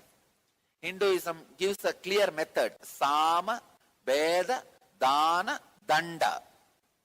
In Sanskrit, it means first trying to be settling through understanding, peaceful method. Next, if not, make giving him the understanding of fear. See, first try to do it through peaceful process. Second, tell him if he is not ready to come for peace, he is going to be in danger. Third, tell him if he comes to peace, he is going to be in peace. Show the peace side, the greed part. If all the three are not working, go for the action to defend yourself, to protect yourself. Fourth step. First, just peaceful conversation. Second, showing him the fear side. If you are hurting me, it is going to be hurting you. Third, the greed side. If we are peaceful, we can be helping each other, supporting each other, growing together. Fourth, if all the three are not working, going for the action of protecting yourself. This is the Hindu way of responding when somebody hurts you, constantly doing mean or hurtful things to you. Next question. How do you retain good karma? Creating good mental patterns, right way of responding to every situation, crisis which happens in your life. So expanding in right direction and responding with restful awareness to every problem is the best way to retain good karma. What was the name of the book again? Oh, the name of the book is Bhagavad Gita. In English, it can be translated as Song of God. Hinduism, we believe Krishna as the incarnation of God. You can see the Krishna's deity. Your right side with his beloved is standing. He is Krishna, one of the great incarnations widely accepted by Hinduism. The teachings delivered by him, the God who is standing with a flute in his hand, he is Krishna. The teachings delivered by him in the war field to his close friend and companion Arjuna, this book is called Song of God, Bhagavad Gita. How is the way we can come in touch with the divine? Hinduism very strongly believes and I experience this personally. Divine is inside you. When there are less thoughts or no thoughts in you, the divine shines in you. So if you can relax with restful awareness by reducing your thoughts or completely eliminating all your thoughts, at least for few seconds or few minutes, in your inner space, inside your mind, you can come in touch with the divine. Next question. Are animals considered our equals? And if so, can they also change forms in death and become more divine? In Hinduism, animals are considered as equals, and they can change forms in death and become higher level animal and human being and divine. The possibility for becoming divine is open and available completely to all beings, not only to animals, even for trees, plants, stones, rocks, everything as a possibility for transforming into divine. Hinduism is the most democratic religion. All the thoughts, all the truths, all the sacred beliefs, all the sacred sentiments, all the sacred experiences are open to all human beings and all animals, all plants, all trees, and all extraterritorial beings. Even the aliens are not aliens for us. Even the life in the other planets are included. Even for them, Hinduism opens the possibility of the ultimate divine achievement.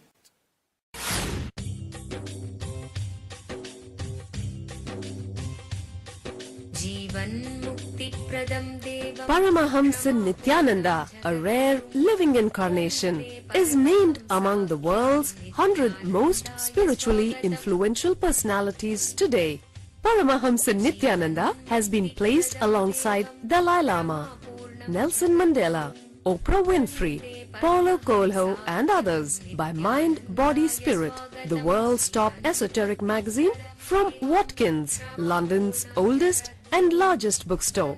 A yogi by birth, he has been expressing his power of enlightenment since birth. He has authored more than 500 books in Tamil and English. Translations of these books are available in 26 languages in Telugu, Kannada, Malayalam, Hindi, Sanskrit, Gujarati, Oriya, Bengali, Marathi, French, Malay, Polish, Portuguese, Italian, German, Danish, Spanish, Russian and Chinese. He is also an exemplary speaker with over 10,000 hours of profound life solutions through his discourses. Social services such as Annadan, free medical care, free educational services with ashrams, schools, temples, hospitals established in more than 140 places around the world, offering exceptional services. A powerful spiritual healer who has healed millions of people of diseases from migraine to cancer. A Kriya Yogi who has formulated Kriyas for physical health and mental well-being, benefiting thousands. A living master who offers practical solutions for our everyday problems. He is the founder and spiritual head of Nithyananda Dhyanapitham, a spiritual powerhouse who has revived the sacred Vedic tradition by establishing Vedic temples in places like Los Angeles, San Jose, Seattle, Toronto, Ohio, Oklahoma, Phoenix, St. Louis, Malaysia, Brazil, Paris, Guadeloupe, Dallas, New York, New Jersey, Atlanta, Calgary, Vancouver, Singapore, and places in India like Bengaluru, Hyderabad, Tiruvannamalai.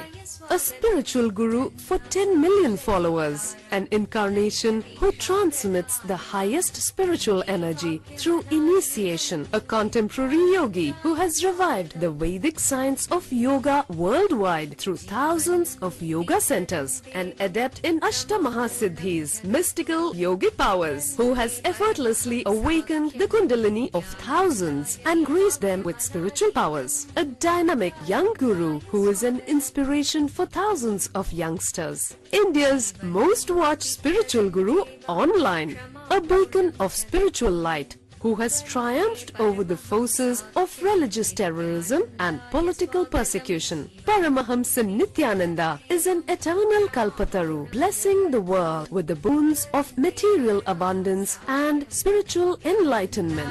स्वागतम् आनन्दानुभवास्वादं सर्वरोगनिवारकं वन्दे पापविनाशक्तं नित्यानन्दाय स्वागतम् नित्यमुक्तं निर्विकल्पं ध्यानलोकप्रदीपकं वन्दे शान्तमयं बन्धं नित्यानन्दाय स्वागतम् आनन्दगन्धसञ्चारं सर्वोपाधिविनिर्मुक्तं वन्दे ज्ञानालयं नाथं नित्यानन्दाय स्वागतम्. Let you all achieve, experience, live, express, radiate, share and explode in eternal bliss. Nithyananda. Nithyananda Dhyanapitham, Nithyananda Nagar off Mysore Road, Bidadi, Bangalore 562109. Contact 097422033311. www.nithyananda.org. www.youtube.com/lifeblissfoundation.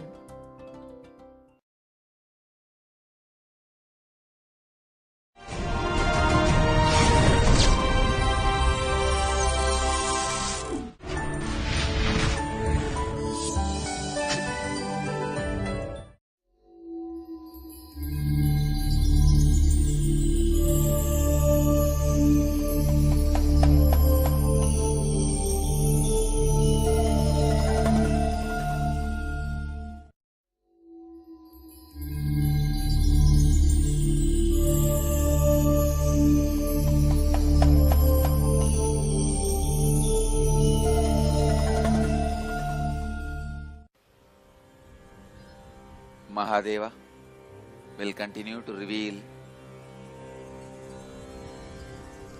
the Akashic records about death.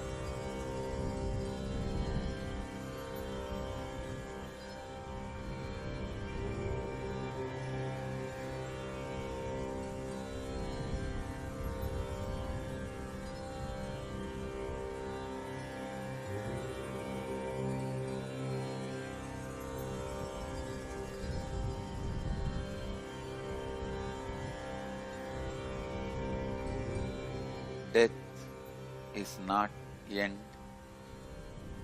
or extinction of existence. It is just climate change on your body and mind. Whenever many deaths of mind happens in same body, it is spiritual evolution.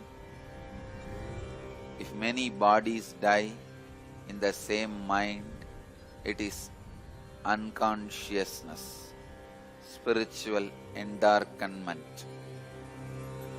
If more minds die in same body, you are spiritually growing, evolving.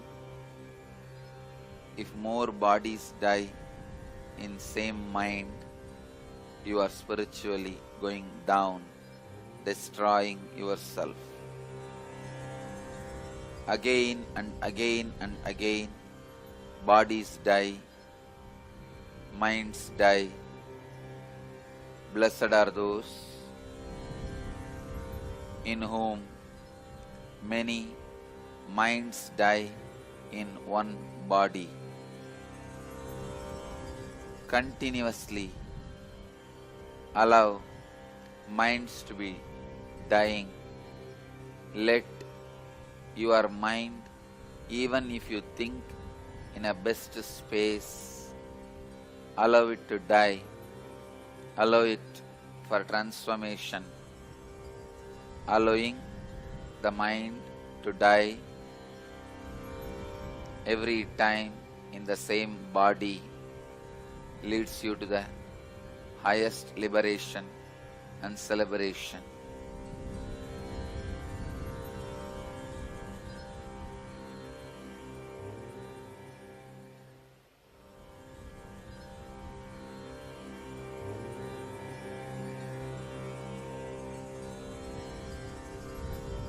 The concept of money, possession, ownership is the side effect of inability to accept the death of the body. The feeling of your son is your extension is also the inability to accept the extinction of body.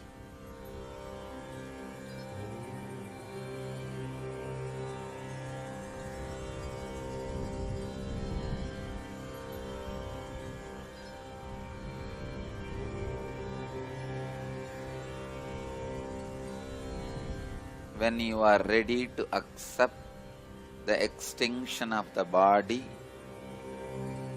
the part of you which does not die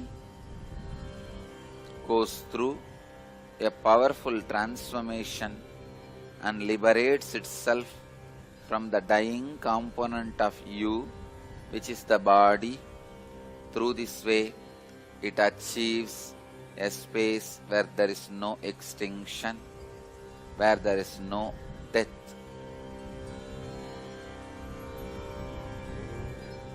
Death is the most powerful mechanism either to get enlightened or to get yourself drowned in deeper and deeper unconsciousness.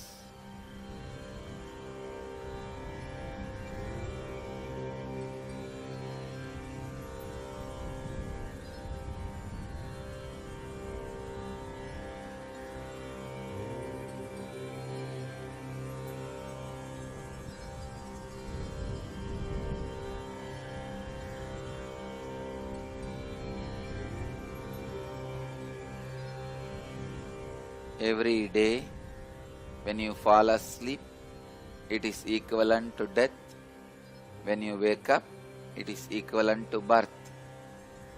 From the deep sleep, if you come to the dreaming state, it is unconscious birth.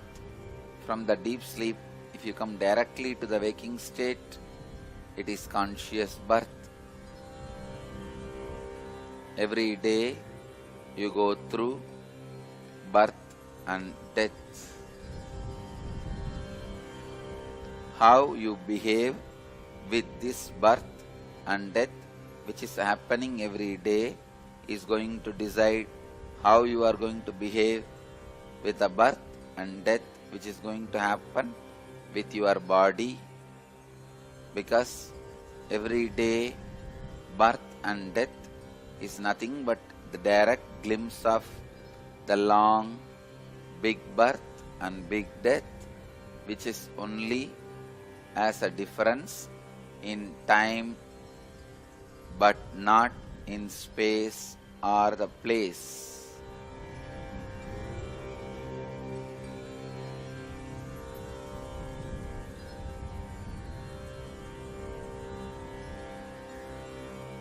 Your everyday birth and death and every life birth and death happens in same space and place.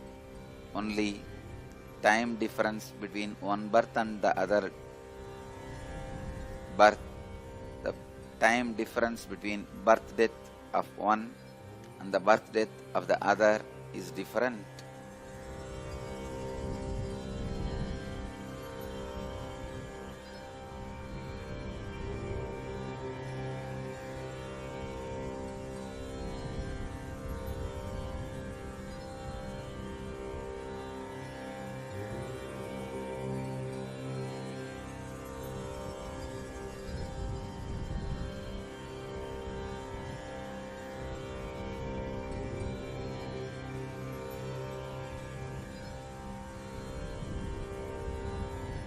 There are some files which is not able to completely be revealed just by verbalization.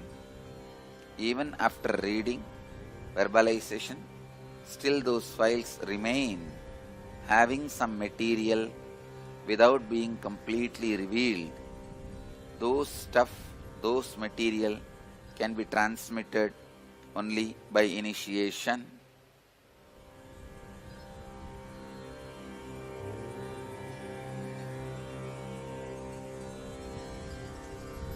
Because those Akashic records cannot get into the realm or verbalization, they are not able to be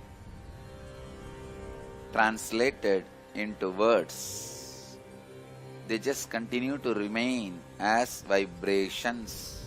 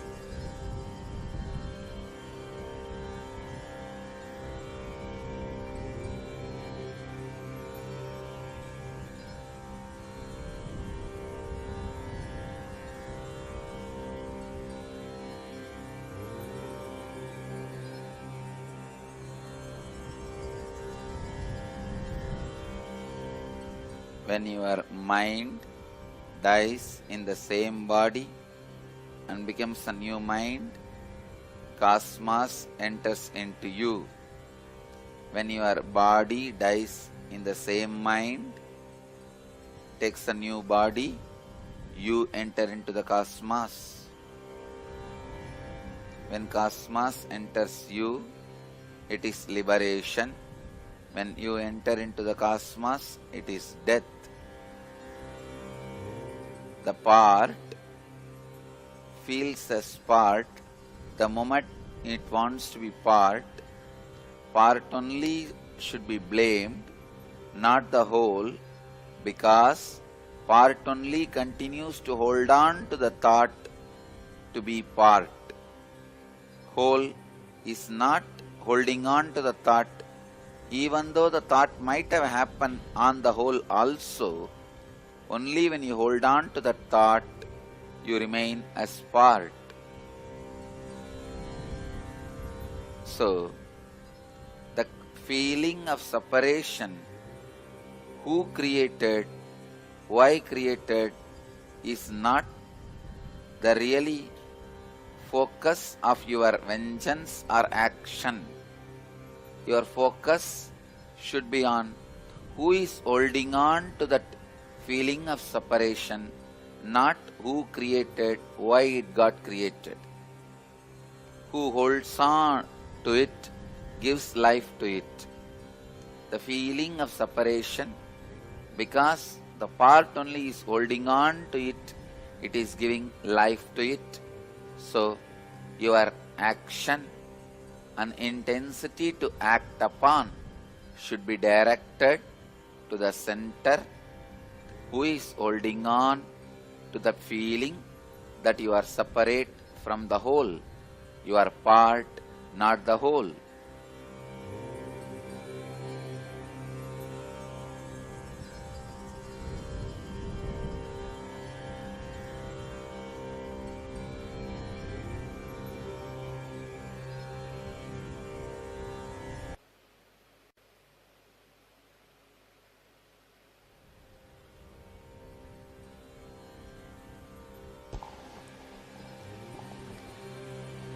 The first question is from Janani. She is asking, Dear Swamiji, if one has taken an unconscious birth, how can he take a conscious death? That is what is life. Life gives you the possibility to move from unconsciousness to consciousness and consciousness to superconsciousness. If you take unconscious birth, you can move to conscious death. If you have taken conscious birth, you can move towards superconscious death, which is enlightenment itself. And even if you take unconscious birth, you can directly jump into superconscious death also. And same way, even if you have taken conscious birth, you can get back to unconscious death if you decide strongly. Usually, the conscious birth being does not want to get in, will not get in to the unconscious, but life gives you the possibility of everything. All possibilities are given to you, are provided to you. So understand, the possibility exists in life. That is why it is called life. Every time when you are living, the possibility for all the dimensions are open to you, available to you, and waiting for you.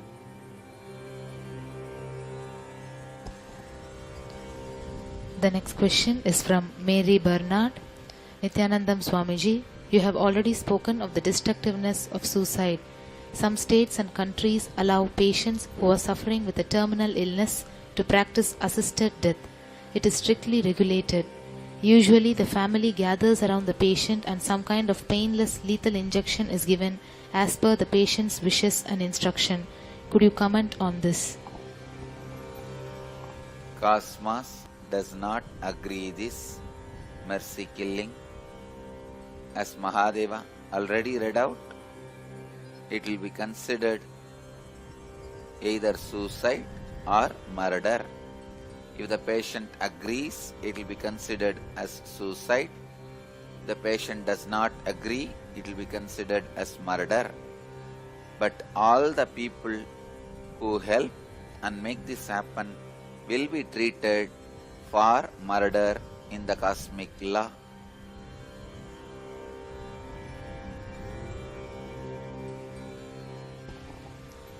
The next question is from Sudarshini Madan. Dear Swamiji, why there is so much of fear on death? How did the relationships emerged to be an important thing in our life? anything you don't understand, don't want to understand, does not have the brain capacity to understand. Fear surrounds it. Unknown is always fear for any living being. Now understand Mahadeva himself, the source of the creation, the source of the existence, source of the eternity, is revealing these great truths again and again and again. Listen to these great truths, chant these great truths. This will liberate you from the fear. When your cognizance is based on these great truths, cosmic secrets, you will be free from the fear. The fear is nothing but the projection of negativity on the future possibility. It is not necessary you need to continuously project negativity or positivity on the future possibility. Simply seeing the future possibility without projecting negativity or positivity onto it is living prarabdha. So the fear comes into your system only when you project your fear, your negativity on the future possibilities. Negativities, the negative ideas does not need to be projected on the future possibility.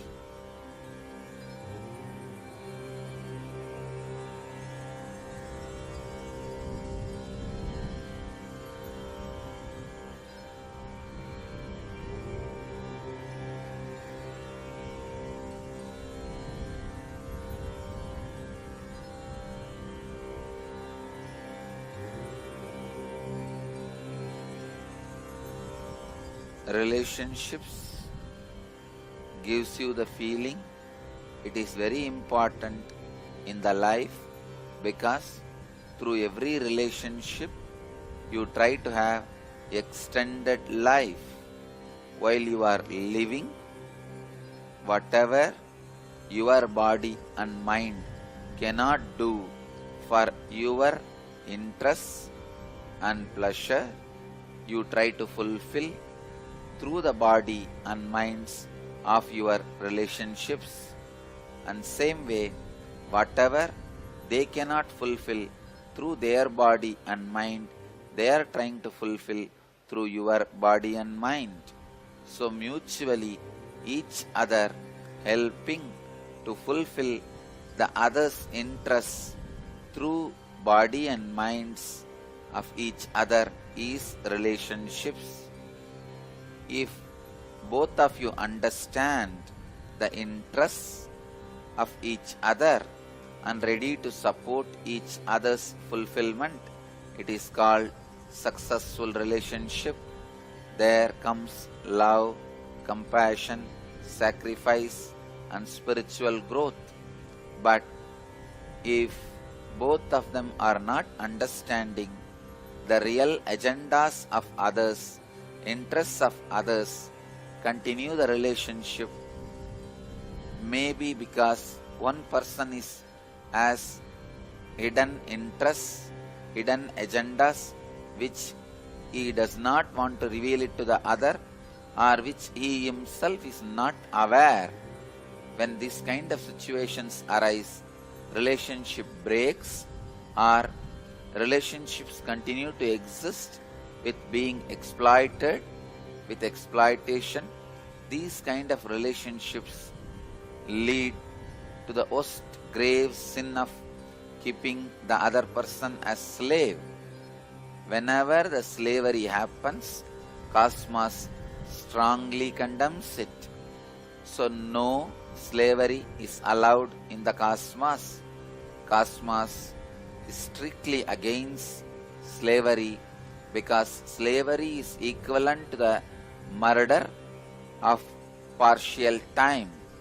In slavery, even if the other person has their body and mind, it is equivalent to they are killed, they are murdered, because that body and mind is not useful to that person anymore.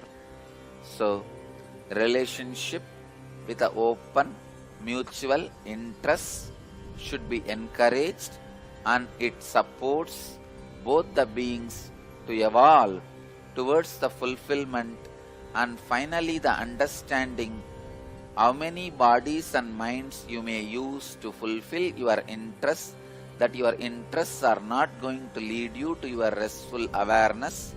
So that understanding may help you to renounce all the interests and even your own body and mind and settle down in restful awareness. So this understanding will naturally be leading you towards enlightenment. Going smoothly towards that understanding will be happening through the right understanding relationships. The relationships with the mood of exploiting other person with a hidden agenda without you revealing it to the other person about your interests, or you yourself may not knowing it by yourself, will lead to more and more destruction, depression. If the relationships continues, it will be the sin of slavery. If it breaks, it will be giving you a great divide, depression, feeling of emptiness. So the science of relationship is trying to have more body and minds to fulfill your interests, and trying to give the other person also your body and mind to fulfill his interests. As long as it is mutual, it is with a deep understanding, it should be encouraged, supported and blessed.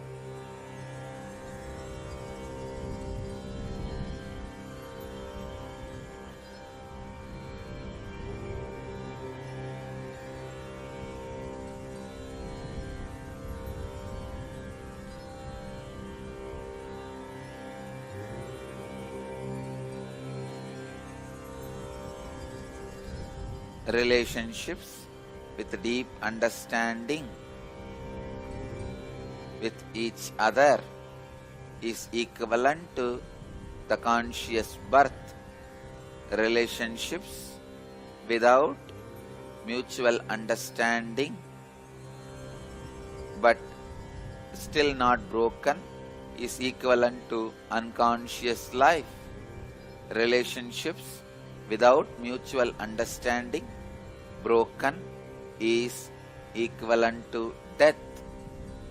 All unconscious life will be afraid of death and end in death. Same way, all relationships which does not have mutual understanding will constantly have fear of being broken. Finally, it will break and bring tremendous suffering to both the persons who are involved in it.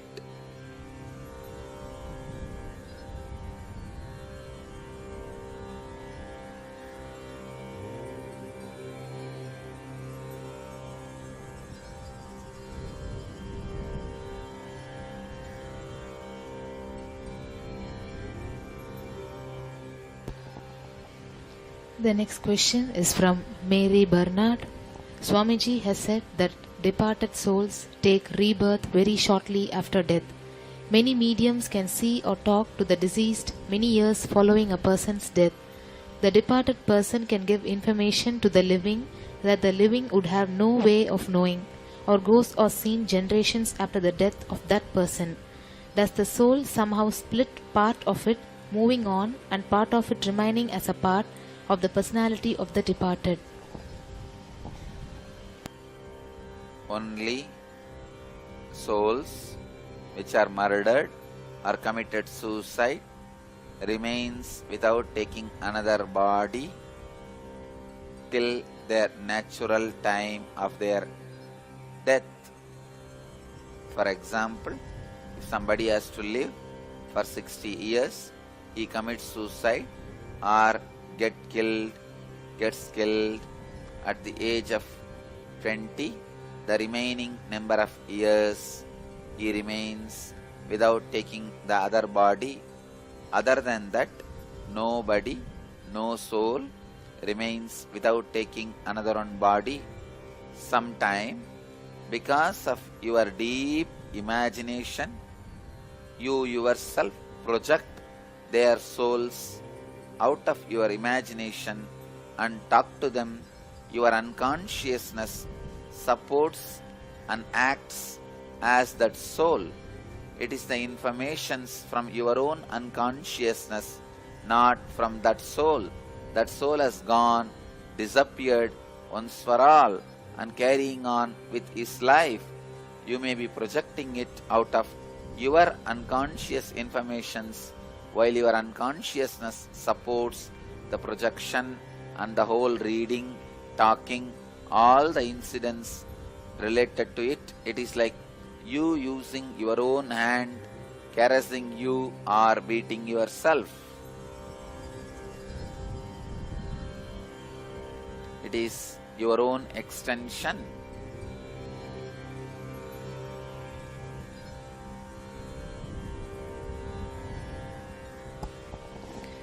The next question is from Tyagarajan. Dear Swamiji, what should one do to leave the body without pain and in graceful way?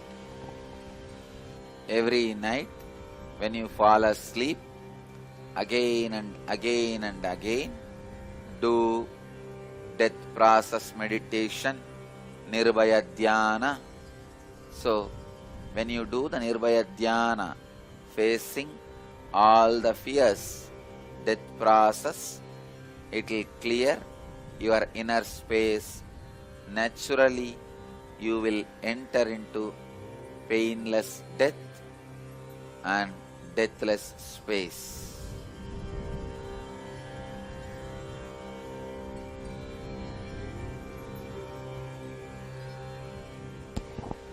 The next question is from Rani from Bangalore.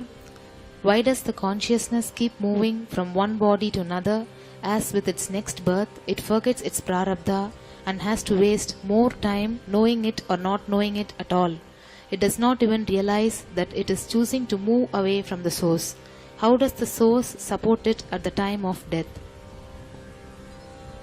As Mahadeva revealed, source neither supports nor disturbs. It is the part which continues to keep the idea it is separate, alive by its own existence. Source feels compassionate towards the suffering of the part and tries to remind the part in the form of Guru. But unfortunately, if the part is too attached to the idea it is a part, it not only does not want to listen to the source when it comes in the form of the Guru and blames the Guru is lying about the reality.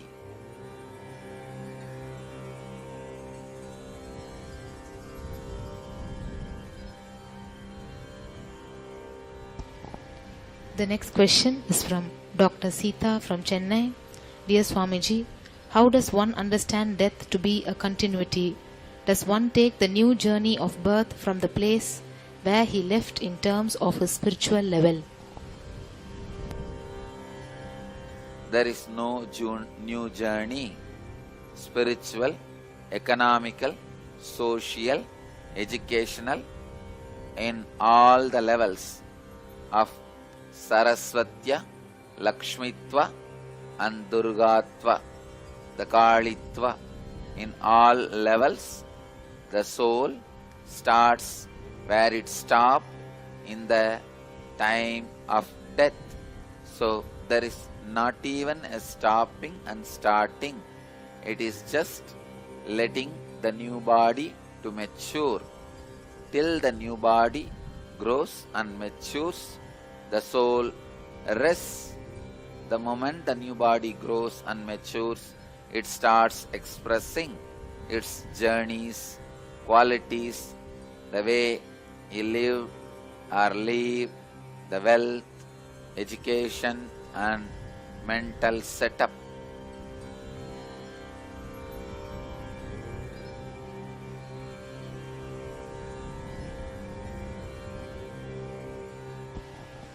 The next question is from Uma Sundar from Chennai. Swamiji, it is said that when you live fully in the moment throughout your life, death when it comes is but another event gracefully accepted. What is living in the moment according to Kala Bhairava? Living in the moment means enjoying the totality of past, present, future. Living in the moment is not excluding the past and future. It is including enjoying the impact of the past into the present and enjoying the possibilities of the future into the present. It is not that always past pushes you into the present. It is future pulls you into the present. That is why before even the happening happens, you are in the mood which is going to happen. So it is future's influence which is more on your present than the past influence. Past directly influences the future, and through the future indirectly influences the present. Accepting all the three influences on the present and enjoying present is the base material of time. Past is the ghost, future is the projection of the ghost. Ghost and the projection of the ghost, both of them are projected on the material called present, that is present moment. Accepting the ghost of the past and projection of the ghost of the future, projection of the ghost of the past which is future in the present, including the material called present, out of which all the three are living, are enjoying, accepting all the three's influence over the present moment is living in the present moment.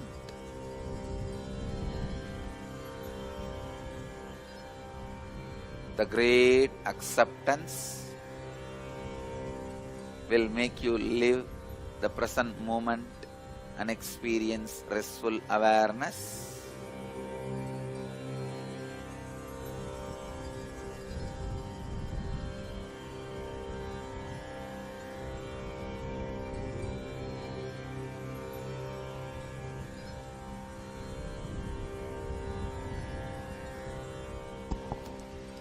The next question is from Devaki from Hyderabad.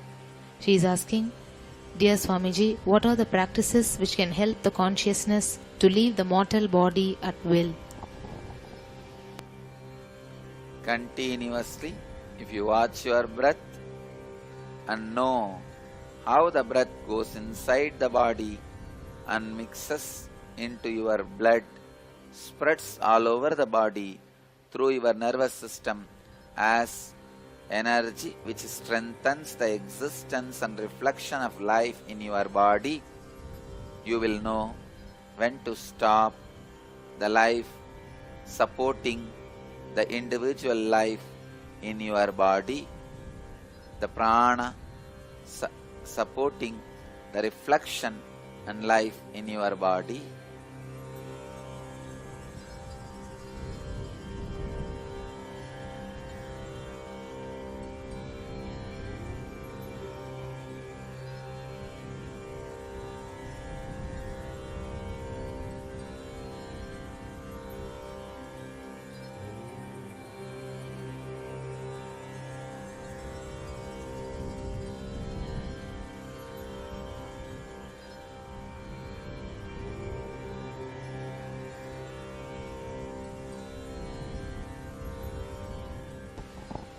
The next question is from Suma from Hyderabad.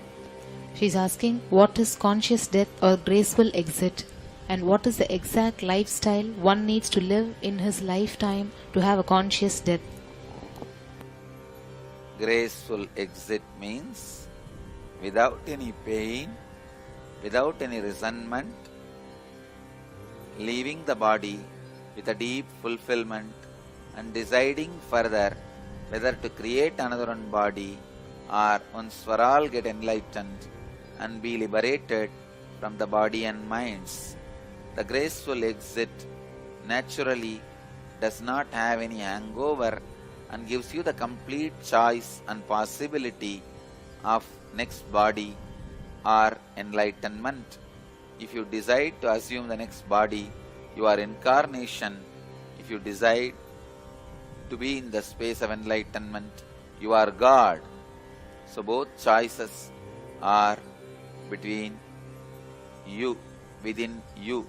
Both are made available for you. The lifestyle you need to live for the graceful exit is learn gracefully to exit in your life any moment which brings anything to you. Whether you perceive that as good or bad, know how to gracefully exit without any hangover. Move gracefully ahead of everything, gracefully moving ahead, whether it is pain or pleasure, joy or life or death, whatever it is, move gracefully ahead.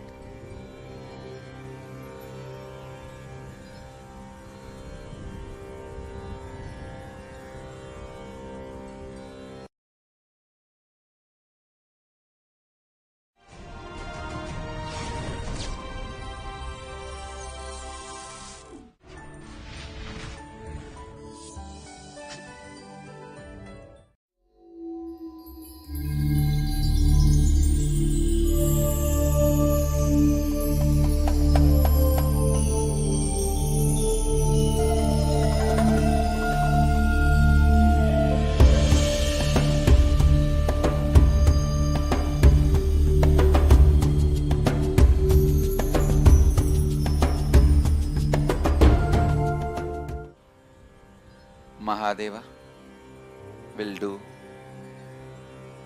the readings of the Akashic records on death.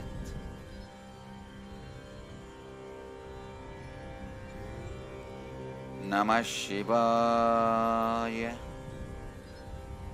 Namah Shivaya, Namah Shivaya.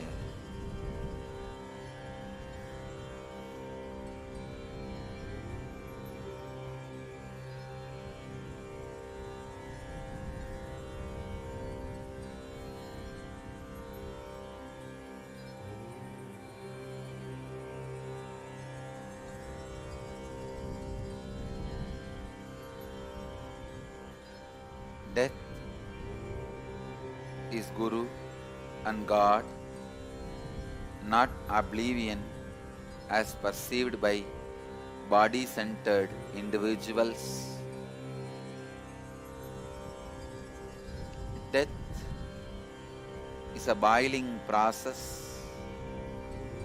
Whenever your engrams, desires, fear, greed, everything is boiled in the high energy, there is a possibility your desires can become reality, your fears can be conquered, you can be free from both desire and fear if you are ready, courageous enough to face the process with consciousness. Understand? During the death, your desires come in front of you just to make you understand the disillusionment which can be caused by their presence. Fears come in front of you, make you understand they cannot frighten you anymore. But if you do not have the awareness to look into them, you get deluded by them even while they come to reveal the truths about them. It is like mistaking a friend to be an enemy. and before even the friend expresses his friendliness, you thinking he is enemy and dealing him with a different attitude. So when the desires and fears come in front of you during the moment of death, have patience and restful awareness to look into them. They are coming in front of you just to tell you their disillusionment and their ability that they can't frighten you anymore. By not looking at them with a deep restful awareness, those desires are given a wrong extension of life by your unaware, unconscious mind. When the desires are given a wrong extension of life, what you experience is heaven. When the fears are given the wrong extension of life, what you experience is hell.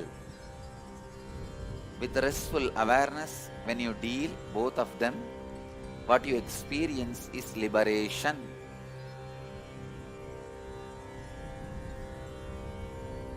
Death can be a great guru to liberate you, and God to give you the ultimate.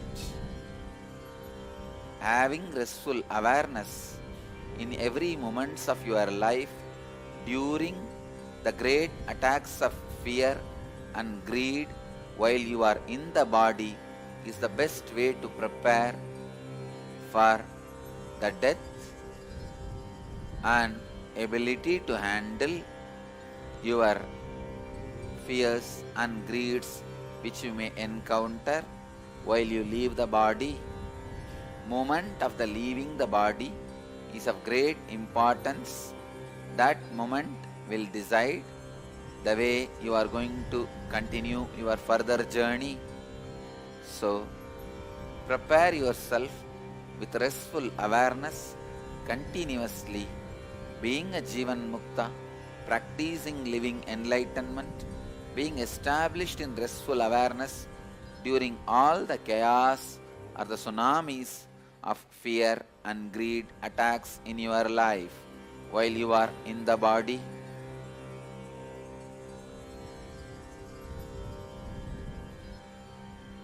In unconscious way, without having awareness, perception on death before dying or during dying can bring tremendous suffering and can bring a big damage to the conscious evolution process, which is termed as nivritti in the Upanishadic records. So understand, moving consciously into the death process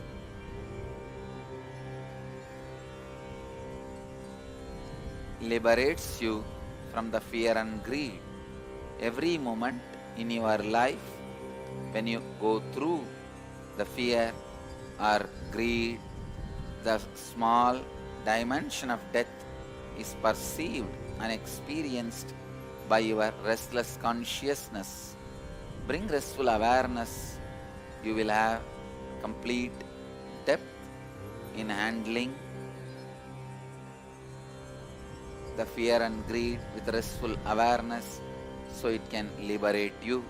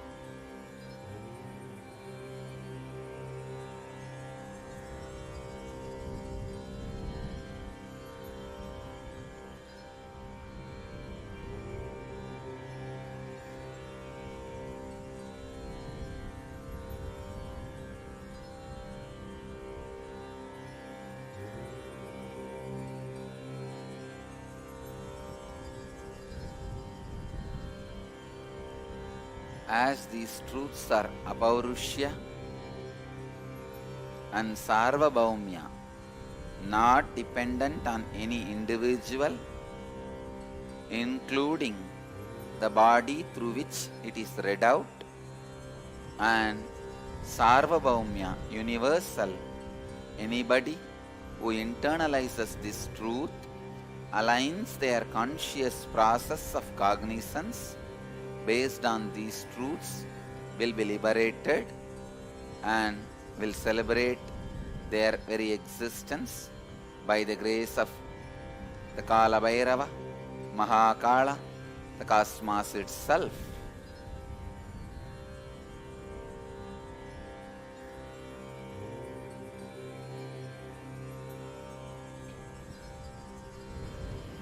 The first question today is from Manitya Priyatmananda, who's asking, Dear Kala Bhairava, what are the steps of the death meditation that we need to do every night? Kindly explain. Every fear you accumulate, every fear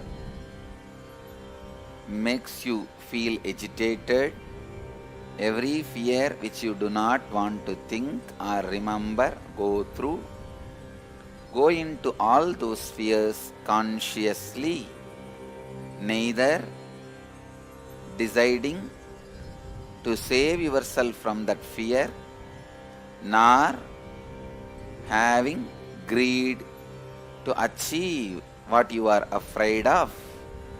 So, without having the greed or fear, enter into the fear. Naturally, the fear will lose its quality of fear when you do not carry fear or greed for the fear. Greed has its quality of greed because you are greed for greed and fear about the greed. Same way, the fear has the quality of fear because you are fear for the fear and indirect greed towards the fear. So when your fears are approached with fearlessness and greedlessness, the straightening out of your consciousness every day happens. The change of consciousness from Jagrat to Swapna, Swapna to Sushupti, the waking state to dream state and dream state to the deep sleep state happens because your awareness is not straightened out. Either the bumps of the fear or bumps of the greed responsible for your consciousness jumping from waking state to dream state or dream state to deep sleep state. If you remove all the bumps of the fear before falling asleep, you will not fall asleep, you will fall into something called restful awareness, which is recorded by the word Turiya by the earlier mantra drashtas. So the word Turiya denotes the state of falling into the restful awareness without the bumps of fear or greed. Every night, remove all the bumps you created during your daytime through fear or greed. Continuous practice of removing all the bumps of fear and greed by facing them will help you to fall into the state of Turiya. This is what Mahadeva calls as death process, Nirbhaya Dhyana.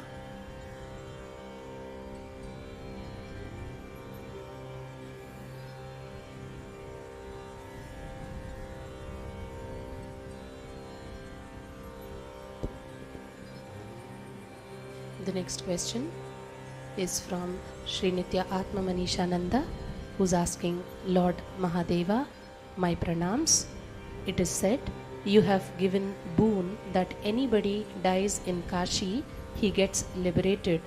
For this reason, many people live in Kashi and wait for death to happen. What is the truth? Just physical living in Kashi is enough, or something more was instructed by you to do in addition to physical living? As Mahadeva, it is my own words. People who live and leave their body in Varanasi get liberated. Along with living and leaving, there was some spiritual preparations prescribed, like doing ajapa japa and constantly being aware of the third eye Agnya Chakra. The whole air and the atmosphere was filled with these divine instructions and the spiritual practices and maintained by myself as Kala Bhairava. Still now, anybody who is not capable, who is not practicing these practices for the minimum required amount, will be moved out of Varanasi's boundary before they leave the body due to some reasons, out of their ignorance or by the natural forces. So, anybody who lives and leaves their prana in the Varanasi boundary naturally, directly is liberated and achieves enlightenment. I, Kala Bhairava, still maintain the sanctity of that vow and the place, physical place Varanasi, the sanctity and the vow which I gave it to the place physically to Varanasi does not have extinction. It does not have expiry date. As long as the planet Earth exists and the physical place Varanasi exists, only the people who are practicing these two great truths of ajapa ajapa and centering themselves on the third eye will be able to live and leave their body in Varanasi.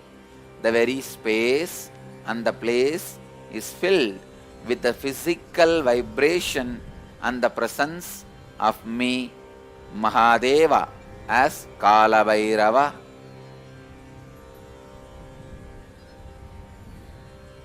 The place, physical place of Varanasi is equivalent to the eternal incarnation body, Nitya Avatara Sharira. How? In the incarnation's body, eternally I, Mahadeva, reside. Same way, the place, physical place of Varanasi becomes the center of me, Mahadeva's residence eternally.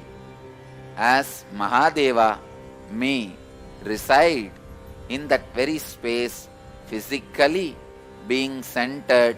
Anybody who even makes the sankalpa of living and leaving their body in Varanasi are inspired, initiated to live centered on ajapa ajapa and being centered on the third eye, Agnya Chakra.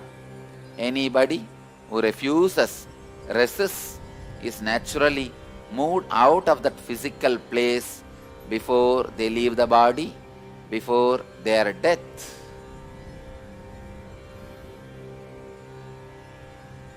Still, Kala Bhairava, me, directly supervising this physical act of removing the people who are unqualified out of the boundary of Varanasi and bringing the people who are qualified into the physical boundary of Varanasi personally. Still, I am overlooking and looking after, managing the affairs of Varanasi physically, assuming the physical plane control over the whole place.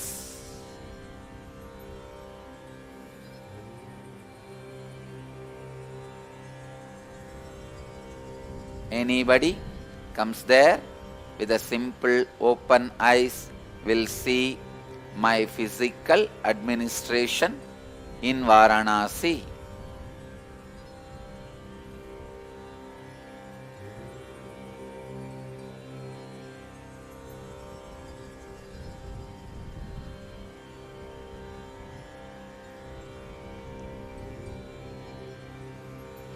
As this questioner himself is shown the physical form of Kalabhairava in the form of a photograph inside the Kalabhairava temple, he does not need to doubt the existence of Kalabhairava in physical form and administering the Kalabhairava in Varanasi as the physical place, not just on the spiritual space.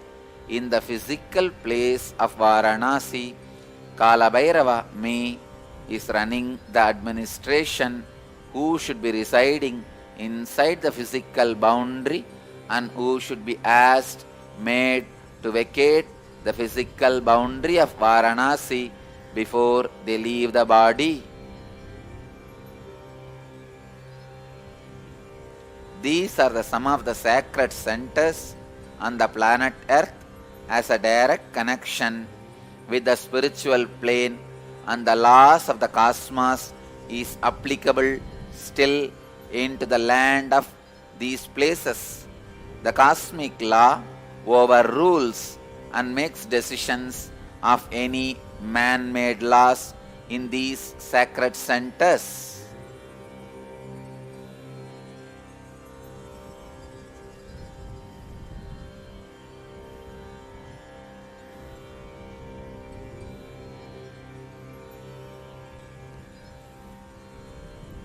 How the incarnation's bodies can never be brought under the man-made laws. Those bodies can neither be punished nor be treated under the man-made laws, neither be controlled nor be rewarded under the man-made laws. The bodies of the incarnations function based on the cosmic law, can never be rewarded or disrespected, can never be treated or abused by the man-made laws. It stands above the man-made laws and continues to radiate its grace beyond any man-made laws and regulations. Same way, Varanasi stands beyond the man-made laws. It still functions based on the cosmic law, as Kalabhairava himself is ruling and organizing and running the whole administration even now physically.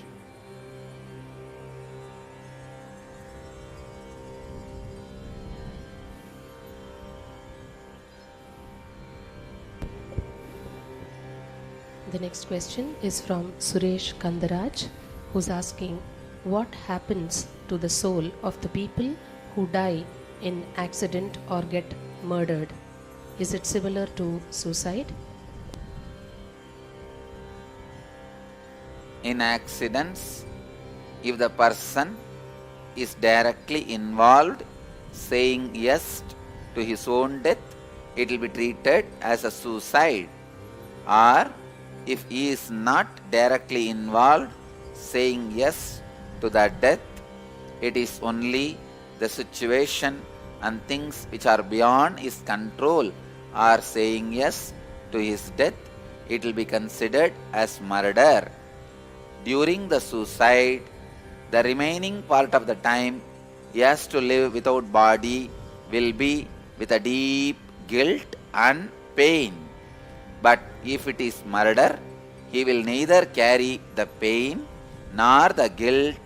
He will be just given a space to rest without any suffering or the torture. He will be just waiting, only with the waiting mode, without any guilt or suffering. But if it is suicide, he will be waiting along with the deep guilt and pain and suffering. Usually, the ghost which disturbs the human beings, rishis, gandharvas, kinnara kimburudas, are the souls which has committed suicide, not murdered. The murdered ones will have tremendous sympathy and helping tendency towards the human beings and kinnara, kimburuda, gandharva, gandhara, rishis.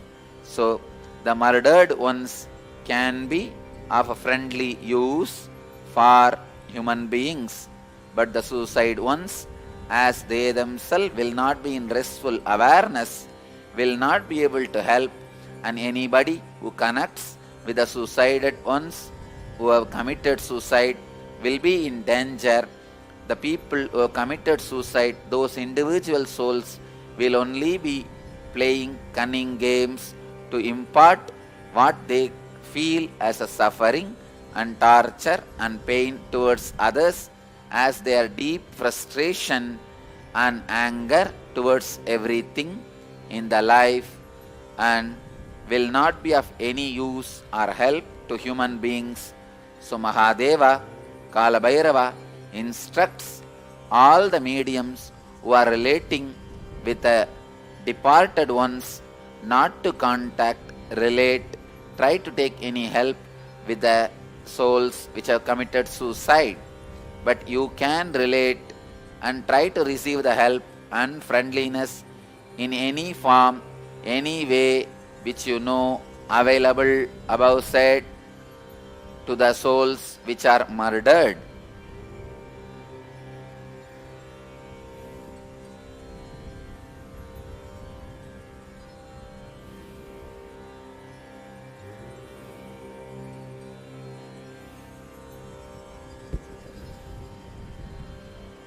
The next question is from Dr. Sundareshan from Sri Lanka, who's asking, Dear Kalabhairava, Namah Shivaya, when does the death happen? Is it when the heart stops, or when the respiration stops, or when the brain death occurs as per our medical guidelines? How can a doctor help the soul which is leaving the body?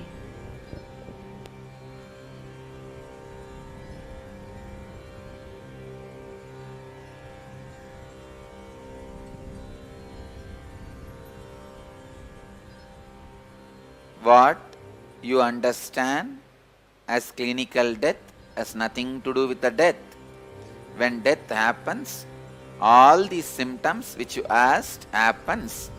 Heart stops, brain stops, and all the other symptoms which you claim during the clinical death happens.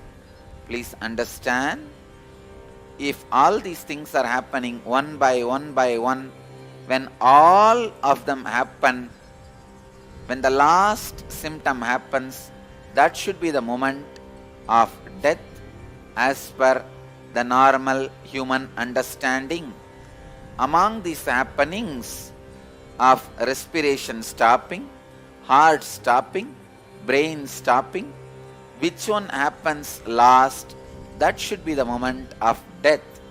Even if one is still happening, then the death should not be declared. Still, the person should be considered as alive. But even after all these three happens, only if the reflection discontinues to get reflected on Anandagandha, the complete death happens. The possibility of returning to that same body becomes impossible. It gets stopped. Till that happens, the possibility of returning to the same reflection on the same body still exists. So, what you call as clinical death should be happening of all the three. Which one happens last? That moment should be considered as clinical death. Even if one of them are still functioning, the person should not be declared as dead. Even all the three happening is not complete possibility that the soul's reflection will not be happening on the body again.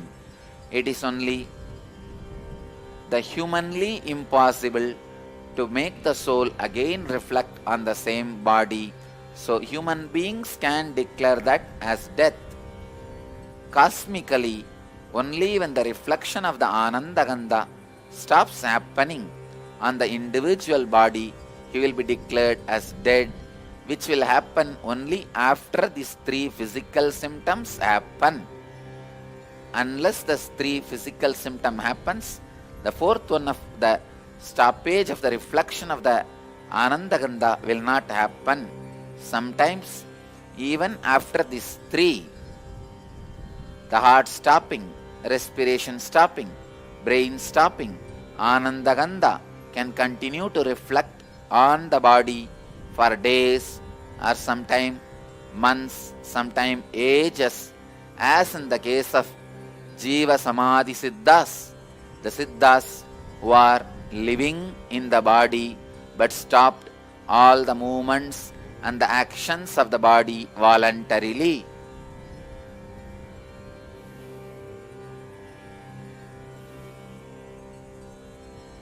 But all practical purposes, for all human purposes, all human beings can be declared as dead only when all these three happens.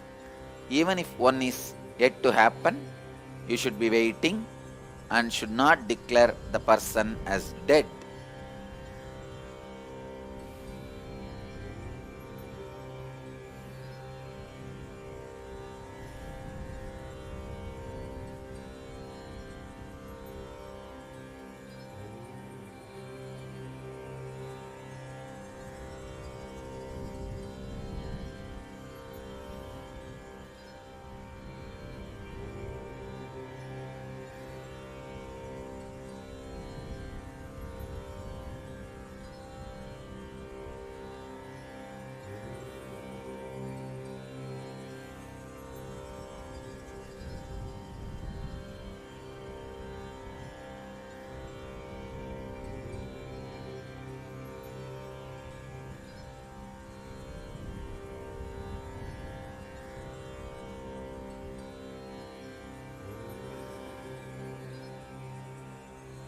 Let the vibrations of Mahadeva, Kalabhairava, bless all the bodies exist here with his initiation and liberate every body exists here from death, and let all the bodies present here be freed from the death and be liberated from the death. The Kala Bhairava and his presence, let it radiate many things which cannot be translated as words, just as a pure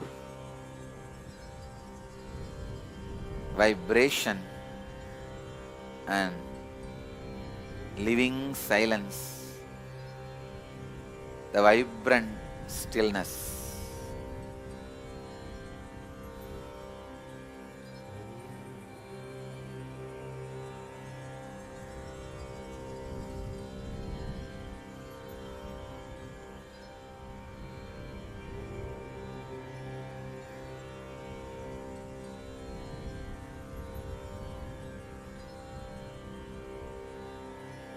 All the bodies seen by this body be blessed to imbibe the vibration radiated from this body and through this body, which can't be converted into the understandable words by you all, be radiated and enter as initiation into every one of the bodies present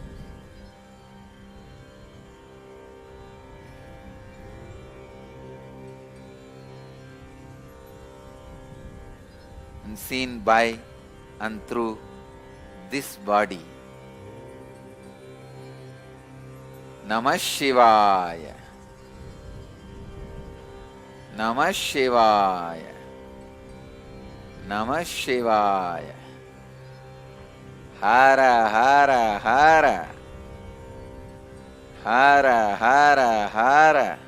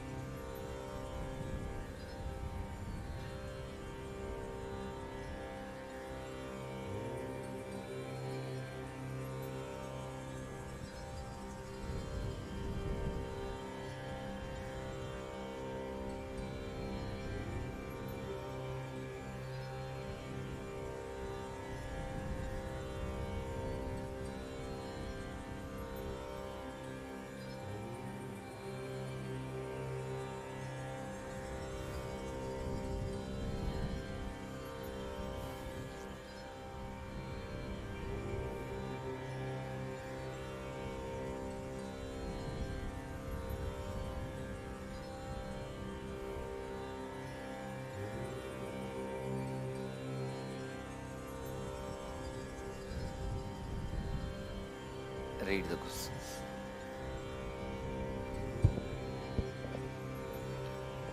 The next question is from Magali Laurent, who's asking, Beloved Swamiji, is doing the ritual for the departed being done after death important? It is important, as the living ones will be tormented by the unconscious memory, and the living ones will project their life's understanding and fear and greed on the departed ones. For the healing of the living ones, the rituals for the death is important.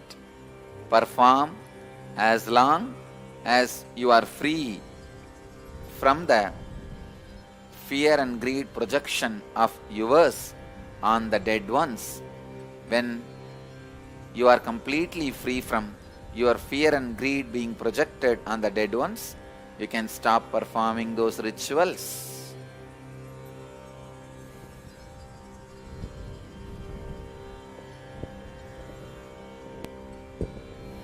The next question is from Vishnu from Chennai, who's asking, what are all the practices and chants to be done to a person who is terminally ill to help him have a conscious death?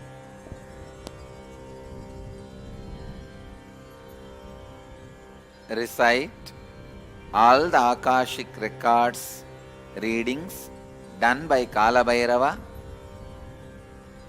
Chant all these great verses continuously. That itself will make the individual choose the conscious death. So, Akashic readings by Kala Bhairava using this body of Nithyananda is enough to make the individual decide to have conscious death.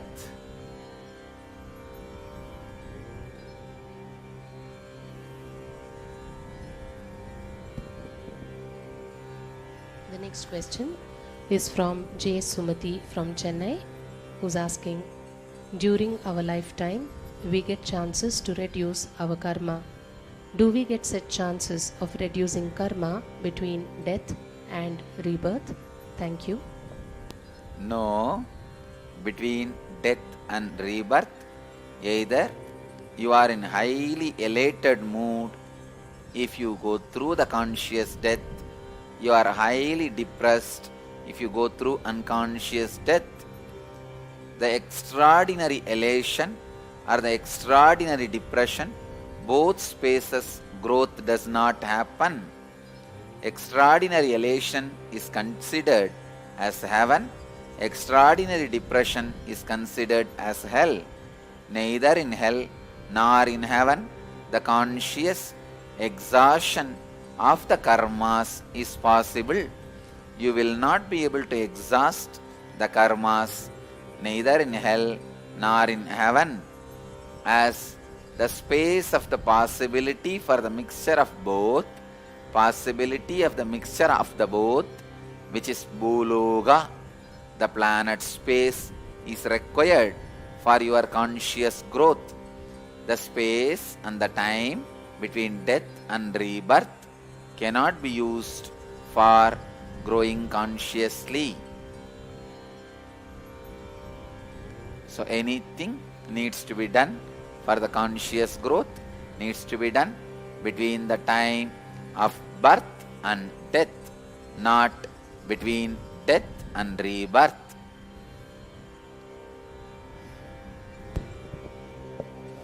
The next question is from an ashramite who's asking, Dear Kala Bhairava, scientists and researchers say near-death experience is a change in the brain chemistry and brain function and not a trip to heaven. Is near-death experience really a change in the brain chemistry? Trip to heaven cannot happen without changing the brain chemistry and brain function. Change of brain chemistry and brain function can happen only if the trip to heaven happens. The heaven is physical reality only as much as the world's physical reality. In ultimate sense, neither the world is physical reality nor the heaven is physical reality. Both are nothing but chemical change in brain and change in the brain function. In other way, if you consider the physical reality as reality, with that comparative existence, with that comparison, you can call going to the heaven, trip to heaven is also a reality. So trip to heaven, trip to planet Earth, both are either chemical change in your brain or trip to both the places. So if this is reality, that is also a reality. If this is illusion from the ultimate source, that is also an illusion. So trip to the heaven and change in the brain function, both are one and the same. Without one, the other does not happen. So do not underestimate the change in the brain function, chemistry in the brain function as ordinarily.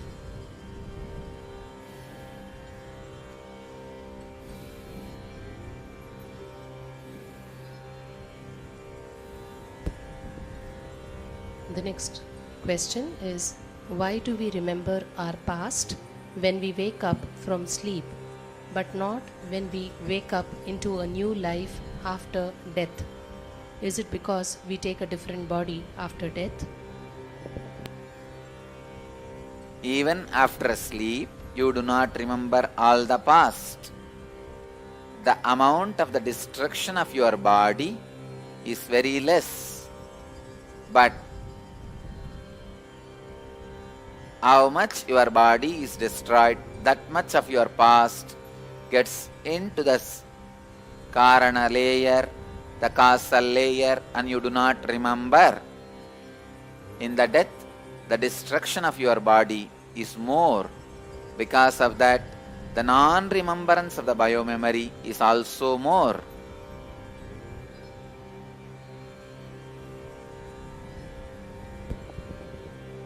The next question is it possible to regain the memory of our past lives?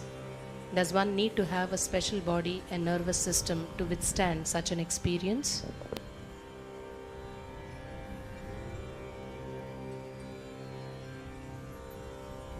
Only the nervous system which is prepared by the yogic practices like unclutching, which is freely, easily able to handle the present life biomemories available without getting stressed, tensed, diseased, disturbed, will be able to handle the more memories of the past life.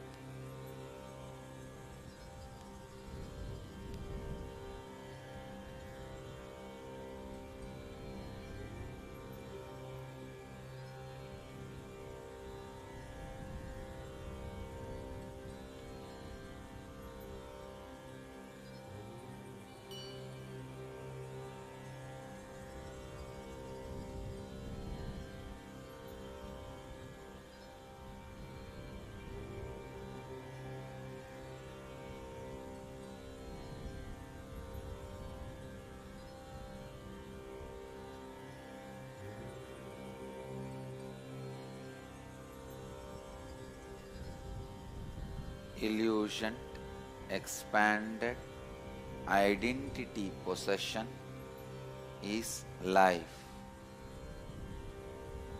Life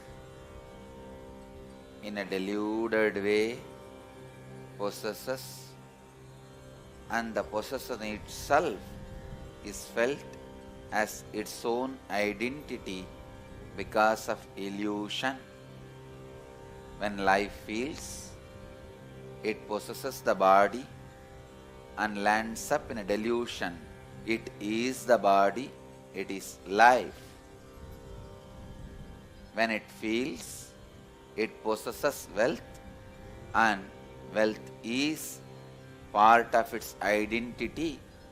It is deluded life. Same way, when it feels name and fame, rewards and awards, it possesses, and the possession itself becomes part of its identity. It is deluded life. Life goes on getting deluded with so many things, with the concept of possession, and in the deeper delusion, the possession itself becomes part of its identity. Death comes as a great celebration and liberation, as deluded, unnecessary illusion and illusory identities. It's a great relief whenever part of you, what you think as you, is taken away from you. The truth which was, it were never part of you, is reminded to you. Understand? When money is taken away from you, when you feel the pain that some part of your identity is dying, it is a lesson to you. It was never part of you. It was your possession which has deluded and given you the illusory identity. It was part of you. When the name and fame is taken away from you, you are reminded to the truth. It was never part of you. It was your possession, but due to delusion, you identified that as part of your very identity. Same way, when you are reminded the body on which your multiple identities continue to grow, the brain on which the perception of your multiple identities are experienced by you, when that is taken away from you, the very ground on which your multiple possessions and the possibility of that possessions giving the delusive feeling you are part of those possessions, and those possessions are your identity, is taken away from you. A being should constantly remind itself not to identify with any possession. Not having possessions and not identifying with the possessions is the path of renunciation. Even having the possessions, but having the clarity, the possessions are not part of your identity, is the path of grihastha. Whether you take up the path of grihastha through the responsibility and having the wealth and everything, or the path of renunciation without having possessions itself, the important truth you need to remember is not letting anything become part of your illusory, deluded identity. Whether you have possessions or not does not matter. That should not become part of your identity, which is already deluded. When the source gets deluded by identifying itself by the on the body, body itself is your possession. But when you identify the possession of body as your identity, the delusion of the identity begins. When the delusion of identity starts, it leads to multiple identities, like identifying yourself with your wealth, with your name and fame, with all other possessions. Death is a reminder, a powerful guru, to make your being understand all this was never part of you. These were never part of your illusory or deluded understanding. So, relax from the illusion of identifying your possessions as your identity. Possessions are possessions. They are not your identity. Identity should be experienced beyond anything you possess. Possessed does not comprise or compete or fulfill or lead the experience of the true identity. Sometimes your own possessions try to compete your identity. The possessions competing your original identity is disease. When your body competes with your original identity, the competition is disease. When your mind competes with your original identity, that is depression. When your possessions competes with your original identity, the possessions themselves do not have independent life, but the life received from the source identity, your possessions start competing with the source identity. That competition is perversion. So, death clearly, neatly irons out your inner space. It makes you understand many things which were never part of your identity, but you assumed as part of your identity because of your experiencing possession of those things. Anything which does not say no to you, continuously you feel as possession. Unfortunately, because they do not have any will to say no to you, your will possesses it. When your will possesses something, it gets into the delusion that is part of you. Remembering things which does not say no to you is not part of you is unclutching. Remember, things may not say no to you. That does not mean that they are part of your very identity. They may be possessed by you. You may have ownership over them, but you cannot have identification over them. Including your body, you are only a owner.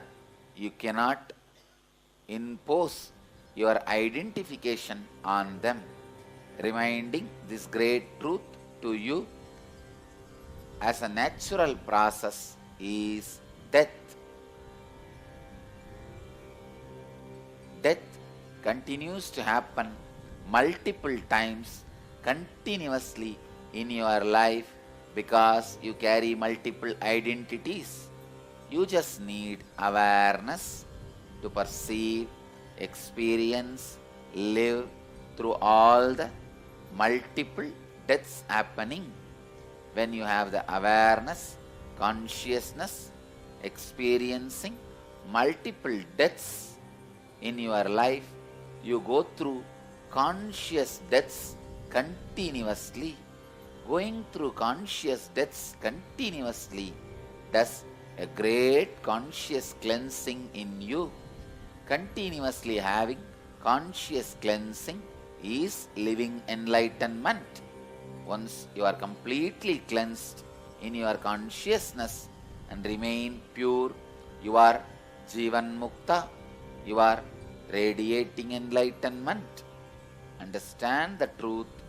Death continuously happening in you consciously is just to remind you about your original purity and help you to remain in purity.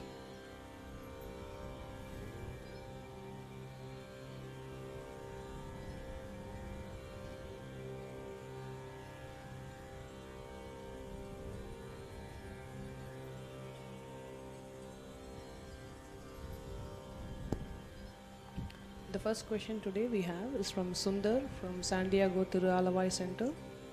Dear Kalabhairava, yesterday you explained about the Nirbhaya meditation. How do we bring out the subconscious and unconscious fear and greed during the Nirbhaya meditation? Thank you. When you again and again go through the Nirbhaya Dhyana, naturally in few days your subconscious and unconscious patterns open up. In cosmic law, there is no separate subconscious or unconscious. Only the deeper layers on which you are not able to lay your hands immediately, you name them as subconscious or unconscious. Again and again, feeling your patterns, you reach the subconscious and unconscious.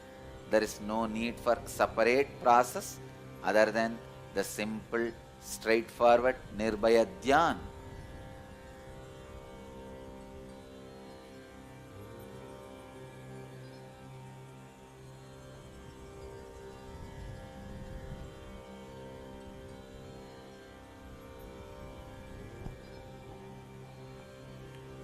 The next question is from Bharat from Dallas.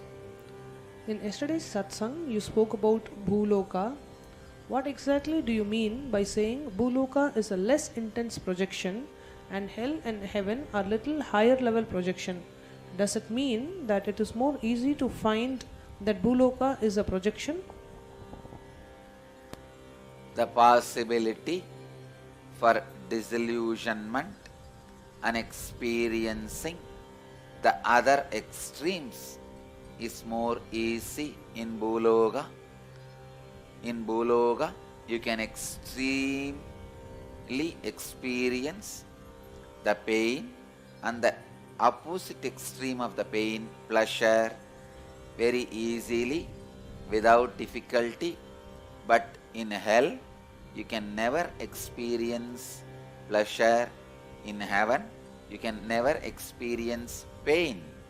When the opposite extremes are not experienced, the delusion continues to delude you. The disillusionment of anything happens only when the opposite extremes are experienced. When you experience the pleasure, disillusionment of pain happens. When you experience pain, disillusionment of pleasure happens. Both disillusionments finally giving you the realization both are illusion can happen easily only in human body, in planet Earth, in Bhuloka, because never pain happens in Swarga, in heaven. People do not perceive, do not get disillusioned in heaven.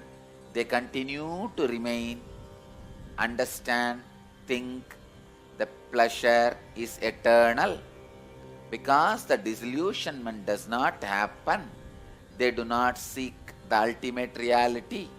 Same way in hell, because the disillusionment of the pain does not happen even by the moment of a pleasure, they continue to remain feeling the hell is eternal. That is the reason people who are in the hell or in the heaven feel it is eternal. Only in the Bhuloka, the truth of ephemeral reality, comparative reality is experienced. So anybody wants to experience the existential reality which is beyond ephemeral and comparative reality has to land on Bhuloka, and Bhuloka is the thinnest layer possible for penetration and going beyond your patterns, samskaras, engrams.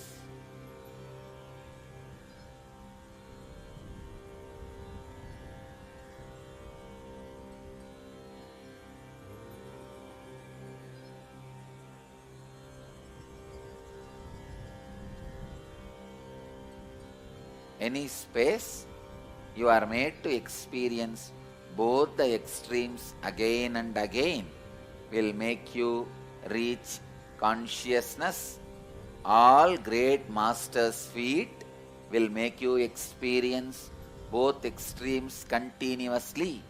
Energy fields are the space where both extremes are perceived, continuously experienced, and the completion of both extremes are made to happen in you, so that the disillusionment happens very quickly.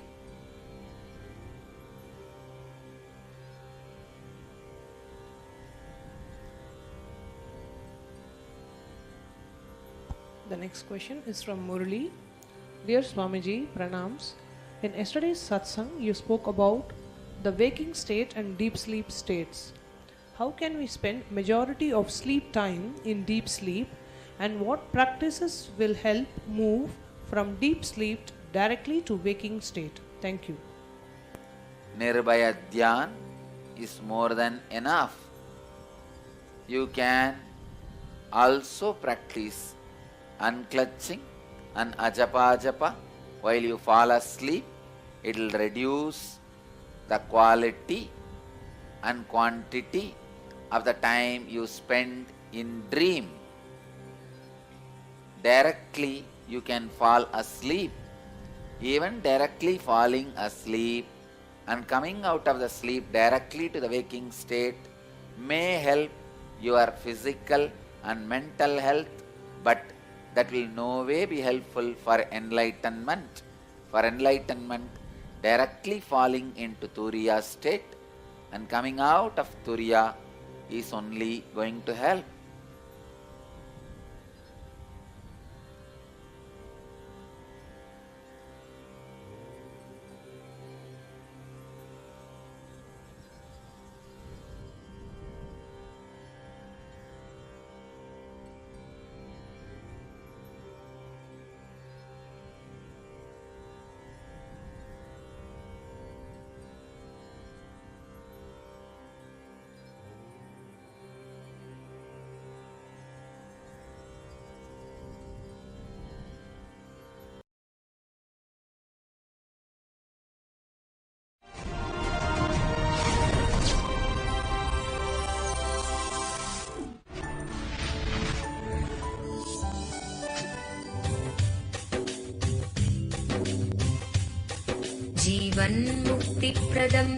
Paramahamsa Nithyananda, a rare living incarnation, is named among the world's 100 most spiritually influential personalities today.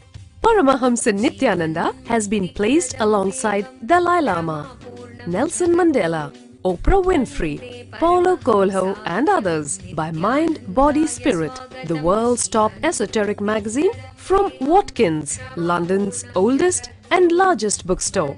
A yogi by birth, he has been expressing his power of enlightenment since birth. He has authored more than 500 books in Tamil and English. Translations of these books are available in 26 languages in Telugu, Kannada, Malayalam, Hindi, Sanskrit, Gujarati, Oriya, Bengali, Marathi, French, Malay, Polish, Portuguese, Italian, German, Danish, Spanish, Russian and Chinese. He is also an exemplary speaker with over 10,000 hours of profound life solutions through his discourses. Social services such as Annadan, free medical care, free educational services with ashrams, schools, temples, hospitals established in more than 140 places around the world, offering exceptional services. A powerful spiritual healer who has healed millions of people of diseases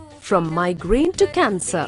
A Kriya Yogi who has formulated Kriyas for physical health and mental well-being, benefiting thousands. A living master who offers practical solutions for our everyday problems. He is the founder and spiritual head of Nithyananda Dhyanapitham, a spiritual powerhouse who has revived the sacred Vedic tradition by establishing Vedic temples in places like Los Angeles, San Jose, Seattle, Toronto, Ohio, Oklahoma, Phoenix, St. Louis, Malaysia, Brazil, Paris, Guadeloupe, Dallas, New York, New Jersey, Atlanta, Calgary, Vancouver, Singapore, and places in India like Bengaluru, Hyderabad, Tiruvannamalai.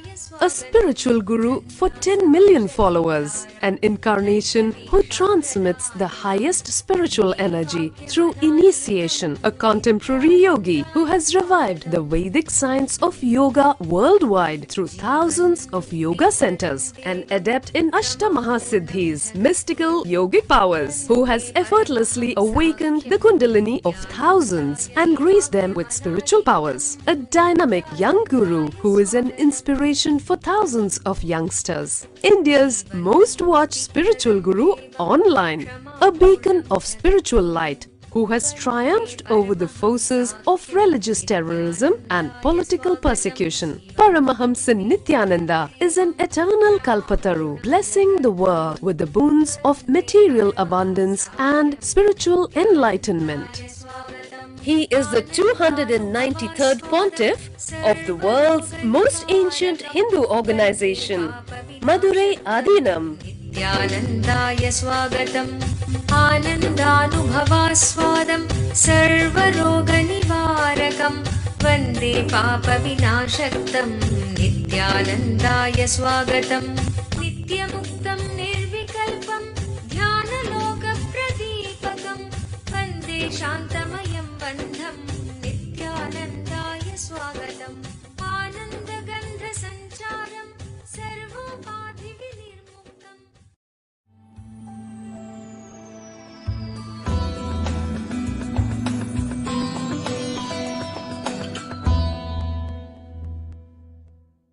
सदाशिवसमारम्भाम् ज्ञानसम्बन्धाचार्यमध्यमाम् अस्मदाचार्यपर्यन्ताम् वन्दे गुरुपरम्पराम्.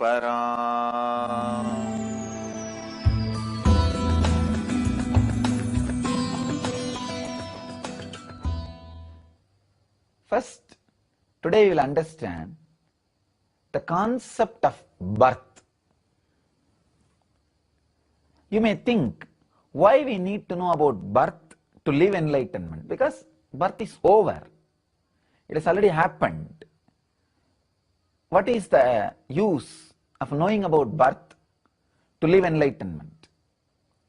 Please understand, knowing about birth will reveal great truths to you about your life. Knowledge about the starting point is very important for your travel. How you started, why you started, where you started, when you started, what for you started, will really help you to tune yourself to that original truth in your life. If your life is in tune with the purpose of your birth, you are living enlightenment. Please understand. If your life is in tune with the purpose of your birth, you are living enlightenment.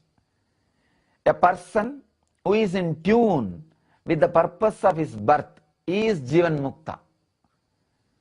So knowing the secrets of birth is a very important thing we need to do to be a Jivan Mukta, to live enlightenment, to radiate enlightenment. First thing, you need to know the secrets, how the birth happens. Please understand. Ordinary human beings think the moment they come out of their mother's womb, they are born. Some people say, no, the moment they are conceived, they are born. Or some say, the moment the outer fresh air, the world is felt, they are born. There are so many theories. Please understand, the truth is, you are born before even the idea of landing on the planet Earth happens. See, your birth, what you think as birth, is only one incident in your whole life. I am trying to express some of the strong, intense truths to you. Birth, what you think as birth, is not the beginning. What you think as death is not end. Please understand, in the whole life, it is one part. What you think as birth is only one incident. What you think as death is only one incident. you need to understand with a little clarity about the whole life. Only then you can look into the idea of this birth and this death. Only then you will understand the purpose of this birth. If you think this birth, taking the body which you are having now, is the beginning, then you cannot know the purpose. You cannot know the purpose. We need to understand, we are repeating the same thing again and again and again. Only then we can stop repeating. Please understand. Unless you know you are repeating, you will not have the intelligence to stop repeating. A small story. In a bar, one guy meets the other guy and says, "What's your name?" That guy says, "Smith." This guy says, "Oh, I'm also Smith. Where are you living?" This guy says, "Just down the street." This guy says, "Yes, I am also living there." "Which floor?" "Second house, third floor." This guy says, What? "Believe me, I am also living that same house, same floor." Bartender, looking at this conversation, turns towards the other client, other customer, and says, "Oh God, this is the same thing happening every Saturday. These fellows are father and son. What to do?" Please understand, we are repeating unconsciously same thing again and again and again because we are in unconsciousness. Our birth and our death is just like this story. The father Smith and son Smith talking to each other every Saturday. That is what our birth and our death. First thing you need to understand about birth is we are repeating it again and again and again. First.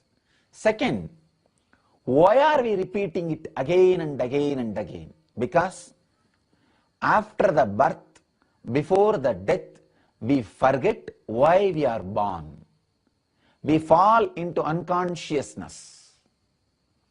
If we know the purpose of birth, from birth to death, we will not be repeating the same thing again and again and again. Man who forgets the purpose of his birth, between his birth and death, is an ordinary man, unconscious man.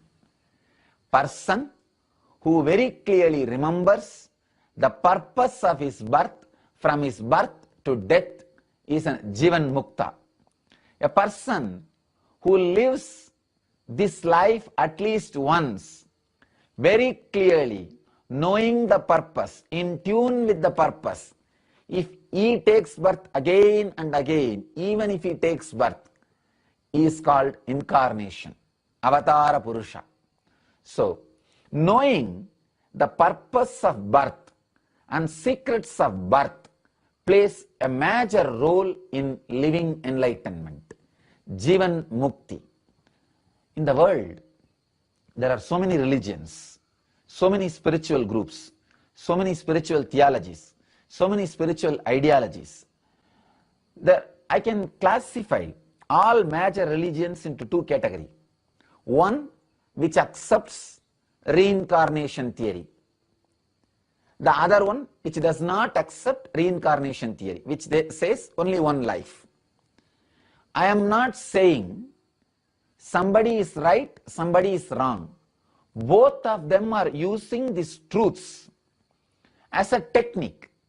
When Buddha says there are so many births and deaths, he is telling you, why do you want to be born again and again and again and die? Don't you feel it is boring? Just get out of this. Get out of this same cycle. Be liberated. And same way, when some other master says, no, only one birth, he means live with consciously, live with awareness, and go beyond this. No other time. Not much time is left. Even that word should be taken as a technique. Whether Buddha says there is so many lives, or some other master says there is only one life, everything should be looked as why it is said. They are using this as a technique to liberate you, to make you enlightened. And please understand, as far as I am concerned, I have experienced a zone, a space where the truths, many cosmic truths are revealed to me as my own experience. So, not because of my Indian conditioning, not because of my Hindu conditioning, from my experience, I can share some of the secrets and truths about the birth to you all very beautifully. Very beautifully. The great masters like Ramakrishna, Osho, Vivekananda, Raman Maharshi, all have spoken about the birth and their past lives, or many truths related to the reincarnation theory. Please understand, now whatever I am going to express is from my experience. I have experienced a state where these cosmic truths have become part of me. They are experienced by me. So I am sharing those experiences with you all. That's all. First thing I want to tell you, what you call as birth, what you call as life in you happens within the 3 kshana of your mother delivering you.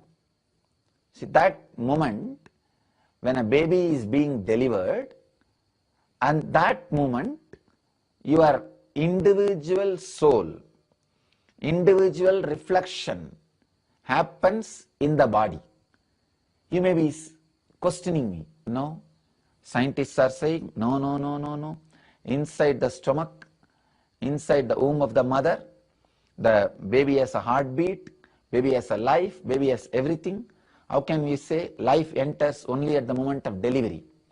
Please understand, whatever life is experienced by the baby inside mother's womb is the extension of mother's life.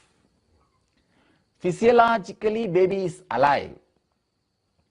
Baby is alive, heart is beating, and body is functioning. All the organs are alive. Physiologically, that is true. But individual conscious soul enters the body only when the baby is delivered. In one body, 2 souls cannot stay. Please understand. In one body, mother's body, 2 souls cannot stay. 2 way of thinking cannot happen. 2 way of actions cannot happen. So, only when the delivery happens, the soul enters the body. This is the first truth. And second thing, what I call as life does not start when your body is delivered, when you get your body. What I call as life has started long before. It is equivalent to eternity. It is much beyond the time. You are here eternally. Only thing, at some point of time, you think you are here as the body, as you are now. After some time, you think you are here as this body at that way. See, for example, when you are at the age of 7, you thought you exist as a 7-year-old boy going to school. When you are 25, you think you exist as a 25-year-old man doing business. When you are at the age of 50, you think you exist as a 50-year-old man with all the success and society. At the age of 80, you think you exist as a 80-year-old man as a completely relaxed and retired. Please understand, you think at various times, at various moments, you exist in various forms, in various ways. After death, you may start thinking you don't exist, or you do not know how you will exist. That's the fear. Please understand, whether at the age of 7 or 25 or 50 or 80, you think you exist in different ways and different forms. But I am telling you, Beyond all these things, eternally you exist.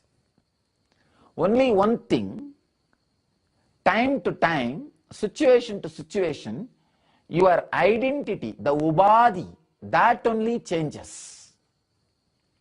In Sanskrit we have a word called, very beautiful word called ubadi. That word means two things. One, added, another, disease. Anything added to you is disease. Anything which is changing is disease. So we need to understand the truth. Please understand, this is a very important secret, very important truth. Eternally you exist. At some point you feel you exist with a success, name and fame. At some time you feel you exist without name and fame, with failure.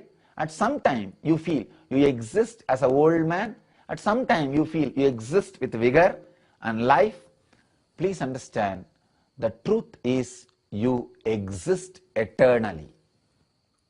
When this thread, when this truth is understood, all the ubadis which gets added and deleted from you does not bring suffering to you. And these additions and deletions does not remove you, move you away from the purpose of your birth. Your purpose of your birth, your bio-memory is very straight. Your bio-memory is very honest. Your bio-memory is very clear. Your bio-memory is alive. Please understand, living the life of straight, alive bio-memory from the birth till you leave the body is Jivan Mukti. As long as you don't have conflict with your bio-memory, you don't have contradiction with the purpose of your birth, you don't have conflict between your life and the purpose of birth, you are a Jivan Mukta. First secret, you need to understand, what you call as life enters only during the time of delivery. Second thing, what I call as life is eternal. And suddenly, at some time, it feels it exists as child, at some time it exists as a youth, at some time it exists as big guy, sometime it suddenly feels it exists as an old man, and it suddenly gets into the idea it may not exist. Again, it exists as a boy, as a man, old age. This goes on and on and on. First important thing you need to understand, you exist as life. Second thing, when I say you exist as life eternally, when you feel you exist as a person individually, why that life feels as individual? Why this gap? If we look into that, we will understand the purpose of birth. Why existential reality reflects itself in comparative reality. Whatever you experience as reality is comparative reality. Why existential reality reflects itself in comparative reality? If we look into that truth, if we understand that secret, we will understand our purpose of birth. We need to look, each and every person need to spend little time within himself, avoiding the fear and greed to know their bio-memory. Please understand, the only thing which stops you knowing your life's purpose is your fear and greed. Your fear will not allow you to know your purpose of birth, because if your purpose of birth is living like a sannyasi in a forest, you may have to give up everything now. Too much is at stake. Wealth, relationship, family, security, comfort, too much is at stake. So naturally, you do not want that kind of revelation to you. Same way, sometimes people think, oh, now I am a doctor, but if my life's purpose suddenly reveals I should have become lawyer, what to do now? Please understand, we lived so many years unconsciously. We do not know if our purpose of birth is revealed to us, whether whatever way we lived is going to be accepted by that purpose or rejected by that purpose. We do not know. We need to understand this truth. The fear that we might have done some mistake, or in future we may not be able to fulfill the purpose of our birth, makes you keep the purpose of your birth in unconsciousness. But that is not a solution. Putting the problems under the carpet is not going to solve the problem. Without fear, without greed, sit with yourself every day. What are the thoughts again and again coming in your being, in your mind, making you work, making you function? Contemplate on it. Center yourself on it. Meditate on it. Please understand, knowing the purpose of birth will resolve thousands of wrong decisions you are making, wrong moves you are doing, wrong things happening around you and within you. Every day, sitting with yourself with a deep awareness. See, anything done in the outer world to know the truth is experiment. Anything done in the inner world to know the truth is experience. Every day, sit with yourself. Spend little time.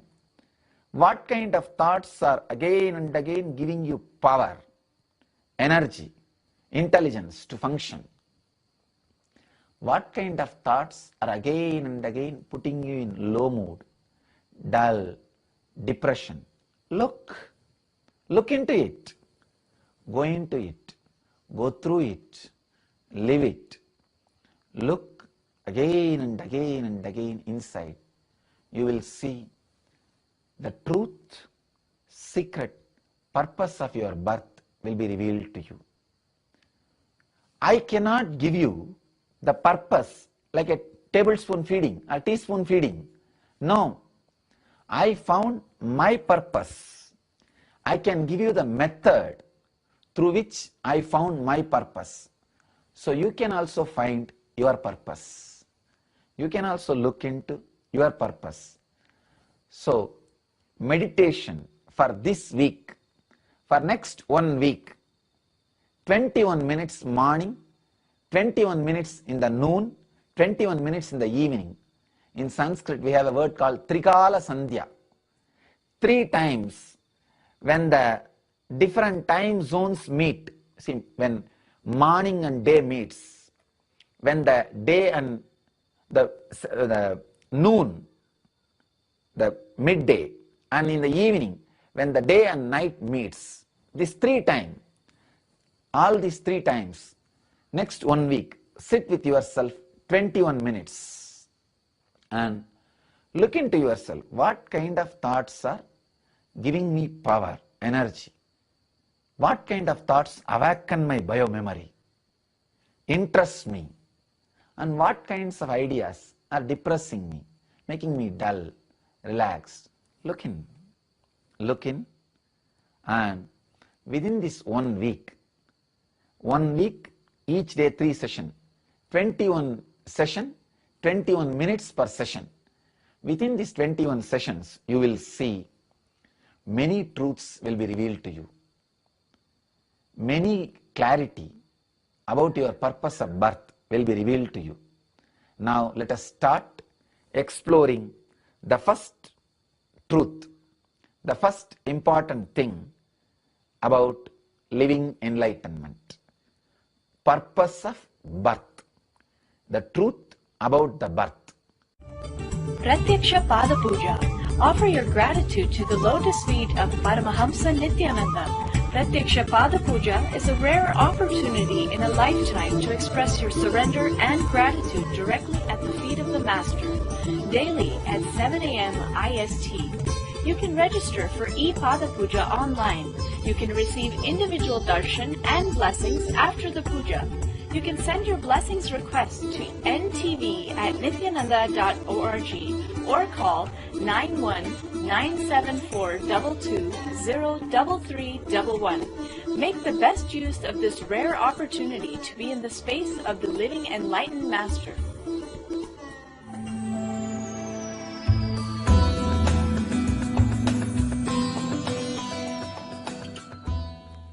To the questions related to birth. Why do we forget the purpose of life when we are born? Beautiful question. Please understand, when you go through the process of birth, your body slowly comes out of mother's womb. With a heavy pressure, it comes out. That is the moment when the life, individual soul, reflects on the body. So it's a very strong process. One, you are coming out of the place where you are very comfortable, cozy, cool, happy, and completely protected and secured. You don't need to think about your food. You don't even need to think about breathing, because life was extension of mother's life. So there is no responsibility. You are completely protected, secured. From that secure place, you are moving into a space where you need to take the responsibility for yourself. First thing, now you need to start breathing. You need to start eating. You need to start digesting. Now you are responsible for your life. You need to enter into the different space where you become responsible for everything. So this is a very big change. First thing. Second thing, the individual life is settling into your nervous system. So it's a big chaos. In this big chaos, naturally, you forget the purpose for which you assumed this body. You assume this body. That is why I always tell people, when you are in the body, go to that silence where you can really relive the moment of birth. You need to become so silent, so settled into your being, where you can encounter the moment when your life and body overlapped on each other, when your life and your body met each other, when you started taking the responsibility of breathing, when first time you threw the mucus through your nose out, first time you started inhaling and exhaling. If you settle with yourself, you can go to that space. When you understand, experience that space even once, you will see very beautifully, very clearly the purpose of your life, which you have forgotten. Actually, the chaos which happened during your birth made you forget why we are born, why you took birth. The purpose of life is forgotten because of the chaos you go through at the time of birth. Now, if you rest, enter into the silence, go back to the same moment. Go back into that same deep moment. You will know the purpose of life. You will accept. You will understand. The next question. Do I have the same purpose of life in every birth? No. Before the birth, at your previous death, see, before you leave the body, your whole life is presented in front of you. You see the whole thing, all the major things which you thought as essence of your life. See, when you live, you think many outer world things as essence of your life. Many things drives you. For somebody, money drives their life. For somebody, love drives their life. For somebody, eating drives their life. For somebody, sex drives their life. For somebody, power drives their life. Whatever may be driving your life, whatever you think as purpose of your life, you run behind it. At the moment of death, you will evaluate whether your running was proper, whether your running was right or wrong. If your running was right, you will think, oh, that's right, then I'll run for the same purpose in next life also, in a deeper sense, in a much higher scale. If you feel for which you ran in this life did not give what you wanted, you will see, no, let me change the direction. Let me change the direction. So please understand, the purpose for which you ran in your life, at the time of death, if you feel you are fulfilled, then you may not be bothered to take one more birth. If you feel the purpose for which you are running gave you a lot, but you need to run in that same direction more, then you may take the life and have same thing as a purpose in a higher scale. But if you think, no, for what you ran did not give that fulfillment or did not make you feel happy, comfortable, then naturally you will feel, oh, then let me change the purpose of life. Before the death, your whole life will be in front of you, like a fast forward. Based on that, you make the decision on purpose of next life. For example, if somebody thinks during the moment of death, eating was the best thing they had in their life, that's the best enjoyment they enjoyed in their life. For example, eating all kinds of food was the best thing they had in their life. I've heard, and I've even seen some people, they travel country to country just for food, just to taste the food they travel. Anyhow, so if you feel eating was the best thing you had in your life, maybe you will think, oh, then let me take the birth, such a body, that kind of a situation. I'll spend all my life in eating, maybe like a pig. Pig spends his whole life eating, nothing else. So, but if you think just sleeping and retired, tamasic way of life is the best thing you enjoy in the life, then the person will think, oh, let me become buffalo. Whole life I don't need to do anything. So based on the experiences of life, what you think as life, you naturally decide the course of your next life. So during the previous death, you decide the purpose of the next life. It is not that always your purpose is same. Many times we do trial and error method. We do again and again trial and error method.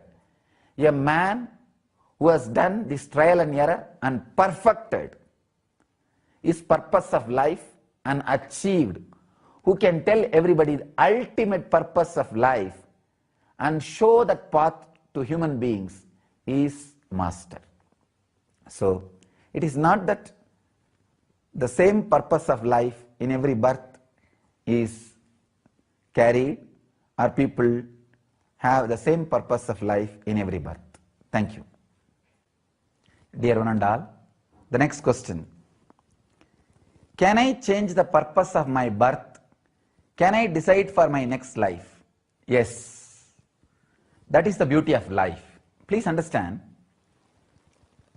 what you decided in the last birth, in the previous death, that is the purpose of your present life. Now, whatever change you want to make, you can make, because whenever you are conscious, you are free to choose. Now, you are conscious about the present.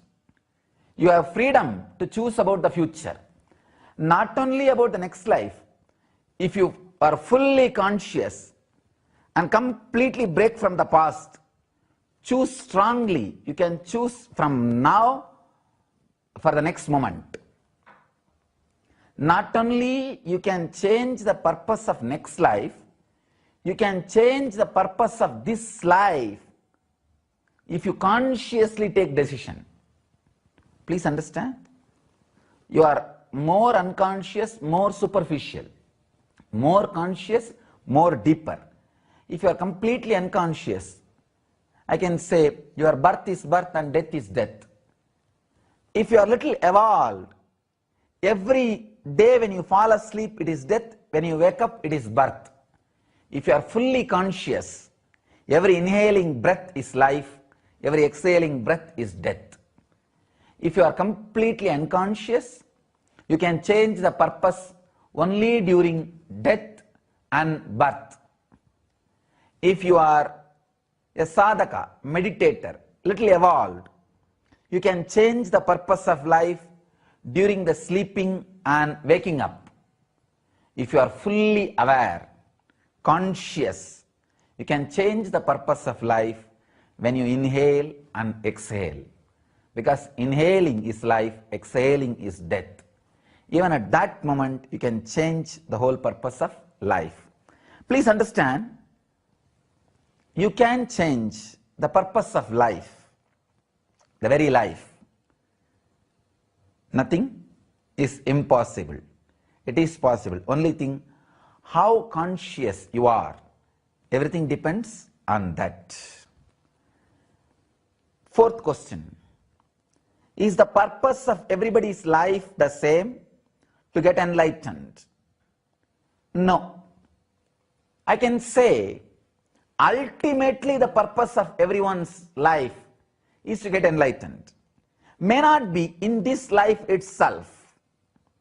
People may not feel the need for enlightenment in this life itself. They may feel money is the greatest thing, or they may feel power is the greatest thing, or if they may feel the physical pleasure is the greatest thing. So whatever they feel is the greatest thing, that will be the purpose of this life. But ultimately, when they are conscious enough to understand that they are going through the same rut again and again and again, like a child's playing, kids playing. Kids play. Okay, let's see, when you see the kids, they just build sand castles. When it's evening, if they are feeling bored, they just jump on the sand castles and destroy and go. Again, next day they start playing, building. Again they destroy and go. If you understand, your life is also just like that play. You build stone castles, leave it and go. Again come back and build the stone castles, leave it and go. If you understand, you are also doing the same drama, same game, same play, then maybe one day you will realize, oh, why to do the same drama, same play, same game? Let us be awakened. Let us be fulfilled. Let us achieve the ultimate. Then your purpose of life is enlightenment. Till you realize that you are doing the same game again and again and again, enlightenment may not be the purpose of your life. So ultimately enlightenment is purpose of all lives, but all lives may not have enlightenment as the purpose of this life. What about people who die young, have accidental deaths, or commit suicide? Have they planned this also as the purpose of their life? No. Please understand, maybe they are prone, their mental setup is prone to attract suicide or to attract accidents. But that does not mean they plan it. If they plan, then how can it be called as accident? Accident is an accident because it is an accident. It is not planned. But their mental setup can be prone. For example, a person who is continuously taking risks, then he can be prone to accident. A person who is considered continuously living in depression, again and again falling back to the suicidal tendency, then he is prone to suicide.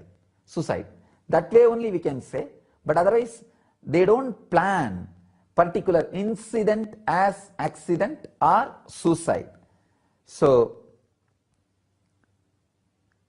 I don't want to say they plan for accident or suicide, but if they carry that kind of a mental setup, they attract those things in their life. Books by Paramahamsa Nithyananda. In the true spirit of the Vedic tradition, all the 250 books of Paramahamsa Nithyananda are now available online for free. Access the free library at lifelessprograms.org/books.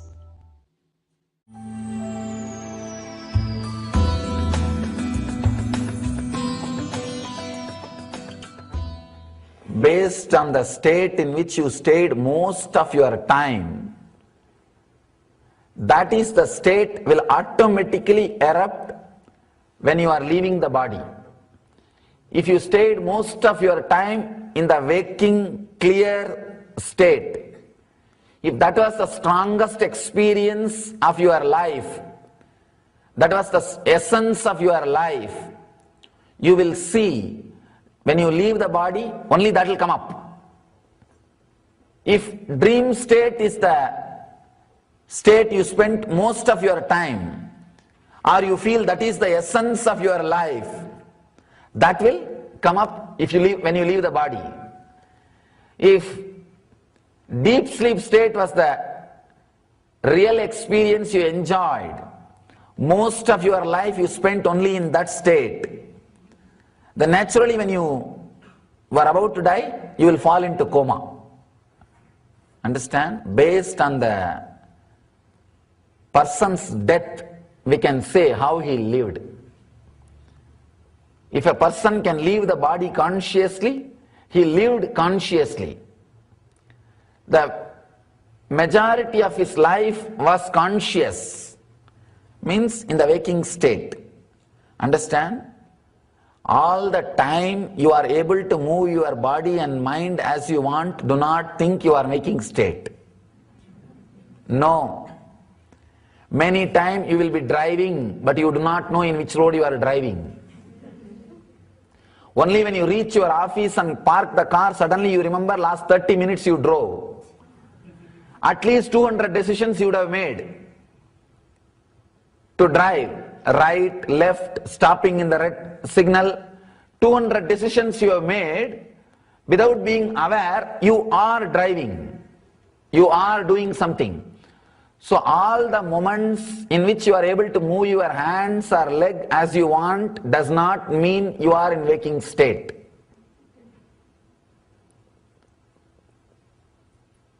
Second, the dream state. If you lived most of your time in the dream state, means daydreaming and night dreaming. If your body is moving as you want, but your mind is also moving as it wants, the accounts will go only to dream state. That hours cannot be considered as a waking state. The person who spent most of his time in dream state, you will see him talking, blabbering, uttering some